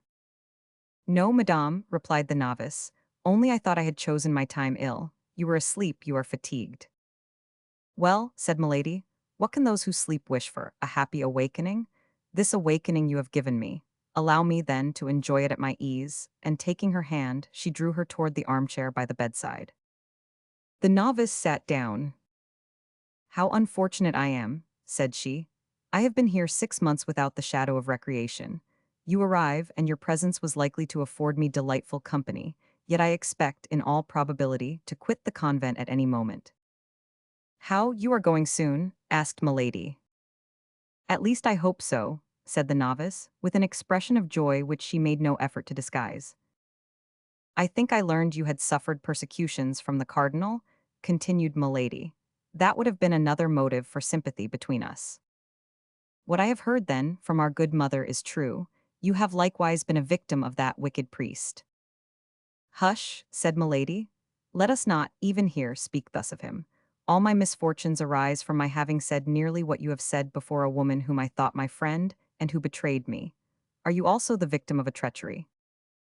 "No," said the novice, "but of a devotion to a woman I loved, for whom I would have laid down my life, for whom I would give it still." "And who has abandoned you, is that it?" "I have been sufficiently unjust to believe so, but during the last 2 or 3 days I have obtained proof to the contrary, for which I thank God, for it would have cost me very dear to think she had forgotten me. But you, madame, you appear to be free," continued the novice, "and if you were inclined to fly it only rests with yourself to do so. Whither would you have me go, without friends, without money, in a part of France with which I am unacquainted, and where I have never been before?"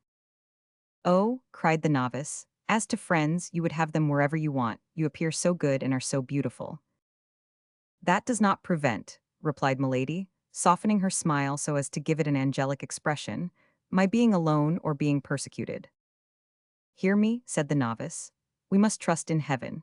There always comes a moment when the good you have done pleads your cause before God. And see, perhaps it is a happiness for you, humble and powerless as I am, that you have met with me, for if I leave this place, well, I have powerful friends who, after having exerted themselves on my account, may also exert themselves for you." "Oh, when I said I was alone," said Milady, hoping to make the novice talk by talking of herself, "it is not for want of friends in high places, but these friends themselves tremble before the cardinal. The queen herself does not dare to oppose the terrible minister. I have proof that her majesty, notwithstanding her excellent heart, has more than once been obliged to abandon to the anger of his eminence persons who had served her." "Trust me, madame, the queen may appear to have abandoned those persons, but we must not put faith in appearances. The more they are persecuted, the more she thinks of them, and often, when they least expect it, they have proof of a kind remembrance." "Alas," said Milady, "I believe so, the queen is so good." "Oh, you know her then, that lovely and noble queen, that you speak of her thus," cried the novice with enthusiasm. "That is to say," replied Milady, driven into her entrenchment, "that I have not the honor of knowing her personally, but I know a great number of her most intimate friends. I am acquainted with Monsieur de Putange. I met Monsieur Dujart in England. I know Monsieur de Treville." "Monsieur de Treville," exclaimed the novice. "Do you know Monsieur de Treville?" "Yes, perfectly well, intimately even." "The captain of the king's musketeers." "The captain of the king's musketeers." "Why then, only see," cried the novice, "we shall soon be well acquainted, almost friends. If you know Monsieur de Treville, you must have visited him. Often, said Milady, who, having entered this track and perceiving that falsehood succeeded, was determined to follow it to the end.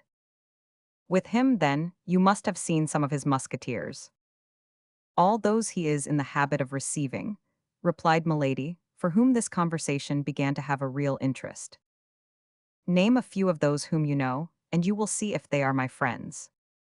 Well, said Milady, embarrassed, I know Monsieur de Louvigny, Monsieur de Cordovan, Monsieur de Fersac. The novice let her speak, then seeing that she paused, she said, Don't you know a gentleman named Athos? Milady became as pale as the sheets in which she was lying, and mistress as she was of herself, could not help uttering a cry, seizing the hand of the novice, and devouring her with looks. What is the matter, good God? Asked the poor woman, have I said anything that has wounded you? No, but the name struck me, because I also have known that gentleman, and it appeared strange to me to meet with a person who appears to know him well. Oh yes, very well, not only him, but some of his friends, Messieurs Porthos and Aramis. Indeed, you know them likewise? I know them, cried Milady, who began to feel a chill penetrate her heart. Well, if you know them, you know that they are good and free companions. Why do you not apply to them, if you stand in need of help? That is to say, stammered Milady, I am not really very intimate with any of them. I know them from having heard one of their friends, Monsieur d'Artagnan, say a great deal about them. You know Monsieur d'Artagnan, cried the novice, in her turn seizing the hands of Milady and devouring her with her eyes. Then remarking the strange expression of Milady's countenance, she said, Pardon me, madame, you know him by what title?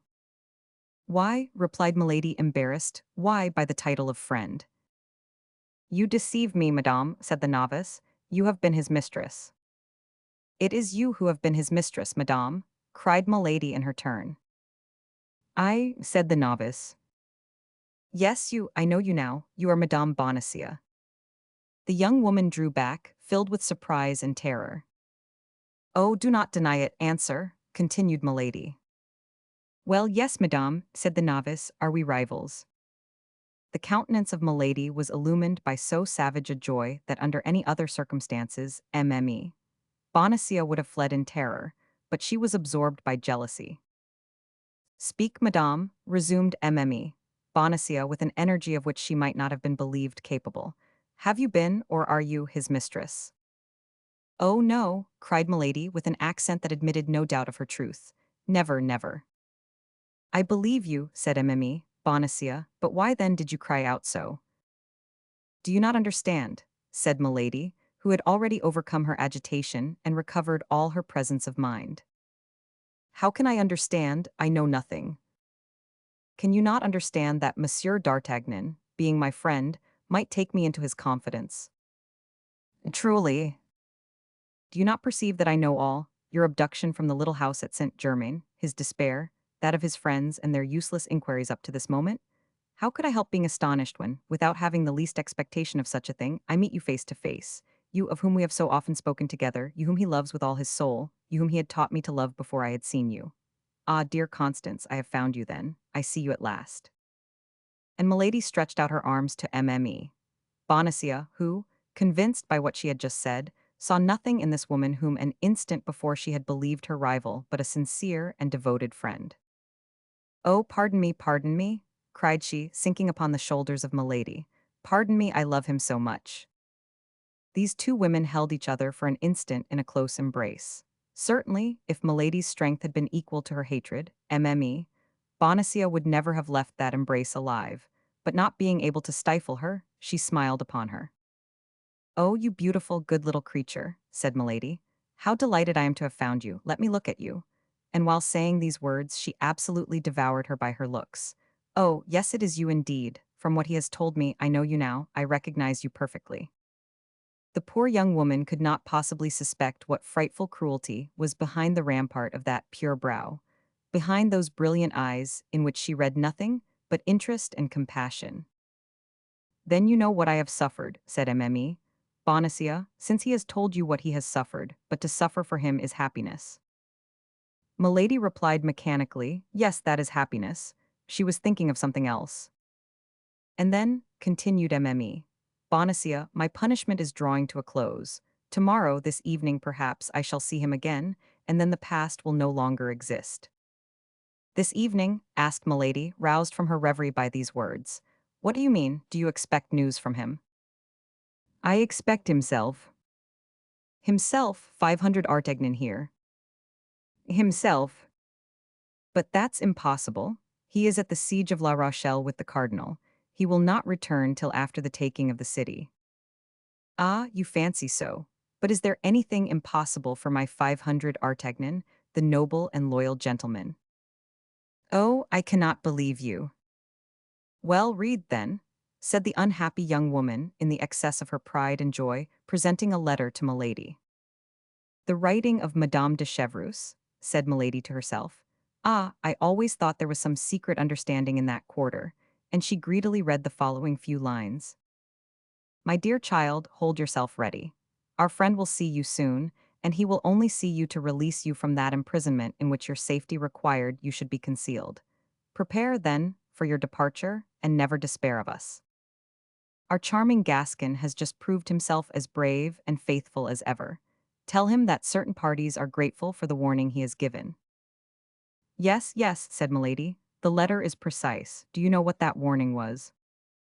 No, I only suspect he has warned the Queen against some fresh machinations of the Cardinal. Yes, that's it, no doubt, said Milady, returning the letter to Mme. Bonacieux and letting her head sink pensively upon her bosom. At that moment they heard the gallop of a horse. Oh, cried Mme. Bonacieux darting to the window, can it be he? Milady remained still in bed, petrified by surprise. So many unexpected things happened to her all at once that for the first time she was at a loss. He, murmured she, can it be he? And she remained in bed with her eyes fixed. Alas, no, said Mme. Bonacieux. It is a man I don't know, although he seems to be coming here. Yes, he checks his pace, he stops at the gate, he rings. Milady sprang out of bed. You are sure it is not he, said she. Yes, yes, very sure. Perhaps you did not see well. Oh, if I were to see the plume of his hat, the end of his cloak, I should know him. Milady was dressing herself all the time. Yes, he has entered. It is for you or me. My God, how agitated you seem. Yes, I admit it, I have not your confidence, I fear the cardinal. Hush, said Mme. Bonacieux, somebody is coming. Immediately the door opened, and the superior entered. Did you come from Boulogne? Demanded she of Milady. Yes, replied she, trying to recover her self-possession. Who wants me? A man who will not tell his name, but who comes from the cardinal. And who wishes to speak with me? Who wishes to speak to a lady, recently come from Boulogne. Then let him come in, if you please. Oh my God, cried Mme. Bonacieux, can it be bad news? I fear it. I will leave you with this stranger, but as soon as he is gone, if you will permit me, I will return. Permit you, I beseech you. The superior and Mme. Bonacieux retired. Milady remained alone, with her eyes fixed upon the door.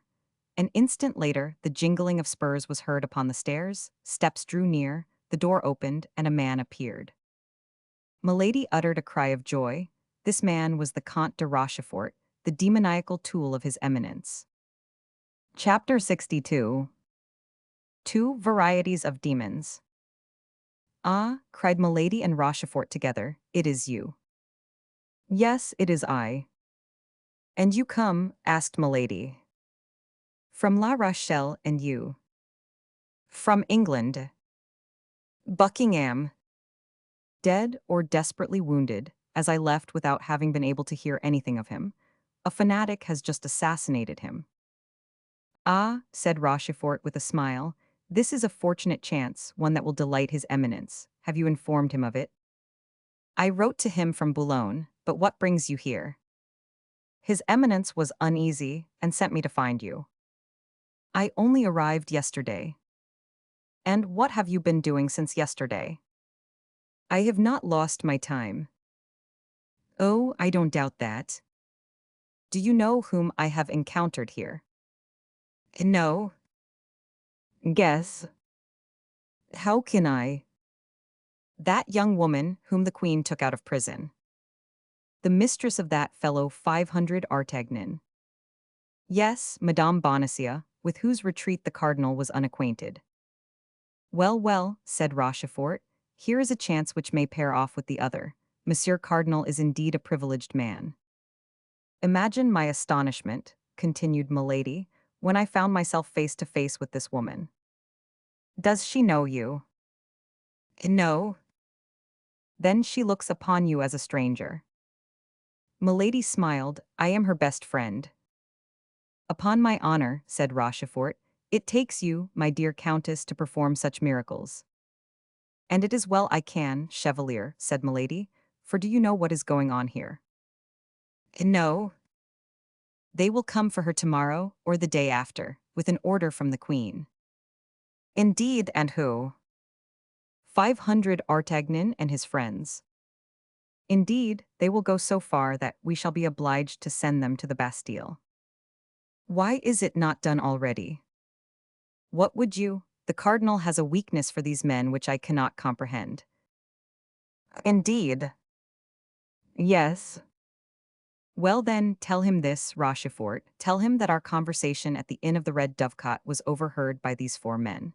Tell him that after his departure, one of them came up to me, and took from me by violence the safe conduct which he had given me. Tell him they warned Lord de Winter of my journey to England. That this time, they nearly foiled my mission as they foiled the affair of the studs. Tell him that among these 4 men 2 only are to be feared, 500 Artagnan and Athos. Tell him that the third, Aramis, is the lover of Madame de Chevreuse. He may be left alone, we know his secret, and it may be useful. As to the fourth, Porthos, he is a fool, a simpleton, a blustering booby, not worth troubling himself about. But these 4 men must be now at the siege of La Rochelle.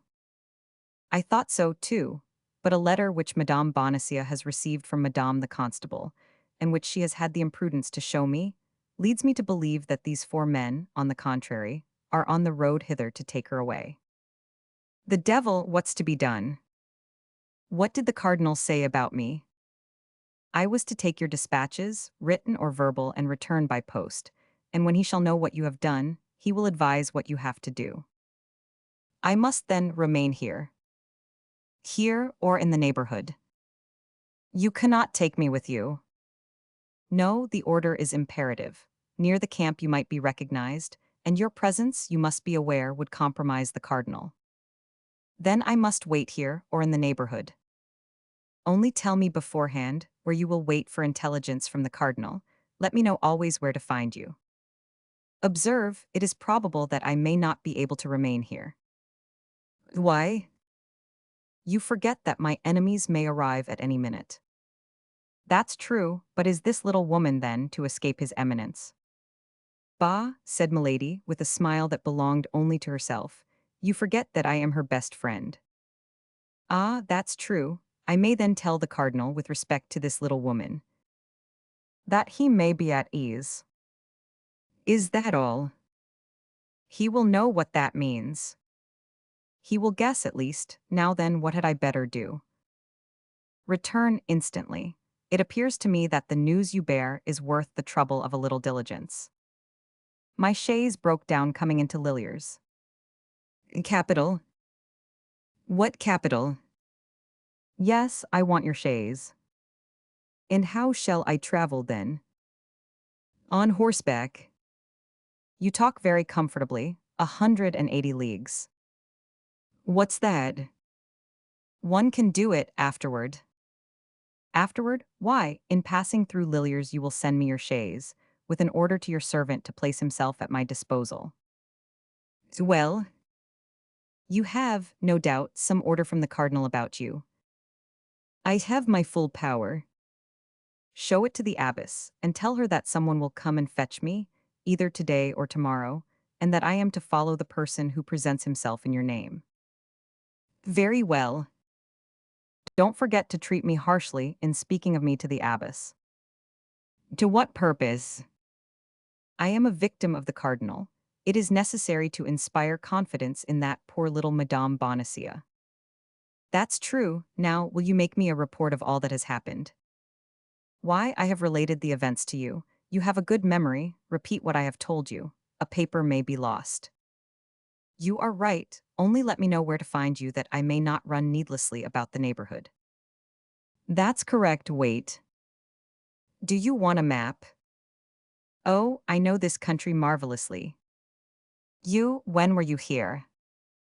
I was brought up here. Truly. It is worth something, you see, to have been brought up somewhere. You will wait for me then. Let me reflect a little. That will do, at Armentières. Where is that Armentières? A little town on the Lys. I shall only have to cross the river, and I shall be in a foreign country. Capital, but it is understood you will only cross the river in case of danger. That is well understood. And in that case, how shall I know where you are?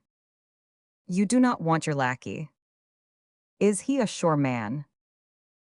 To the proof. Give him to me, nobody knows him.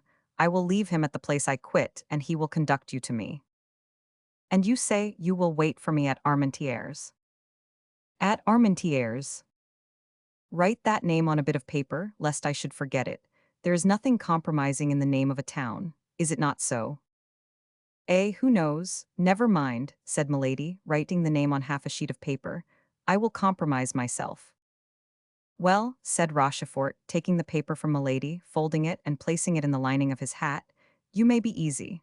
I will do as children do for fear of losing the paper. Repeat the name along the route. Now, is that all? I believe so. Let us see, Buckingham dead or grievously wounded. Your conversation with the cardinal overheard by the 4 musketeers. Lord de Winter warned of your arrival at Portsmouth. 500 Artagnan and Athos to the Bastille. Aramis the lover of Madame de Chevreuse. Porthos and Madame Bonacieux found again. To send you the chaise as soon as possible. To place my lackey at your disposal. To make you out a victim of the cardinal in order that the abbess may entertain no suspicion. Armentières on the banks of the Lys. Is that all then? In truth, my dear Chevalier, you are a miracle of memory. Apropos, add one thing. What? I saw some very pretty woods which almost touch the convent garden. Say that I am permitted to walk in those woods. Who knows? Perhaps I shall stand in need of a back door for retreat. You think of everything. And you forget one thing. What? To ask me if I want money. That's true, how much do you want? All you have in gold. I have 500 pistoles or thereabouts. I have as much. With 1,000 pistoles one may face everything. Empty your pockets. There.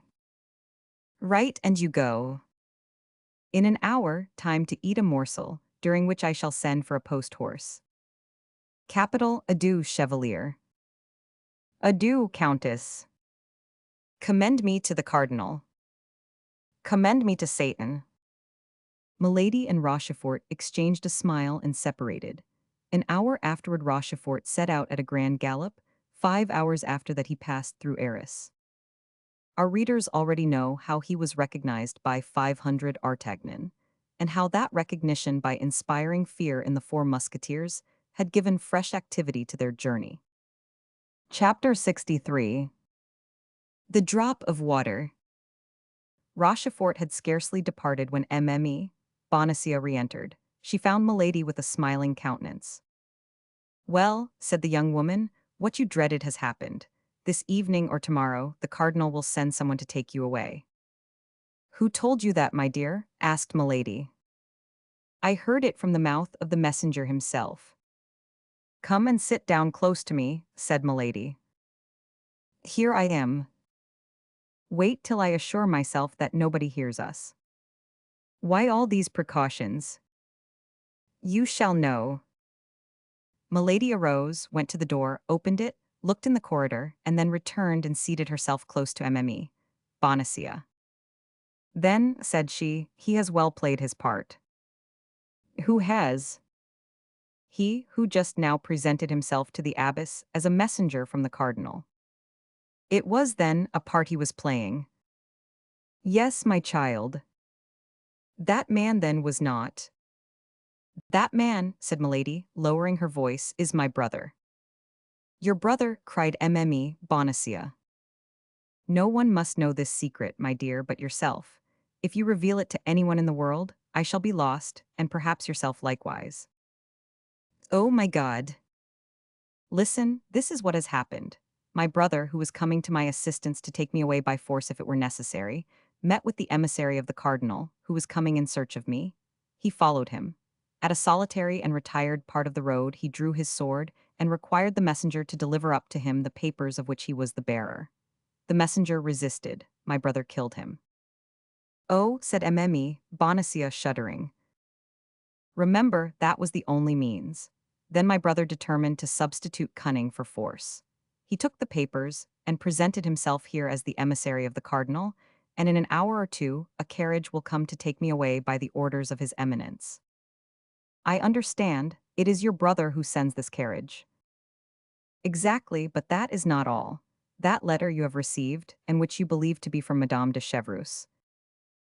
Well, it is a forgery. How can that be?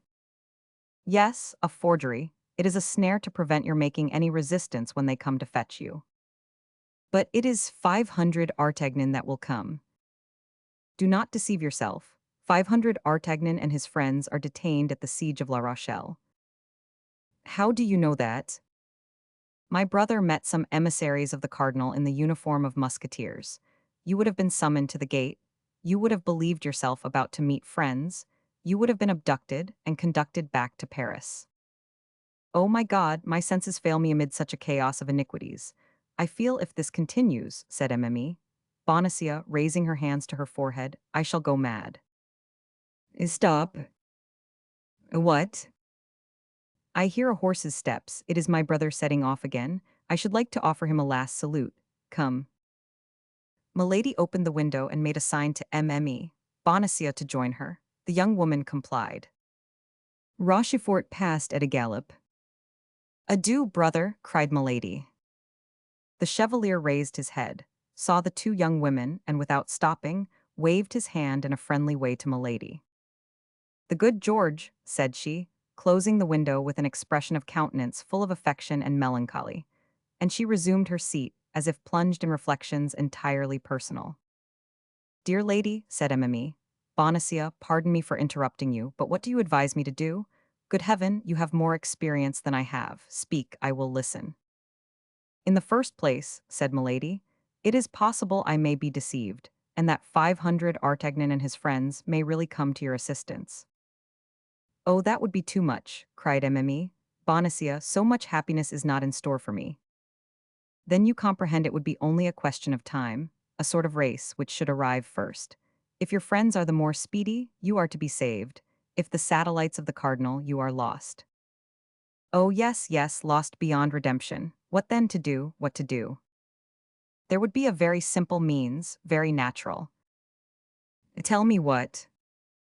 To wait, concealed in the neighborhood, and assure yourself, who are the men who come to ask for you. But where can I wait? Oh, there is no difficulty in that. I shall stop and conceal myself a few leagues hence until my brother can rejoin me. Well, I take you with me. We conceal ourselves and wait together. But I shall not be allowed to go. I am almost a prisoner. As they believe that I go in consequence of an order from the cardinal, no one will believe you anxious to follow me. Well, the carriage is at the door. You bid me adieu. You mount the step to embrace me a last time. My brother's servant, who comes to fetch me, is told how to proceed. He makes a sign to the postilion, and we set off at a gallop. But 500 Artagnan, if he comes. Shall we not know it? How? Nothing easier. We will send my brother's servant back to Bethune, whom, as I told you, we can trust.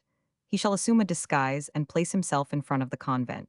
If the emissaries of the cardinal arrive, he will take no notice. If it is Monsieur d'Artagnan and his friends, he will bring them to us. He knows them, then? Doubtless, has he not seen Monsieur d'Artagnan at my house?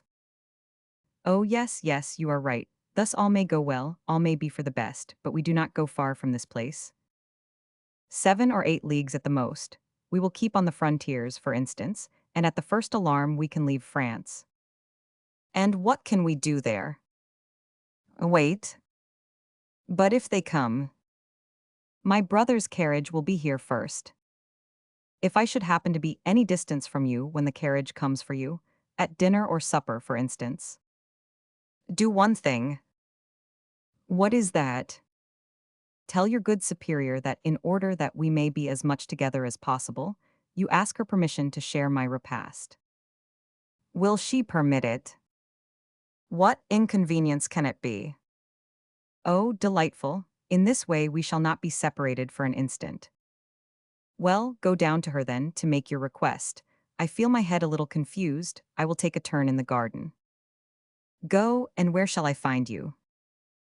Here in an hour. Here in an hour. Oh, you are so kind, and I am so grateful. How can I avoid interesting myself for one who is so beautiful and so amiable? Are you not the beloved of one of my best friends? Dear 500 Artagnan, oh, how he will thank you. I hope so. Now then, all is agreed. Let us go down. You are going into the garden. Yes. Go along this corridor, down a little staircase, and you are in it. Excellent, thank you. And the two women parted, exchanging charming smiles. Milady had told the truth. Her head was confused, for her ill-arranged plans clashed one another like chaos. She required to be alone that she might put her thoughts a little into order. She saw vaguely the future, but she stood in need of a little silence and quiet to give all her ideas, as yet confused, a distinct form and a regular plan. What was most pressing was to get Bonacieux away and convey her to a place of safety, and there, if matters required, make her a hostage. Milady began to have doubts of the issue of this terrible duel, in which her enemies showed as much perseverance as she did animosity. Besides, she felt as we feel when a storm is coming on, that this issue was near, and could not fail to be terrible. The principal thing for her, then, was, as we have said, to keep Bonacieux in her power. Bonacieux was the very life of 500 Artagnan. This was more than his life, the life of the woman he loved. This was, in case of ill fortune, a means of temporizing and obtaining good conditions. Now this point was settled. Bonacieux, without any suspicion, accompanied her. Once concealed with her at Armentières, it would be easy to make her believe that 500 Artagnan had not come to Bethune. In 15 days at most, Rochefort would be back. Besides, during that 15 days she would have time to think how she could best avenge herself on the four friends. She would not be weary, thank God, for she should enjoy the sweetest pastime such events could accord a woman of her character, perfecting a beautiful vengeance. Revolving all this in her mind, she cast her eyes around her, and arranged the topography of the garden in her head. Milady was like a good general who contemplates at the same time victory and defeat, and who is quite prepared, according to the chances of the battle, to march forward or to beat a retreat. At the end of an hour she heard a soft voice calling her. It was Bonacieux's. The good abbess had naturally consented to her request, and as a commencement they were to sup together. On reaching the courtyard, they heard the noise of a carriage which stopped at the gate. Milady listened. "Do you hear anything?" said she. "Yes, the rolling of a carriage." "It is the one my brother sends for us." "Oh my God." "Come, come, courage." The bell of the convent gate was sounded. Milady was not mistaken. "Go to your chamber," said she to Bonacieux. "You have perhaps some jewels you would like to take." "I have his letters," said she. "Well, go and fetch them and come to my apartment. We will snatch some supper. We shall perhaps travel part of the night and must keep our strength up." "Great God," said Bonacieux, placing her hand upon her bosom, "my heart beats so I cannot walk." "Courage, courage. Remember that in a quarter of an hour you will be safe, and think that what you are about to do is for his sake." "Yes, yes, everything for him. You have restored my courage by a single word. Go, I will rejoin you." Milady ran up to her apartment quickly. She there found Rochefort's lackey, and gave him his instructions. He was to wait at the gate. If by chance the musketeers should appear, the carriage was to set off as fast as possible, pass around the convent, and go and wait for Milady at a little village which was situated at the other side of the wood. In this case Milady would cross the garden and gain the village on foot. As we have already said, Milady was admirably acquainted with this part of France. If the musketeers did not appear, things were to go on as had been agreed. Mme. Bonacieux was to get into the carriage as if to bid her adieu, and she was to take away Mme. Bonacieux. Mme. Bonacieux came in, and to remove all suspicion if she had any, Milady repeated to the lackey before her the latter part of her instructions. Milady asked some questions about the carriage. It was a chaise drawn by 3 horses, driven by a postilion. Rochefort's lackey would precede it as courier. Milady was wrong in fearing that Mme. Bonacieux would have any suspicion. The poor young woman was too pure to suppose that any female could be guilty of such perfidy. Besides, the name of the Comtesse de Winter, which she had heard the abbess pronounce, was wholly unknown to her, and she was even ignorant that a woman had had so great and so fatal a share in the misfortune of her life. "You see," said she, when the lackey had gone out, "everything is ready. The abbess suspects nothing, and believes that I am taken by order of the cardinal. This man goes to give his last orders. Take the least thing, drink a finger of wine, and let us be gone." "Yes," said Mme. Bonacieux mechanically, "yes, let us be gone."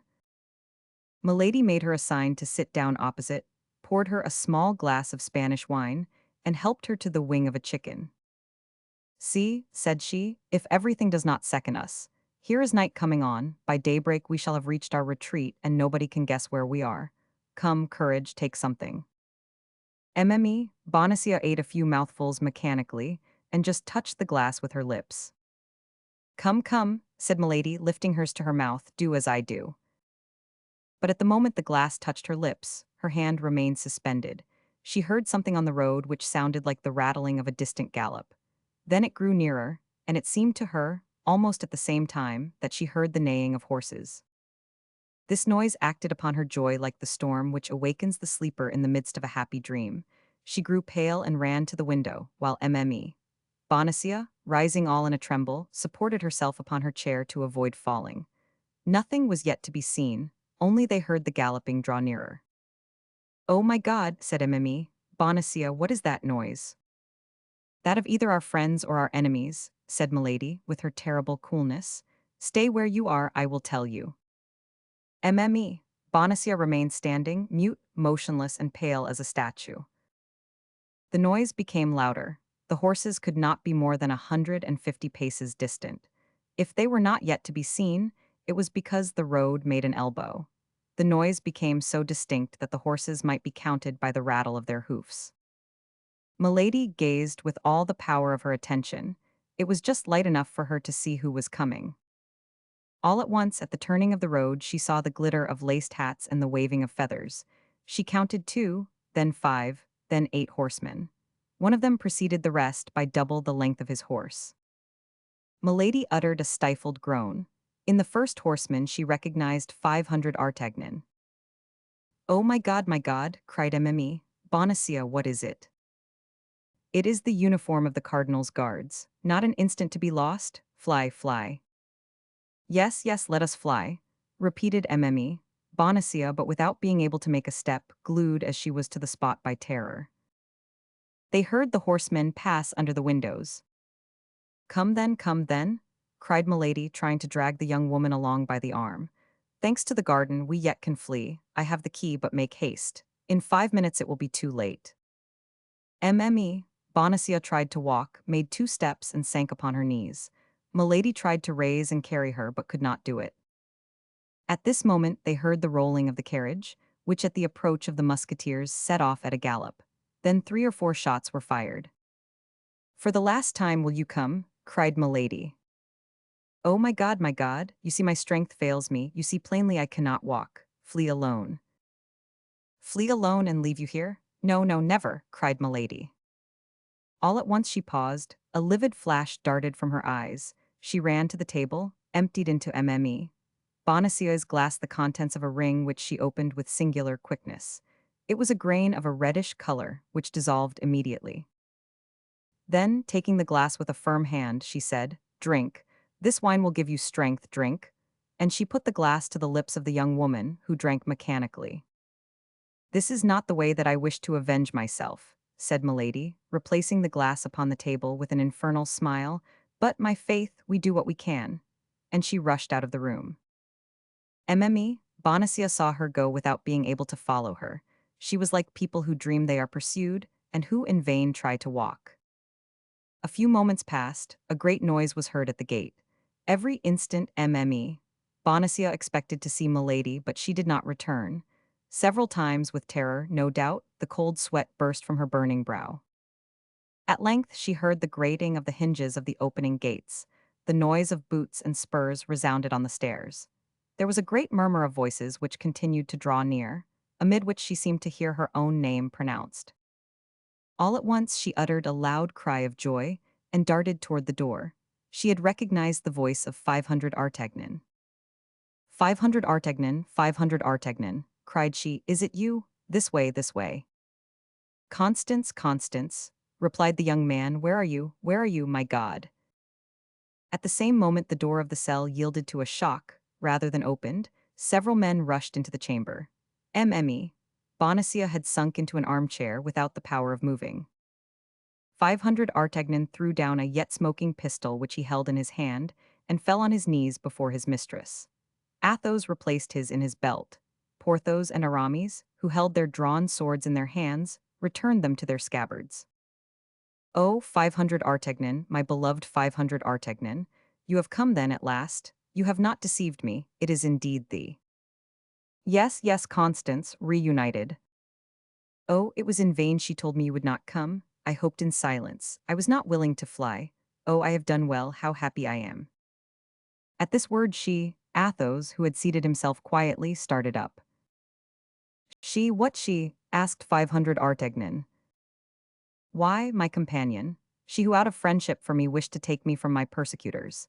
She who, mistaking you for the cardinal's guards, has just fled away. Your companion, cried 500 Artagnan, becoming more pale than the white veil of his mistress. Of what companion are you speaking, dear Constance?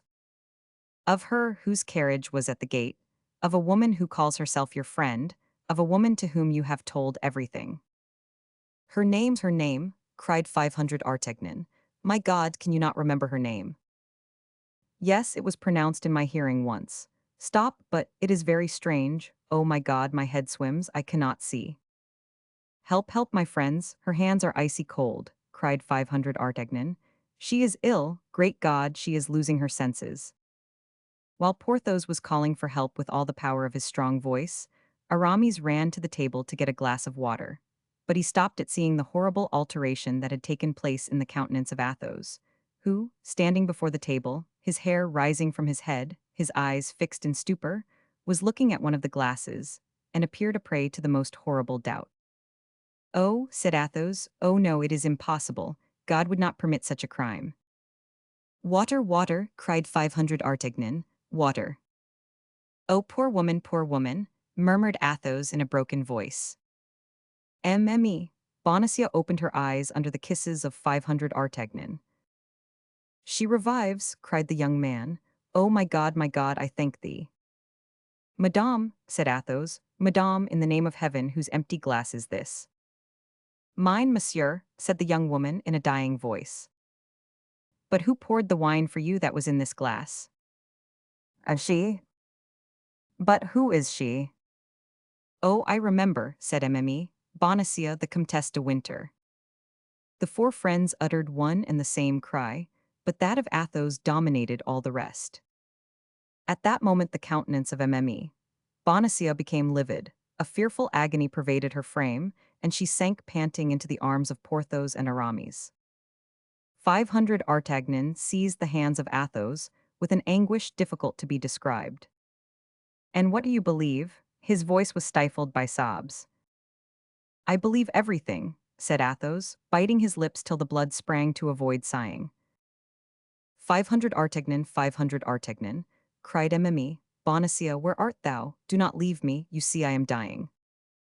500 Artagnan released the hands of Athos, which he still held clasped in both his own, and hastened to her. Her beautiful face was distorted with agony, her glassy eyes had no longer their sight, a convulsive shuddering shook her whole body, the sweat rolled from her brow. In the name of heaven, run, call. Aramis, Porthos, call for help. Useless, said Athos, useless. For the poison which she pours there is no antidote. Yes, yes, help, help, murmured Mimi, Bonacieux, help. Then, collecting all her strength, she took the head of the young man between her hands, looked at him for an instant as if her whole soul passed into that look, and with a sobbing cry pressed her lips to his. Constance, Constance, cried 500 Artagnan. A sigh escaped from the mouth of Mimi, Bonacieux, and dwelt for an instant on the lips of 500 Artagnan. That sigh was the soul, so chaste and so loving, which reascended to heaven. 500 Artagnan pressed nothing but a corpse in his arms. The young man uttered a cry and fell by the side of his mistress as pale and as icy as herself. Porthos wept, Aramis pointed toward heaven, Athos made the sign of the cross. At that moment, a man appeared in the doorway, almost as pale as those in the chamber. He looked around him and saw Mimi, Bonacieux dead, and 500 Artagnan in a swoon. He appeared just at that moment of stupor which follows great catastrophes. I was not deceived, said he. Here is Monsieur d'Artagnan, and you are his friends, Messieurs Athos, Porthos, and Aramis. The persons whose names were thus pronounced looked at the stranger with astonishment. It seemed to all three that they knew him. Gentlemen, resumed the newcomer, you are, as I am, in search of a woman who, added he with a terrible smile, must have passed this way, for I see a corpse. The three friends remained mute, for although the voice as well as the countenance reminded them of someone they had seen, they could not remember under what circumstances. Gentlemen, continued the stranger, since you do not recognize a man who probably owes his life to you twice, I must name myself. I am Lord de Winter, brother-in-law of that woman. The three friends uttered a cry of surprise. Athos rose, and offering him his hand, "Be welcome, my lord," said he. "You are one of us." "I set out 5 hours after her from Portsmouth," said Lord de Winter. "I arrived 3 hours after her at Boulogne. I missed her by 20 minutes at St. Omer. Finally, at Lilliers I lost all trace of her. I was going about at random, inquiring of everybody when I saw you gallop past. I recognized Monsieur d'Artagnan. I called to you, but you did not answer me. I wished to follow you, but my horse was too much fatigued to go at the same pace with yours. And yet it appears, in spite of all your diligence, you have arrived too late." "You see," said Athos, pointing to Mimi, "Bonacieux dead, and to 500 Artagnan, whom Porthos and Aramis were trying to recall to life." "Are they both dead?" asked Lord de Winter sternly. "No," replied Athos. "Fortunately, Monsieur d'Artagnan has only fainted." "Ah, indeed, so much the better," said Lord de Winter. At that moment, 500 Artagnan opened his eyes. He tore himself from the arms of Porthos and Aramis and threw himself like a madman on the corpse of his mistress. Athos rose, walked toward his friend with a slow and solemn step, embraced him tenderly, and as he burst into violent sobs, he said to him with his noble and persuasive voice, "Friend, be a man. Women weep for the dead, men avenge them." "Oh, yes," cried 500 Artagnan. "Yes, if it be to avenge her, I am ready to follow you." Athos profited by this moment of strength, which the hope of vengeance restored to his unfortunate friend, to make a sign to Porthos and Aramis to go and fetch the superior. The two friends met her in the corridor, greatly troubled and much upset by such strange events. She called some of the nuns, who against all monastic custom found themselves in the presence of 5 men. "Madame," said Athos, passing his arm under that of 500 Artagnan, "we abandon to your pious care the body of that unfortunate woman. She was an angel on earth before being an angel in heaven. Treat her as one of your sisters. We will return some day to pray over her grave." 500 Artagnan concealed his face in the bosom of Athos and sobbed aloud. "Weep," said Athos, "weep, heart full of love, youth, and life. Alas, would I could weep like you." And he drew away his friend, as affectionate as a father, as consoling as a priest, noble as a man who has suffered much. All 5, followed by their lackeys leading their horses, took their way to the town of Bethune, whose outskirts they perceived, and stopped before the first inn they came to. "But," said 500 Artagnan, "shall we not pursue that woman?" "Later," said Athos, "I have measures to take." "She will escape us," replied the young man. "She will escape us, and it will be your fault, Athos." "I will be accountable for her," said Athos. 500 Artagnan had so much confidence in the word of his friend that he lowered his head and entered the inn without reply. Porthos and Aramis regarded each other, not understanding this assurance of Athos. Lord de Winter believed he spoke in this manner to soothe the grief of 500 Artagnan. "Now, gentlemen," said Athos, when he had ascertained there were 5 chambers free in the hotel, "let everyone retire to his own apartment. 500 Artagnan needs to be alone, to weep and to sleep. I take charge of everything, be easy." "It appears, however," said Lord de Winter, "if there are any measures to take against the Countess, it concerns me. She is my sister-in-law." "And me," said Athos, "she is my wife." 500 Artagnan smiled, for he understood that Athos was sure of his vengeance when he revealed such a secret. Porthos and Aramis looked at each other and grew pale.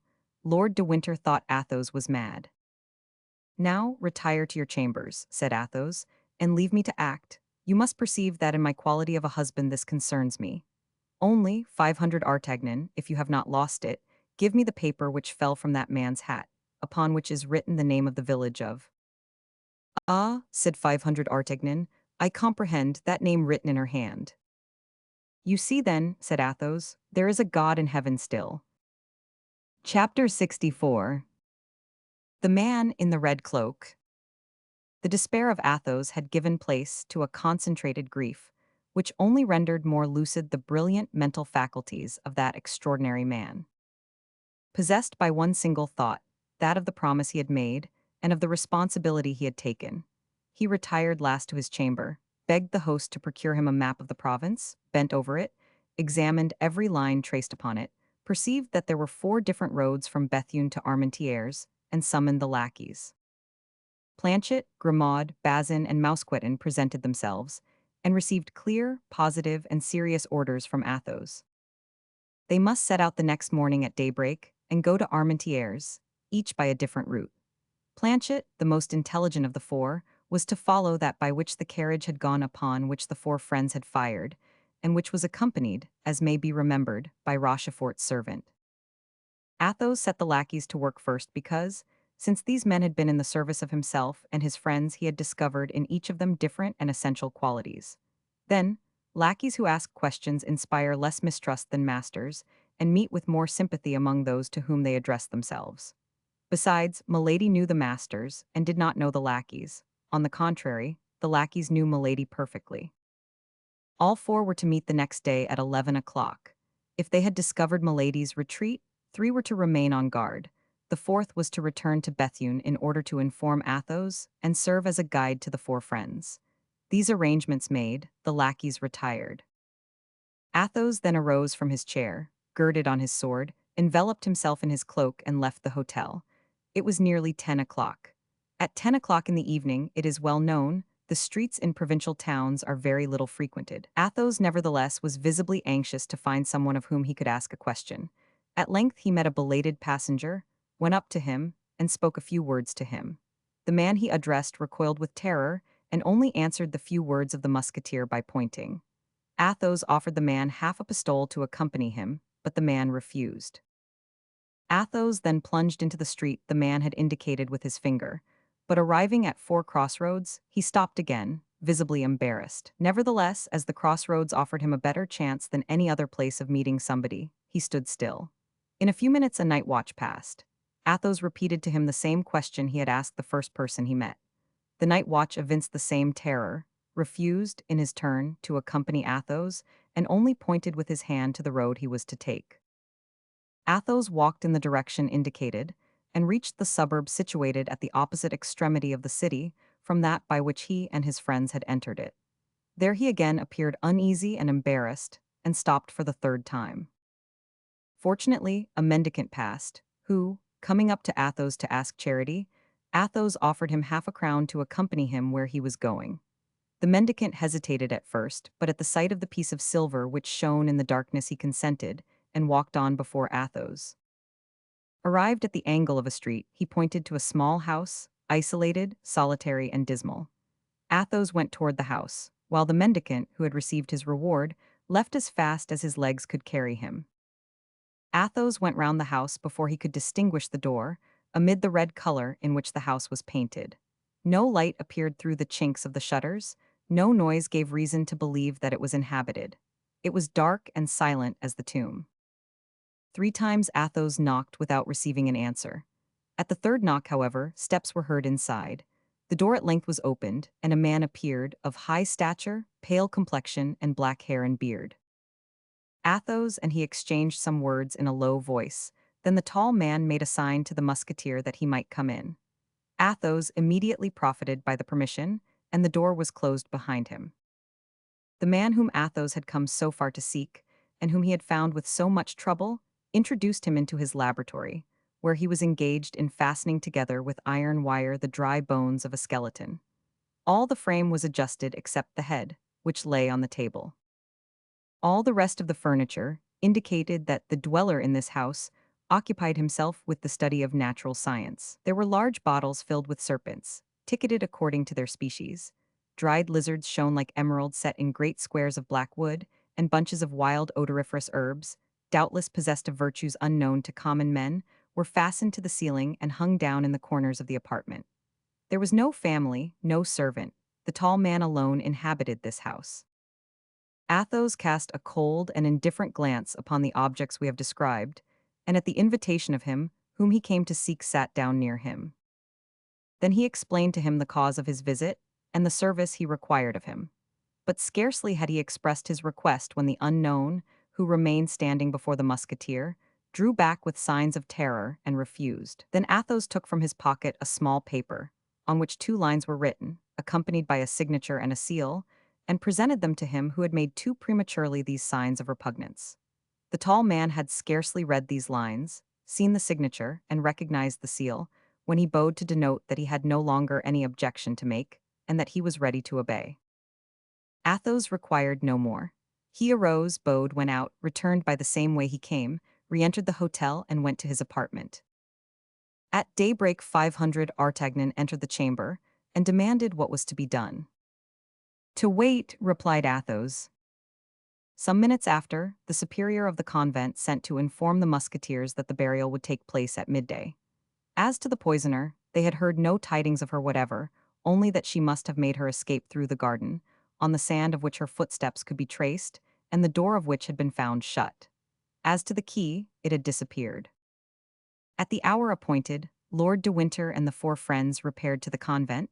The bells tolled, the chapel was open, the grating of the choir was closed.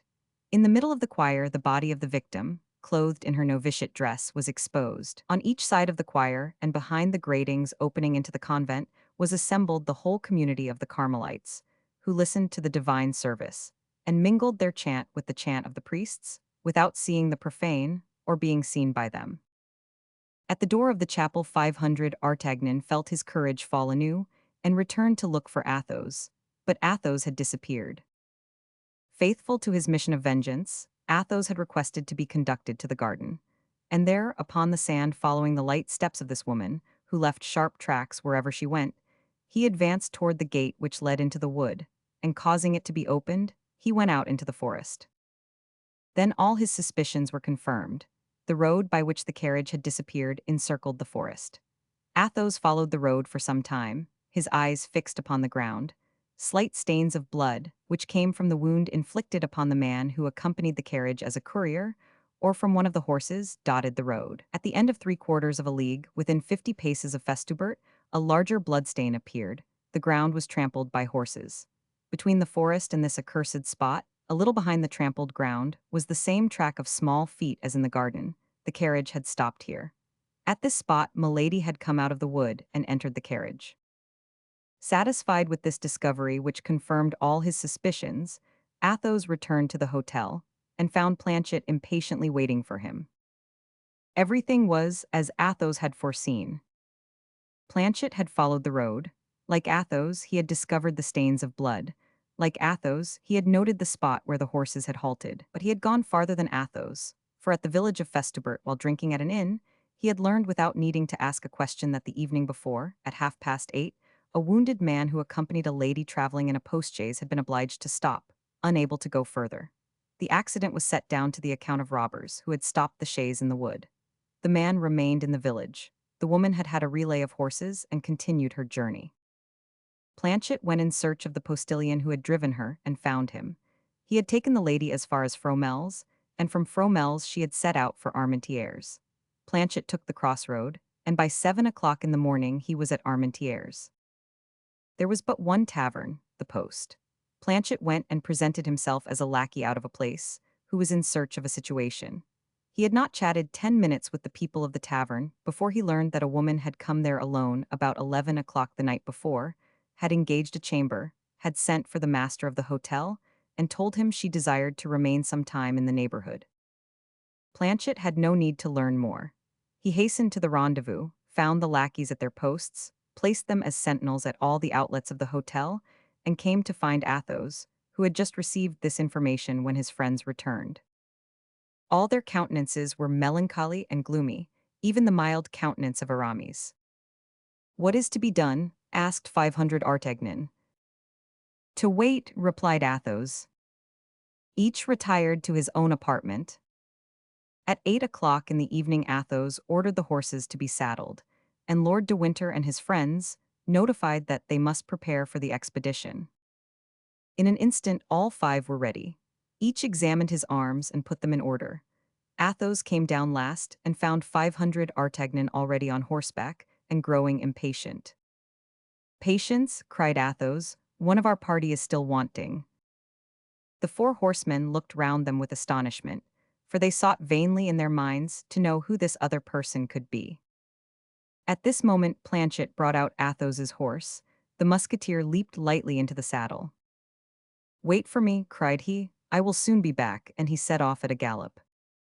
In a quarter of an hour he returned, accompanied by a tall man, masked, and wrapped in a large red cloak. Lord de Winter and the three musketeers looked at one another inquiringly.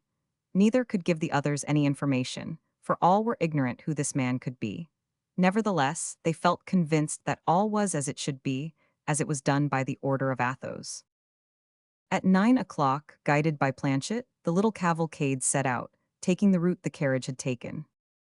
It was a melancholy sight, that of these 6 men, traveling in silence, each plunged in his own thoughts, sad as despair, gloomy as chastisement. Chapter 65. Trial. It was a stormy and dark night.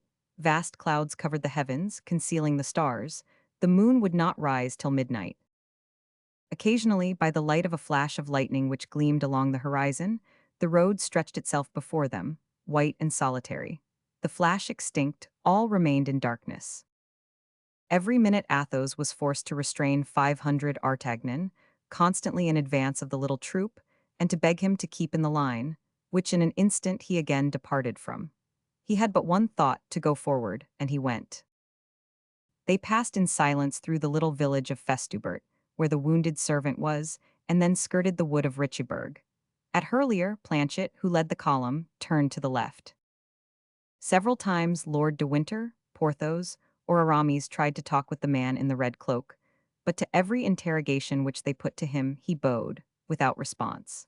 The travelers then comprehended that there must be some reason why the unknown preserved such a silence, and ceased to address themselves to him.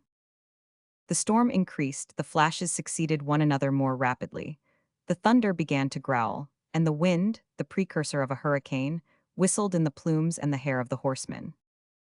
The cavalcade trotted on more sharply. A little before they came to Fromel's the storm burst. They spread their cloaks. There remained 3 leagues to travel, and they did it amid torrents of rain. 500 Artagnan took off his hat, and could not be persuaded to make use of his cloak. He found pleasure in feeling the water trickle over his burning brow and over his body, agitated by feverish shudders. The moment the little troop passed Goskell and were approaching the post, a man sheltered beneath a tree detached himself from the trunk with which he had been confounded in the darkness, and advanced into the middle of the road, putting his finger on his lips. Athos recognized Grimaud. "What's the manner?" cried Athos. "Has she left Armentières?" Grimaud made a sign in the affirmative. 500 Artagnan ground his teeth. "Silence, 500 Artagnan," said Athos. "I have charged myself with this affair. It is for me, then, to interrogate Grimaud." "Where is she?" asked Athos. Grimaud extended his hands in the direction of the lies. "Far from here?" asked Athos. Grimaud showed his master his forefinger bent. Alone? Asked Athos. Grimaud made the sign yes. Gentlemen, said Athos, she is alone within half a league of us in the direction of the river. That's well, said 500 Artagnan. Lead us, Grimaud. Grimaud took his course across the country and acted as guide to the cavalcade. At the end of 500 paces, more or less, they came to a rivulet which they forded. By the aid of the lightning, they perceived the village of Erquinheim. Is she there, Grimaud? Asked Athos. Grimaud shook his head negatively. Silence then, cried Athos. And the troop continued their route. Another flash illuminated all around them. Grimaud extended his arm, and by the bluish splendor of the fiery serpent, they distinguished a little isolated house on the banks of the river, within 100 paces of a ferry. One window was lighted. Here we are, said Athos. At this moment, a man who had been crouching in a ditch jumped up and came towards them. It was Mousqueton. He pointed his finger to the lighted window. She is there, said he. In Bazin? Asked Athos. While I watched the window, he guarded the door. Good, said Athos, you are good and faithful servants. Athos sprang from his horse, gave the bridle to Grimaud, and advanced toward the window, after having made a sign to the rest of the troop to go toward the door. The little house was surrounded by a low, quickset hedge, 2 or 3 feet high. Athos sprang over the hedge and went up to the window, which was without shutters, but had the half-curtains closely drawn. He mounted the skirting stone, that his eyes might look over the curtain. By the light of a lamp he saw a woman, wrapped in a dark mantle, seated upon a stool near a dying fire. Her elbows were placed upon a mean table, and she leaned her head upon her 2 hands, which were white as ivory. He could not distinguish her countenance, but a sinister smile passed over the lips of Athos. He was not deceived, it was she whom he sought. At this moment a horse neighed. Milady raised her head, saw close to the panes the pale face of Athos, and screamed. Athos, perceiving that she knew him, pushed the window with his knee and hand. The window yielded.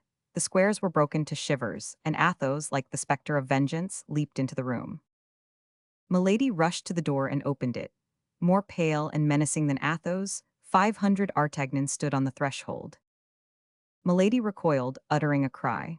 500 Artagnan, believing she might have means of flight and fearing she should escape, drew a pistol from his belt, but Athos raised his hand.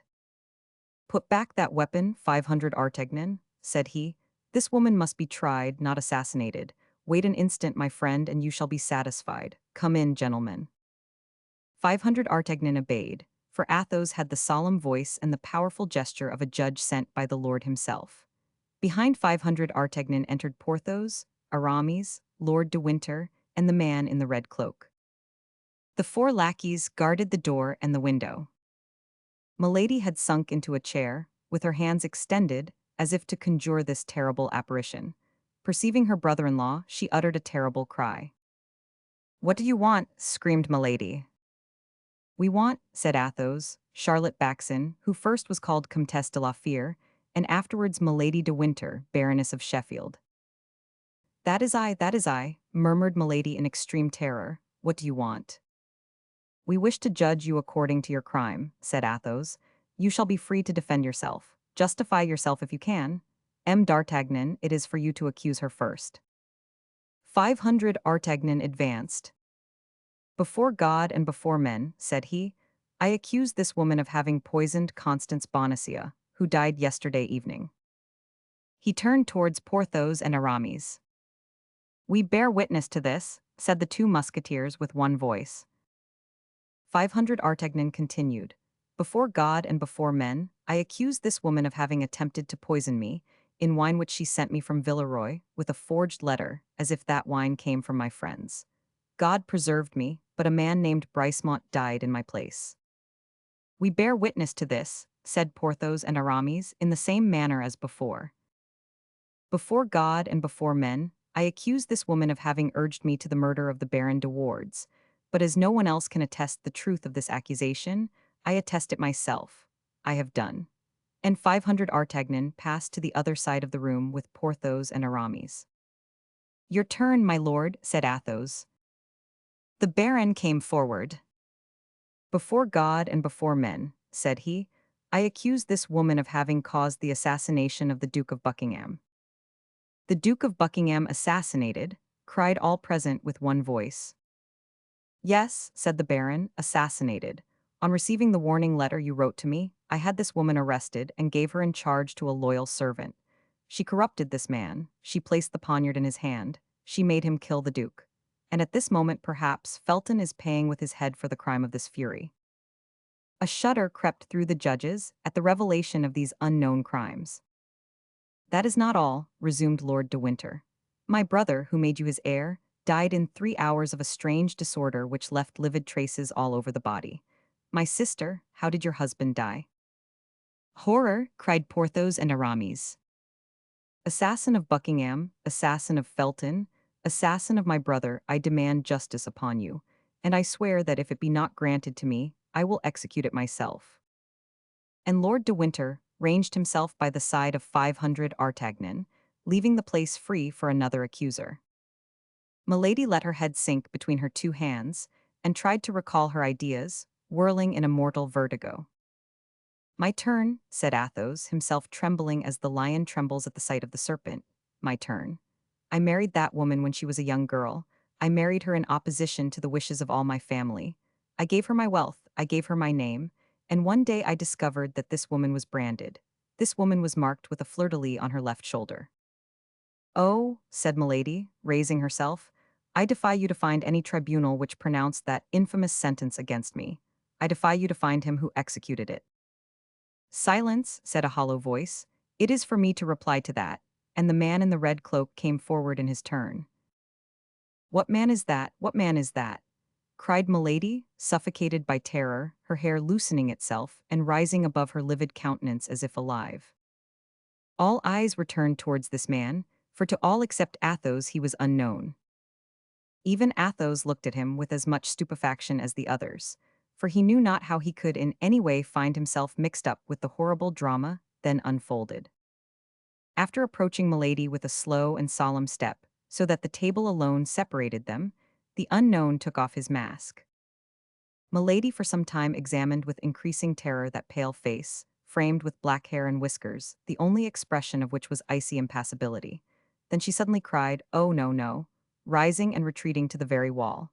"No, no, it is an infernal apparition. It is not he. Help, help," screamed she, turning towards the wall as if she would tear an opening with her hands. "Who are you, then?" cried all the witnesses of this scene. "Ask that woman," said the man in the red cloak, "for you may plainly see she knows me." "The executioner of Lille, the executioner of Lille," cried Milady, a prey to insensate terror, and clinging with her hands to the wall to avoid falling. Everyone drew back, and the man in the red cloak remained standing alone in the middle of the room. "Oh, grace, grace, pardon," cried the wretch, falling on her knees. The unknown waited for silence, and then resumed, "I told you well that she would know me. Yes, I am the executioner of Lille, and this is my history." All eyes were fixed upon this man, whose words were listened to with anxious attention. That woman was once a young girl, as beautiful as she is today. She was a nun in the convent of the Benedictines of Templemar. A young priest, with a simple and trustful heart, performed the duties of the church of that convent. She undertook his seduction, and succeeded. She would have seduced a saint. Their vows were sacred and irrevocable. Their connection could not last long without ruining both. She prevailed upon him to leave the country, but to leave the country, to fly together, to reach another part of France, where they might live at ease because unknown, money was necessary. Neither had any. The priest stole the sacred vases and sold them, but as they were preparing to escape together, they were both arrested. 8 days later, she had seduced the son of the jailer and escaped. The young priest was condemned to 10 years of imprisonment and to be branded. "I was executioner of the city of Lille," as this woman has said. "I was obliged to brand the guilty one, and he, gentlemen, was my brother." I then swore that this woman who had ruined him, who was more than his accomplice, since she had urged him to the crime, should at least share his punishment. I suspected where she was concealed. I followed her, I caught her, I bound her, and I imprinted the same disgraceful mark upon her that I had imprinted upon my poor brother. The day after my return to Lille, my brother in his turn succeeded in making his escape. I was accused of complicity. and was condemned to remain in his place till he should be again a prisoner. My poor brother was ignorant of this sentence. He rejoined this woman, they fled together into Berry, and there he obtained a little curacy. This woman passed for his sister. The lord of the estate on which the chapel of the curacy was situated saw this pretend sister, and became enamored of her, amorous to such a degree that he proposed to marry her. Then she quitted him, she had ruined for him, she was destined to ruin, and became the Comtesse de la Fere. All eyes were turned towards Athos, whose real name that was, and who made a sign with his head that all was true which the executioner had said.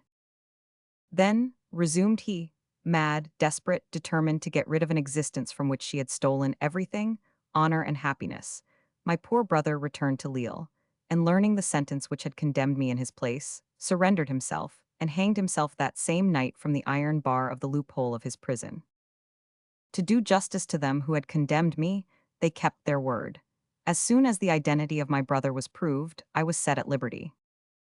That is the crime of which I accuse her, that is the cause for which she was branded. Monsieur d'Artagnan, said Athos, what is the penalty you demand against this woman? The punishment of death, replied 500 Artagnan. My Lord de Winter, continued Athos, what is the penalty you demand against this woman? The punishment of death, replied Lord de Winter. Messieurs Porthos and Aramis, repeated Athos, you who are her judges, what is the sentence you pronounce upon this woman? The punishment of death, replied the musketeers in a hollow voice. Milady uttered a frightful shriek, and dragged herself along several paces upon her knees toward her judges. Athos stretched out his hand toward her.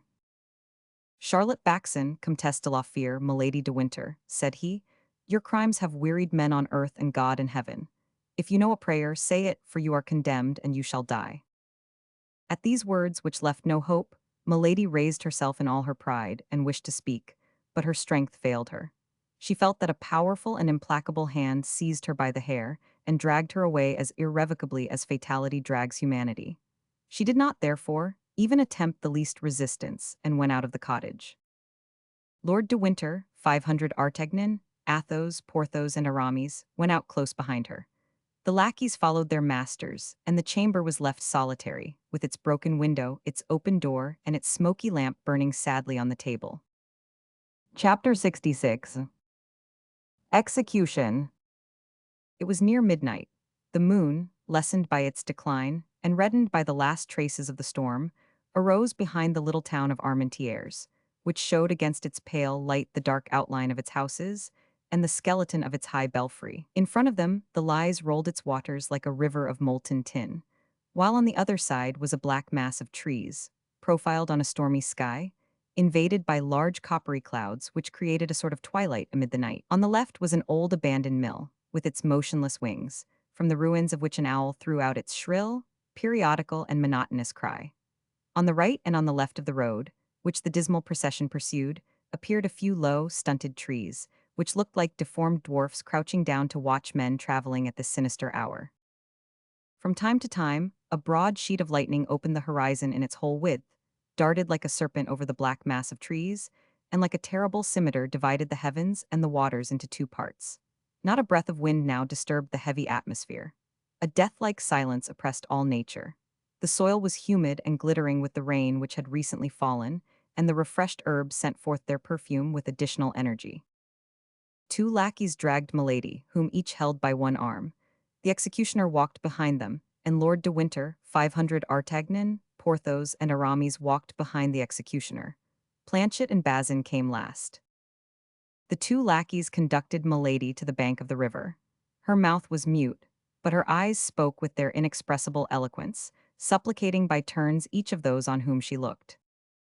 Being a few paces in advance, she whispered to the lackeys, 1,000 pistoles to each of you, if you will assist my escape. But if you deliver me up to your masters, I have near at hand avengers who will make you pay dearly for my death. Grimaud hesitated, Mousqueton trembled in all his members.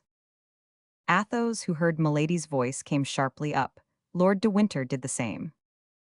Change these lackeys, said he. She has spoken to them, they are no longer sure. Planchet and Bazin were called, and took the places of Grimaud and Mousqueton. On the bank of the river, the executioner approached Milady and bound her hands and feet. Then she broke the silence to cry out, "You are cowards, miserable assassins. 10 men combined to murder one woman. Beware. If I am not saved, I shall be avenged." "You are not a woman," said Athos, coldly and sternly. "You do not belong to the human species. You are a demon escaped from hell, whither we send you back again." "Ah, you virtuous men," said Milady, "please to remember that he who shall touch a hair of my head is himself an assassin." "The executioner may kill, without being on that account an assassin," said the man in the red cloak, rapping upon his immense sword. "This is the last judge, that is all. Nachrichter, as say our neighbors, the Germans." And as he bound her while saying these words, Milady uttered 2 or 3 savage cries, which produced a strange and melancholy effect in flying away into the night and losing themselves in the depths of the woods. "If I am guilty, if I have committed the crimes you accuse me of," shrieked Milady, "take me before a tribunal. You are not judges, you cannot condemn me." "I offered you Tyburn," said Lord de Winter. "Why did you not accept it?" "Because I am not willing to die," cried Milady, struggling, "because I am too young to die." "The woman you poisoned at Bethune was still younger than you, madame, and yet she is dead," said 500 Artagnan. "I will enter a cloister, I will become a nun," said Milady. "You were in a cloister," said the executioner, "and you left it to ruin my brother." Milady uttered a cry of terror and sank upon her knees. The executioner took her up in his arms and was carrying her toward the boat. "Oh my God!" cried she, "my God, are you going to drown me?" These cries had something so heartrending in them that M. d'Artagnan, who had been at first the most eager in pursuit of Milady, sat down on the stump of a tree and hung his head, covering his ears with the palms of his hands. And yet, notwithstanding, he could still hear her cry and threaten. 500 Artagnan was the youngest of all these men. His heart failed him. "Oh, I cannot behold this frightful spectacle," said he. "I cannot consent that this woman should die thus." Milady heard these few words and caught at a shadow of hope. 500 Artagnan, 500 Artagnan," cried she, "remember that I loved you." The young man rose and took a step toward her. But Athos rose likewise, drew his sword, and placed himself in the way. "If you take one step farther, 500 Artagnan," said he, "we shall cross swords together." 500 Artagnan sank on his knees and prayed. "Come," continued Athos, "executioner, do your duty." "Willingly, monseigneur," said the executioner, "for as I am a good Catholic, I firmly believe I am acting justly in performing my functions on this woman." "That's well." Athos made a step toward Milady. "I pardon you," said he, "the ill you have done me. I pardon you for my blasted future, my lost honor, my defiled love, and my salvation forever compromised by the despair into which you have cast me. Die in peace." Lord de Winter advanced in his turn. "I pardon you," said he, "for the poisoning of my brother and the assassination of his grace, Lord Buckingham. I pardon you for the death of poor Felton. I pardon you for the attempts upon my own person. Die in peace." "And I," said M. d'Artagnan, "pardon me, madame, for having by a trick unworthy of a gentleman provoked your anger. And I, in exchange, pardon you the murder of my poor love and your cruel vengeance against me. I pardon you, and I weep for you. Die in peace." "I am lost," murmured Milady in English. "I must die." Then she arose of herself, and cast around her one of those piercing looks which seemed to dart from an eye of flame. She saw nothing, she listened, and she heard nothing. "Where am I to die?" said she. "On the other bank," replied the executioner. Then he placed her in the boat, and as he was going to set foot in it himself, Athos handed him a sum of silver. "Here," said he, "is the price of the execution, that it may be plain we act as judges." "That is correct," said the executioner, "and now in her turn, let this woman see that I am not fulfilling my trade, but my debt." And he threw the money into the river. The boat moved off toward the left-hand shore of the Lys, bearing the guilty woman and the executioner. All the others remained on the right-hand bank, where they fell on their knees. The boat glided along the ferry rope under the shadow of a pale cloud, which hung over the water at that moment. The troop of friends saw it gain the opposite bank, The figures were defined like black shadows on the red-tinted horizon. Milady, during the passage, had contrived to untie the cord which fastened her feet. On coming near the bank, she jumped lightly on shore and took to flight. But the soil was moist. On reaching the top of the bank, she slipped and fell upon her knees. She was struck, no doubt, with a superstitious idea. She conceived that heaven denied its aid, and she remained in the attitude in which she had fallen, her head drooping and her hands clasped. Then they saw from the other bank the executioner raise both his arms slowly. A moonbeam fell upon the blade of the large sword. The two arms fell with a sudden force. They heard the hissing of the scimitar and the cry of the victim, then a truncated mass sank beneath the blow. The executioner then took off his red cloak, spread it upon the ground, laid the body in it, threw in the head, tied all up by the four corners, lifted it on his back, and entered the boat again. In the middle of the stream, he stopped the boat, and suspending his burden over the water, cried in a loud voice, "Let the justice of God be done." And he let the corpse drop into the depths of the waters, which closed over it. 3 days afterward, the four musketeers were in Paris. They had not exceeded their leave of absence, and that same evening they went to pay their customary visit to M. de Treville. "Well, gentlemen," said the brave captain, "I hope you have been well amused during your excursion." "Prodigiously," replied Athos in the name of himself and his comrades. Chapter 67. Conclusion. On the 6th of the following month, the king, in compliance with the promise he had made the cardinal to return to La Rochelle, left his capital still in amazement at the news, which began to spread itself of Buckingham's assassination. Although warned that the man she had loved so much was in great danger, the queen, when his death was announced to her, would not believe the fact and even imprudently exclaimed, "It is false, he has just written to me." But the next day she was obliged to believe this fatal intelligence. Laporte, detained in England, as everyone else had been, by the orders of Charles I, arrived, and was the bearer of the Duke's dying gift to the Queen. The joy of the king was lively. He did not even give himself the trouble to dissemble, and displayed it with affectation before the Queen. Louis Roman XIII, like every weak mind, was wanting in generosity. But the king soon again became dull and indisposed. His brow was not one of those that long remain clear. He felt that in returning to camp he should re-enter slavery. Nevertheless, he did return. The cardinal was for him the fascinating serpent, and himself the bird which flies from branch to branch without power to escape. The return to La Rochelle, therefore, was profoundly dull. Our four friends, in particular, astonished their comrades. They traveled together, side by side, with sad eyes and heads lowered. Athos alone from time to time raised his expansive brow, a flash kindled in his eyes, and a bitter smile passed over his lips. Then, like his comrades, he sank again into reverie. As soon as the escort arrived in a city, when they had conducted the king to his quarters, the four friends either retired to their own or to some secluded cabaret, where they neither drank nor played. They only conversed in a low voice, looking around attentively to see that no one overheard them. One day, when the king had halted to fly the magpie, and the four friends, according to their custom, instead of following the sport, had stopped at a cabaret on the high road, a man coming from La Rochelle on horseback pulled up at the door to drink a glass of wine, and darted a searching glance into the room where the four musketeers were sitting. "Halloa, Monsieur d'Artagnan," said he, "is not that you whom I see yonder?" 500 Artagnan raised his head and uttered a cry of joy. It was the man he called his phantom. It was his stranger of Meung, of the Rue des Fossoyeurs, and of Arras. 500 Artagnan drew his sword and sprang toward the door. But this time, instead of avoiding him, the stranger jumped from his horse and advanced to meet 500 Artagnan.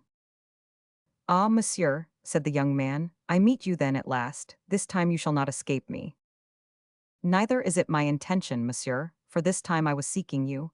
In the name of the king I arrest you." "How, what do you say?" cried 500 Artagnan. "I say that you must surrender your sword to me, monsieur, and that without resistance. This concerns your head, I warn you." "Who are you, then?" demanded 500 Artagnan, lowering the point of his sword but without yet surrendering it. "I am the Chevalier de Rochefort," answered the other, "the equerry of Monsieur le Cardinal Richelieu, and I have orders to conduct you to his eminence." "We are returning to his eminence, Monsieur the Chevalier," said Athos, advancing, "and you will please to accept the word of Monsieur d'Artagnan that he will go straight to La Rochelle. I must place him in the hands of guards who will take him into camp. We will be his guards, monsieur, upon our word as gentlemen, but likewise upon our word as gentlemen," added Athos, knitting his brow, "Monsieur d'Artagnan shall not leave us." The Chevalier de Rochefort cast a glance backward, and saw that Porthos and Aramis had placed themselves between him and the gate. He understood that he was completely at the mercy of these four men. "Gentlemen," said he, "if Monsieur d'Artagnan will surrender his sword to me, and join his word to yours, I shall be satisfied with your promise to convey Monsieur d'Artagnan to the quarters of Monseigneur the Cardinal. You have my word, monsieur, and here is my sword." "This suits me the better," said Rochefort, "as I wish to continue my journey." "If it is for the purpose of rejoining Milady," said Athos coolly, "it is useless, you will not find her." "What has become of her, then?" asked Rochefort eagerly. "Return to camp, and you shall know." Rochefort remained for a moment in thought. Then, as they were only a day's journey from Surgers, whither the cardinal was to come to meet the king, he resolved to follow the advice of Athos and go with them. Besides, this return offered him the advantage of watching his prisoner. They resumed their route. On the morrow, at 3 o'clock in the afternoon, they arrived at Surgers. The cardinal there awaited Louis Roman XIII. The minister and the king exchanged numerous caresses, felicitating each other upon the fortunate chance which had freed France from the inveterate enemy who set all Europe against her. After which, the cardinal, who had been informed that 500 Artagnan was arrested, and who was anxious to see him, took leave of the king, inviting him to come the next day to view the work already done upon the dike. On returning in the evening to his quarters at the bridge of La Pierre, the cardinal found, standing before the house he occupied, 500 Artagnan, without his sword, and the 3 musketeers armed. This time, as he was well attended, he looked at them sternly, and made a sign with his eye and hand for 500 Artagnan to follow him. 500 Artagnan obeyed. "We shall wait for you, 500 Artagnan," said Athos, loud enough for the cardinal to hear him. His Eminence bent his brow, stopped for an instant, and then kept on his way without uttering a single word. 500 Artagnan entered after the cardinal, and behind 500 Artagnan the door was guarded. His Eminence entered the chamber which served him as a study, and made a sign to Rochefort to bring in the young musketeer. Rochefort obeyed and retired. 500 Artagnan remained alone in front of the cardinal. This was his second interview with Richelieu, and he afterward confessed that he felt well assured it would be his last. Richelieu remained standing, leaning against the mantelpiece. A table was between him and 500 Artagnan. "Monsieur," said the cardinal, "you have been arrested by my orders." "So they tell me, monseigneur." "Do you know why?" "No, monseigneur, for the only thing for which I could be arrested is still unknown to your eminence." Richelieu looked steadfastly at the young man.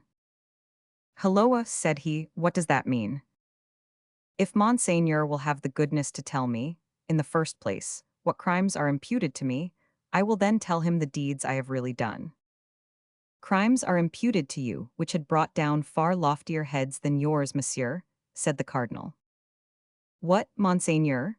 said 500 Artagnan, with a calmness which astonished the cardinal himself.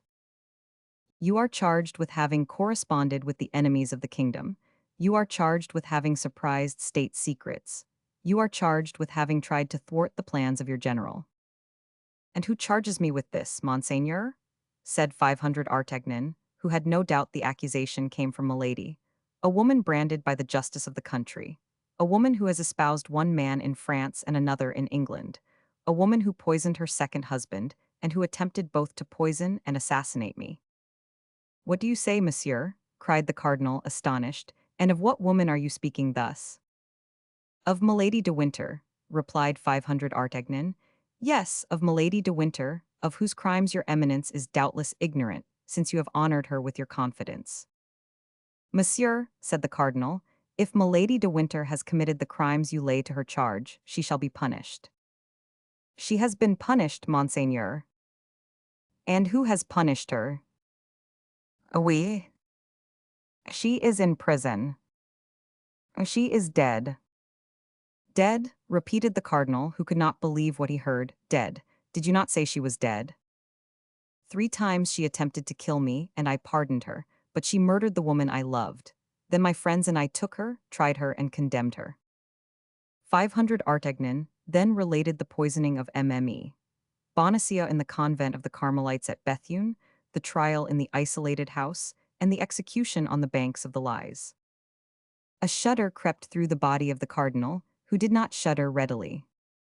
But all at once, as if undergoing the influence of an unspoken thought, the countenance of the cardinal, till then gloomy, cleared up by degrees and recovered perfect serenity. So, said the cardinal, in a tone that contrasted strongly with the severity of his words, you have constituted yourselves judges, without remembering that they who punish without license to punish are assassins. Monseigneur, I swear to you that I never for an instant had the intention of defending my head against you. I willingly submit to any punishment your eminence may please to inflict upon me. I do not hold life dear enough to be afraid of death. Yes, I know you are a man of a stout heart, monsieur, said the cardinal, with a voice almost affectionate. I can therefore tell you beforehand you shall be tried and even condemned. Another might reply to your eminence that he had his pardon in his pocket. I content myself with saying, command, monseigneur, I am ready. Your pardon, said Richelieu, surprised. Yes, monseigneur, said 500 Artagnan. And signed by whom? By the king? And the cardinal pronounced these words with a singular expression of contempt. No, by your eminence. By me, you are insane, monsieur. Monseigneur will doubtless recognize his own handwriting. And 500 Artagnan presented to the cardinal the precious piece of paper which Athos had forced from Milady, and which he had given to 500 Artagnan to serve him as a safeguard. His eminence took the paper and read in a slow voice, dwelling upon every syllable. De 1627. It is by my order, and for the good of the state that the bearer of this has done what he has done. Richelieu. The cardinal, after having read these 2 lines, sank into a profound reverie, but he did not return the paper to 500 Artagnan. He is meditating by what sort of punishment he shall cause me to die, said the Gascon to himself. Well, my faith, he shall see how a gentleman can die. The young musketeer was in excellent disposition to die heroically. Richelieu still continued thinking, rolling and unrolling the paper in his hands.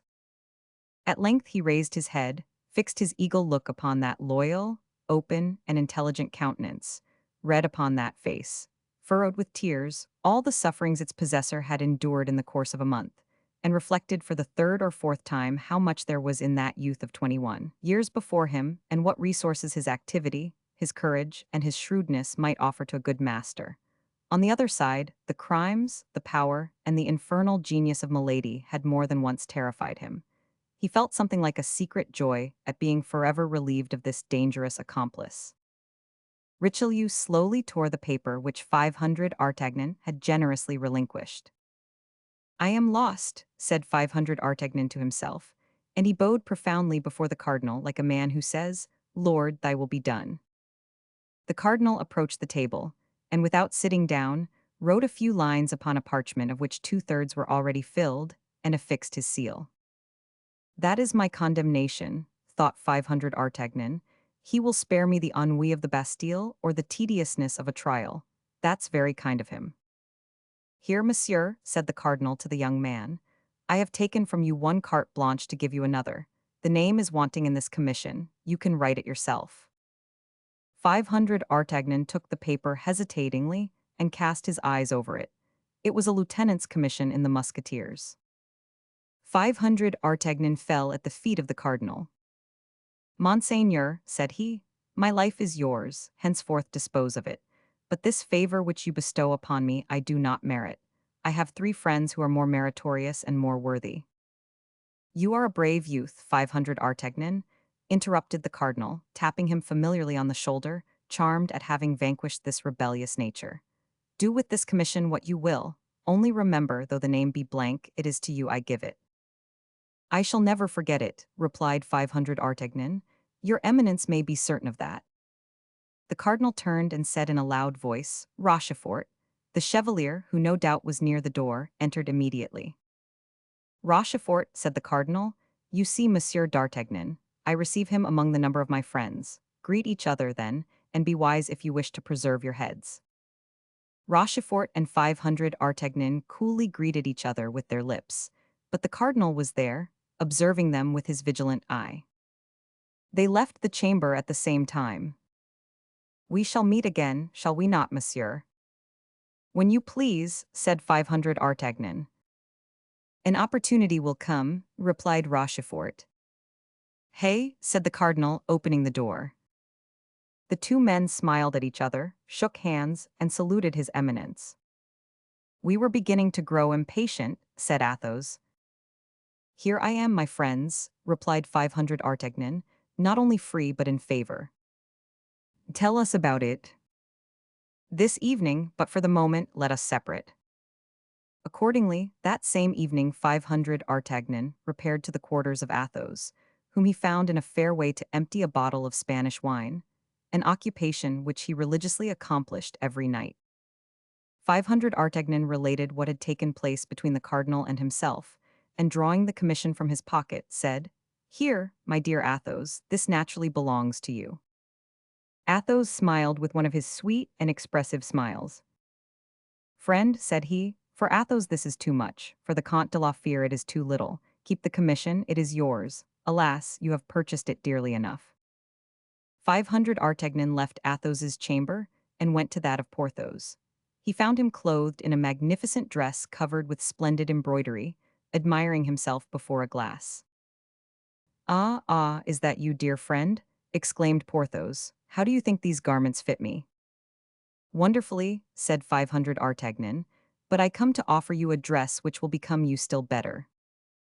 What? Asked Porthos. That of a lieutenant of musketeers. 500 Artagnan related to Porthos the substance of his interview with the cardinal, and said, taking the commission from his pocket, Here, my friend, write your name upon it and become my chief. Porthos cast his eyes over the commission and returned it to 500 Artagnan, to the great astonishment of the young man.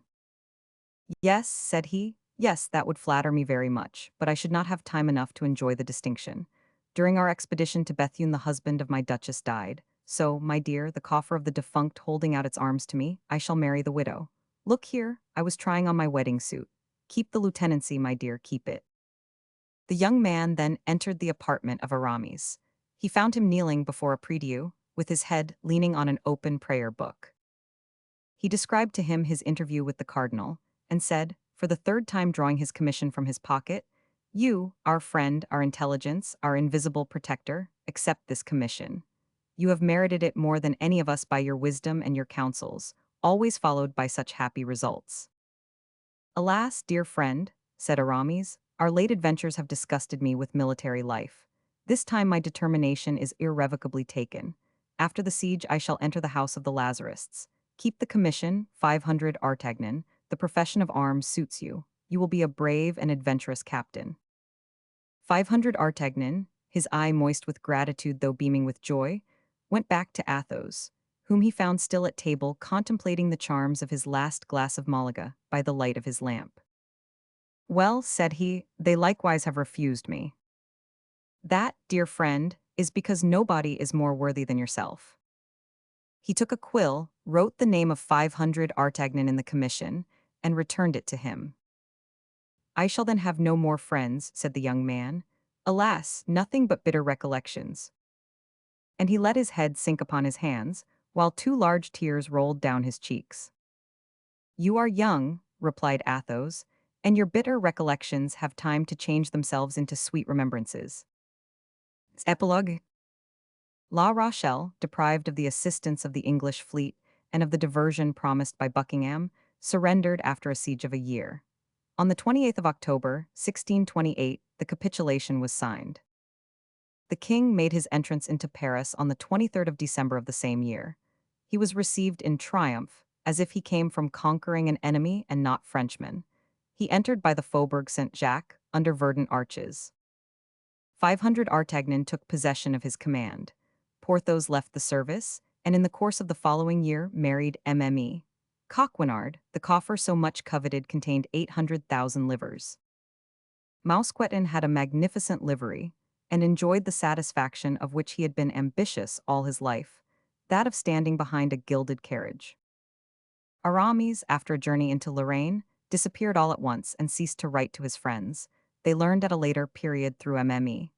de Chevreuse, who told it to 2 or 3 of her intimates, that, yielding to his vocation, he had retired into a convent, only into which nobody knew. Bazin became a lay brother.